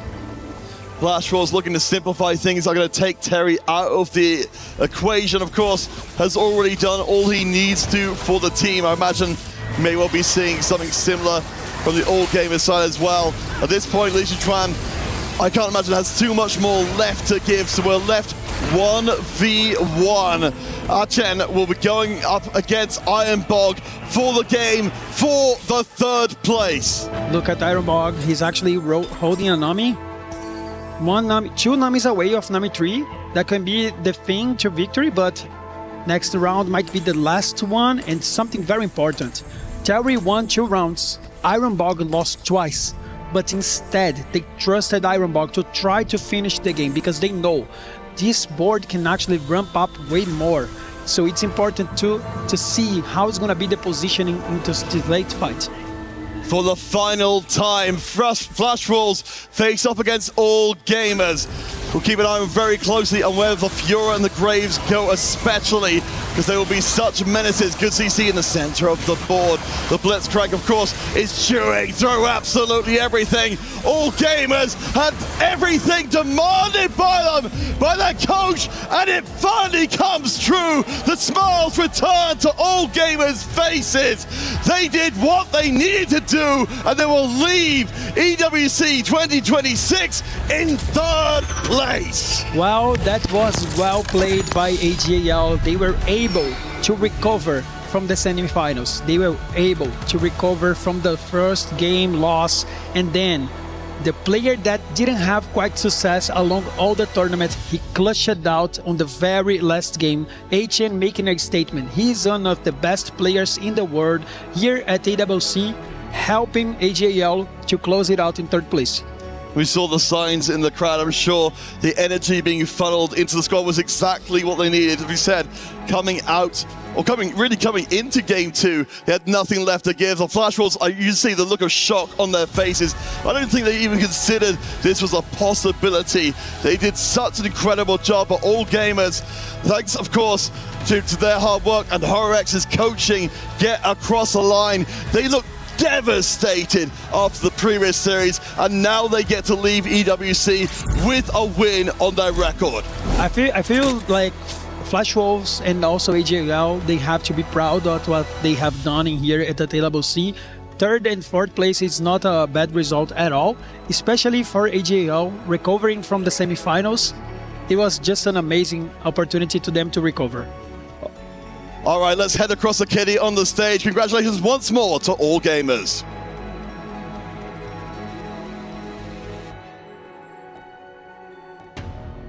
AGAL officially exit the EWC tournament as the third place, taking home $50,000 in terms of prize pool. This is a reflection journey for AGAL as you guys fell from high places. So what type of personal growth have you experienced from 日月？首先 AGAL 正式变成了本次 EWC 的比赛的第3名，拿回了5万奖金。这次 AGL 也是从3胜0负打到了今天的第3名，所以对你自己来说有没有什么自我感受呢？就是我们可能还可以做得更好一点。如果进决赛的话，其实我们有机会夺冠的。然后第3名的话，也算是还可以了，就是也算是成功努力了。I feel like we could have definitely played better, especially if we made it into the grand finals. We could have won the grand finals. Ending on the 3rd place at EWC, we are still very satisfied with our result as we tried our best. 那么今天晚上会是 Aurora 对阵 Vision 的决赛，也是一场 BO5， 所以想问一下日月选手，你自己认为今天晚上的 BO5 谁会是胜者？ Who do you think is going to be the grand final winner for tonight between Team Vision and Aurora?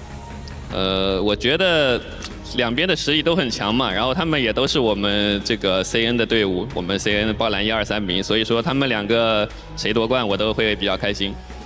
I think both the teams going into the grand finals are really strong, especially both the teams being from the CN region 1, 2, and 3. So I'm encouraging both teams for doing well in the grand finals, and whoever wins, I will be happy for. Thank you once again, 日月，谢谢日月选手的采访。We'll send it back to stage.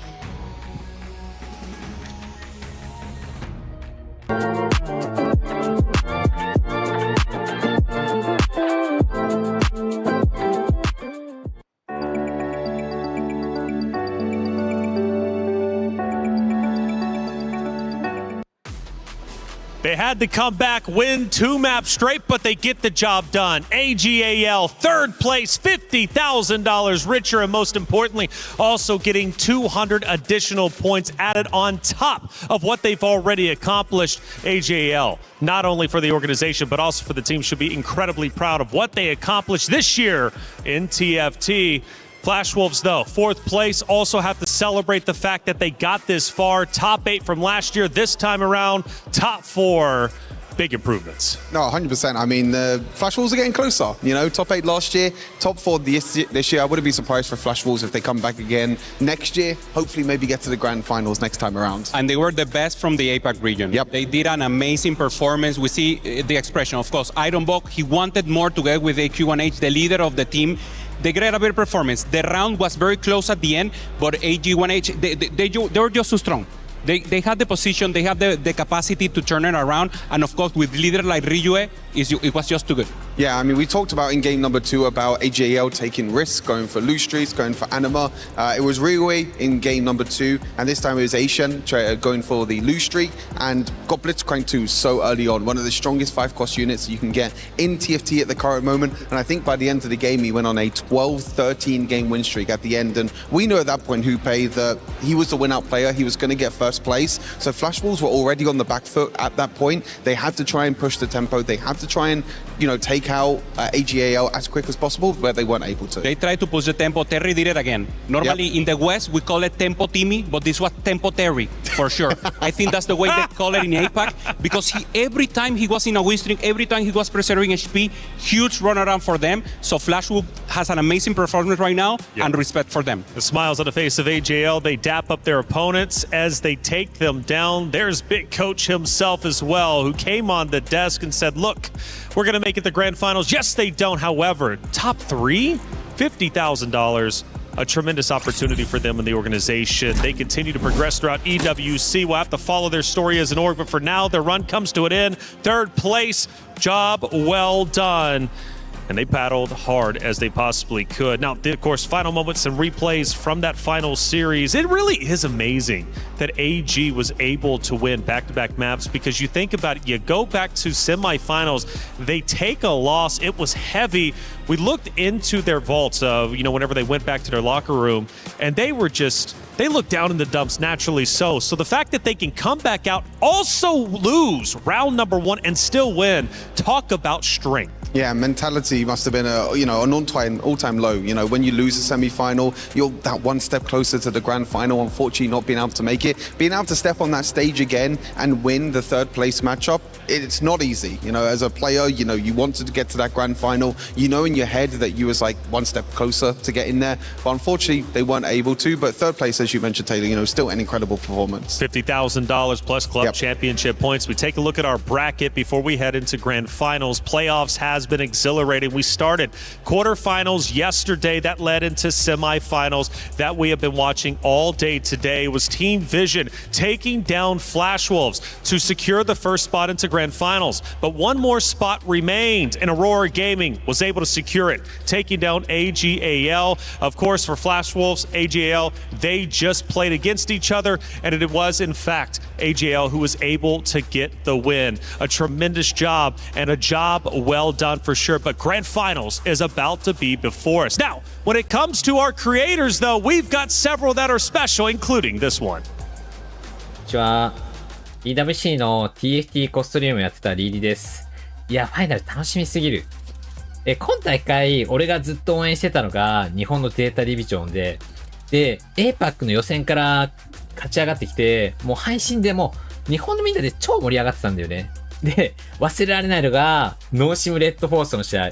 相手が、ステージ4ので一瞬でガリオ2、オレソル2、フィオラを引いてきて、もう盤面が一気に完成しちゃって、で、マジで絶望したんだよね。で、その人は HP14。で、一瞬のハイロールでもう全部ひっくり返る。これが TFT の怖いとこでもあり、面白いとこだと思う。で、今日のファイナルも絶対そういう紙一重の瞬間あるから、瞬き禁止。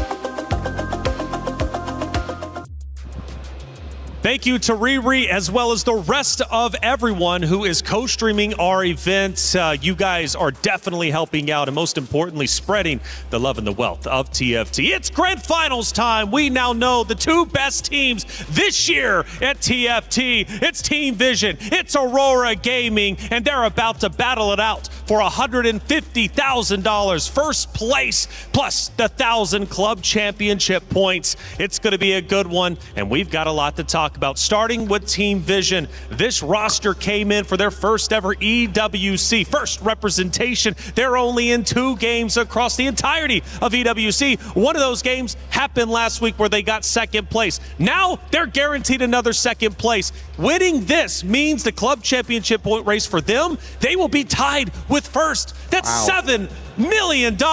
Of course, plenty of weeks remaining. But the fact is, I think they've had one of the most miraculous club championship point races we have seen yet. They're just it's just stunning. No, I mean, it's incredible to see the kind of growth of Team Vision ever since that CN qualifier as well, securing the first seed of the CN qualifier.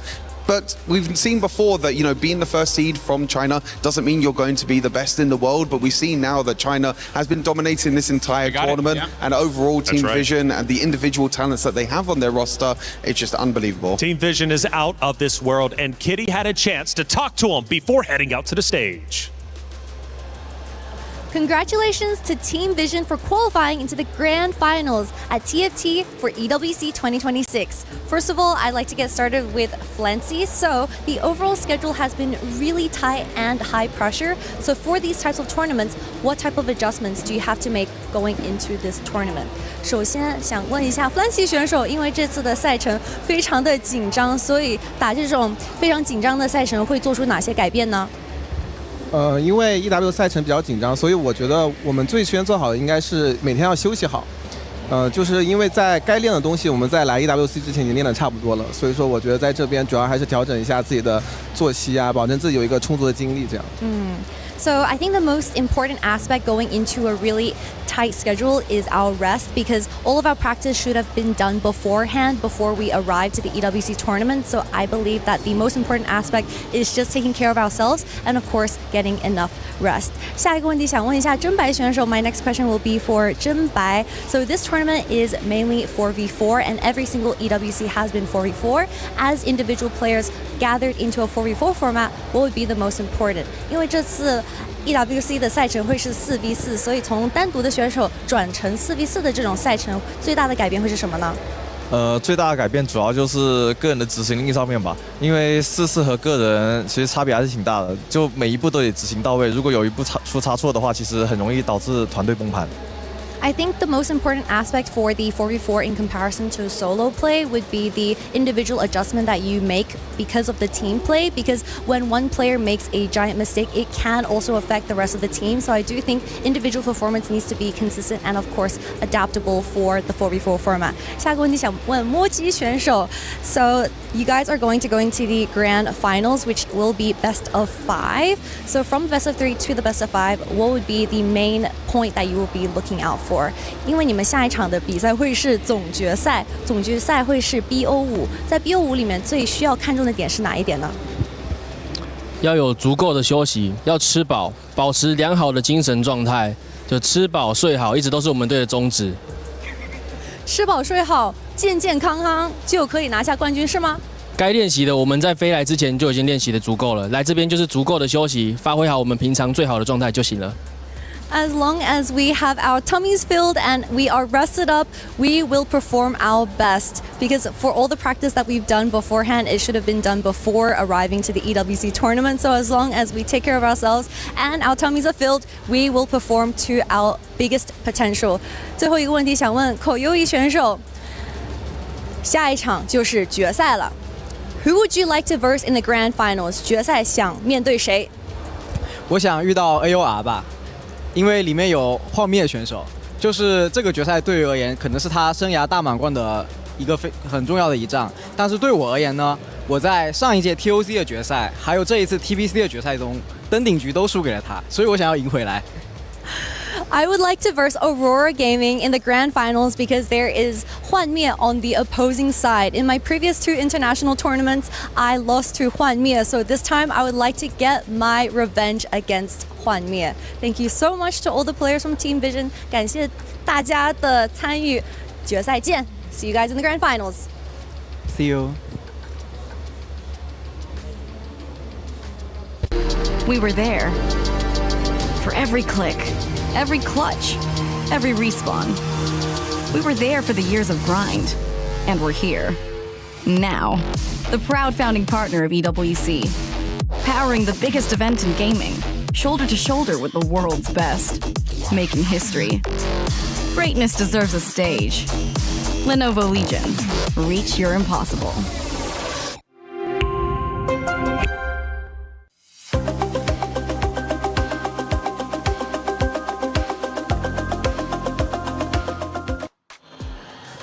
Koyue from Team Vision once said in an interview he wants revenge, and that revenge is now.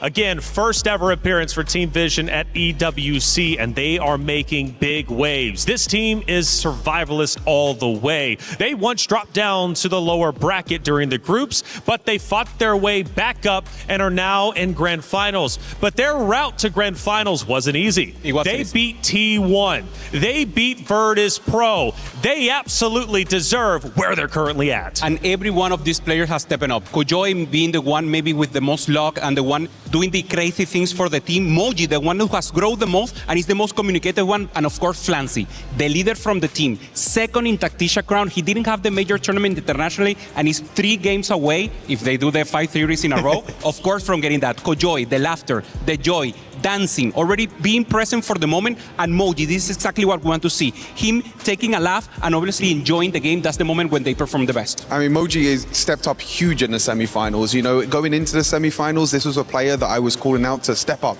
You know, he needed to be the one to step up for his team. Yes, he's the one that's, you know, got the brains, he's got the communication there as well.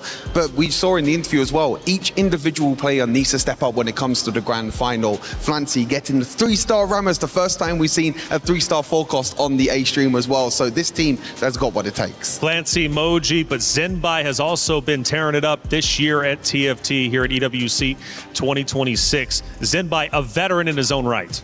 The same is similar to what Ryu said in the last series. Ryu said, we need to keep it cool. Who's the coolest one in this team is Zenbai. He's always cold, he's always analytical. When everyone's emotional, he keeps his eyes in the game and he's always giving the advice. So this is the player, the anchor player, if you will, the veteran that is the sage for them, and of course keeping them in track to take the win. Going back to yesterday, Koyui was in a position where he had to step up because Flancy was getting double teamed. And remember, Koyui absolutely did so. You've got a team that can all go back to each other when times get rough, not only as friends, but also as wonderful competitors. Yeah, we talk about in the 4v4 environment that it's not a one-man show. You know, it's not just one person that steps up. It's the entire team that needs to step up. When one person is down, when one person's being denied by the other team, you need someone else to step up. Everyone needs to be flexible in a 4 versus 4 environment to make sure they could be the one to win out the entire lobby. Well, it takes two to tango, and on the opposite side is the dance partner of Aurora Gaming. And Kitty had a chance to talk to him before stepping on stage. Welcome in everyone to the grand finals where we are about to watch Team Aurora versus Team Vision. Here I'm joined in by the 4 players from Team Aurora and starting off with Ahao. So Team Aurora had a rough group stage where they were dropping to the lower bracket. So I'm wondering, what adjustment did you guys make going into the playoffs? Because it's very obvious that Aurora are starting to look really, really strong. 首先想问阿豪选手，所以你们也是从小组赛的败者组打回来的，所以想问一下阿豪，在本次季后赛有做出什么样的调整呢？我们开始的时候状态其实不是很好，但是呢，这个游戏本来就要一直学习，我们一直也在研究对手，研究我们自己的打法，然后做出适应的调整。So we were still trying to find our footing towards the start of groups. However, we are still learning throughout the entire tournament and trying to find our flow. And we try our best to adjust to the schedule of EWC. 下个选手是幻灭. So we have a lot of international teams joining us at the Esports World Cup. And I was wondering, as a lot of people obviously are very impressed with Huan Mie's resume. So which team or player has left a very big impression on yourself? 想问一下幻灭选手，因为本次 EWC 有很多国际赛的选手和俱乐部，对你自己的印象比较深刻的选手或者俱乐部会是谁呢？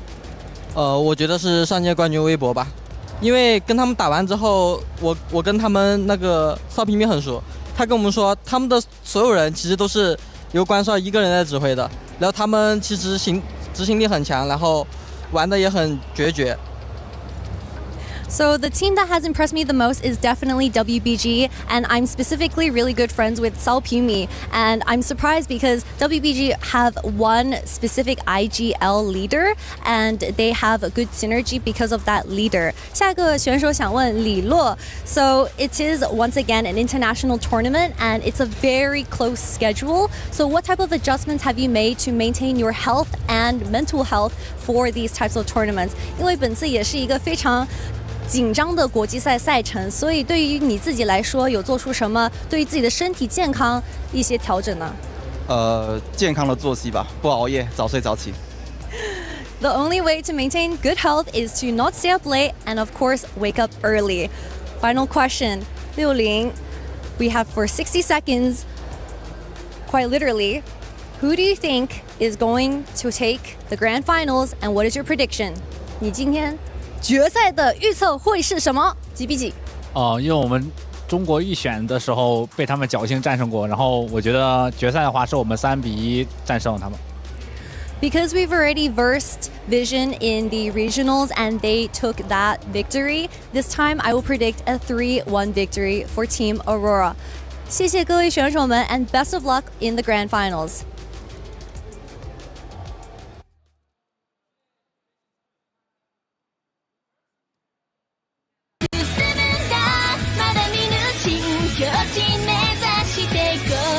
キドキしようよ準備開脚早まだまだないこの世界を楽しんでみたんだ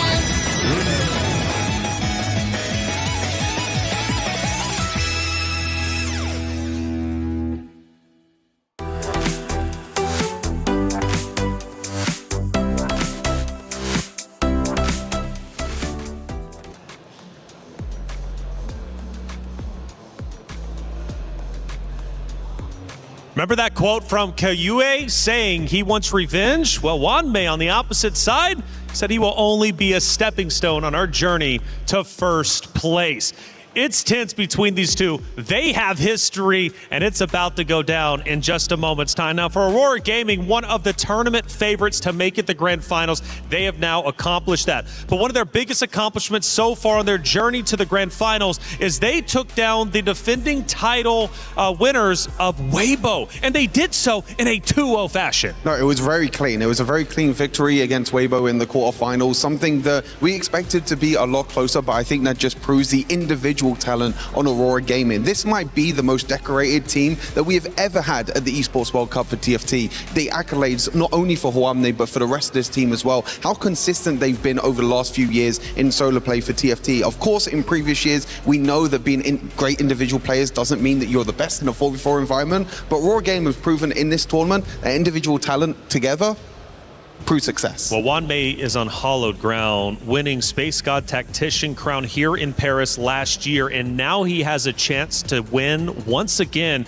Such a unique trophy. The 4v4 format is very unique only to EWC when it comes to TFT. Having that trophy means he separates himself from everybody. But Upe, he's already done that. He's in GOAT contention, but if he wins this today, grand finals, what is the conversation like for Wanmei? That's the golden road, if you will. Already winning Paris Open, already winning Tactician Crown last few months for Space God, and winning Tactician Crown before the merging on the regions. This is not only gold contention, this is about God. This is the king of TFT, if you will. And now he says the other team is directly a stepping stone. The problem is that stone has already taken a game from them in regionals, have already taken a game from them in qualifier. So is that stone really a rock? Is it something bigger that can actually punch them in the face? And that's exactly what we'll see next. Well, look, we've already seen revenge take place. Vision, after all, beat Flash Wolves, who beat them over in groups, right? So could we see the same story here? Well, absolutely the case. For Aurora Gaming, obviously Wanmei gets a lot of attention, but who else is going to be stepping up today? Yeah, 60-second Lilo are the two other players that we're going to be looking out for as well. And again, in the semi-finals, these were the two players that stepped up. Obviously, Hwamne, we know, is always going to be up there at the end of lobbies, but these are the other two players as well. Lilo, again, another Tactician's Crown winner as well. 60 seconds just being so consistent over the past few years with multiple Tactician's Crown and multiple top places as well. But these are the players that you need to look out for Aurora Gaming if they are to come out on top. You know, it's crazy, Upe. Again, we mentioned Aurora Gaming beating Weibo. On the opposite side, Vision beat second place of last year, Virtus Pro. Crazy. Both of these teams beat exactly who they needed to beat to get to this moment. And there's three keys they can choose from when they use the fragments of those crushed keys, right? When they, of course, claim their crown, claim their title. What keys do you think they're going to be using in the end? Let's say Aurora Gaming if they take this victory. Yeah, Aurora, obviously you need to take Huevos. You already faced them. You want to have the one who won the previous tournament. And of course, they are a lot of the honor of the region. So probably just getting the additional regions, like getting the collection. You say you always want one of each. So one of each region for sure. And then obviously the one in the finals. And that will be the stepping stone in the end. Is that not all of China? Do you not just take all the Chinese teams and just say that, oh, we are the best in China, we're the best in the world, baby? That's right. It's going to be a lot of fun to see who they're going to be taking because, again, they get that choice. They can take 3 keys from defeated opponents to stack up their trophy and remember who they beat on the way to their win. Hey, this is going to be a great matchup. I'm scared to call predictions. I'm not even going to God. No, listen, I'm not going to do it, man. Chat, you could say who you think is going to win. Go ahead and put your predictions in the chat and let us know. The opening ceremony will be in just about a minute's time. But Vision, Aurora Gaming, facing off this Battle of the Titans, the two best teams here in TFT. And most importantly, there's $150,000 on the line. That's a lot of money, and for some could very literally be life-changing. For Vision, Aurora Gaming best of 5, it's going to go the distance. I'm expecting it to go all the way to the Game 5. Vision, Aurora, star players, hit me with it. Give me one from each. Hwamne has to be the guy who comes out. He has to step up huge in this one as well for Aurora Gaming for me. Yeah, 100%. And Flancy has to be the other one. Flancy's just playing amazing, and when he's laughing, the team is winning.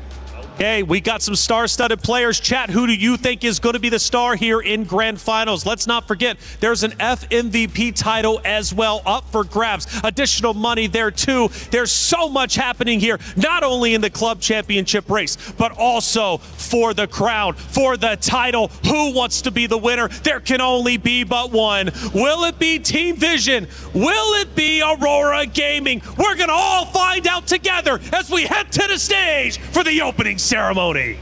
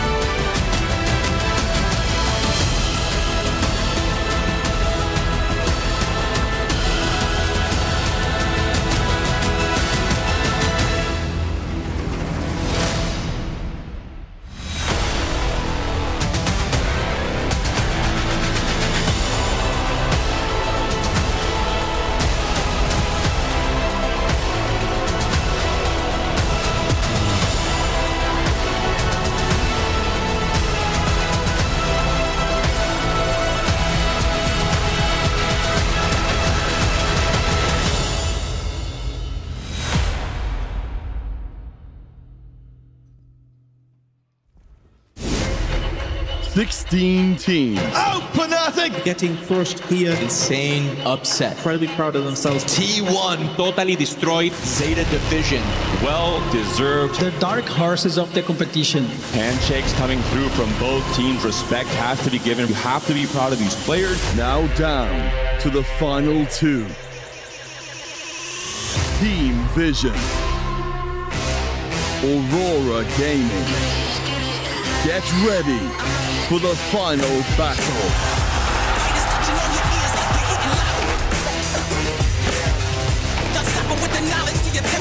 现在心情很不错，因为我觉得我们说到做到吧，确实赢下了 VP， 没有反转。Massive stakes on the line as NCC1 takes the 7th loss in a row. 我们对我们目前的成绩当然是满意的，因为它体现了我们本该有的水平。但是我们还想要走得更远，我们还想要赢到最后。我觉得 Aurora Gaming 最令人瞩目的是他们的幻灭选手，因为他已经取得了大满贯，所以如果在今天的决赛中他又赢下了决赛，他就通关了这个云顶这个游戏了，所以我们会阻止这发生。Team Vision 跟我们交手的时候，其实都有点打不过我们的，但是我不懂他们为什么能走到这里，我不是很能理解。既然已经杀入了决赛，我将把握这个为数不多 EWC BO5 的机会，然后成功拿下。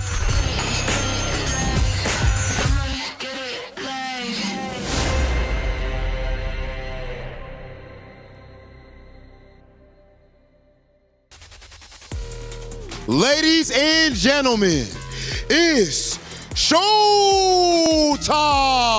here at the Esports World Cup. We started out with the 16 best teams on planet Earth in the world of teamfight tactics, and now we are down to our final two. Only 2 left, and you know what, Rob? Both these teams went through the trenches. They lost early in the tournament, they learned, they came back, and they went all the way to the grandest of finals. You had to fight for it, and the position's right there now. If you want to lift this title, then of course there is always going to be turmoil, there's always going to be adversity, but so far these teams have lived up, and I would say actually Damascus, they have cleared every single obstacle, but there is still one left for each of these teams. Damascus, do you think we're about to bring out our first team? Is it about that time? It might be time, Rob. We have a lot of games coming, right? It's a best of 5 now, so longer finals, more games. Who do we got first, Rob? Ladies and gentlemen, please welcome to the stage, qualifying out of the toughest region in the world, Team Vision! The Chinese Titans marching through the competition and leaving carnage in their wake. Some players would tremble at the idea of being locked in a cage with the best teams in the world. But Team Vision responded plainly, no, they are locked in here with us. Led by their fearless leader, Flancy, a TFT god, can they take the final leap and etch their names in history? This is exactly what they're aiming for, Rob. We know this trophy is beautiful and everyone has eyes on them, but against them, it's not any team. It's one of the most stacked team, maybe the most stacked team. Everyone was looking forward to see them. And so far, they've responded exactly how we expected them to respond. It is time to welcome onto the stage, Aurora Gaming!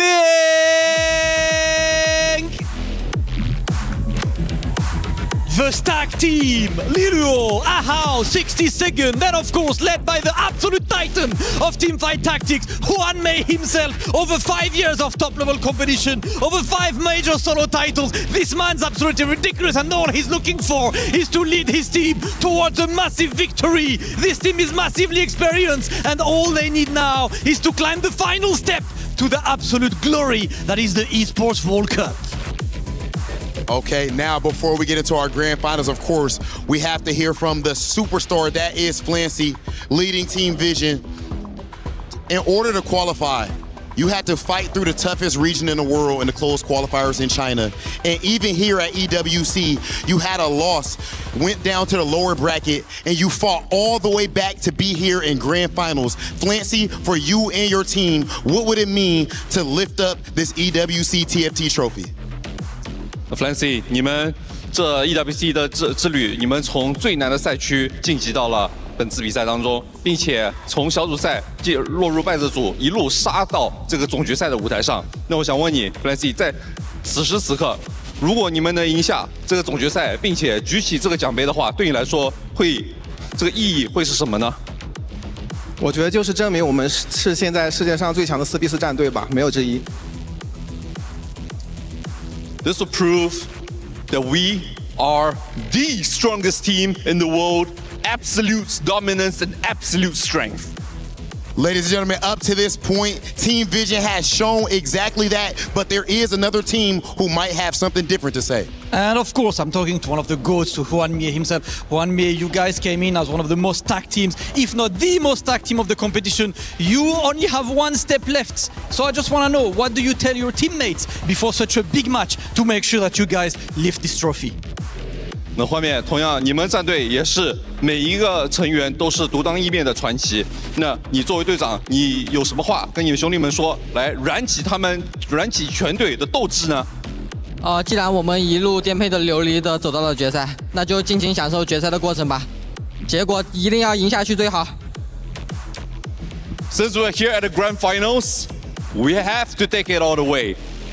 We just need to relax, we need to maintain our composure, we need to play to our best, and we need to win this. And we need to win, of course. We're aiming at that trophy, and we cannot leave without lifting this trophy. So without further ado, Rob, I think it's time to tell both of our teams to just go for the traditional face of Team Aurora. I will invite you to line up right in front of us as we are getting ready for the grand finals. We had 16 teams, and only 2 remained. And one of them went to the hardest region. The other one is the team of absolute titans. Ladies and gentlemen, it is time for the biggest, toughest and hypest grand finals. Please make some noise for Aurora versus Vision.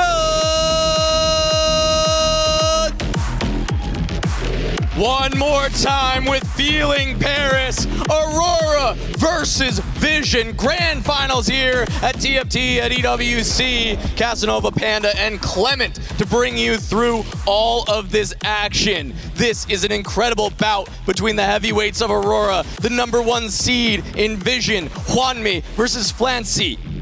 Two distinct ways to approach and view TFT clashing in this best of 5 grand finals. I'm ecstatic to see what awaits us in these 5 games. In one hand, we have Hwanmi, who has known to have a muse on his shoulder, someone who tells him how to get to the highest cap. He is intuitive, he is instinctual, and he has been absolutely dominant. On your other hand, you have Flancy, the other team captain, who rose in the big data era and was able to snatch away that peak from Hwanmi. He was second place in Monster Attack.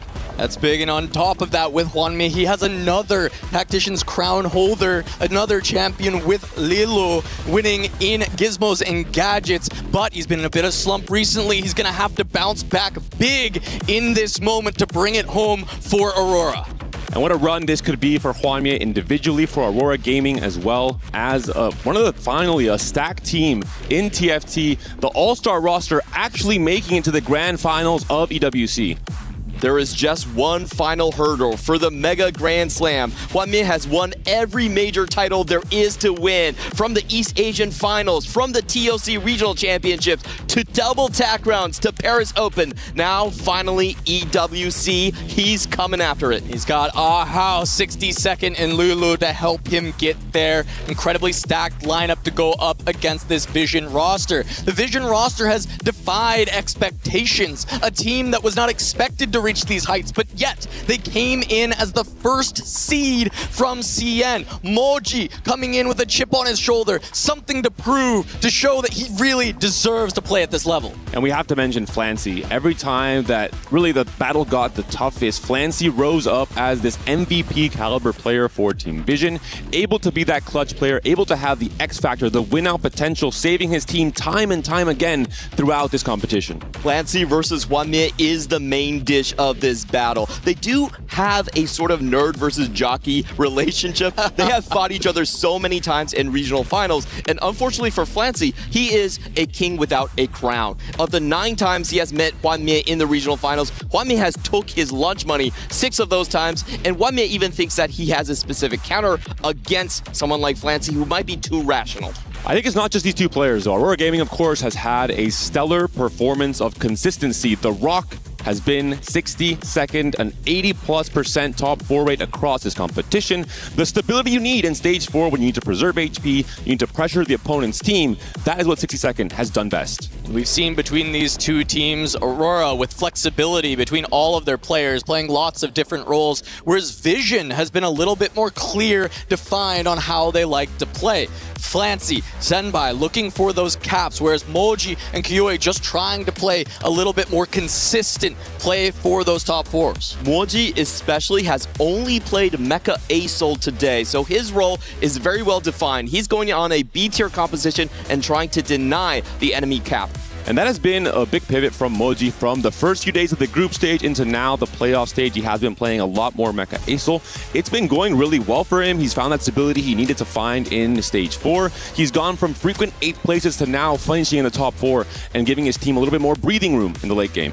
On the other hand, we have the unlikely win-out player coming in from Aurora. Now, Ahao is typically known as a player without a cap, but with a very high floor. In this tournament, he's actually flipped that completely. Most first places on his team with a terrific performance. We didn't really expect it out of him. And with how evenly matched these teams can be, you really have to look for the ability to cap out, to play for those first. That is our tiebreaker when you are even in the points in the lobby. You see it happen frequently. We saw it in the third place match over and over again, playing for that final fight. And I expect we're going to have a lot of those opportunities here. And as this game starts off, I want to keep my eyes on exactly how Aurora Gaming confronts the early game. I think we've seen it time and time again. Their augment picks on 2-1 are fantastic in terms of setting up with spreading boots, those diverse game plans, and then having 2 players pivot in the end. And here we go. Grand Finals gonna begin. Aurora versus Vision. Jocks versus Nerds. Hwanmi versus Flancy. And Thresh and Evelyn as our initial gods.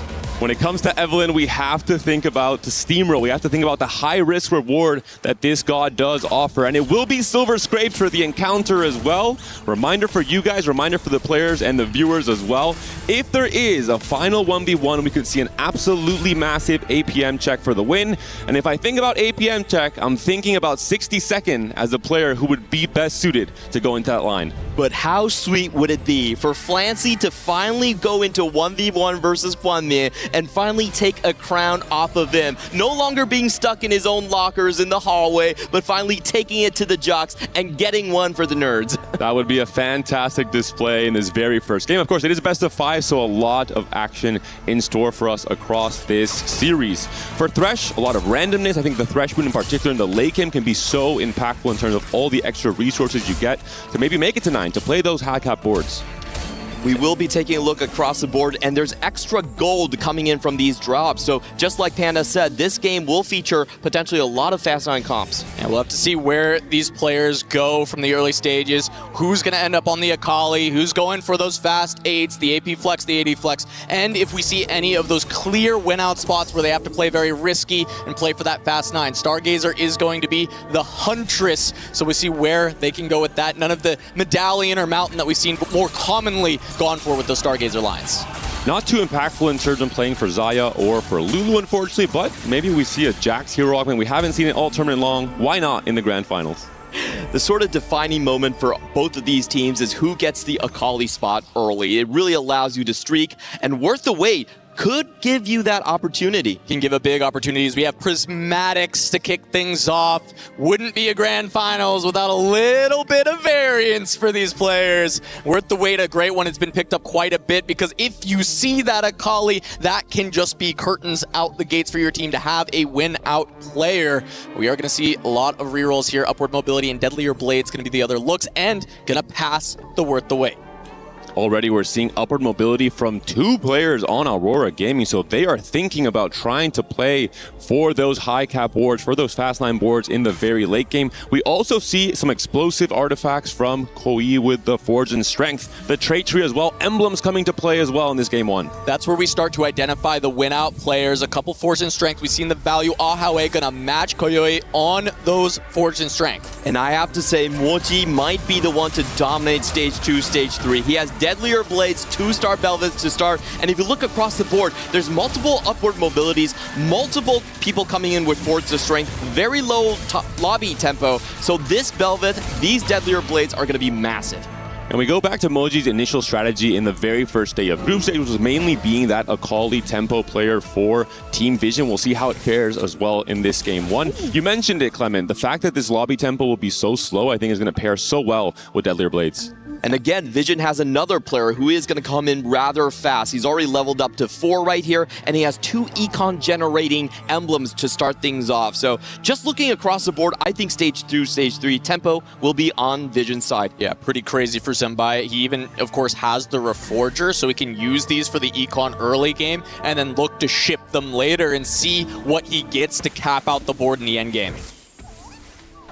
It is going to be comeback story for Flancy right here, going for a later game plan and going for another high cap with the Space Group. Yeah, it's going to be big for Flancy. He's been the win-out player for the team time and time again. We mentioned that they have their more defined roles. Flancy and Zembai going to be looking for those win-out, and Moji already setting up to just play tempo for the team. Reminders for the win streak players, someone like Moji, for example. If we find a steamroll from the Evelyn Godboot in stage 2, we saw how warping that has been all tournament long. We have seen a lot of games where the winner gets 100 HP, as we have seen in Along in this most recent TAC round with Deadlier Blades, with Steamroll. Definitely one of those scripts that Vision would love to see. Especially Deadlier Blades into Sword Overflow on 3-2. That is one of the craziest augment synergies we can find on the Akali line.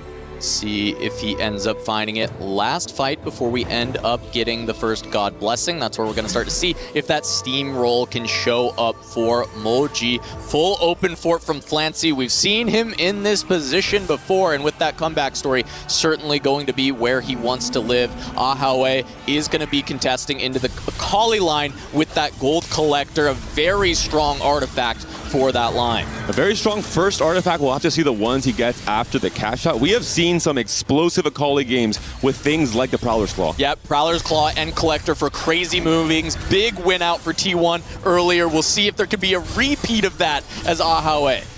Lots of gold being generated here on Zembai's board. Quite a strong win, for Koyoi's side. Now we go into the Evelyn boons. Can we find what we need? God Selection is the steamroll there, or will it all be Thresh? 2-star, 2-cost. That randomness can create some crazy opportunities if you can find that Akali in particular, but the random boon going to be significantly more popular across the board. And for the win streak players, you are kind of forced to pick Evelynn here. You'd fall behind in board strength and in tempo otherwise, so we'll see what kind of 2-star, 2-cost can spawn in for these players. This is actually considered quite a win for the players that aren't full win streaking, because they can suddenly introduce parity with the win streakers at the top right here. So not exactly something that Vision necessarily wanted to see. It gives Aurora a chance to come back from the early deficit. Yeah, we'll see what happens if Moji is able to keep the win streak. He finds Melio. If he had a Bel'Veth there, it'd be just 2 off of a Bel'Veth 3, and the game would be well within hand for the side of Vision. So a breath for Aurora, as Moji does not hit that high roll. As we take a look around the lobby and see what else has been picked up. Senbai also going to be win streaking for the side of Vision. And I think for Ahawe, he's the one that actually got the Akali 2 online right here. Could switch the script. Especially with the Gold Collector in particular. I mean, some incredibly strong boards being assembled here. Yeah, look at that. The Akali 2 for Ahawe. As you mentioned, Clement, going up against Senbai, looking to snap the streak. They can't really allow Vision to keep 2 big streaks going into the end of stage 2. So Aha really wants this win, but that MF is just too powerful.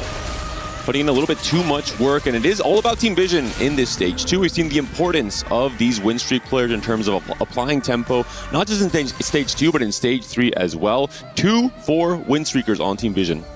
And in the meantime, we're going to catch a glimpse of the full open by 62nd. He's going to try and just damage Flancy's game plan here on the comeback story. Those are the 2 players going for the full 5 win streaks here. And I feel like if 62nd does break the streak for Flancy, it actually favors him a little bit more. Yeah, very notable to have multiple loss streakers for Aurora, but multiple win streakers for Vision. We've seen this a couple of times where either you get a blowout win or you aren't able to finish them in time, and Aurora comes storming back to close out the game. So it is going to be Flancy, but the open fort takes a loss, so does 62nd. Moji going to find his win, and Senbai will as well.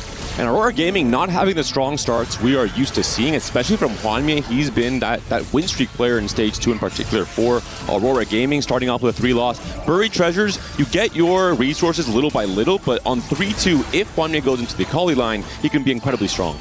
We have seen this game plan actually backfire for Aurora, where they play too much for their camp, where they play too much for the late game. And right now, Hwanmie is the only person that actually has any say in the tempo with the Buried Treasures. He's the only one that can keep the team afloat and maybe trade back HP on stage 4. And of course, he's on the 4 loss, so he didn't get to play that early tempo, but now he finds Akali 2, and that can be where he starts to slingshot on stage 3 and become that big winner for the time being. We did see a Pike 2 there, going to be very strong. The very start of stage 3 will fall off a little bit for Li Luo as we move along. Hwanmie just has to stabilize for his team right here. I expect him to be the one to roll down and try to contest on stage 3. At least give the 2 upward mobility players a chance to even hit that level 9. Gonna have to be the punching bag for the team. Hold on to the health so that they can expend it later. Ahau and Hwanmie both going to be in that Akali line. For the side of Vision, there's only going to be Senbai in that currently, and he's on the trait tree. I wonder if Hwanmie considers playing into the MF reroll as well. Has an MF pair here. Did play it once before in this tournament, and it was a first place in that very first day of the group stage. So that's a consideration. As you're saying, Clement, I think someone has to step up from Aurora and contest that tempo, contest that win streak in stage 3. It's, I think, Hwanmie. If you've had a good 3-2 augment to pair alongside that tempo spike.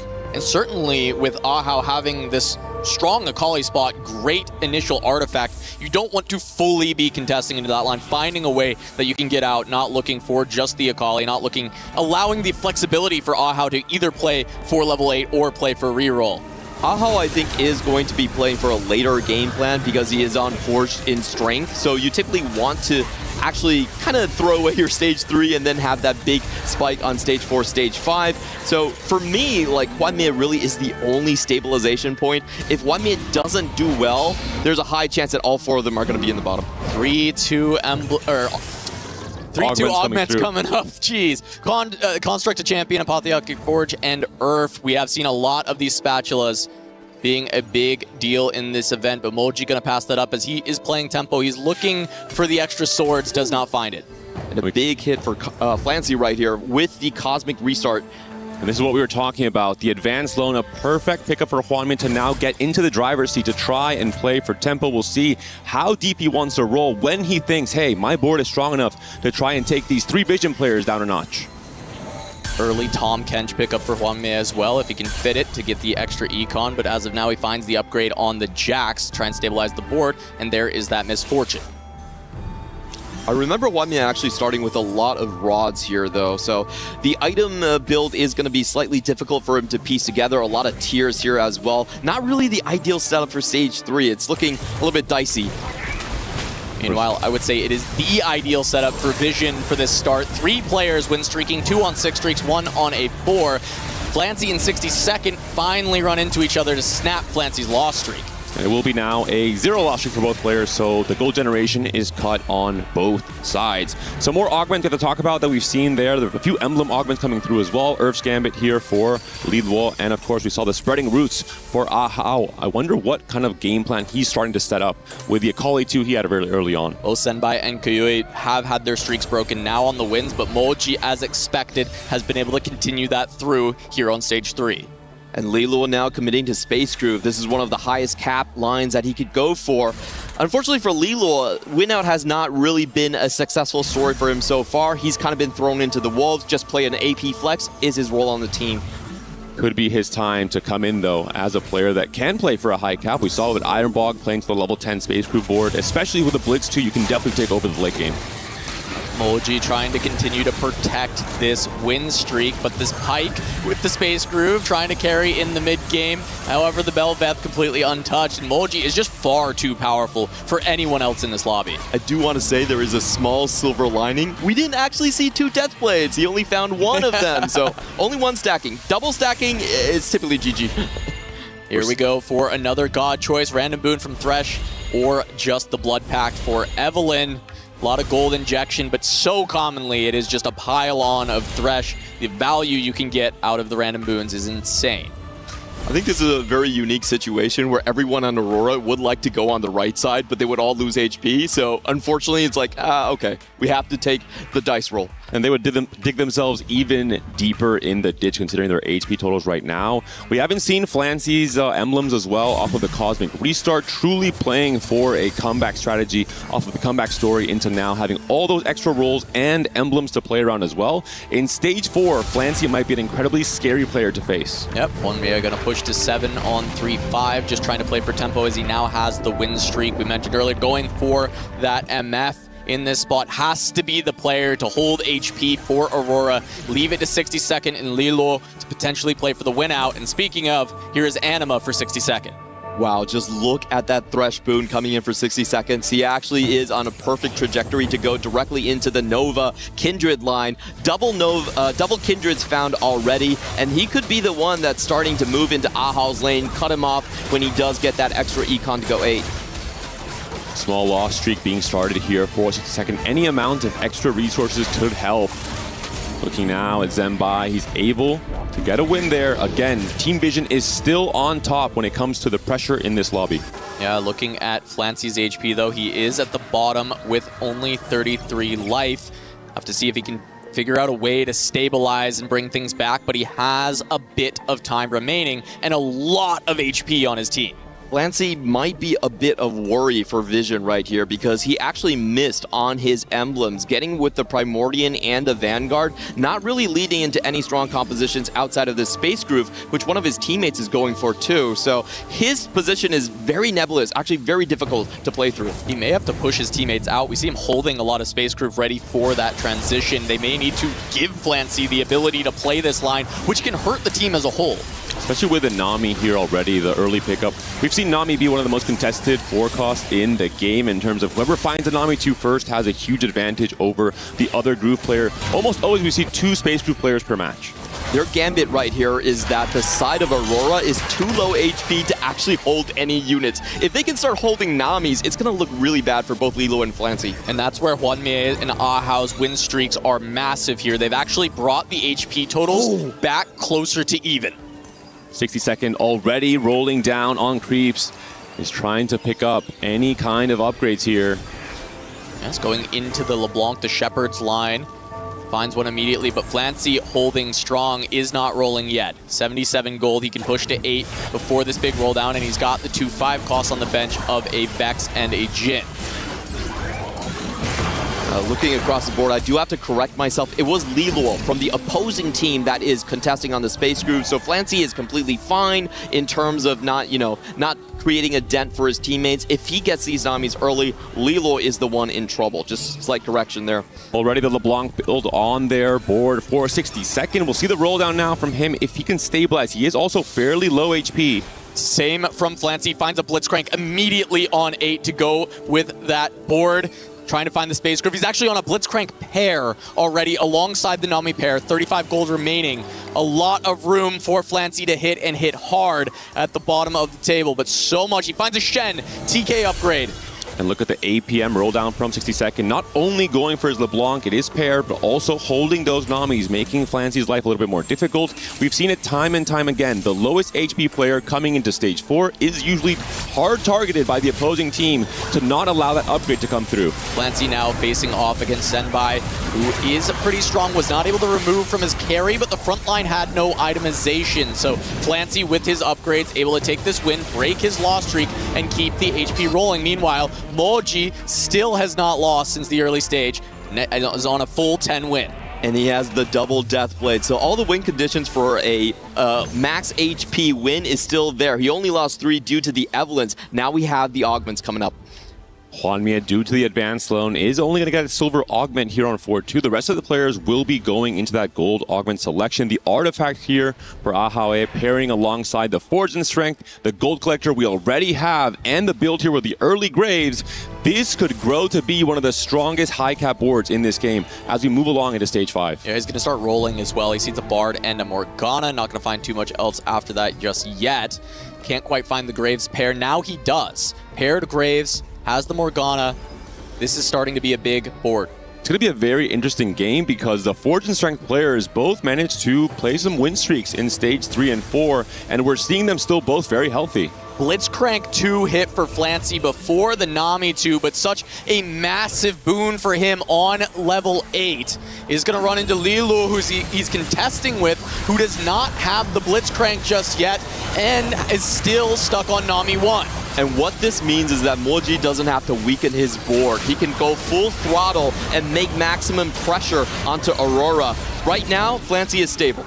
Not just that, but the big grab bag allowing you to itemize that Blitzcrank too early as well. This board will be so scary from Flancy when the comeback story, combat power comes through in this stage. Moji finally takes a loss, but so does 62nd. Down to 14 HP. He has to become stable now, or this could just be an 8th already for Aurora early in stage 4. I think you have to sell the Namis at this point. You're 1 copy off of the LeBlanc. Flancy should be stable even if he doesn't hit the Nami 2 at this point. You have to kind of fight for your own game plan. We could see it happen at the very end of this prep phase. There is also a Sona pair. Potentially we see the high roll come through as we saw with that Blitzcrank. Depends on who's in his pool. If it's just teammates, maybe they can sack for him, and it is going to be Flancy that he hits. Flancy is clearly significantly stronger with that Blitzcrank 2. No upgrades found for 62nd. The Namis may be going back into the pool regardless, but it is just stage 4. 14 life should be enough. The Blitzcrank tries to wrap. He needs to get 2 units. So impactful against the 7 Shepherd as well. The stun comes through, does not do enough. The LeBlanc 1 is not able to do it. 62nd takes a huge hit. He's now down to 2 HP.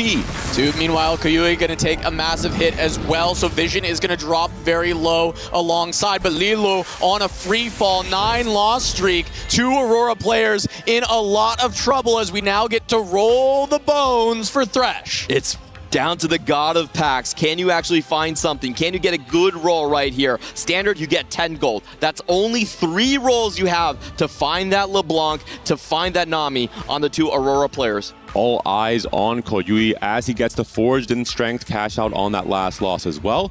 It's going to be hard. It's very late to adapt to whatever you're given if you don't have Reforgers, if you're going into a line that has already been pre-selected. Let's look at the drop. Koyui gets the Riven 2. Finds Fishbones, Light Shield, and Hatchet. Not bad. These are pretty generic artifacts. You can fit one on a tank. You can fit the Fishbones and the Hatchet on the Riven potentially, or even just on the Quirky. A lot of extra stats on that Fishbones. But he doesn't have the units to stabilize right here. 5 Meeple, you really want the Rammus as your main tank. He does lots of reduced damage from incoming attacks. Isn't going to get anything on the Corki. Riven has to be the hero. 60-second. What does he have? He found the LeBlanc and the Sona upgrade, but he doesn't have the items. Going up against Moji. Can he win this fight? It's going to be very close. His front line not fully stable, but the Nunu going to get a big knockup. Does not stop the MF. Comes down to the LeBlanc, has it scaled. The front line is already gone. Where's he the going? Master Yi with the double death blade gets into the back line. It's just the Karma, but she does enough. It was Zenbai was the fight. Takes it down. Kuyoi going to take a loss, but what about Lilu? Is Lilu lived? And he has. Kuyoi down to 7. And Flancy rising up in the HP totals. Now a 4 win streak for the Team Vision player. But look at the very top. It's yet again Hwanmie on the 9 win streak now. The Corki comes through for Koyui.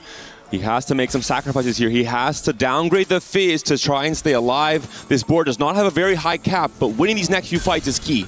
I'm surprised. He actually mishandled his items right there. Has to get them off again. Now putting onto the Deathblade and the blue buff. Is this enough? He has to focus his damage right here. Okay, finally gets the double-sided swap at the very last second. Going up against Lilo. Massive fight here. It's against Lilo. Whoever it goes down here could take the 8th to 60-second fights on the other side of our screen. Kuyoi with the Corki does have the front line stabilized, but the Nami is cranking out the damage. It comes down to the Riven. No wrap for her, but the front line collapsing. Just gonna be the Nami left. Looks like Kuyui may have found it. Gonna be able to take down Lilu. One big hit, but he lives. Oh. He lives on 1 and 60 seconds survives. 2 players from Aurora Gaming on definitely 1 life, 1 and 2 HP for each of them. Hwanmie has also lost that win streak, sitting now at 60 HP. Shades of Vision in the semifinals where they lived on nothing and were able to claw it back against the Flash Wolves. Now, getting a taste of their own medicine as Lilo in 60-second try and stabilize. Some players fighting just to stay alive. Other players fighting for the cap. Hwanmie currently sitting on 80 gold on his way to level 9, trying to become the win-out player for Aurora. If 60-second and Lilu go out in 7th and 8th, they would need to finish 1st and 2nd to take the game 1. And no team has ever came back from that deficit in this EWC. They're both praying they do not run into Flancy, who is still so far the Reaper in this lobby. 5 win streak, Blitzcrank 2. He's looking to knock down 60-second and Lilu. And it's just the Blitzcrank. The Nami is still 1 star for Flancy, but what more do you need other than finding a Blitzcrank 2 on level 8? And if 60-second able to stabilize with the Nami 2 on his bench, continuing to try and deny that to buy some more time from preventing Flancy from becoming Thanos in this moment. But Lilu and 60-second have to live. Lilu finds Moji, who's been losing over and over again, but 60-second faces Kuyui. One of them will fall this time. There is no room for the 1 HP survival. The 7 Shepherd stun so big on the Riven. The front line is still holding on. Can the LeBlanc scale in time? The Riven's been taken down. The burst comes out from the Corki. Is it enough? A last pass comes through. The Corki targeted. The damage comes through. Koyui is taken down. And I believe Lilu it's 8th place. Lilu lives. It is gonna be Lilu living, 60-second living, and he takes out Kuyui. A huge performance from these bottom 2 for Aurora. Hwanmie is on his roll down, level 9. It's time to become the strongest player in this lobby. That's the goal for Hwanmie here. He has to step up for Aurora. The fight rotation not working out for Flancy in the end. He was strong enough to knock out either player, doesn't run into him just yet. And now there is a chance that Aurora can bring it all the way back. Moji now trying to strengthen himself to run into someone else. Ahau has picked up all of these additional artifacts too. He's holding them back for now so that he can protect 60-second just a little bit longer. Now he slams. They may be willing to sacrifice 60-second now that Kuyoi has gone down and keep Ahau as healthy as possible. They see the Graves to his target. They slam to try and kill off a few more units. So this is as clean of a loss as possible because Ahau is not that healthy either. We have the artifacts coming through. The Graves has been scaling. The Sona cannot do it. And Ahau is taken down. Lilo is taken down, rather. They both fall, and Hwanmei finally takes a loss to Zenbai. It's Flancy, Moji, both on low HP, but Flancy has not lost. 7-win streak since he was at the bottom, and he's level 8 with 50 gold. And the problem here is for Aurora, they still need to knock down Moji. If they knock him down, they make it equal in the bottom. Whoever wins will take away the game, and they're betting on Ahau and his Graves too with triple artifacts. And it's been scaling for so long. He has all these artifacts, all this scaling. It may be enough to take down Flancy even though he hasn't lost yet. On the flip side, Mojiji, he's played the Jinx reroll. He's just playing to preserve HP in stage 4. At this point in the game, he's getting outscaled. Here we go, the fight against Zenbai. This is going to be an opportunity for them to sack. They're not able to take off items, but the positioning has put the Bel'Veth there. We swap over to Flancy. He's fighting Ahau. This is a preview of what could be playing for first. The Graves is trying to fight, but nothing can pair to Flancy's board. A massive hit gonna go on to Ahau. The Graves trying to fight back for now, but it can't hold on much longer. Moji takes the loss, but so does Ahau. There's still life for Aurora, but it is fleeting. I think this will come down to whoever can take the first place. I don't think Hwanmei hit enough on his roll down. And Ahau, let's be honest, the artifacts were not that great for the Kindred. The Dawn Core combination with Yasuo's Blade Work, despite the Graves too, I think you're not able to get the most out of his artifacts. We're seeing the change up here on the itemization for Ahau. He knows he needs to try and become the strongest player. He's sitting on 50 gold, trying to make it to level 9. Yeah, he's definitely looking at some of the Akali items to get here. Instead, transforms over to a full bruiser build. Is this actually enough to win out? Against what we saw from Flancy, it wasn't enough. He needed more rounds. He will face off against that Master Yi. It's immediately going to get onto the Graves. The early stun is helpful. Hwanmei is trying to take down Moji. He needs to send him out next in order to even have a chance in this game. The Graves is finally going to go down, and now there's a wrap onto the Kindred. The carry's being eviscerated, but Akali's doing the same. One more onto the E. He gets there and survives. And Moji, will he fall? He will not. He takes a win over Hwanmei, and they're still in this. Vision still has the opportunity to close this out with a blowout. All they need is Flancy to just rotate into Ahau and close the game down. This is not a super high cap Graves, by the way. Assault frame being taken, so much more of a bruiser build. Where will the damage come from? We're seeing the power of comeback story for Flancy with the Blitz 2, with the Nami 2. He's now hit all of his upgrades. He's trying to even make it to level 10. He's trying to become the win-out player in this lobby. Ahau and Mojiji, they are just trying to stay alive. Here comes the fight once more. Ahau is going to find Moji.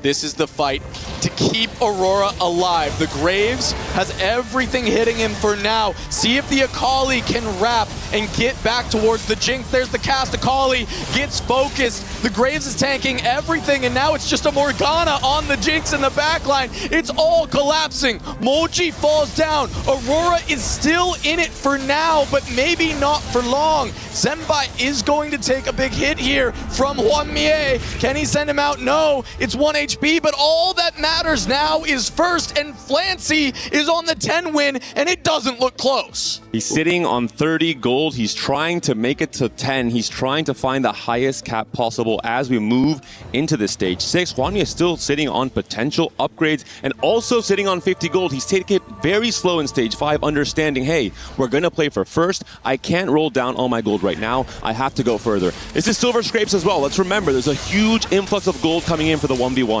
I do think most likely it will come down to Flancy and Ahau between these two high cap players. One thing that we've seen from Ahau again and again, especially against Moji, is how well he's been positioning this shockwave. If you put it on the sides, you will guarantee hit the corner carry and lock them down for a stun. Hwanmei hitting level 10. Can he find the Fiora too? Level 10 already. He'll be looking for that Silver Scrapes roll down. He can see it in his future. He knows that we'll be getting there, and what 3 stars can he start to look for? And we have to be ready right away because there are 2 players on 1 life. Potentially, we could see that proc happen after this round. Hwanmei will rotate into Flancy. Big fight here to see how much he can take down. How close can this be as Ahau tries to clear Zenbai from the lobby? He's the one with the highest potential cap for Aurora, but Hwanmei already at 10, trying to just hold fast and stay alive a little bit longer. The damage is there, but it's not nearly enough. Hwanmei gonna drop very low as Ahau finishes off Zenbai. and it wasn't really even close for Ahawe. He has continuously healed himself with the Soraka's embrace right there as an artifact, getting healthier and healthier, and he's even at the state where he could actually absorb a loss from Hwanmie. I'm not saying they will do it, but you know, looking at this, Ahawe versus Flancy will likely be our final two. And Flancy is only really missing the Shen upgrade at this point in time. There are 2 Blitzcrank 2s on this board for Flancy. This is as high cap as you can get. Hwanmie sells, he sacrifices himself. He knows that the final fight will be between Ahau and Flancy. We'll see, it is going to be Hwanmie taking a look at Ahau's board. Is this the final fight? It is going to be Ahawe versus Flancy. Just a preview, but it is level 10 Flancy. It's too much. Akali makes it to the back line, but it's the wrong side of it as the Nami clears her immediately. The Grave's still alive, but the damage is not there. It's not close at all. Ahau is going to take so much damage, and he's down, and so is Hwanmie. And Flancy says the stats don't care about your feelings. He's going to take game 1. What a tremendous win coming in from Flancy here, hitting that Blitzcrank 2 very early on in the stage 4 roll down. He comes back from 22 HP to secure the final victory. Playing like a true MVP, finding the high roll and then taking over the lobby across the next 2 stages. Blitzcrank 2 pushes to 9, finds the Nami 2 finally, then he hits in a second Blitzcrank 2 to cap it all off. Absolute insanity from Flancy time and time again. Vision plays for this play style. They play for this player. They play for Flancy to carry them across the finish line, and they've done it here again in game 1 of the grand finals. 1-0 Vision, and more to come after this.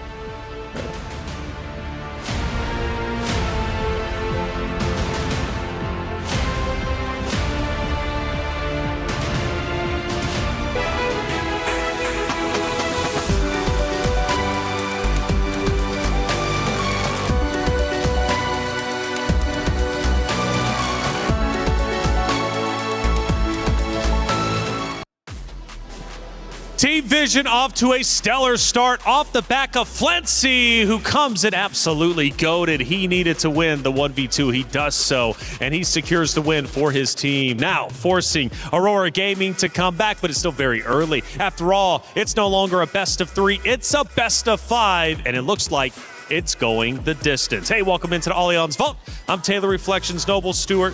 Hoope. Flancy, the absolute hero. Yeah, 100%. And in a different way. Normally, he's the tempo player. He's the one pressuring the lobby. But Hwanmie was doing that for Aurora. So both of the heroes of each team taking different roles. Hwanmie trying to pressure the early stage of the game to then pop off. And Flancy doing the opposite. Stacking low in HP, 20 to then pop it off with the Blitzcrank that we all saw. I mean, we all talk about how important augments are in TFT, and the first augment choice is always so important. You know, the communication in a 4v4 environment, and Team Vision every single time they think of Flancy as like, okay, what position are you in and what role do you want to take? In this game exactly, it was a comeback story into a lose streak, into double Blitzcrank 2 right at the end of the game. And it was perfect as well. They had all streaks. It was Zenbai with the 5-win streak. It was MoGG who went on like an 8 or 9 game win streak as well. So they put Flancy in the perfect spot with Aurora Gaming like dropping like flies. 2 of them were like on single-digit HPs in the end. We thought that they could maybe come back, but in the end, Flancy was just too strong. Flancy too strong, and he's been too strong. He's one of the main stories heading into this grand finals. Of course, we got Hwanmie on the opposite side, but Flancy is truly that guy at the current moment. The casters were putting their heart and soul into that cast, and we go to stage 5-1 to watch the reactions. The 7 Shepherd stun so big on the Riven. The front line is still holding on. Can the LeBlanc scale in time? The Riven's been taken down. The burst comes out from the Corki. Is it enough? A last pass comes through. The Corki targeted. The damage comes through. Koyui is taken down. And I believe it's 8th place. Lilu lives! It is gonna be Lilu living, 60-second living, and he takes out Koyui. A huge performance from these bottom 2 for Aurora. Hoope, they were going up, but you were also smiling during the clip. Lilu lives. That was the expression there for Casanova, and it was perfect because in that moment, Aurora was taking the lead. They turned it out, they sent Koji in 8th place, and it was perfect for them to set up. But in the end, Vision turned it again, and Flancy taking a win with a cap-out possibility and a perfect board. Honestly, I have to say that might be one of our most entertaining games so far in the entirety of the 5 days of competition. And why not? It's grand finals after all, and the teams are giving their all. Hey, but we've got a lot of great co-streamers in the building, virtually everywhere you look. And one of them I want to speak to, his name is Gotaga, a very special individual. Gotaga, first off, it's great to finally talk to you. I quite literally have been casting over you for more than a decade. How you doing, my guy? I'm doing good. I don't know if you hear me, but I hear you. Okay, nice. I'm doing good, thank you. Hey, it's good to see you, man. Gotaga, first off, you're coming in big for the Esports World Cup. Not only are you here for TFT, but you got plenty of other teams competing, and you have your own booth with the Gentlemates. Yeah, we have our own booth, and we are coming for many games at EWC. Unfortunately, we are not at the TFT one, but that's the game. That's okay. You know, one of the things that I love about the Gentlemates, that they always bring the energy. I remember last year in Riyadh for various different games, the drums in the streets, the energy they have. You guys are hyped up because you've got some other titles you're coming for, coming up actually just next week. What does Gentlemates mean to you? Because obviously you're one of the leading faces and owners of that great organization. What it means for me, I think we want to create something big in France, and I don't know how to explain it. Sure. But we want like people to be behind something big, you know, and come to many events like EWC. I don't know if you saw the major at Paris for the CGL on Call of Duty.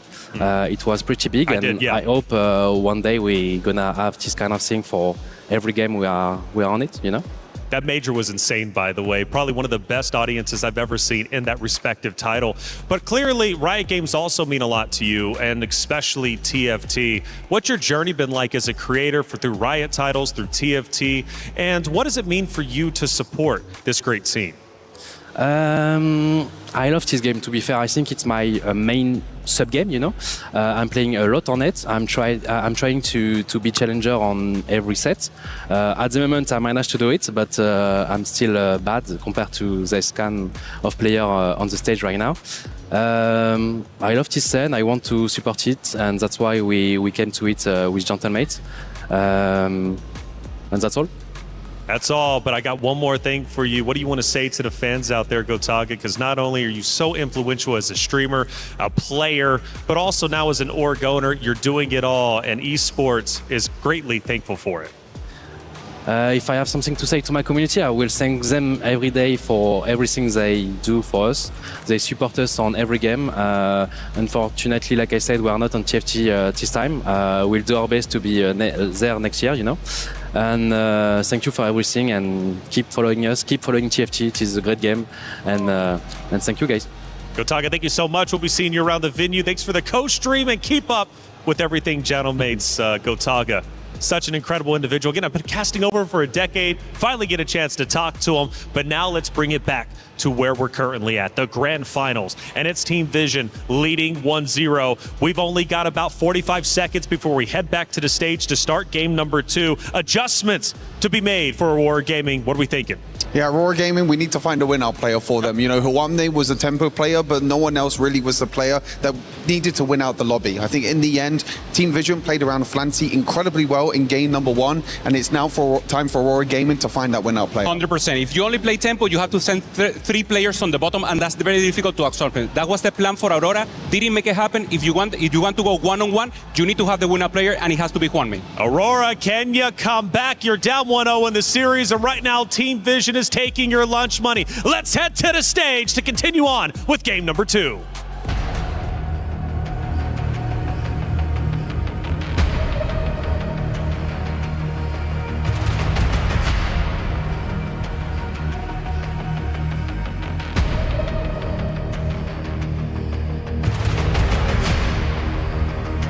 Grand finals here for TFT at EWC. Vision takes the first game over Aurora, but in the predictions, 60 Seconds gave them a game. So do we think Aurora can bring things back?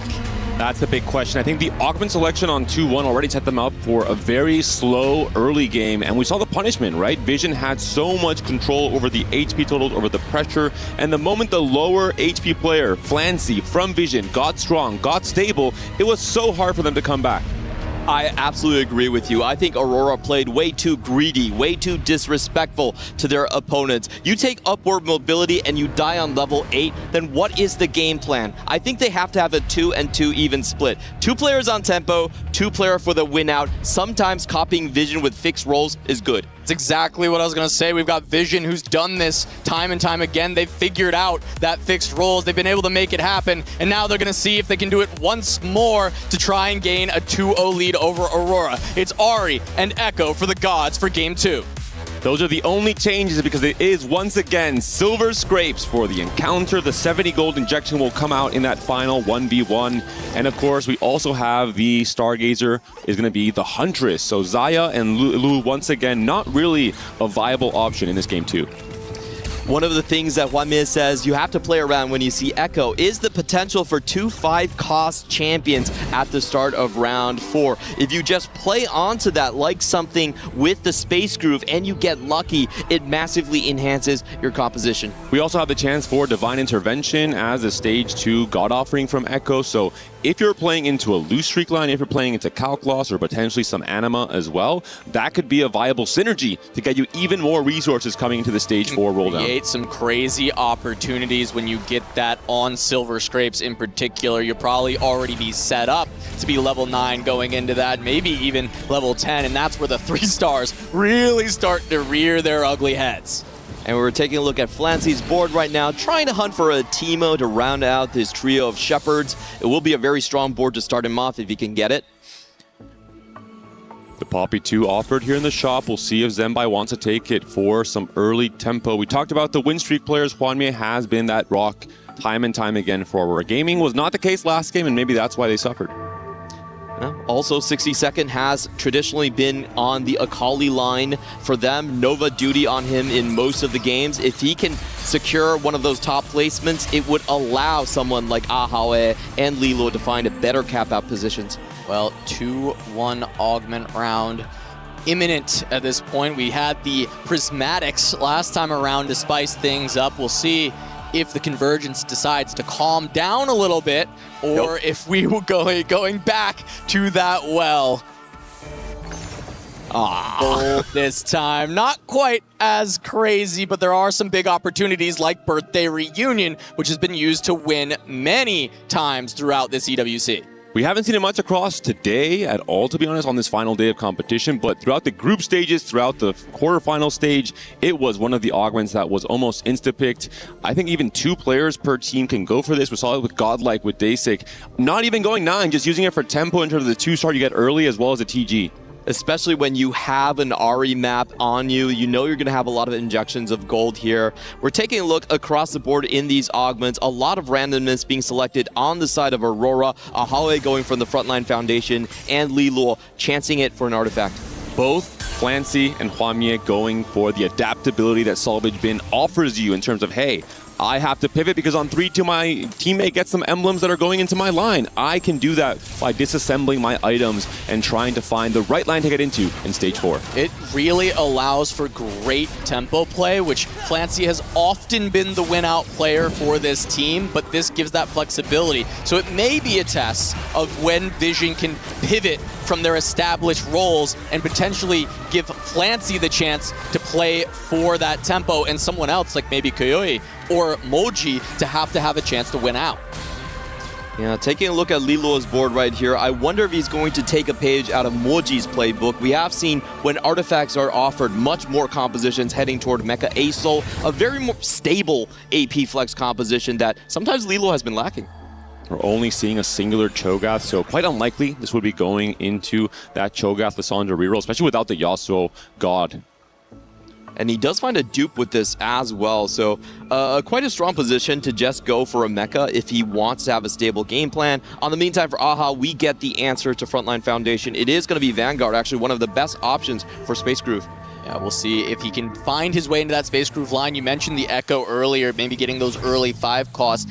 getting that high roll Blitzcrank was what led to Flancy's domination, and that might be an opportunity for an early Blitzcrank to take over this game, but for Aurora. We're seeing the win streak starting to come through now. We're seeing the players who are trying to posture for the win streak in the first place. Other players not leveling early, playing weaker boards, thinking, hey, I'm going to spike either on 3-2 in terms of the reroll options or just simply on stage 4 for those big comebacks that we saw from Flancy last game. No one on the open fort just yet for the full loss. Nobody having that position that clearly states that. No calculated loss or anything of the like. So maybe a little bit more standard, but as we get to the point where that loss streak is fully contested, maybe Hwanmie or Koyue could be the ones to look for it. Hwanmie definitely has the most potential as he's sitting with only 2 timebreaker right here. So no econ generation for him. If he spots a loss streaker, I do expect him to full sell. And Koyue staying quite flexible here with the Spatula, can play into the Nova line, can play into the Space Groove line, can play into the Dark Star line. We'll see what his 3-2 augment offering is. And for now, I think he's going to essentially just play for Primordian and some open fort strategies here. We're seeing the board trying to be weakened. Tries to find a way to weaken his board against Hwanmie, but if he wants to keep the 3 Primordian, Hwanmie can always just play for the 2 Timebreaker and play a weaker board in that sense. He has the econ that is weaker overall. And we see the Caitlyn being held and played, indicating that probably Koyue is thinking first and foremost about the Nova line, trying to find that 5 Nova spike on stage 3. Here we get to find out if we're going to get a lot more gold coming in for Ahri, or will it be a middling option where people might go for the higher cap like Artifact or Divine Intervention from Echo. First God choice, here it is. Ahri or Echo. 4-cost champion or shared wealth. I think 4-cost is actually quite a strong option for a lot of people that haven't committed their compositions or can break down their items later on. Adaptability, the name of the game for this stage 2, and this is why players maybe consider that option of picking Salvage Bin, of picking the Spatula and not actually slamming anything just yet. Lots of players going to Ahri. They're going to take the additional gold from this one. At least 5 are going, so the bonus gold will come through. But we did see a couple Echo pickups, so we do need to see what 4 costs were pulled out of the bag. Following what Panda just said, Hwanmie and Flancy are the 2 players coming in with the Salvage Bin. They have the most ability to adapt their items to go towards the champions that they just pick up. Will be coming through in 3 rounds, so keep an eye on that for the start of the stage 3. Right before the augment round, seeing what direction players will lock into. Koyue, despite being the lose streak player, did find a Belveth 2. That can definitely help him out on the stage 3 spike. He was trying to go for a 6 loss streak. He might still do that, but has that early upgrade already for stage 3. Yeah, I mean, he's just hoping to avoid Hwanmie at this point. He says, you know what, there's no worries. I've got a strong board for stage 3. If he loses his loss streak, all good. But until then, he'll just kill off units when he takes the losses, which is massive overall. Meanwhile, Hwanmie and 62nd both on that loss for Aurora, and Hwanmie especially is near open fort. Meanwhile, at the top of the tables though, Flancy, Ahawe, and Lilo all on full win streaks. I think this is just a much stronger game plan coming in for Aurora compared to Game 1. They actually have additional items from Portable Forge, from Frontline Foundation. You want to have some tempo so someone like Hwanmie can then take over the game after a full open. I think the big thing is that teams are not really locked in onto any specific tempo strategy. They're both quite flexible and adaptable in terms of the stage 3-2 augments. Because of the things like upper mobility last game, Aurora was very locked into playing from behind. They had no other choice, and when we saw the Flancy Blitz 2, that became a massive punish in the Game 1. Really important round. Almost everyone is streaking in this lobby. There are 6 4-streakers, 3 on the loss, 3 on the win. So it's going to be incredibly impactful to see who can keep these streaks. And you see so much scouting from these players trying to find how they can hold on to their win. How can they hold on to their loss? As Flancy on the full streak runs into Lilo, who's also a streaker, but Flancy has pushed level 5 and Lilo has not. The board looks so strong with this triple item, allowing the utility coming in for the Onyx Spark as well. I expect this to be a win for Flancy on the left-hand side. For Ahawe, he also has the Ornn with the Vanguard Emblem, getting the extra shielding synergy up against the Rage Blade Caitlyn. It should be a win for Ahawe as well. Yeah, but the Gwen is getting focused by the Caitlyn, which means its damage is going to be completely gone. It's just the Ornn holding it down, but that is a scaled Ginsu, and if the damage is too slow, maybe she can get there. One more cast from Aatrox going to buy a little bit of space, and this might be a disaster for Aurora, losing out on their streaks. Wow, Zumbai with the hero play right there, already angling for a Vex carry at the very end, is able to stop with a Caitlyn transition. That was actually a very, very smart move, and Flancy, unfortunately, gets the karma 1 round late. And we do see the 5 loss coming through for both Hwanmye and 62nd. Koyui with that Velvet 2 he found earlier did end up getting a win in that last stage. Immediately, though, Hwanmye does find the Akali too, so he is set up to play around that Nova line. Just attack to beat the Krugs. Gnar with a stone plate and a Warmogs. I'm learning every day of the set. I just want to say, I feel so bad for that Gnar. The only round he's played, he goes in and it's like, you're going to tank against 3 Krugs. Good luck, buddy. What is my purpose? To die. Hey, he survived. He did live. He did live. Mission failed. Yes.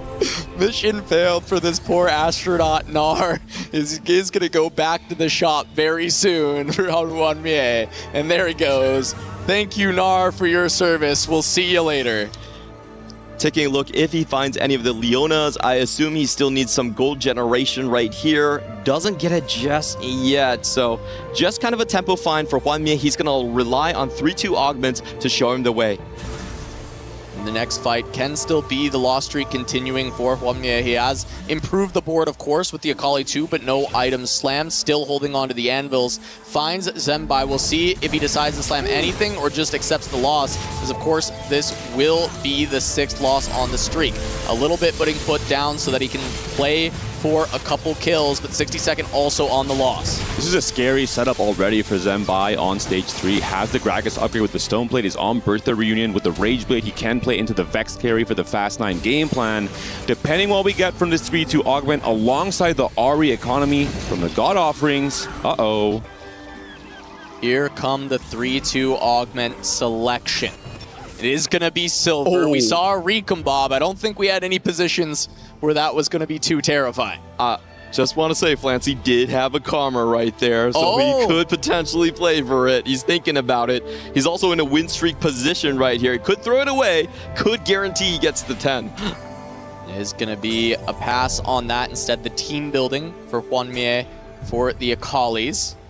Just trying to play for a bit of a spike now, a bit of a spike in stage 4 as well when he gets a second duplicator branching out, offered here for 62nd. Augmented power as well if we want to see a bigger spike. It is a sniper +1 for 62nd. Does have a Reforger, is playing around Warlord's Honor, trying to play a bit of a combat or scaling combat power augment, but he's on a 6 loss trigger now. The Bastion comes through, very flexible emblem, can play it into so many different lines. Yeah, we have seen this both for the Quirky Riven line as well as the Space Groove line.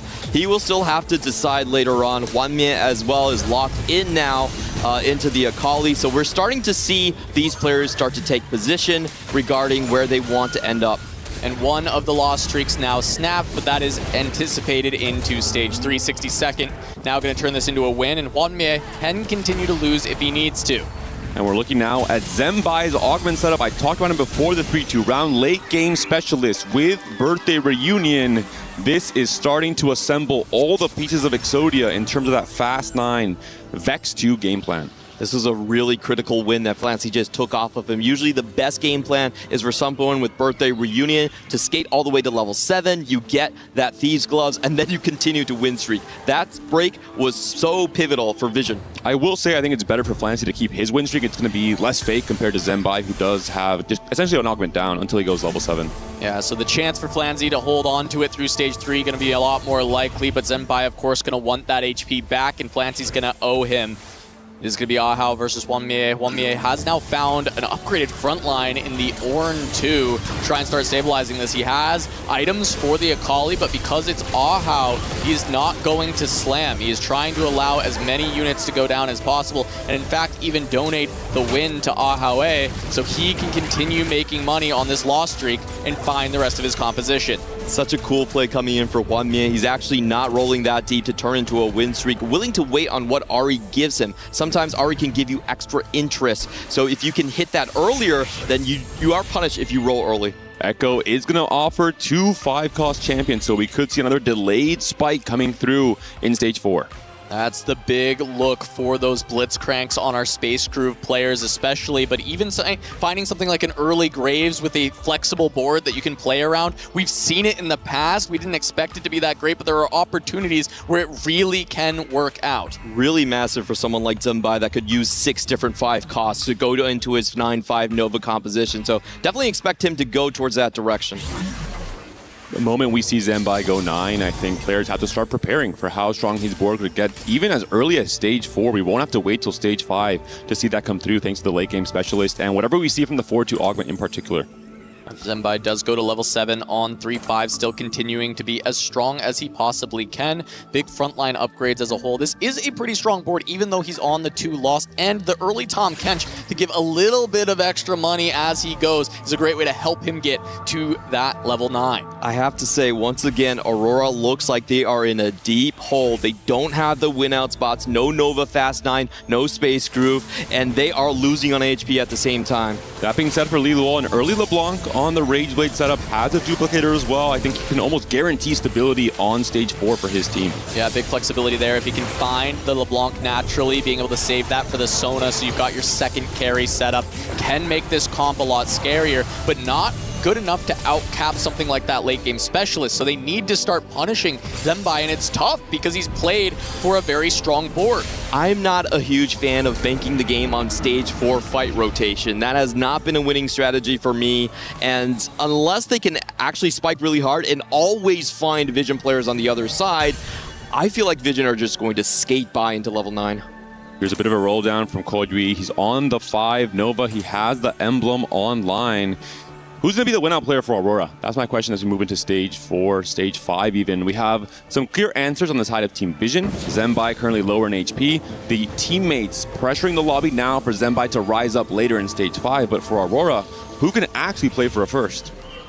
I don't see anyone in position. When we typically think about those win-out spots, it's usually the AP flex into Bard Sona, or you have the Nova 9-5 composition. They don't have any of those in it. So you might have to have an alternate win condition. Someone has to find a lot of 4-cost copies. We'll see if they can get there. It's incredibly tough to hit that 3-star in 4v4. So easy to hold the copies away. We've only seen it once, and it was Meeple Printer to get us the Rammus, and we are going to have Flancy continue this reign of terror, taking down another win against Liluo, who's on a massive loss streak. And once again, Team Vision executing their strategy perfectly. One high roll, tempo, win streak player. This time it's Flancy. And a second player, Moji, forcing the win streak. This is his role. He wants to pressure in stage 3, pressure in stage 4, and then start falling off in stage 5. This has just been a master class in flexible play coming in from Flancy, getting those early items and then running into a very lucky Karma to extend the streak. I think he's kind of crushing the dreams and hopes of Aurora here. We asked the question if they can swap the roles around, find somebody else to take the reins to go for the big win out, and if Flancy can just play for the tempo, and he has set it up beautifully once again. This might be the player to look out for in terms of the win-out potential. It's a similar spot to what we saw from Flancy last game. All it takes is one Blitzcrank 2 on 8 to all of a sudden become that player. Well, and if he did end up taking the 5 cost from the Echo, that's the opportunity to get there early and often. Did get the Echo selection in, and there's so many fans here, so many people cheering for these two teams, the GOATs of TFT. Who does the crowd actually favor? I really want to ask them about it. Yeah, well, we'll have to see. We go to 4-2 in just a moment. We'll get that last augment selection. Ahawe going up against 62nd. It's going to be the Gwen getting on the back line. Great itemization already for this, but need to find the Nami, because right now Gwen 1 as an item carrier is not good enough. This is not a game plan we've seen very often across this tournament. The Zoe without concentration, the Zoe reroll with just the Warlord's Honor. We'll see how this strategy pairs off for 62nd in this 4-2 game. You lose 25% of your perceived damage without the concentration going in right there. So not tempoing on stage 3 in this spot. 62nd looks like he's in a dire spot. Can 4-2 augments actually save Aurora? Flancy finally breaks Moji's streak, so they don't have a double streak at the top, but we're seeing the pickups now. Jeweled Lotus for Flancy. He can afford to just take combat because he's been so healthy, and it's so incredibly strong to have that. He's also holding a Blitzcrank away already. Moji finds a Kindred. He finds the ability to play for the 5 Nova board to try and find stability to continue his own power in this stage 4, trying to tax Aurora. The Moji strategy has just been, I try to destroy opponents that haven't hit their carries in 2-star. Akali does that job incredibly well, hits the backline off of the Nova Selector, and you can also grief the Nova Selector if you want to give someone on your team HP. Yeah, and we do see a removal for Flancy. He is now starting to look to give this HP to his teammates. He's done the roll. He won 11 in a row, and now at 100 HP, but he's going to find Ahau, so he's going to start slamming once again to try and make sure he can provide some more punishment to Aurora. Ahau has found the Nami and the Blitzcrank now. He's got what he needs, Blitzcrank pair, so this is the opportunity for Aurora to find their win-out player. It is Ahau, and Vision has to stop him.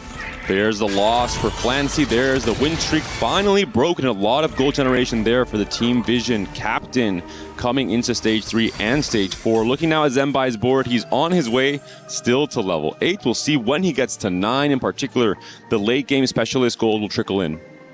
He seems very confident that he's going to get there, and he still has 30 gold like you're talking about when he gets there. And the way he's playing right now, not even going to 8, just says that I'm going to wait it out, and once I stabilize, my teammates are not going to beat me. I have a very safe runway. Yeah, 3 levels, has the Shen, has the Jin, is going to have another God selection on the next round.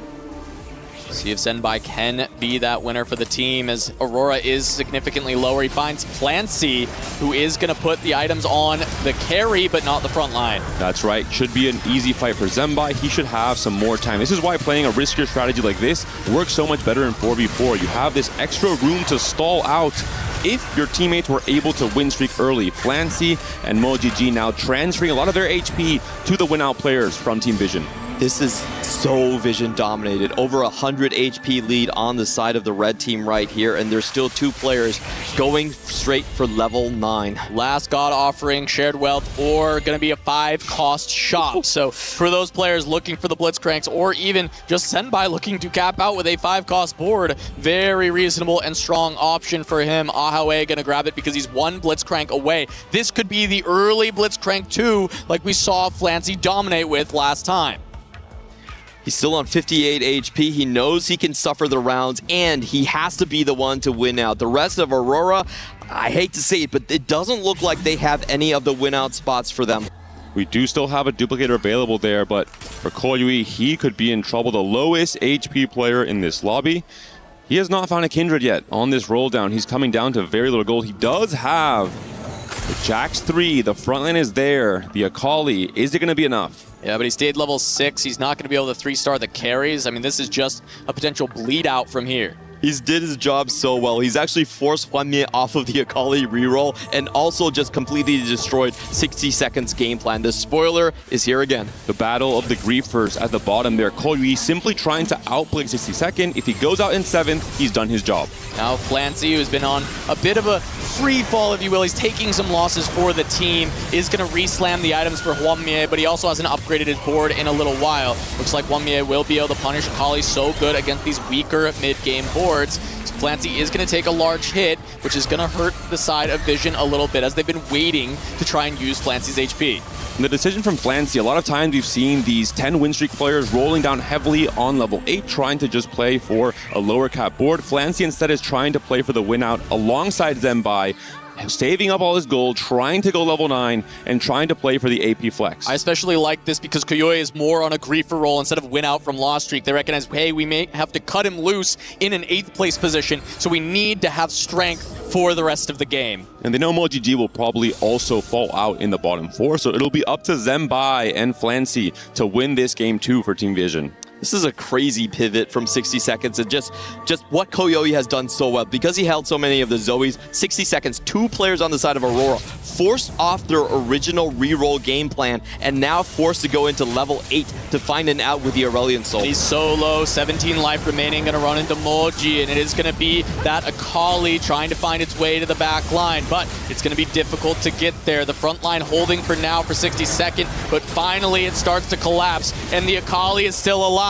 She makes it to the Karma. 60 second, gonna take a big hit, and he's down to a single life. pivotal win there for Mojiji. This is his exact game plan. He's trying to punish the low roll players on Aurora Gaming in stage 4. Holly, the beautiful champion to do that. And let's take a look at Zimbai's board right here. He is going to go into level 9. What will he find? The Vex would be the best. Oh. Fiora, not bad. Very good. Second best option you could hope for. So much gold to work with thanks to the late game specialist as well. Still 40 gold to roll down. He's assembled most of the board. He's really only missing the copies of Vex. And that's where he can even start to look to level wow, 10. Blitzcrank 2 for the front line. He's finding just about everything. There's a Nunu to add to this board if he needs, or just to hold and grief away from the other side. Still no copies of Vex is a little bit worrisome as we move into this stage 5. There's finally the copy, especially when you're so indexed with the Rageblade, double Rageblade build as well for Zembai. Yeah, he's going to finally ditch his Maokai. On the other hand, Aurelian Souls being found for Flancy. That's going to throw a huge wrench into 60 seconds win-out condition here. He was hoping that going level 8 would allow him to find the champion. Not likely. 60 second, most likely going to be taken 8th. The Bard 2 was also found for Flancy, so a lot of AP damage coming in from that backline. Itemization onto the Fiora and the Vex. Just missing out on some frontline items so far, but he has so much power on the board. Flancy looking to finish off 60 second, send him 8th. The big Ornn trying to tank for the team, but it might not be enough. That's just a 3 cost. Getting punched down by the Blitzcrank. The damage from the Karma, not enough on her own, not having the duo carry. She's gonna fall. 60 second gonna go down. A blowout elimination there, and Flancy, I mean, most of the players here from Team Vision have done such a good job of punishing 60 second all throughout stage 4 and now this stage 5 as well. I'm still thinking, who's the win-out player for Aurora Gaming? Ahao is stuck on level 8. Hwanmie is stuck on level 8, under 10 gold. He can't push 9. They might even get blown out right here, so I think the game plan for the side of Aurora is you need to send Moji and Koyoi out right now. Yeah, it has to happen so that they can at least have a shot to find that first place. Ahao even taking the Echo for the 5-cost shop and did not find a Blitzcrank in it whatsoever. He already had the pair, and he has not been able to make it a 2-star. It's still Kindred 1 as well for Hwanmie. This is why he's been stuck on 8. He's trying to roll for the key upgrades he still needs. Koyoi has done his job. He's outplayed 60 second. We'll see what more he can do here. If he can win this fight against Lilo, I would be incredibly impressed considering his game plan was so low cap. Yeah, now Lilo has at least found frontline and backline upgrades. He does have that 2-star LeBlanc, but the Ascension gonna pop for Koyoi is gonna give a lot of power, and this board is just winning against Lilo. It's very close, but it's not close enough as now the LeBlanc falls. Koyoi gonna stay alive a little bit longer, and they may even send Lilo in 60 seconds, 7th and 8th. The Jax 3 plus the Akali 5 Nova Gunblade. Doing so much work if you don't have enough DPS to break through that Jax front line. I just want to say that Blitzcrank was actually a traitor. It was someone imposter in disguise. It knocked the Jax back, so the LeBlanc stopped focusing him, and the Hextech Gunblade healed him back. Really bad chain of events for him.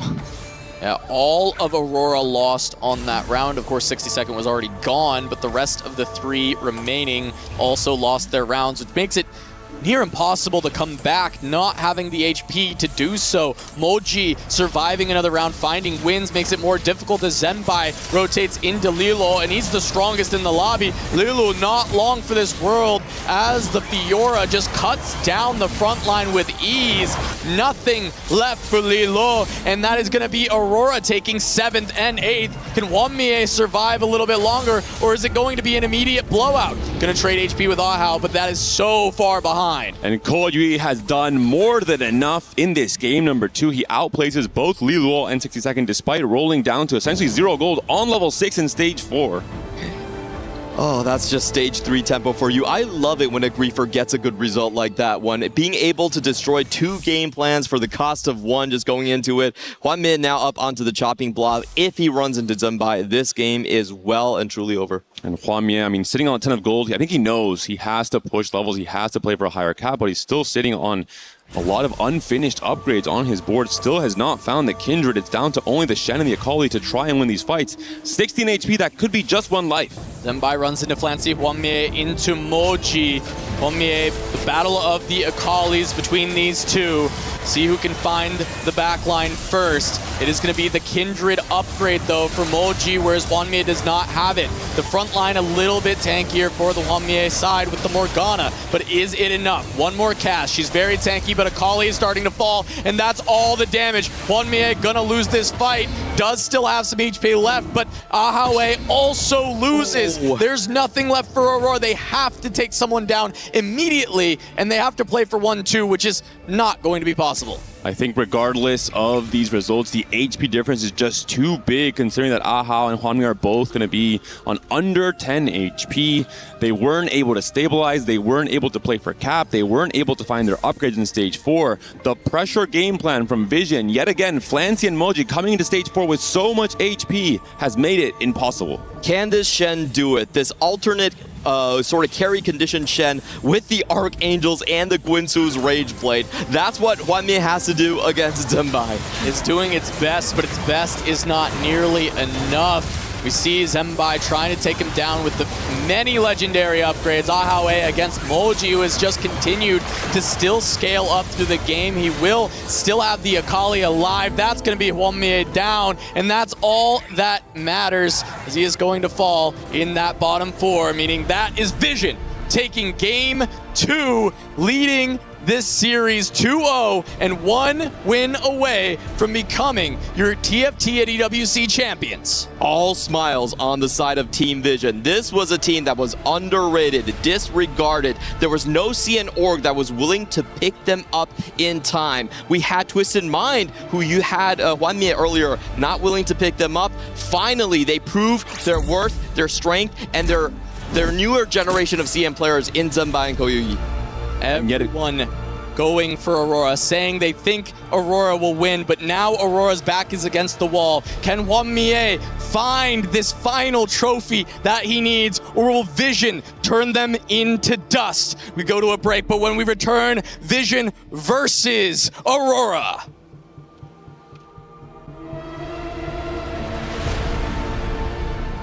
Play is in our DNA.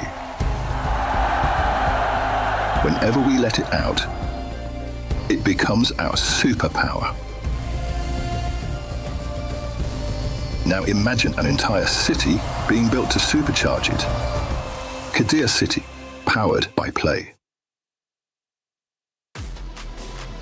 Team Vision are out of this world. They play the perfect game, and they are now leading 2-0. The reality is they are one game away from winning and being the title defenders. What a moment this is from them. Vision, unbelievable. You can see them. They're cheering already. They know we're looking into the vault, and the celebration has already started. And the 3-0 is starting to be threatened. Love it. Aurora Gaming got to answer back. But here, the reality of this situation is everybody's getting scolded. Aurora Gaming needs to wake up because this is their time to shine. They need to win 3 in a row if they want to turn this series around for themselves to be champions.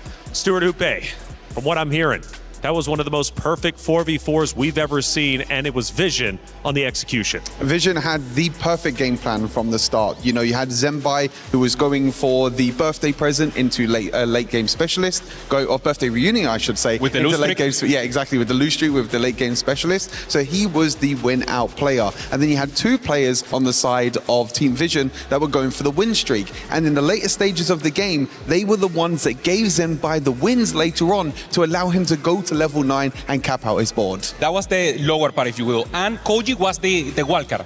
He didn't need to go 8th, and he won against 2 players. And that's the player that was playing defense, the player that was supposed to go down. And of course, as you mentioned, Flancy on the top, Moji on the top, defending the HP. They had the perfect sandwich here, Taylor. And that's exactly what you want to see in 4v4. Execution of masterclass, if you will. I'm a guy that loves sandwiches, okay? That's why my stomach continues to grow. Let's take a look at some of the chats out there from you all. Now, whether it be on YouTube or Twitch, wherever you're watching. Wow, Flancy's still streaking. He never stopped. He never stops. I mean, Flancy was the one that had the win out in game number 1. Now he had the streak early on in game number 2, but he was the one that allowed Zembai to get the win out in the end. Once again, Vision just clear Aurora. I mean, also a possibility is possible, and they're predicting it. They did a 3-0 there with the hands. That's but right. I mean, I love the confidence, but Aurora is here to fight. There's will been fight. cooled right now, but of course they can pop it up again. I think we will see less communication, but we'll see Juanmei calling the shots. LeBlanc, Galio is really cracked. Confirmed.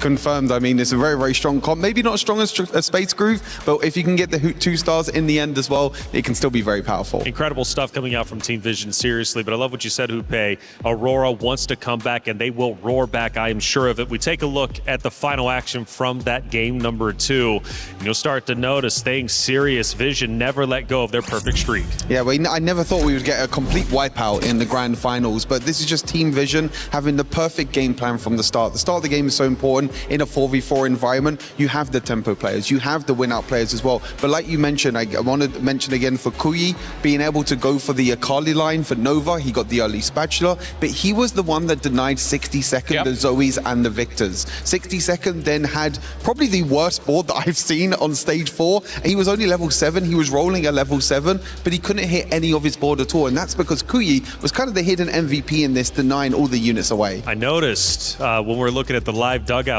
there, you know, Team Vision was chilling, relaxed, comfortable. Aurora's nowhere to be found. Maybe they're coming back on stage early because they're saying enough is enough. We need to shut this momentum down. We take a look at the stats from game number 2, and you start to get a true understanding of just how good Vision was. Yeah, we see it in the bottom. They're 60-second going 8 directly. They briefly completely. He tried to play a different comp, Zoe, reroll, together with something else, and they just went in directly. Everyone holding the Zoes, everyone holding the units for him, and he could never pop off. Same for Lilo, being contested, and of course Senbai taking the win there. But how special is it? Flancy has been one of the main talking points. He wins back-to-back games. Incredible story for Flancy. I mean, he's played different styles as well, and that's what you need in a 4 versus 4 environment. As I mentioned, game number 1, he's the lose streak player going for the win out, which he got that big massive win streak in the end. This game, he was all about tempo. He was all about win streak. He gave Zenbai a few wins later on as well, and you see Zenbai in second as well. Them 7 losses all came in the early rounds, and he just kept on winning and winning and winning. Vision looking absolutely unbelievable. Incredible. They were the number 1 in their region. Miraculously, this is their first EWC. First time representing a team here at EWC. They got second place last week in a different title. They are going for gold in this one. And again, for the club championship race, if Vision is able to win one more game, close this series out, they will officially be tied with first place. That is $7 million. Of course, there's more weeks left when it comes to the club championship race, but the fact is, tying first place with only 2 teams, I mean, come on, there's never been a better story. But the cosplayers are in the building, and they're looking miraculous. Kitty had a chance to catch up with all of them. Welcome everyone to the Esports World Cup, where I am surrounded by amazing cosplayers with their talented work. Let's get started with this beautiful lady here. Where can we find you? What's your name and who's your cosplay? So I'm cosplay as Caitlin Kiraman. So I am Camellia Cos. You can, with the K. You can find me on Instagram, Twitter, or TikTok. Yeah, mostly. I really love Caitlin. I cosplay her very often. I have been unlucky yet to have her chibi on TFT, so cross my finger next time we have Caitlin chibi. I need her. Fingers are crossed, and your makeup looks amazing, by the way. Who do we have here, and who are you cosplaying as? I'm cosplaying as Vi today from Arcane, and I really love the character, and I spent 200 hours on my costume. Where can we find you on Instagram? Enzeru on Instagram mostly. Amazing. And of course, here we have the cute Seraphine. So where can we find you?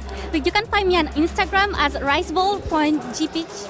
And I'm cosplaying Seraphine. She's a singer. I hope to get many more of her skins, but unfortunately, I can't. So yeah.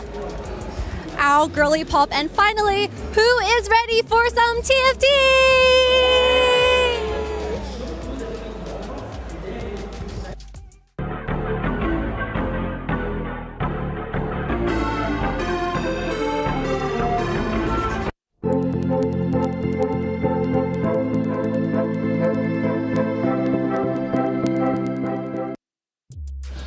Amazing stuff coming out from our cosplayers. They have been absolutely wonderful, and I tell you what, it's been great here at the Esports World Cup. But this series is something special. Team Vision are making history, and for TFT, they are looking sensational. But this series is far but done with. Aurora Gaming, they want to come back, and they have the opportunity to do so, but they're going to have to dig deep. We saw them in the vault. We see them now on stage. Question is, are they ready to go the distance? They need 3 in a row in order to take it over. We're going to head to the stage in just a moment to continue our grand finals.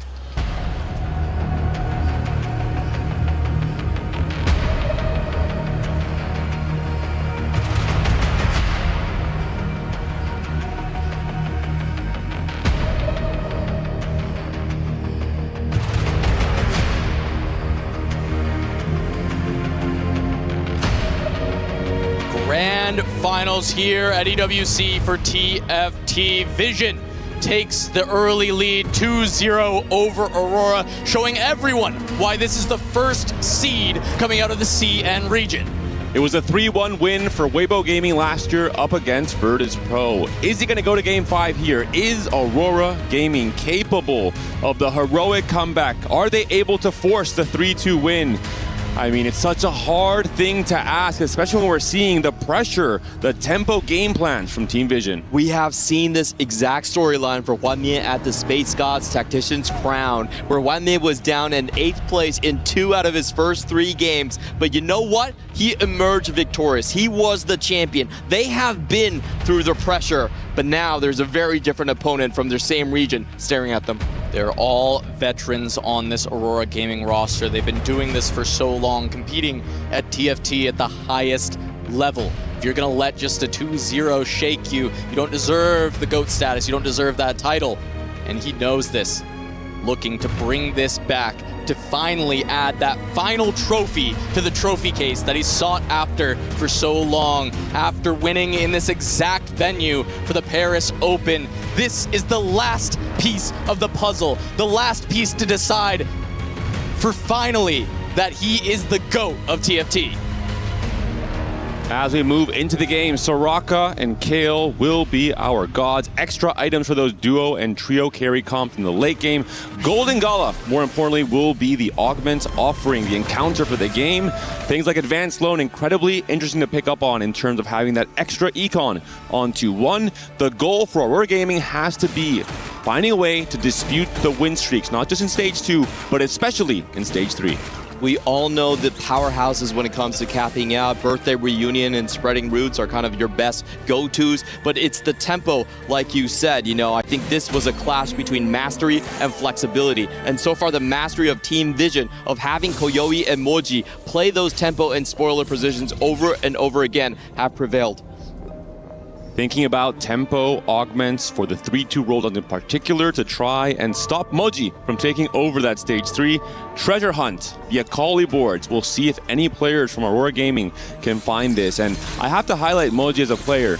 Day 1, playing the same exact strategy. The IGL for Team Vision, he was not able to find results, often ended up in that 8th place position. In this finals and across the last 2 days, a completely different competitor.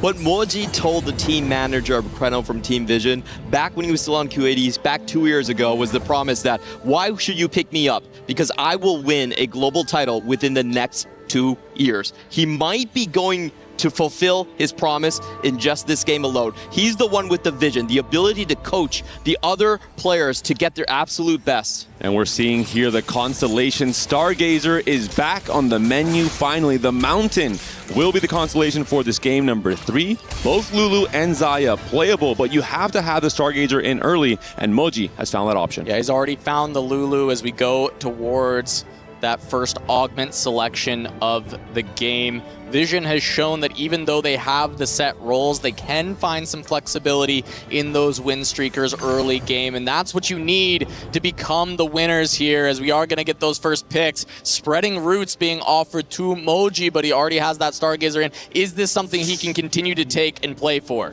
It's actually a difficult decision for him right now. Spreading roots, of course, higher value, but he has such a set path with the Lulu here, so he actually rolls it away, trying to stick to a position that his teammates can understand better. And may end up just getting that with booster pack. Very basic, very simple. Just get some extra gold. Meanwhile, the other two are a lot more committal, as we have a lot of the augments coming in. Looking at again for Aurora Gaming, there are more scaling options. Hwanmie on the Clear Mind, Ahau on the Bodyguard training, not the immediate tempo spike augments we're asking for. And I just want to point out that Aurora picked every augment before the side of Vision did. That's the biggest thing that Moji tried to teach everyone from the CN region is, hey, why don't we just play our strategy around theirs? Look at Flancy in particular. He saw, hey, these are some slower tempo augments coming out from Aurora Gaming. I pick up Advanced Loan. I can go for potential roll down on 3-2 with all this extra gold. And yet again, Vision might be playing for the tempo, for the pressure game plan in Stage 3. This is where we see the experience and pedigree from Aurora, having all these players, 3 TAT crowns between them, 2 on Hwanmie, 1 on Lilo, going up against the team play from Vision, the knowledge of 4v4, what Moji brings to the table. Hwanmie trying to be the hero for the team because they don't have a very obvious win-out spot just yet. He is going to go for the full loss streak. Competing against him will be Flancy with that advanced loan. So we have the 2 carry players on each side now trying to go into a full loss streak situation. It will be about a couple of factors. Can someone pick up the Anima maybe to play around this one? Or what type of win-out augments can he get on 3-2? And with the power of Stargazer and the inherent scaling capabilities of the Mountain, we do have 2 different players from Team Vision fielding Stargazer boards right now. Zembai and Mojiji. Mojiji potentially going for the Lulu, and Zembai might consider playing for the Xayah. 2 lines available. They can both go those different paths without contesting each other too heavily.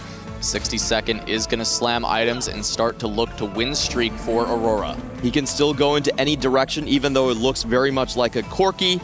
I will have to say the Mountain game plan on this Golden Gala is so incredibly powerful because you can go into that Pandora's items and just roll away into whatever type of vertical trait you want. So very strong game plan and start from Vision. We'll see if Ahau can get together a tempo start here. A bit of a win streak going for now without getting really full value from the Bodyguard training. Of course, an augment that scales you into the late game as you level up. If you can make it past this early game with a 5 win streak and then also have the additional power in Stage 4, that could be a possible win condition for Ahau. Hwanmie is going to be able to keep the loss streak, does not see Flancy yet. So both of them continuing to open fort in the early stages, but of course Advanced Loan and Clear Mind going to give them a ton of economy. Flancy already at 50 gold at 2-3, Hwanmie of course still going to be keeping up a little bit because of the Clear Mind. And do we see the commitment onto the Lulu from Mojiji? If we do, that could be one of the targets for Aurora in terms of trying to hold the Lulu, trying to stop that from coming through on the mountain. We're going to take a look at the gold boons right here. Both of these are actually fairly tame. It's really about the items. Can you get some good components that fit your build currently? Bow is one of the most popular ones, of course, for the Nashers, for someone like Moji as well.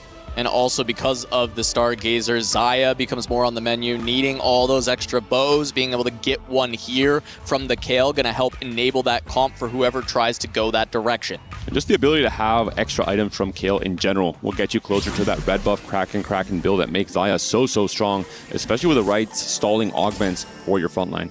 I feel like this game is going back to game 1, but the positions are reversed. A much slower game plan coming out from Vision. There's a full open on Flancy, Patient Study, and Infinity Protection, so a lot of very weak boards that are not expected to win early. This is Aurora's chance to actually take control of Stage 3, which we have not seen yet. Yeah, they have the win streaks at the top, 60-second and Ahau, as well as Hwanmie holding on to the loss streak.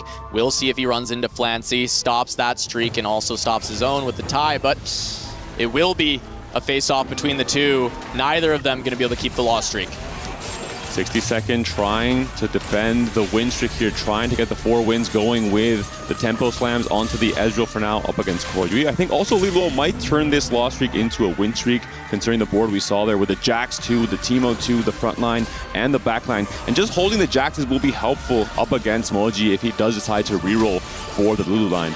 Now, Lulu 3 has been a very vulnerable line. We've seen this actually before when Flancy went 8th place against Flash Wolves. Never was able to hit that Lulu 3.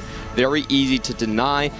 With the two lost streak players running into each other, I feel like this game is going to trend towards punching down because they don't have enough econ there to sustain their full builds. One of them will be low HP, and the rest of them will be like smart sharks that smell blood in the water. Meanwhile, Ahoe does lose his streak to teammate Li Luo. It's going to be just 62nd, looking to win out the stage. He's doing so at level 4. He has not pumped to 5. We have only Zenbai and Flancy alongside Hwanmie at that level 5, which makes sense for the two open forters. And we're seeing the strong tempo slams from the Salvage Bin. You have the Sunfire line, the Last Whisper trying to go for that 5 win with the ability to then disassemble these items, trying to play for the flexibility depending on the 3-2 augment. And 62nd has actually assembled a board that can win out. It's not just the win streak, but the fact that he has 3 Timebreaker feeding him 2 gold every single round here. This is the time that 62nd needs to shine. Getting to play for that full economy as well as getting to have the streak. He gets to have his cake and eat it too, as Zenbai able to win 3 after the early loss to another streaker. Takes down Ahau once more. A very different game plan from Team Vision. The fact that the win streaker and the highest HP player is someone on patient study just goes to show they are not really prioritizing the pressure right now with their augment pickups and the boards they've assembled in Stage 2. We'll see if that changes in 3-2. We'll see if Team Vision tries to purposefully go for the highest tempo augments on that Stage 3 round. Yeah, they do want to fight something back from Aurora. Typically, we have seen the way they play is Moji and Koyoi, the two to wrestle back control, especially on Stage 3 and early starts of Stage 4 here. But I feel like Vision are very comfortable. They have very strong mountain win-out conditions on both of these players. There's an X-Bow for Zenbai as well. Has a chance to slam the red buff if he wants it. Has 2 already, going to be looking for more, continuing to stack up for Mountain, find those Stargazer emblems. This will be the story of the game. Can the Mountain be climbed for Vision as they continue to find power in these boards? Not as good of an early start as we had seen previously when it comes to the streaks for Vision. This time control going to Aurora, but not by much, and it just opens the door if they have the win-out potential. And I really wonder, do Aurora actually have the communication after 2 tough losses to pull out their spots correctly? All 4 of their players are currently undecided on where they are going to end up. As we move into the Stage 3-2 augment round, reminder, it is Golden Gala, so we'll be seeing some gold augments coming through for Hwanmie. Cosmic Restart could be pretty insane considering his open fort strategy. The chance to find 2 emblems and the extra rerolls for a player like Hwanmie who can adapt so well could be massive. We're seeing Epic Rolldown also offer some tempo options with Construct a Companion for Li Luo. See what the pickups end up being on this round. We mentioned that Pandora's items as well as an opportunity. Not seeing any of those being found just yet. Booster pack once more. Replication. Could be more bows as a possibility. This is Koyoi's strategy every single game. I'm going to be on Akali duty, make sure that nothing stabilizes based on this Nova comp. Perfect synergy between the cash out of the Infinity Protection and the Epic Rolldown on level 8. For 1, his goal will be to find the Kindred 2, to find the 5 Nova, and to try and tax every single player from Aurora Gaming, especially the low rollers in Stage 4. Comes down now to the win streaks. Can 62nd keep things going for Aurora, or Zenbai finally breaks it? It's going to be against Lilu, his teammate. Instead, should be able to hold on to this as he's continued to level up the board. 2-star Gragas for the front line, and another item slammed. Salvage Bin allowing for him to slam an interesting medley of items that he can change out later. That being said, it is Epic Rolldown for 62nd as well. Not a tempo option in the 3-2 augment round despite the 6 win streak. Potentially just trying to think about, hey, I have stayed healthy enough for now. I need to find a way to have the extra econ to hit my board on Stage 4. Shepard so far has been a completely open line between these players. We'll see if anyone goes for that. In the meantime, Moji, if he wants to play this reroll, he should be rolling down now. He is 6, does get the Lulu pair already. If he hits the 3rd booster pack on 4-2, does something special happen? He gets triple boosted. 3 packs is out here playing Ripbound, you know? That's what we got in the Grand Finals. Remember, TFT Convergence? Oh no, sorry, just the Convergence in Vegas. Moji going up against Lilu.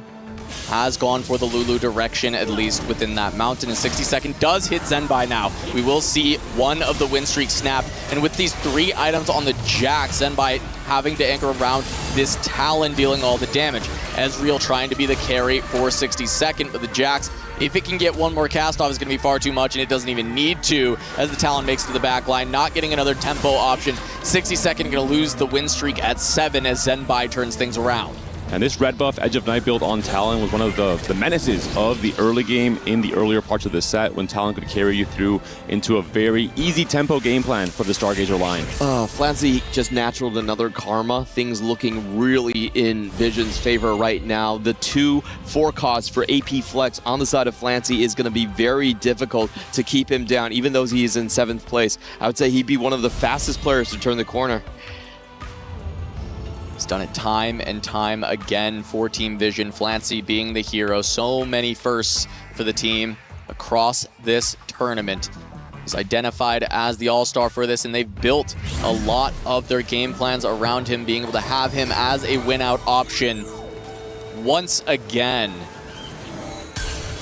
Well, you can't stop someone that just naturals everything on level 6, so that's a little bit unreasonable, but very high roll for him. And we were talking about punching down in this tournament because both of them lost their streaks in stage 2 between Hin and Wanmie. Now I don't think Flancy is going to be collapsing very easily. Especially the synergy with the Arbiter for the Leona. For every interest he has, he can print out Leonas. He picked up advanced loans, so he's been having a really good time in terms of advancing that Leona print. Meanwhile, Wanmie is still homeless. You can't really tell where he's going. He's trying to hold on to pieces of perhaps denying the Xayah, perhaps going straight into the space group. I think he has to get really, really lucky with hitting those Namis, while everyone else on Vision will be looking at him. Escaping this spot, further proving his legend, his legacy as the GOAT of TFT. If he can escape this, he can escape anything, and that's going to be the question when it comes to the stage 4 roll down for Wanmie. We could see players try and directly target Grief Wanmie in terms of what his direction would be, considering he's going to enter stage 4 maybe at around 20 HP. That's 2 lives. If he misses on his roll down, that could be it for him. He's already committed to double Nasher, so I have to assume that he has only just the pathway towards the space groove as his only answer right here. That makes the game plan so much easier for Vision. Going into the last fight of stage 3, Wanmie has gone for the full loss here. Zenbai trying to win out into stage 4, keeping 97 HP alive for Vision. Their game plan coming to fruition once more. The Lost Streakers looking to turn the corner already. Yui and Flancy both being able to do so, as it's going to be Zenbai against Ahawe. He has the 3 items on the Lissandra, but the Talon is wreaking havoc on the backline already. This carry is insane, and the tanks are too strong. Zenbai is so powerful. With this win streak, with this setup, with these item slams, and with the Mountain Stargazer into the Xayah line, if Zenbai is able to hit Xayah too quickly, he can very easily win out this game by pushing to 9, finding the Jin 2, and finding the Blitz 2 as well. Wanmie on 19 after stage 3. Going into stage 4, he is going to have to find his comp immediately. He has 80 gold to work with, but he's only pumped 10 into level 7 so far. He's still holding out hope here, but I think he has to roll down on 4-1. Everyone else will be denying him. He can't really use a reinforcement to bail him out right here. He just has to go for it and hope that fortune is by his side. With the Nami 2, that could be enough to stabilize. Someone like Cole Yu with Epic Roll Down is also going to try and roll down on 4-1, most likely for the Nova board, while holding Namis. Here it comes. The level up being punched. There's he's at level 8. Finds the Fiora immediately. There are the 4 costs. Needs to find the AP Flex. Gets the Nami. There's a pair. There's a pair. Xayah to hold, but I don't think he can afford to hold units this time. He needs to find everything. Blitzcrank found. Added to the board. Can he find the Nami 2? Can he find the front line? He's still continuing to miss, but he's at least found the pieces. And looking at the board from Zembai, he's rolled for Nami as well, adding it to the Stargazer Mountain board and denying these copies from Hwamie, who's still paired on his most important units. Stuck on 1 stars. His front line not yet there. Just the 1-star Morgana alongside the Blitzcrank. Goes up against his teammate, Lilo. He has not removed items. Feels like Hwamie did enough, and it looks like that is the case. Blitzcrank gets a cast and a very good loss for Aurora, but Hwamie is not out of the woods yet. It is one battle after another for Hwamie. He found a pair of Namis right here. He's getting denied very strongly on the side of Zembai, who does lose, but he still needs to get some combat augments right here. He's not going to make it if it's 3 econ. Flancy was holding a Nami as well. All of Vision looking to send Hwamie packing. 60-second on the epic rolldown as well. We'll be pushing to level 8. First, we'll pick the artifact. We'll see with the salvage bin how 60-second, the highest APM player in the game, can finish off this turn. Here come the rolls. 20 to go. Morgana 2 available in the shop. Ken go for that big tank. He doesn't have a lot of gold to spend on the unit, so he's going to start selling down so he can get there. Finds the Corki, has the Bard, the Meeple online with the front line. There's the Melio pickup. Can he find the more important hits? Pair of Corkis, finds the Rammus finally to add to this board. How deep will he go? 12 more remaining as he has set up the board quite well. It's going to have to remake all his items as well. The high APM required of 60-second to try and stabilize exactly on this turn. He is facing a teammate. Beautiful transition, and he's not going to have to complete it just yet because he can sacrifice some life to Ahaoe. Does not have to worry about it too much, just looking to try and get as many kills as he can and minimize the losses. Ahao, meanwhile, has found the 2-star LeBlanc. The comp is coming together, just needing the front line to move these items from the Pantheon. And the game plan for Aurora is to remove Koyoi from the game. Lowest HP player, always griefing everyone. On the side for Hwamie, we still have to check into him. He opened a booster pack.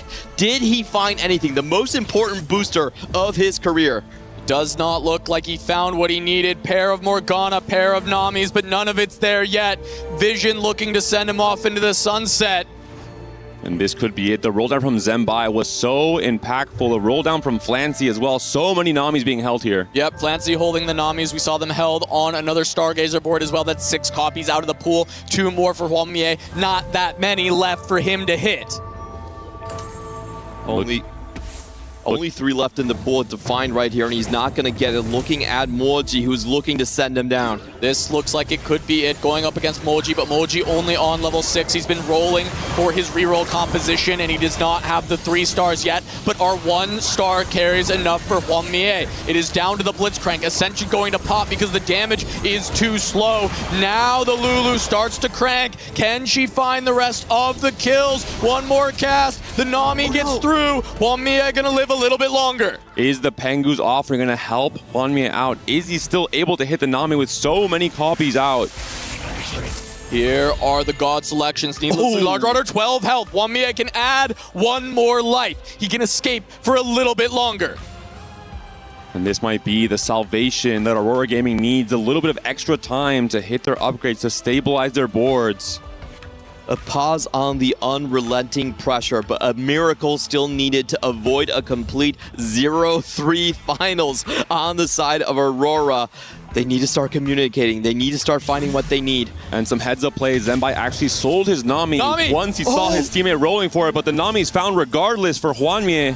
He gets the health, he finds the Nami. Now the front line needs to follow. He's on the Morgana pair. If he can find the extra upgrade, that is where Hwamie can start to come back. But he's not in a position to really win from here because of the econ. It's so tough for him to crawl out of this hole. If he can, he needs time. He needs his team to be able to sacrifice health, and they just don't have it. And Liluo's next on the chopping block. No econ augments for him, having a very difficult time finding his upgrades on a 3 loss right now in stage 4. We've seen it time and time again. Aurora bottom 3 on the health, holding hands.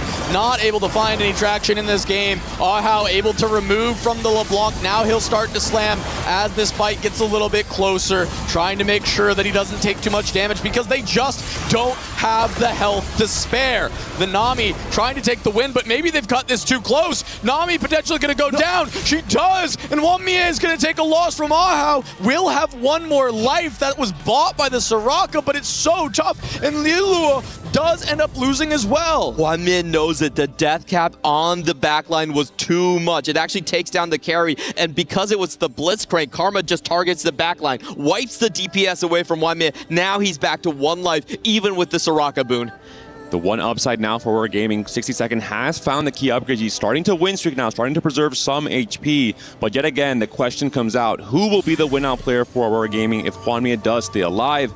Ahau playing for the reinforcement on 4-2, lowering his cap in this lobby.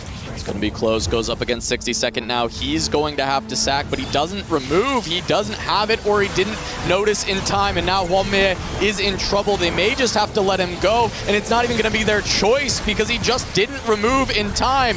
Now it could just go down as we see 60 Second side of the fight. He has 3 removers left. He just didn't do it, and Hwanmin is going to fall to his own teammate. Aurora in shambles.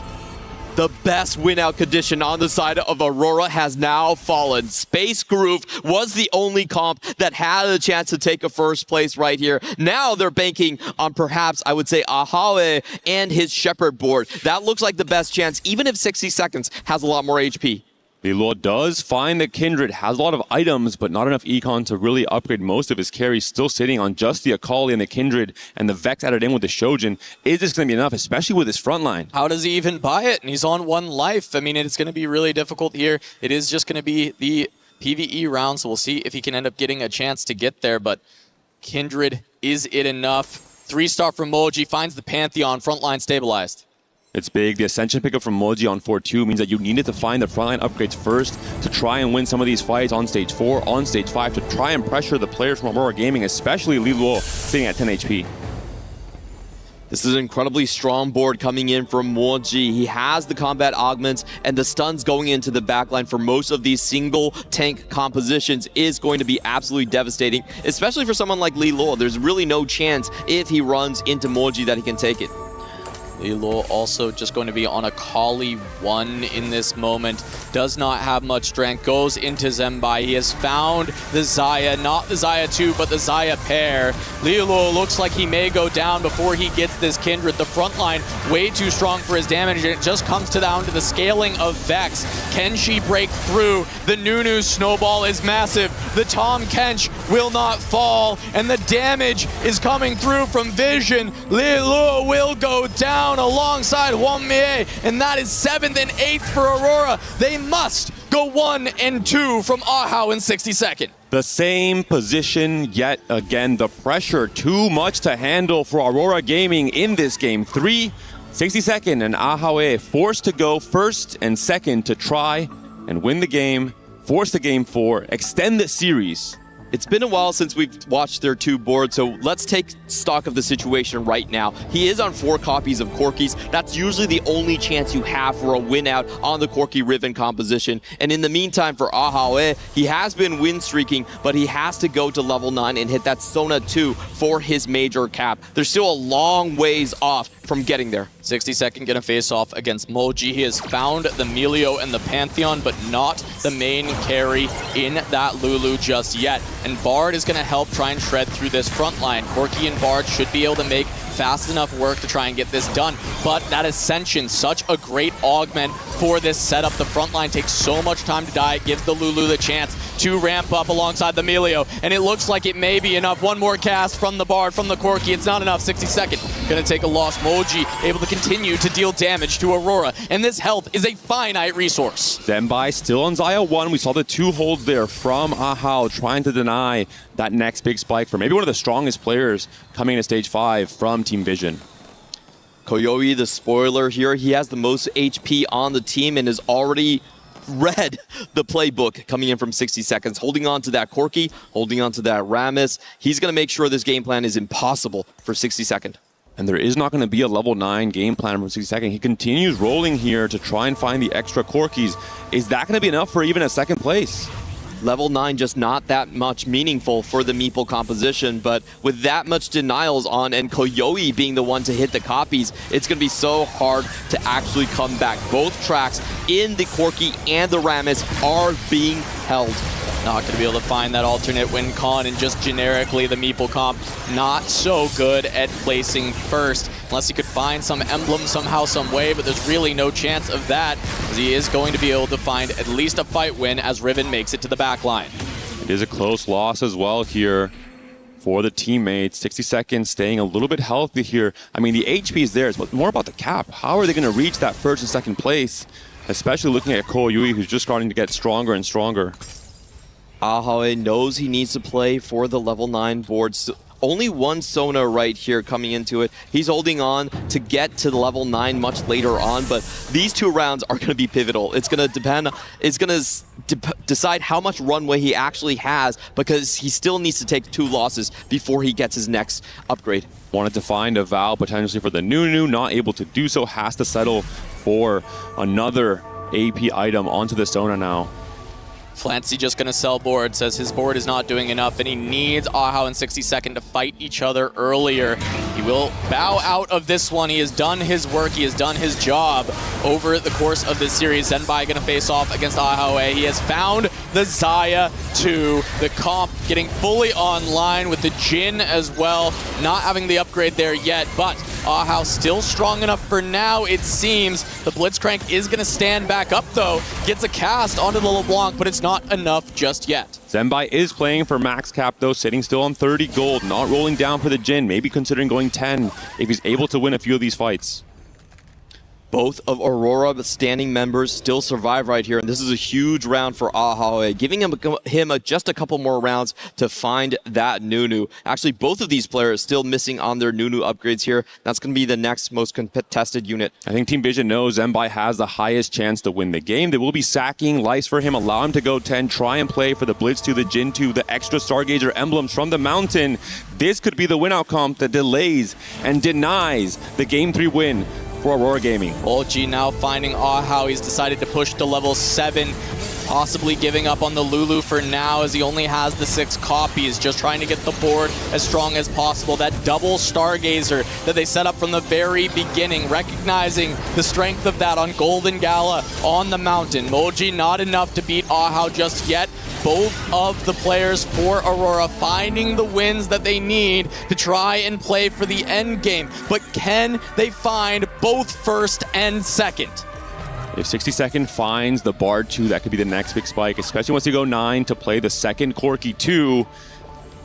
He's very close to being able to level up, might be doing so after this PvE round. Huge moment coming in for 60 Second right here. The best upgrade he can find on level 9 will just be that Elder Dragon. Does he try to weaken his board for it? Yes, he actually takes down the Corki here. So he's trying to gamble all that the red and blue buff Bard can actually steal that. Here we go, see what items are able to be picked up. As you mentioned, the Bard stealing it would give that front line. Does he get it? He does not. We've seen that bail players out before. Level 9 for both players from Aurora Gaming. They're trying to find their next big spike, trying to find the Corkis on the side of 60 Second, trying to find the rest of the AP carries on the side of Ahau. Finds a Blitz, but not much more.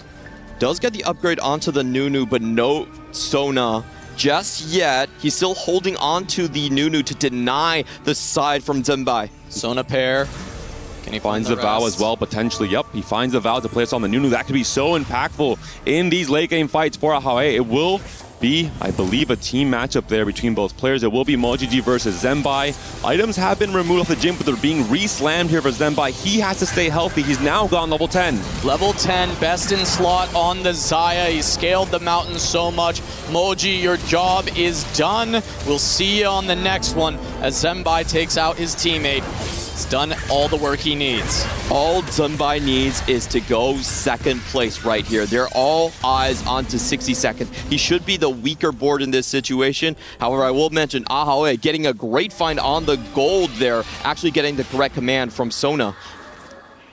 Ahau in a solid position, finds that win against 60 Second, and it's going to come down to what he can pick up. Gets a Morgana in his shop. This is a huge hit. His front line was falling apart, and that's the 2-star that he needed. That and Sona are the last 2 pieces of the puzzle for Ahau's cap. Will be making the upgrade at the very last second, most likely before he loads into this next fight. As you mentioned it, Clement, it's all about Zenbai fighting for that second place position. Ko Yui is no longer relevant in this game. It's going to be Kayue versus 62nd. He should go down in this spot, but can he take out the Corki? That is a lot of held units on Kayue's board. He's holding the 3 Ramesses, the Corki's on the bench. Yeah, he was looking for Kindred 3, even trying to force Aurora to hold units, force them to use all of their gold. Riven stuck on the Ramess for a very long time, and now the other Riven is going to wrap. It doesn't quite get there, but Kayue actually going to stay alive and deal some damage to 62nd. And he's threatening the Kindred 3 as well.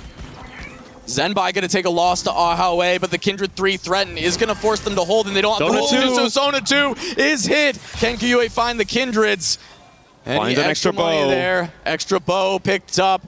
Can convert to an item. He has an open rod. Ginsu, not sure how much help it will provide, but he does not find the Kindreds just yet. Koyoyi will most likely drop this round against Ahale or Zenbai. He should just be going out, but he will be holding on to the very last second. He's actually not trying to roll, so I assume it has to be Zenbai that's his opponent.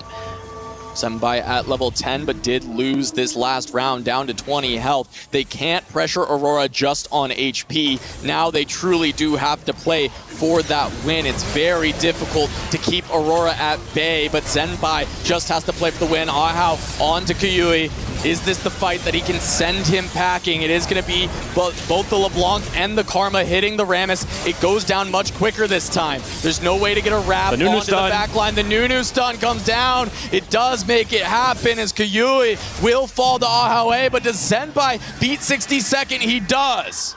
And Zenbai, he's still lacking some critical upgrades. We're seeing the Jins being held by Ahawe. There's no more gold left for Zenbai. He is still missing the Blitz 2, the Jin 2, the Morgana 2 as well. Reminder that Aurora needs to go 1 and 2 to win this. Zenbai only needs to hold on for the second place, and 62nd is blinking with that 5 health. Ahau has to sack for him and send Zenbai out of this as he's got more item upgrades. Another Vow is found. Do you want to itemize the Blitzcrank or the Nunu? It is the Nunu with 2 Vows now. These stuns could be so impactful. Watch the Blitzcrank in this fight as well. Jin 2 pickup. Zenbai found so many upgrades here. He is going to hit the Ghost, and we'll see if 62nd can stay alive. He must. Ahau has to sack the round. Removers. He has to use his backline as his front line just to keep 60 alive right here, but he might have to do it for another round. This still might not be enough. Ahau might still be too strong as the LeBlanc is alive. The LeBlanc stays alive forever, but the Riven finally gets there, and that will be enough to keep 62nd alive. It just shows the strength of Ahau, which is a good sign for Aurora. He has to beat Zenbai, who found so many upgrades. Is there a chance for a Corki 3 now that Koyui has gone down? He was holding the copies. There's 7 copies of Corki right now found for 62nd. Does he think he's strong enough to beat this board naturally? What can he sell if not? Because he's going to have to find it, and he doesn't have any gold remaining. 2 copies left. I don't know if Zenbai has any that he's been able to hold because he had to roll deep to find his pickups, and he doesn't have a single Corki to his name. The vision to go 10, the vision to go for the most cap board possible from Zenbai. He's standing in the way of the comeback from Aurora Gaming. Where will 62nd go? He finds Zenbai. Oh no, the positioning. Can he win? The positioning isn't there. The Rammus on the far side. This is Morgana gonna go down. This might be the victory march for Zenbai. He's able to take out the Riven already. The Corkis are falling. The lives have collapsed. 62nd is down. And while Hwang Mie may be the GOAT, Vision is his shepherd, and they will send him out to pasture with no final trophy for the case, as Team Vision are your EWC TFT champions. Clancy, the king without the crown, finally gets his win over Hwang Mie. He has never had a major title win, but he finds it against his arch nemesis in Hwang Mie to close this one out. What an insane grand finals. The pressure, game after game after game, could not be handled by Aurora Gaming. Every single time the setup coming to stage 4 was detrimental for the team. They weren't able to handle the low rolls time and time again. 7th and 8th place for players from Aurora Gaming. What a display of team play, of 4v4 prowess for Team Vision. And that guy on your screen, that man, Moji, so many doubts for him, so many doubts in day 1, the double 8s. Could he keep up? And he does. He gets there, and he's pivotal in this performance from Vision. He has kept his promise. There were so many doubters asking, why do you even need a coach in TFT? Why can't you just be a good player? There's no mechanics to this game at all. And Moji proves that the insight, the time that he spent in the tournament realm, just figuring out every single composition for the team, every single trick in the book pays off in the very end. The final fight, not even close. Zenbai able to scale that Stargazer board to a crazy cap. Level 10, all the 5 cross were hit. The 50-50 positioning on the Rammus hit the wrong side. Team Vision looks so strong in this grand final, so dominant in this 4v4 format. Koyoi screaming out, remember the name, Hwanmie. You might have bested me in multiple TPC finals, but I now have your dog tag in 4v4. Moji also absolutely ecstatic. Zenbai, the newer generation of the CN talent, now rising up against giants like Lilo and Hwanmie. Hwanmie is going to have to pass the key over to Moji. Moji will be the one with the honor of going and crushing this Aurora key. The captain, the IGL, who else could it be? Moji, he's grown so much from the start of the group stage up until now. He's locked in. I think he's one of the standout performers in this grand finals. Disappeared from Tier 1 competition since set 12. Now he comes back with a bang. Second place at MSI, now first place at EWC. And he is part of the team to stop Hwanmie from completing the run to get that final trophy for his case, and instead it will go to Moji as the dream is crushed for this year. He says, come back next time. The final snap, the final key being crushed here at TFT, at EWC. That will do it as Moji crushes it, and now that is all that is left for them, is to walk back to the stage to get that final trophy lift.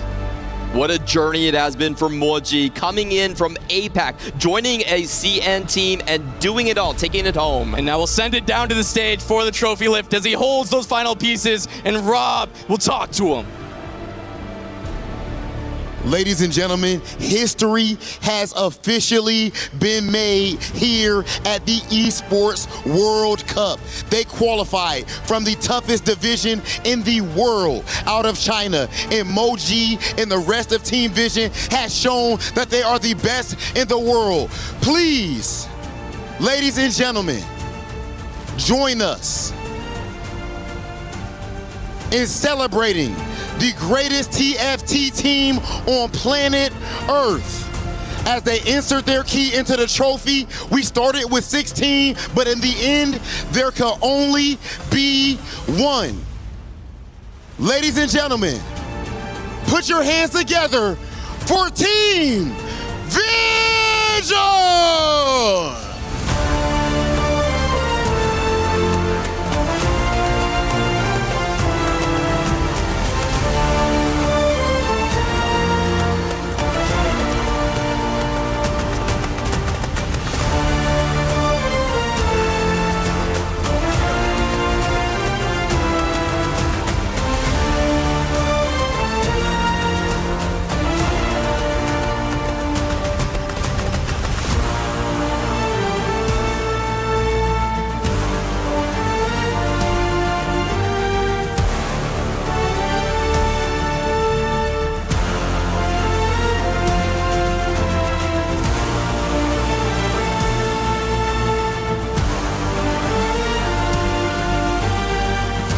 Okay, ladies and gentlemen, and if we could please get Moji for our interview.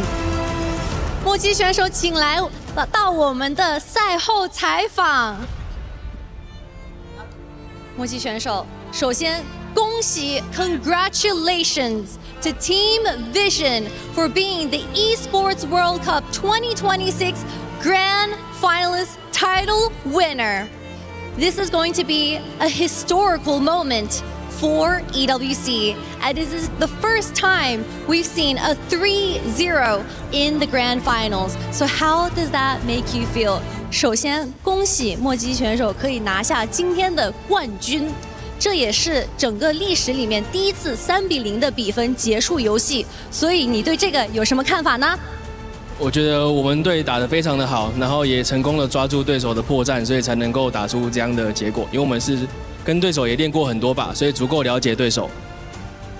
I feel like we were able to take the win and, of course, the title tonight because we are really understanding of the enemy team because we were scrim partners with them and we were able to take it all. So, of course, I'm very happy with today. Moji, I know that you've had to put in so much blood, sweat, and tears to get to this amazing moment in your career, but I do have to ask, is there anyone in particular out there that you have to thank for helping you to get this far? 想问一下墨迹选手，其实有很多支持你的人，所以有没有希望跟粉丝们或者你的家人说的感谢的话呢？就是感谢大家都支持我们的，就是感谢支持我们队伍的所有粉丝吧。然后还有就是长期陪伴我们、支持我们直播的兄弟们，然后以及还有就是有很多的时差，但是还是把比赛看完的，在家里的我的老婆。Thank you so much to the friends and family that were able to watch us through this journey at the Esports World Cup. I know that the time zone difference is very big and people stay up very late watching us compete over here in Paris. And finally, I would like to say a special thank you to specifically my wife for supporting me in this journey. This is also going to be your first international win after going back to being a player from the coaching position. So what would you like to say to yourself after making that decision? 这也是你第一次拿到了国际赛的冠军，尤其是从教练转成选手，你做出这个选择的时候，你觉得你对自己有什么想说的话吗？就是用尽全力，然后对得起我的队友，也对得起我自己。这个结果我非常满意。I am incredibly happy about this decision because I feel like I've made it up to myself. I've made it up to my teammates. So I'm very glad that I made this decision from the beginning. Okay.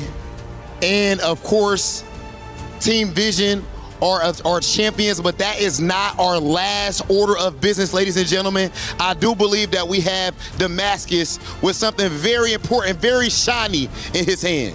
Yes, Rob, we had 16 teams at the beginning of this week. 15 teams fell, one reigned supreme in the name of Team Vision. But there is one award yet to give away, and this is the also important Sony Finals MVP, rewarding the most valuable player of this entire tournament. I've got the trophy with me, and without further ado, I would like to announce to everyone, ladies and gentlemen, your Sony Finals MVP for EWC TFT. Please make some noise for Team Vision's captain, Flancy!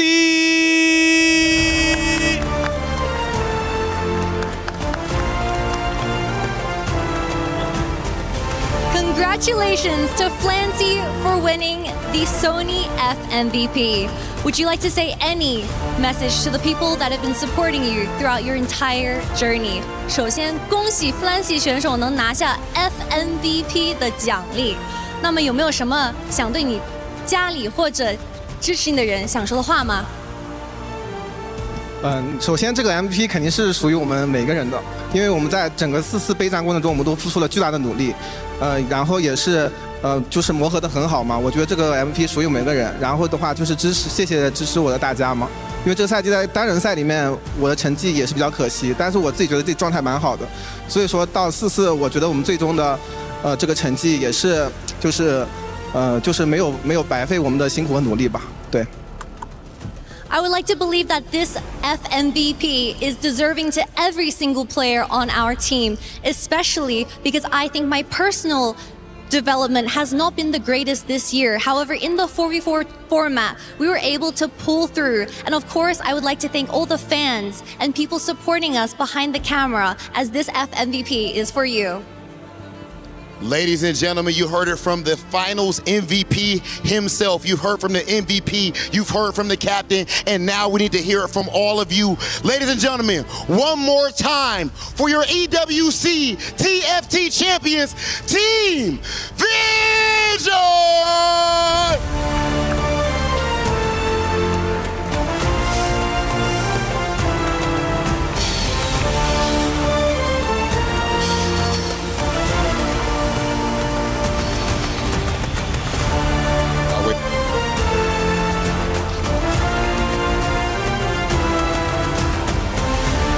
Team Vision, it is time to immortalize your place in history. please go to the totem to etch your names in the annals of EWC history. Congratulations.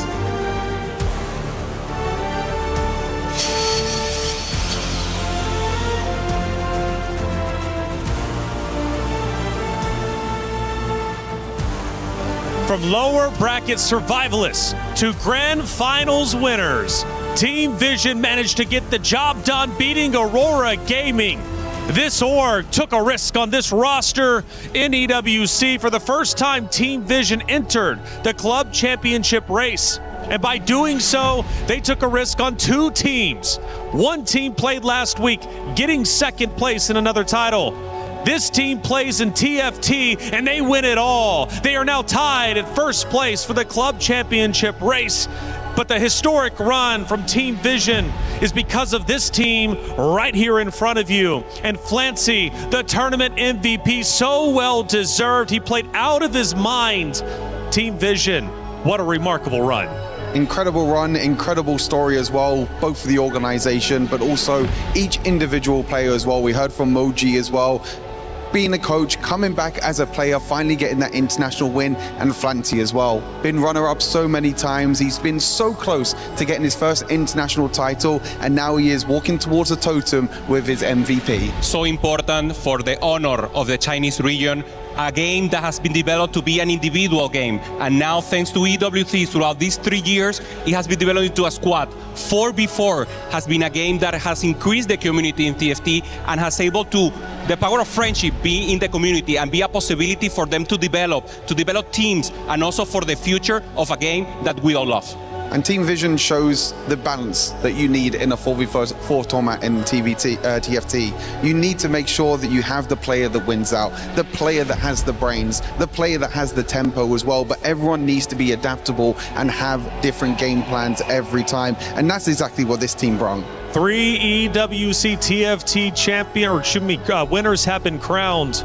Team Vision now one of them, working so very hard to get to this point. They take the walk to the totem to etch their name onto the totem and therefore into the history books of EWC.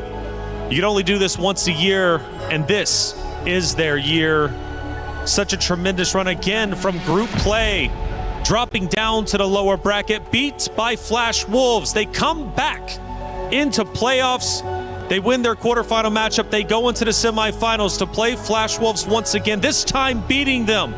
They eliminated Virtus Pro, second place from last year earlier in the bracket. And then they went on to the grand finals to ultimately be our winners, doing it in sensational fashion, winning 3-0. This team is remarkable. Your 2026 EWC TFT champion.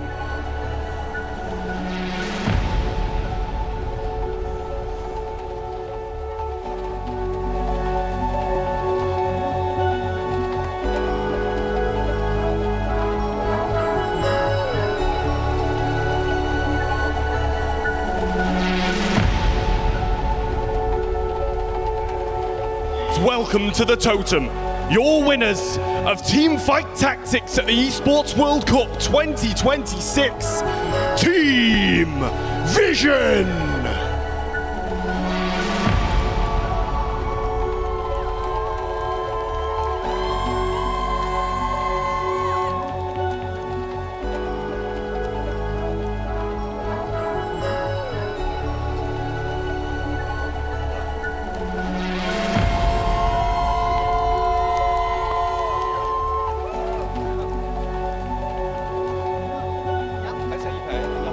Team Vision, congratulations.